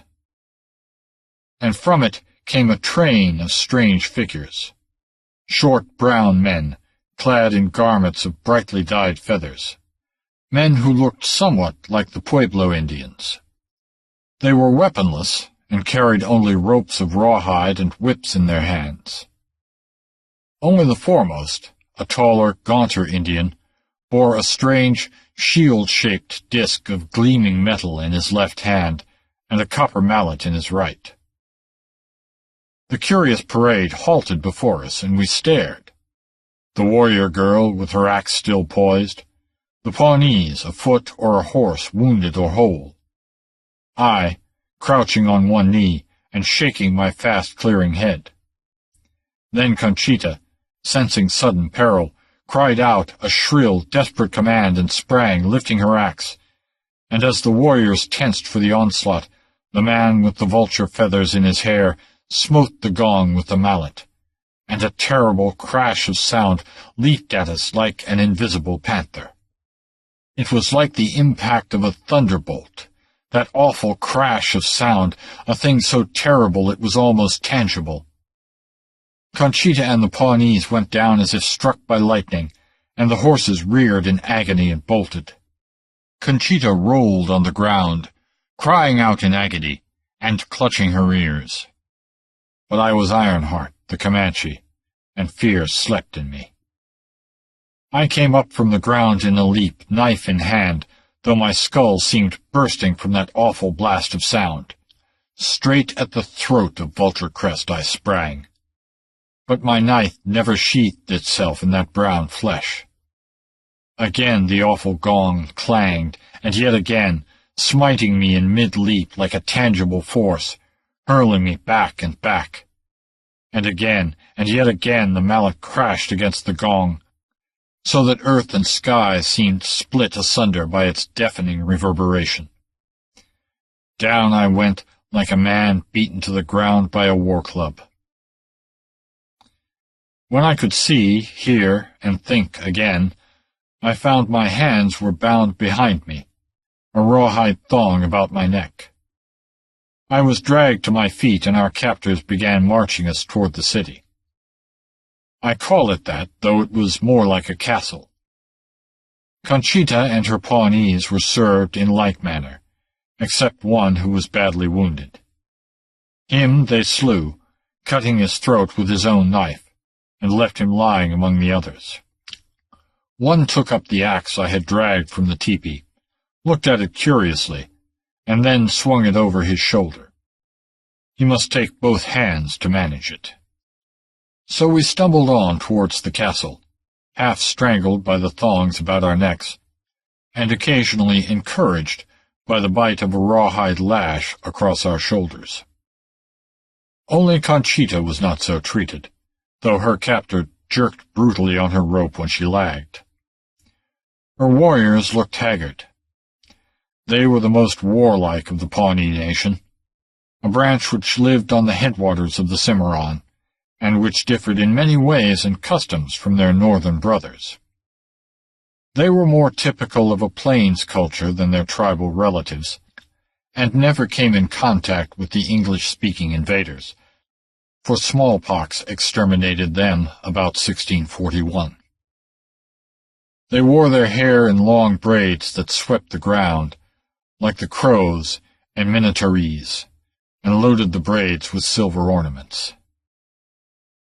The castle, I call it that in the language of John Garfield and in your own language. Ironheart would have spoken of it as a lodge. The castle stood on the crest of a low rise, not worthy of the name of hill, which broke the flat monotony of the plain. There was a wall around it and a gate in the wall. On one of the flat stages of the roof we saw a tall figure standing, wrapped in a shining mantle of feathers that glistened even in the subdued light.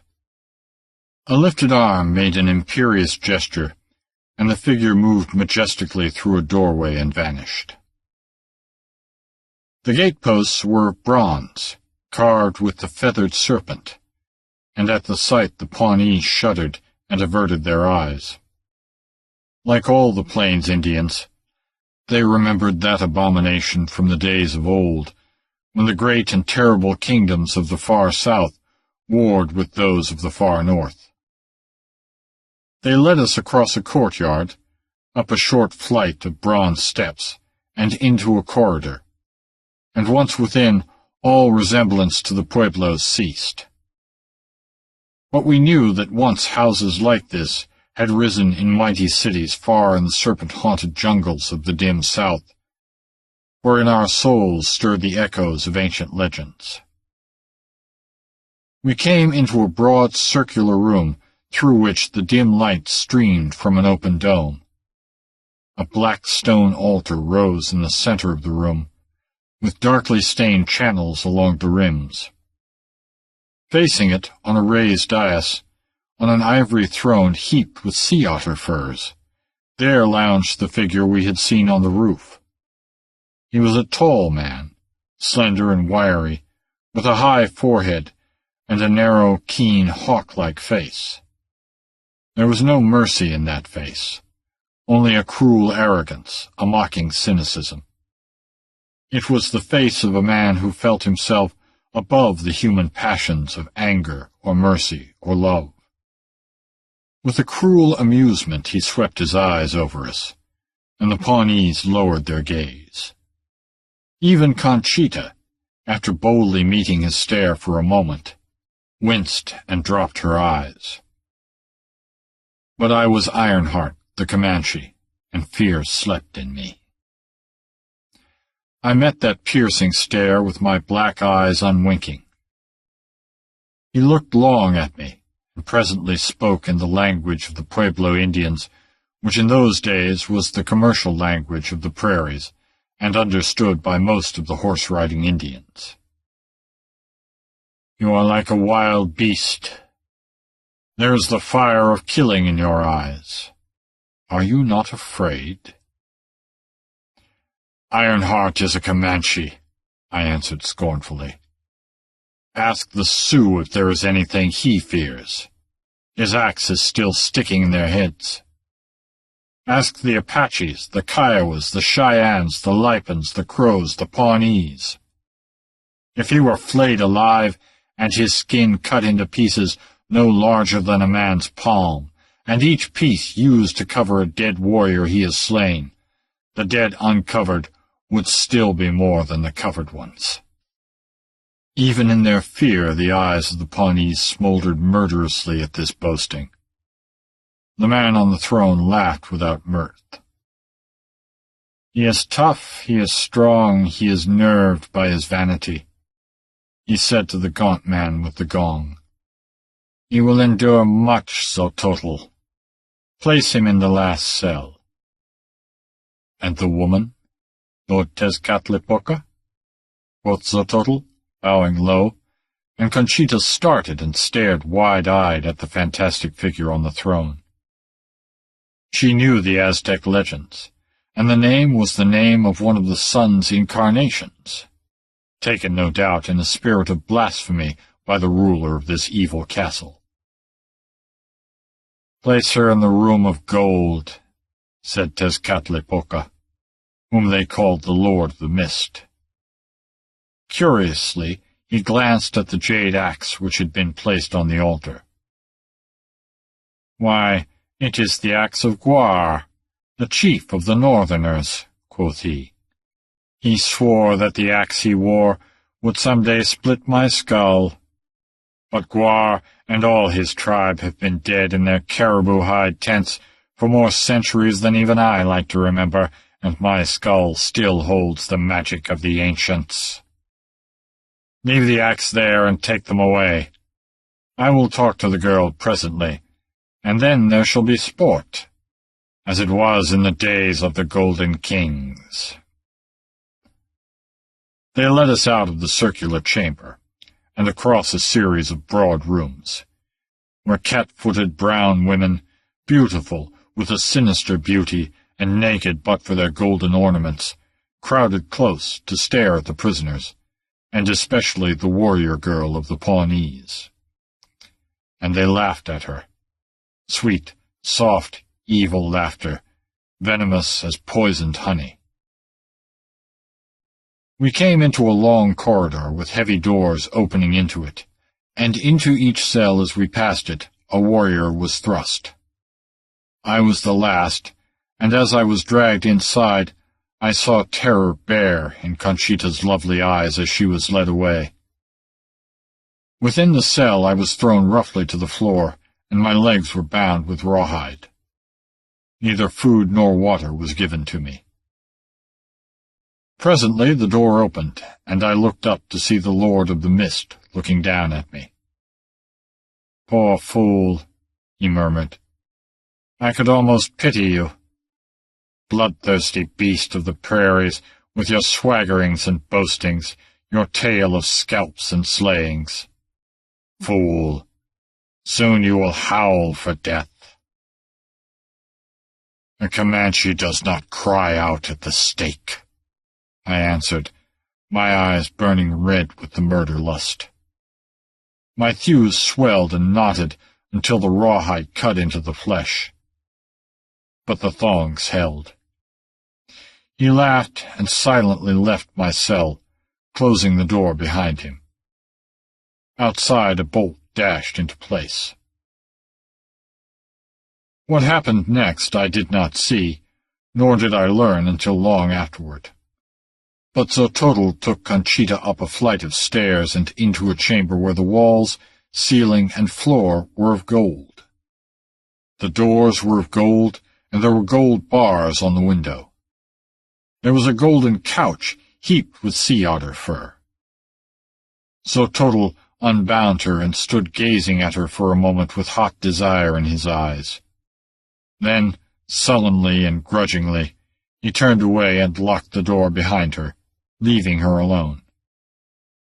Presently to her came the Lord of the Mist, tall, striding like a god, with his strange mantle of rich-hued feathers about hips, and about his black mane a band in the form of a golden serpent, with head upreared above his forehead.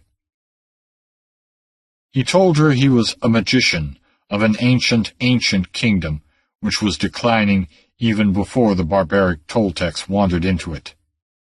For his own reasons he had come far to the north, and established his kingdom on that bleak plain, casting about it a mist of enchantment.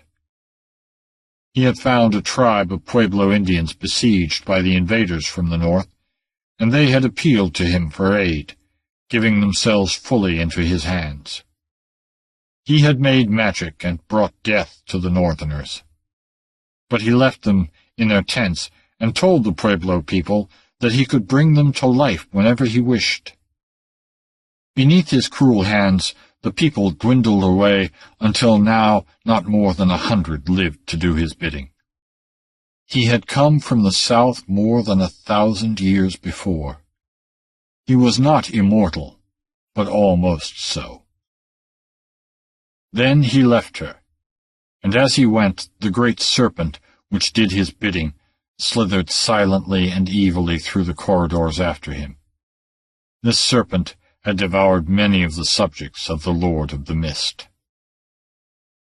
Meanwhile, I lay in my cell and heard them drag forth a Pawnee and haul him along the corridor. After a long while, I heard a fearful animal-like scream of agony, and wondered what torment could wring a cry from the throat of a southern Pawnee. I had heard them laugh under the knives of the flayers.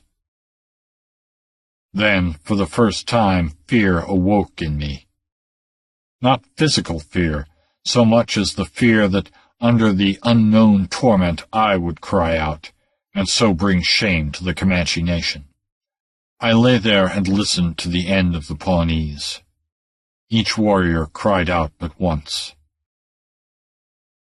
Meanwhile, Xototl had glided into Conchita's chamber, his eyes red with lust. "You are soft, you are white," he mumbled. "I am weary of brown women." He seized her in his arms and forced her back on the golden couch. She did not resist. But suddenly the dagger that had been in his girdle was in her hand. She sank it into his back, swiftly and deadly. Before he could voice the cry that welled to his lips, she choked it in his throat, and, falling with him to the floor, stabbed at him again and again until he lay still.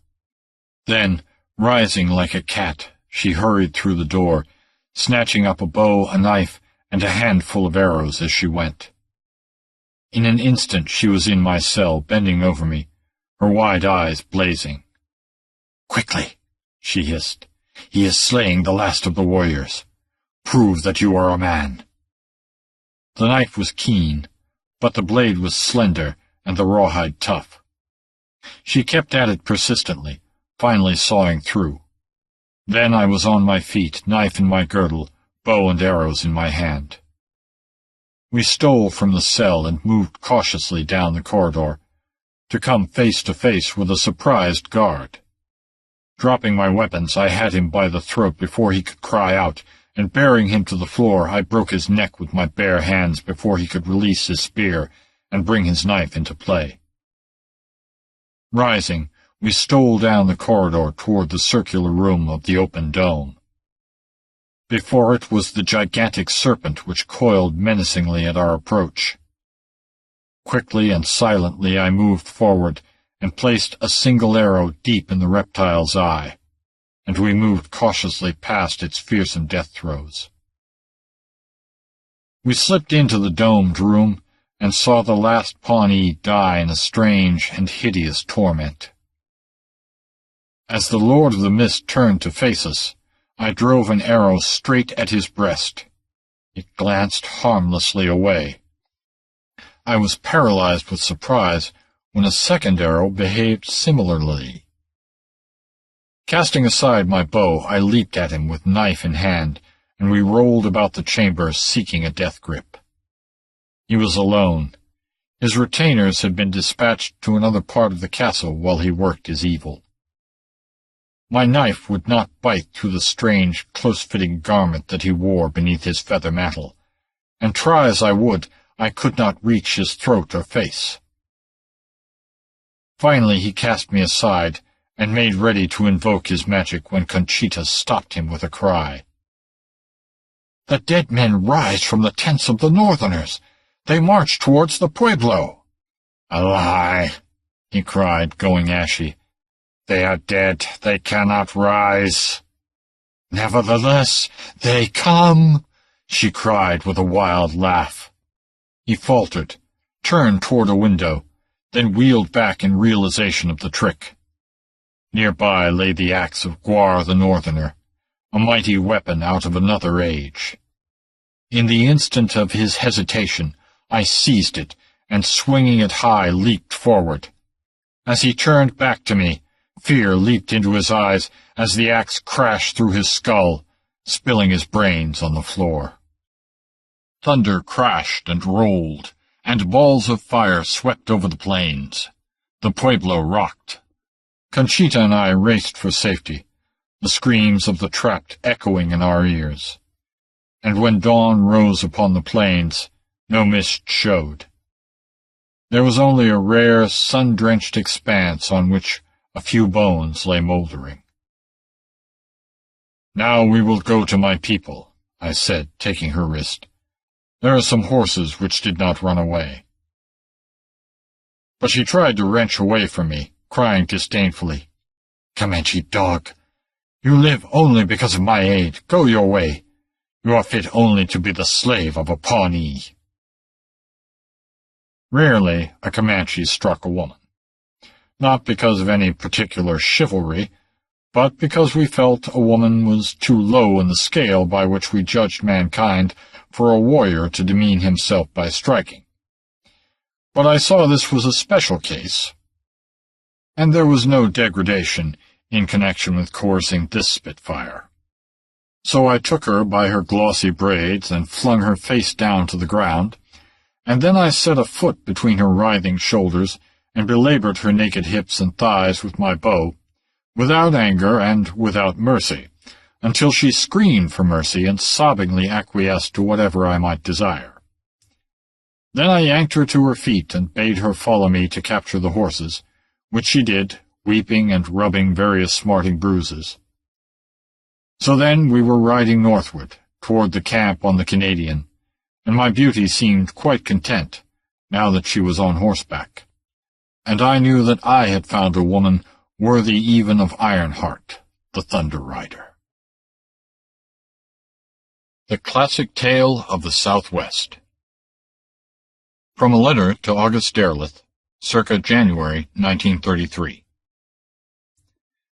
The Indians of Texas were the Sennies, who lived in the vicinity of the Neches and the Trinity Rivers, and were first encountered by La Salle in 1686.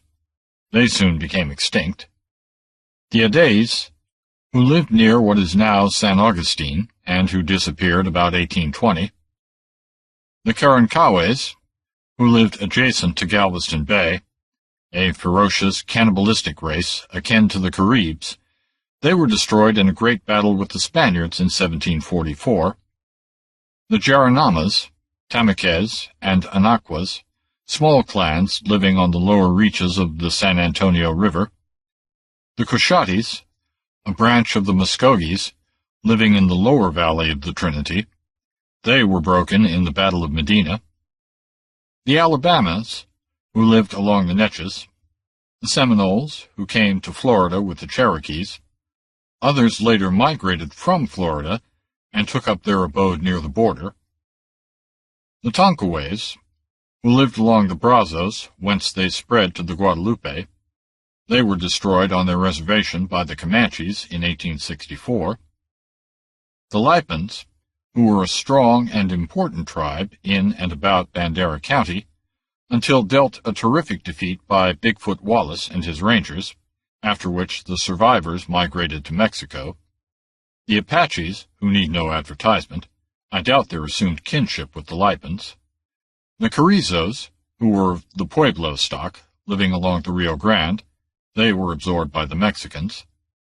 The Tiguas, Pueblos living near what is now El Paso. The Caddos, who lived mainly in the eastern part of the state. They included the Quiches, Ionis, Huecos, Nagadoches, Aish, Tawakana, Towash, Wichitas, Cachatas, Tejas, and Anadarkos. The Kickapoos, who were driven westward by the White Drift. Many crossed into Mexico. The Cherokees, who emigrated to Texas between 1822 and 1829, were broken in the War of 1839 and moved to reservations in Oklahoma. Later, the Delawares, immigrants from the eastern states and friendly to the white men, the Comanches, the strongest tribe in Texas and the lords of the western plains, a more ferocious race never trod this continent. Authorities class the Comanches as members of the Shoshonean race, which also includes the Shoshones, Utes, and Pawnees. But I wouldn't have cared to tell an old-time Comanche that he was of the same blood as the Utes. A knife in the guts would have been the probable retort. Their legends made them blood kin with the Apaches, whom ethnologists name Athabascans, along with the Navajos. Yet the Comanches and Apaches seem to have had many points in common, though much intermarrying might explain that. At any rate, the Comanches were the most skillful horse thieves on the continent, not even excepting the white rustlers that worked between El Paso and New Orleans back in the 70s. It would take a large volume to tell the full story of Quanah Parker, and of Cynthia Ann Parker, yes, and of Petanocona, the last war chief of the Comanches.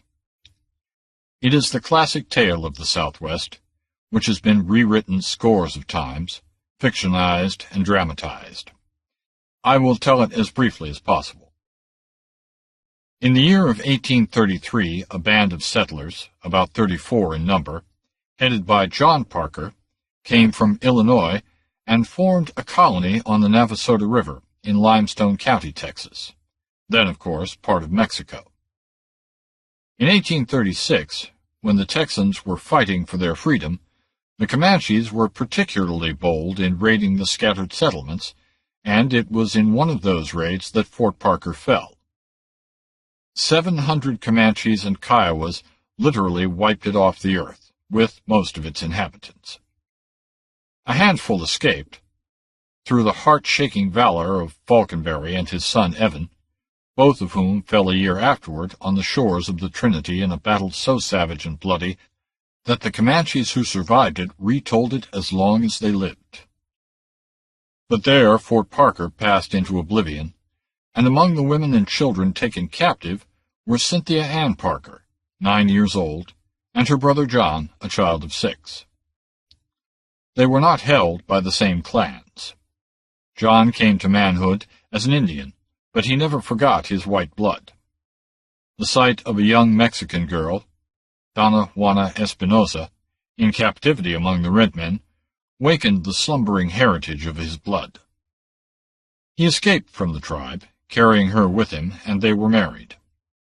He took up his life again with the people of his own race, joined General B's command, fought with characteristic valor through the Civil War, and afterwards became a well-to-do Texas ranchman. For Cynthia Ann, a different fate was reserved. In 1840, a group of traders found her on the Canadian River with Pahuaca's Comanches. They tried to ransom her, but the Indians refused. And then she was seen no more by white men until about 1851. Meanwhile, she had grown to womanhood. There were various suitors for her hand, among them Ekitoakap, of whom more later. He was a shrewd fellow, more given to intrigue than to war. But Cynthia Ann became the mate of Petanocona, whose fame hung gorily at his scalp belt, and whose diplomacy was the stroke of a tomahawk. She bore him children, among them a son, Quanah, which means something similar to sweet fragrance. When white men next came into the Comanche camp where Cynthia Ann dwelt, they strove to persuade her to accompany them back to her white relatives. She refused. She had almost forgotten that other life, as she had forgotten her native tongue.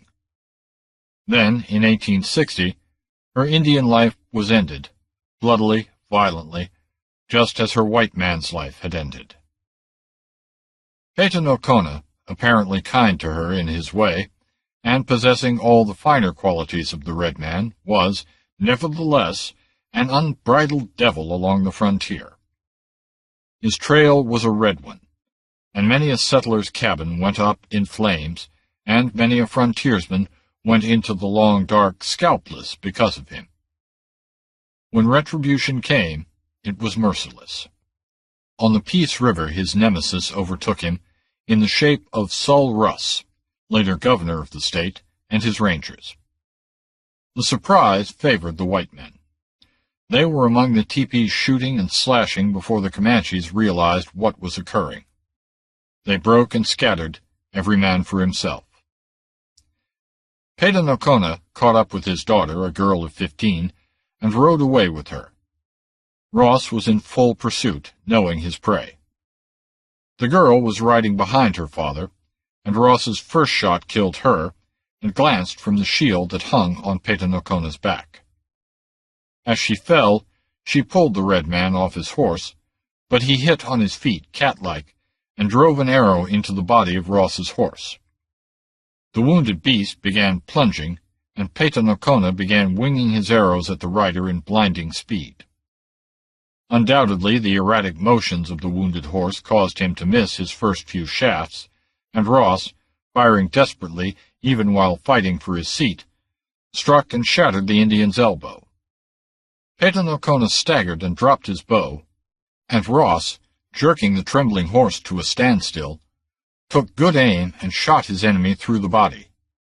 The Comanche stood as if dazed, then, as another bullet from Ross's pistol tore through his torso, he reeled to a tree nearby and, grasping it for support, began to chant his death song. Ross approached him and ordered him to surrender, but his only reply was a ferocious thrust of his lance, which Ross narrowly avoided. Ross shrugged his shoulders and turned away, making a gesture to his Mexican servant. The crash of a shotgun marked the finish of the last great war chief of the Comanches. Meanwhile, Lieutenant Kelleher had ridden down a squaw who was trying to escape on a pony with her papoose. His pistol was cocked and leveled when he saw she was a white woman. And so Cynthia Ann Parker came again into the lands of her people. The rest is history too obvious to reiterate. She lived with her people, her brother, Colonel Parker, a member of the legislature, but she was never happy, always mourning for her red mate and children, always seeking to escape back to that wilder life from which she had been brutally torn. In 1864, both she and her baby went into the long dark. And one might question whether into the Christian paradise or the Indians' happy hunting grounds. It's a grim tale, a terrible, pathetic tale. It did not make for mercy on either side. The story of Quanah Parker is brighter, as the story of man must nearly always be less fraught with tragedy than that of woman. Quanah escaped that slaughter on the Peace River, a lad of about 12 years of age. His life at first was bitter hard, for he lived only by his own skill and cunning, and it was this fierce training, as well as his white blood, that made him superior in physique and craft to his red kinsman. One doubts if he ever gave his white heritage any thought. Indeed, his portraits give no hint of any but Indian blood. Doubtless his youth was much like that of all other young Comanches. He fished, hunted, stole horses, pillaged the frontiers of his white kinsmen, indulged in tribal warfare and the brutal, smoking horses, and tortured and took the scalps of his enemies when he could. When he came into young manhood, he loved Wekia, the daughter of old Yellow Bear. But she had another suitor, Tanap, son of that old Ekitoakup, who had rivaled Peta Nocona in his youth. Ekitoakup was crafty and far-sighted, a red-skinned businessman, really, and he was very wealthy. The Comanches measured their wealth by the number of their horses. Ekitoakup possessed no less than 100 ponies. Quanah had exactly 1 horse. But he had an advantage no other Comanche possessed. He was half-white, and the great-grandson of grim old John Parker, who died in the smoking ruins of his fort among a red heap of Comanche corpses. Quanah went to his friends, wild young braves like himself, and they gave him their ponies. The significance of this can easily be underrated. They were poor young braves. They owned only one horse apiece. When they gave their mounts to Quanah, it was as if they had freely tendered him their whole fortune, all their worldly goods and hope of future advancement. It was more. A Comanche's horse was more to him than his bank account is to the average man. His horse meant the difference between life and death. When he gave it up or lost it, there was only one way to get another, and that was to steal it. And to steal meant that first he must borrow, in the savage ritual of smoking horses, and carry the terrible scars of a rawhide whip on his back for the rest of his life. For he could not raid the remudas of the settlers or the rival tribes on foot. So Quanah brought 10 horses to Yellow Bear's wickiup, only to find that Ekitoakup had offered 20 horses to purchase his son a wife. There may be seen less a desire to pamper his worthless son than to avenge on Quanah the defeat he had met at the hands of the young brave's father. Wakea was prepared for the bridal party. But, as has been reiterated, Quanah was half a white man. None of the Indian fatalism was his. In his veins burned the hot blood of those unconquerable white-skinned wanderers who had never known any gods but their own desires. 21 young braves listened to Quanah's words in amazement and fell in with his desires. When night fell, shadowy figures stole to Wekia's tepee. There was a low rustling of whispering, then she glided from the tent and became herself a shadow among the hurrying shadows. When dawn rose, a fierce yell went up from the camp on the Canadian. Quanah was gone, and with him Wakea and 21 of the most stalwart young braves. They rode southward, into the mountain country of West Texas. There they pitched their camp and began raiding the ranches of the whites. A dangerous game, a breathtaking touch-and-go game. But they prospered, and soon owned a great number of mounts. To the outlaw band came other discontented young braves, and the young men slipped back to the main tribe to steal women for themselves. After perhaps a year, the clan had grown from a score odd to several hundred. A new tribe had come into existence. A new star flashed redly across the frontier. A new chief brandished his scalp-tufted lance and sent his war-whoop shivering across the riverlands. Then came old Ekitoakup, thirsting for vengeance, with a horde of lean, naked riders painted for war, their lances glimmering in the dust cloud, their horses' hoofs lifted along the horizon.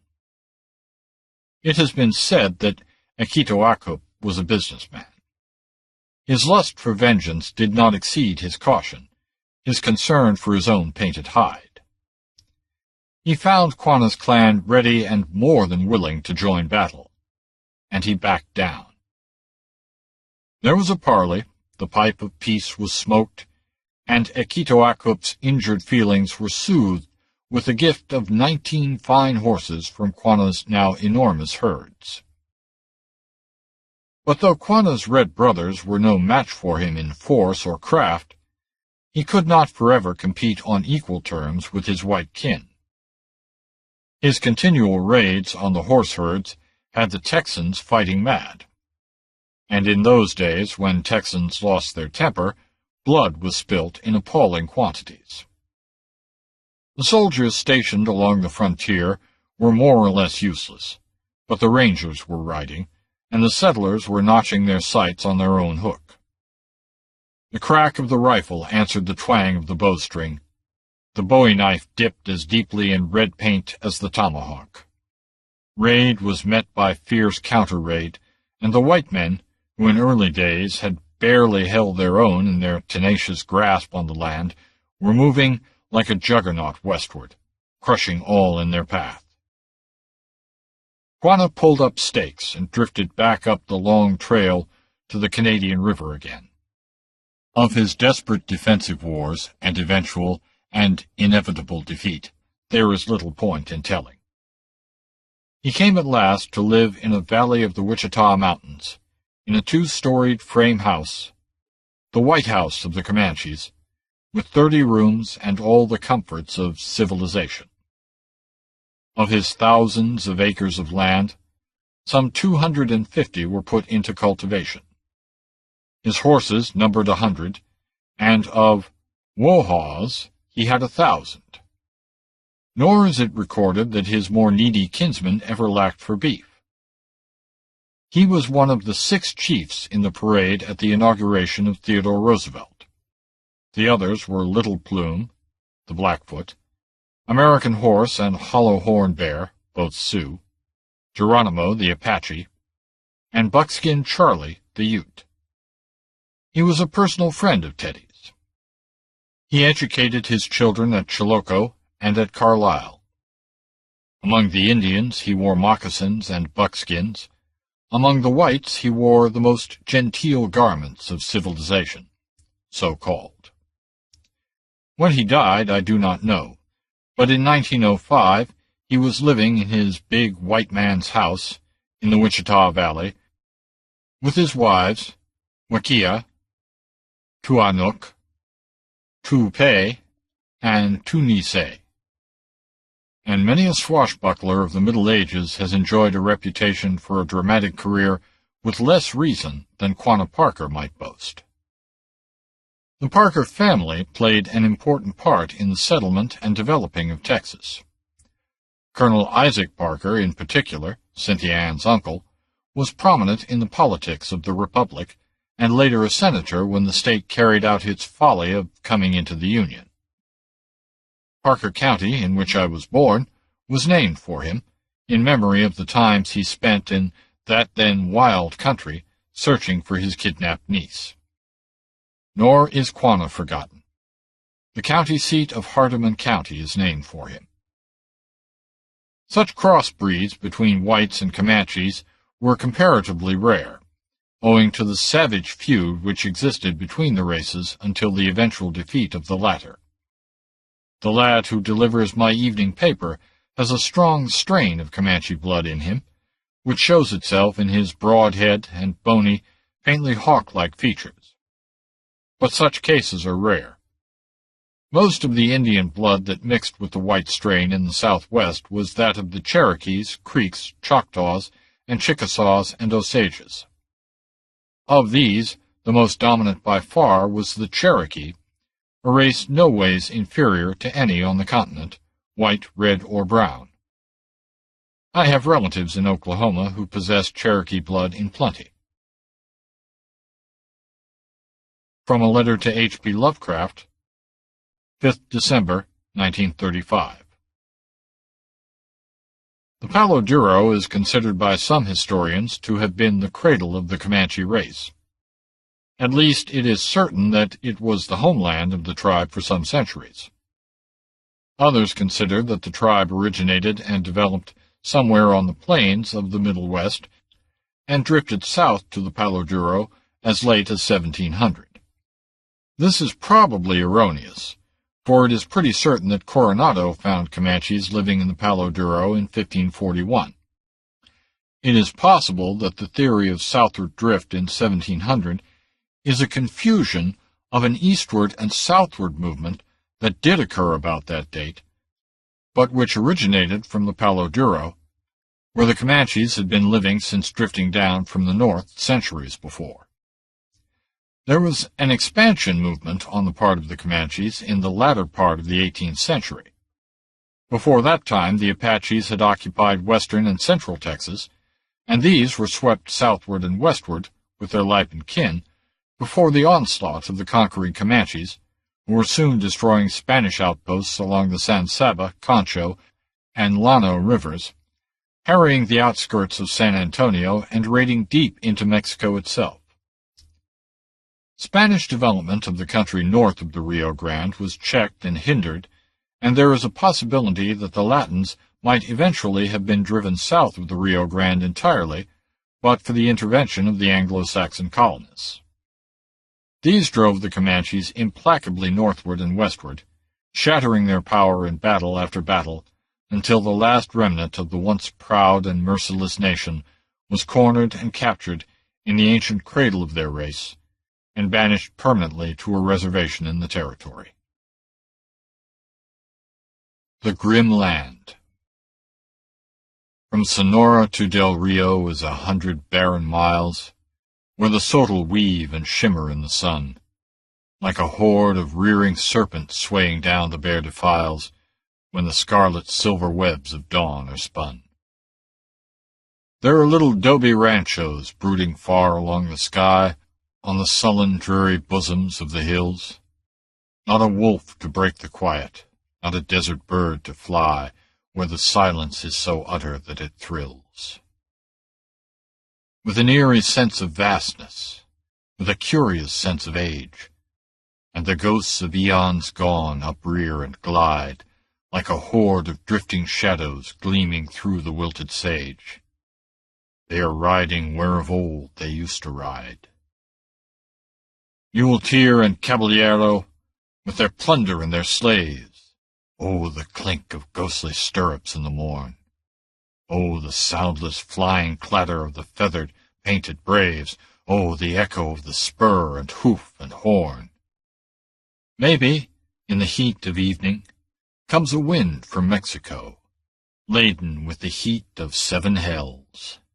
And the rattler and the yucca and the buzzard dark and slow hear and understand the grisly tale it tells. Gaunt and stark and bare and mocking rise the everlasting cliffs, like a row of sullen giants hewn of stone, till the traveler, mazed with silence, thinks to look on hieroglyphs, thinks to see a carven pharaoh on his throne. Once these sullen hills were beaches, and they saw the ocean flee, in the misty ages never known of men. And they wait in brooding silence till the everlasting sea comes foaming forth to claim her own again. Source Acknowledgements. The Black Stranger was finally published as Howard intended in Echoes of Valor, edited by Carl Edward Wagner, New York, Tor Books, 1987. The text for the story's appearance in this collection has been taken from Howard's typescript. Marchers of Valhalla was first published in Marchers of Valhalla, West Kingston, Rhode Island, Donald M. Grant, 1972. The Gods of Baal Sagoth first appeared in Weird Tales, October 1931. Necht Semerket was first published as a composite draft completed by Andrew J. Offutt in Swords Against Darkness, New York, Zebra, 1977. The text for the story's appearance in this collection has been taken from Howard's typescripts for the first and second drafts. Black Vulmea's Vengeance first appeared in Golden Fleece, November 1938. The Strange Case of Josiah Wilbarger first appeared in The West, September 1967. The Valley of the Lost was first published as Secret of Lost Valley in Startling Mystery Stories, Spring 1967.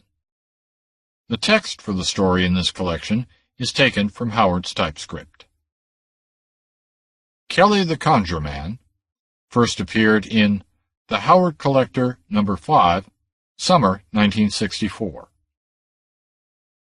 Black Canaan first appeared in Weird Tales, June 1936. Pigeons from Hell first appeared in Weird Tales, May 1938. Old Garfield's Heart first appeared in Weird Tales, December 1933. The Horror from the Mound first appeared in Weird Tales, May 1932. The Thunder Rider was first published in Marchers of Valhalla, West Kingston, Rhode Island, Donald M. Grant, 1972. The text for the story's appearance in this collection was taken from the typescript of Howard's first draft. Unfortunately, what was becoming an intriguing second draft breaks off suddenly.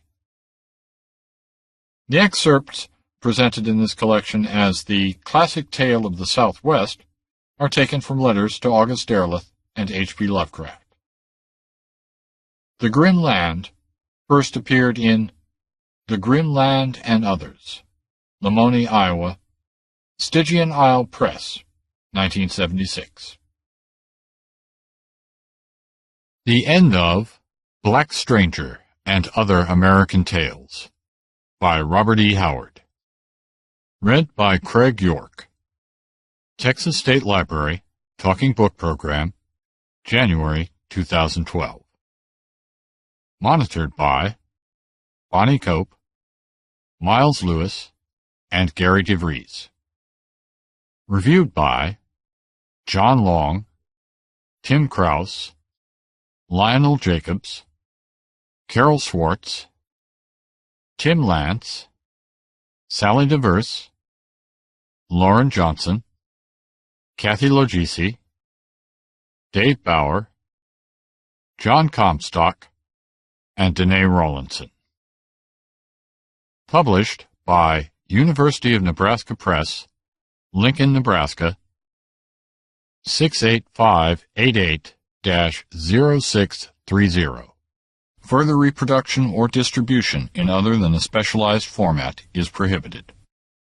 If you experienced any difficulty with this recording, please contact the Texas Talking Book Program. End of book.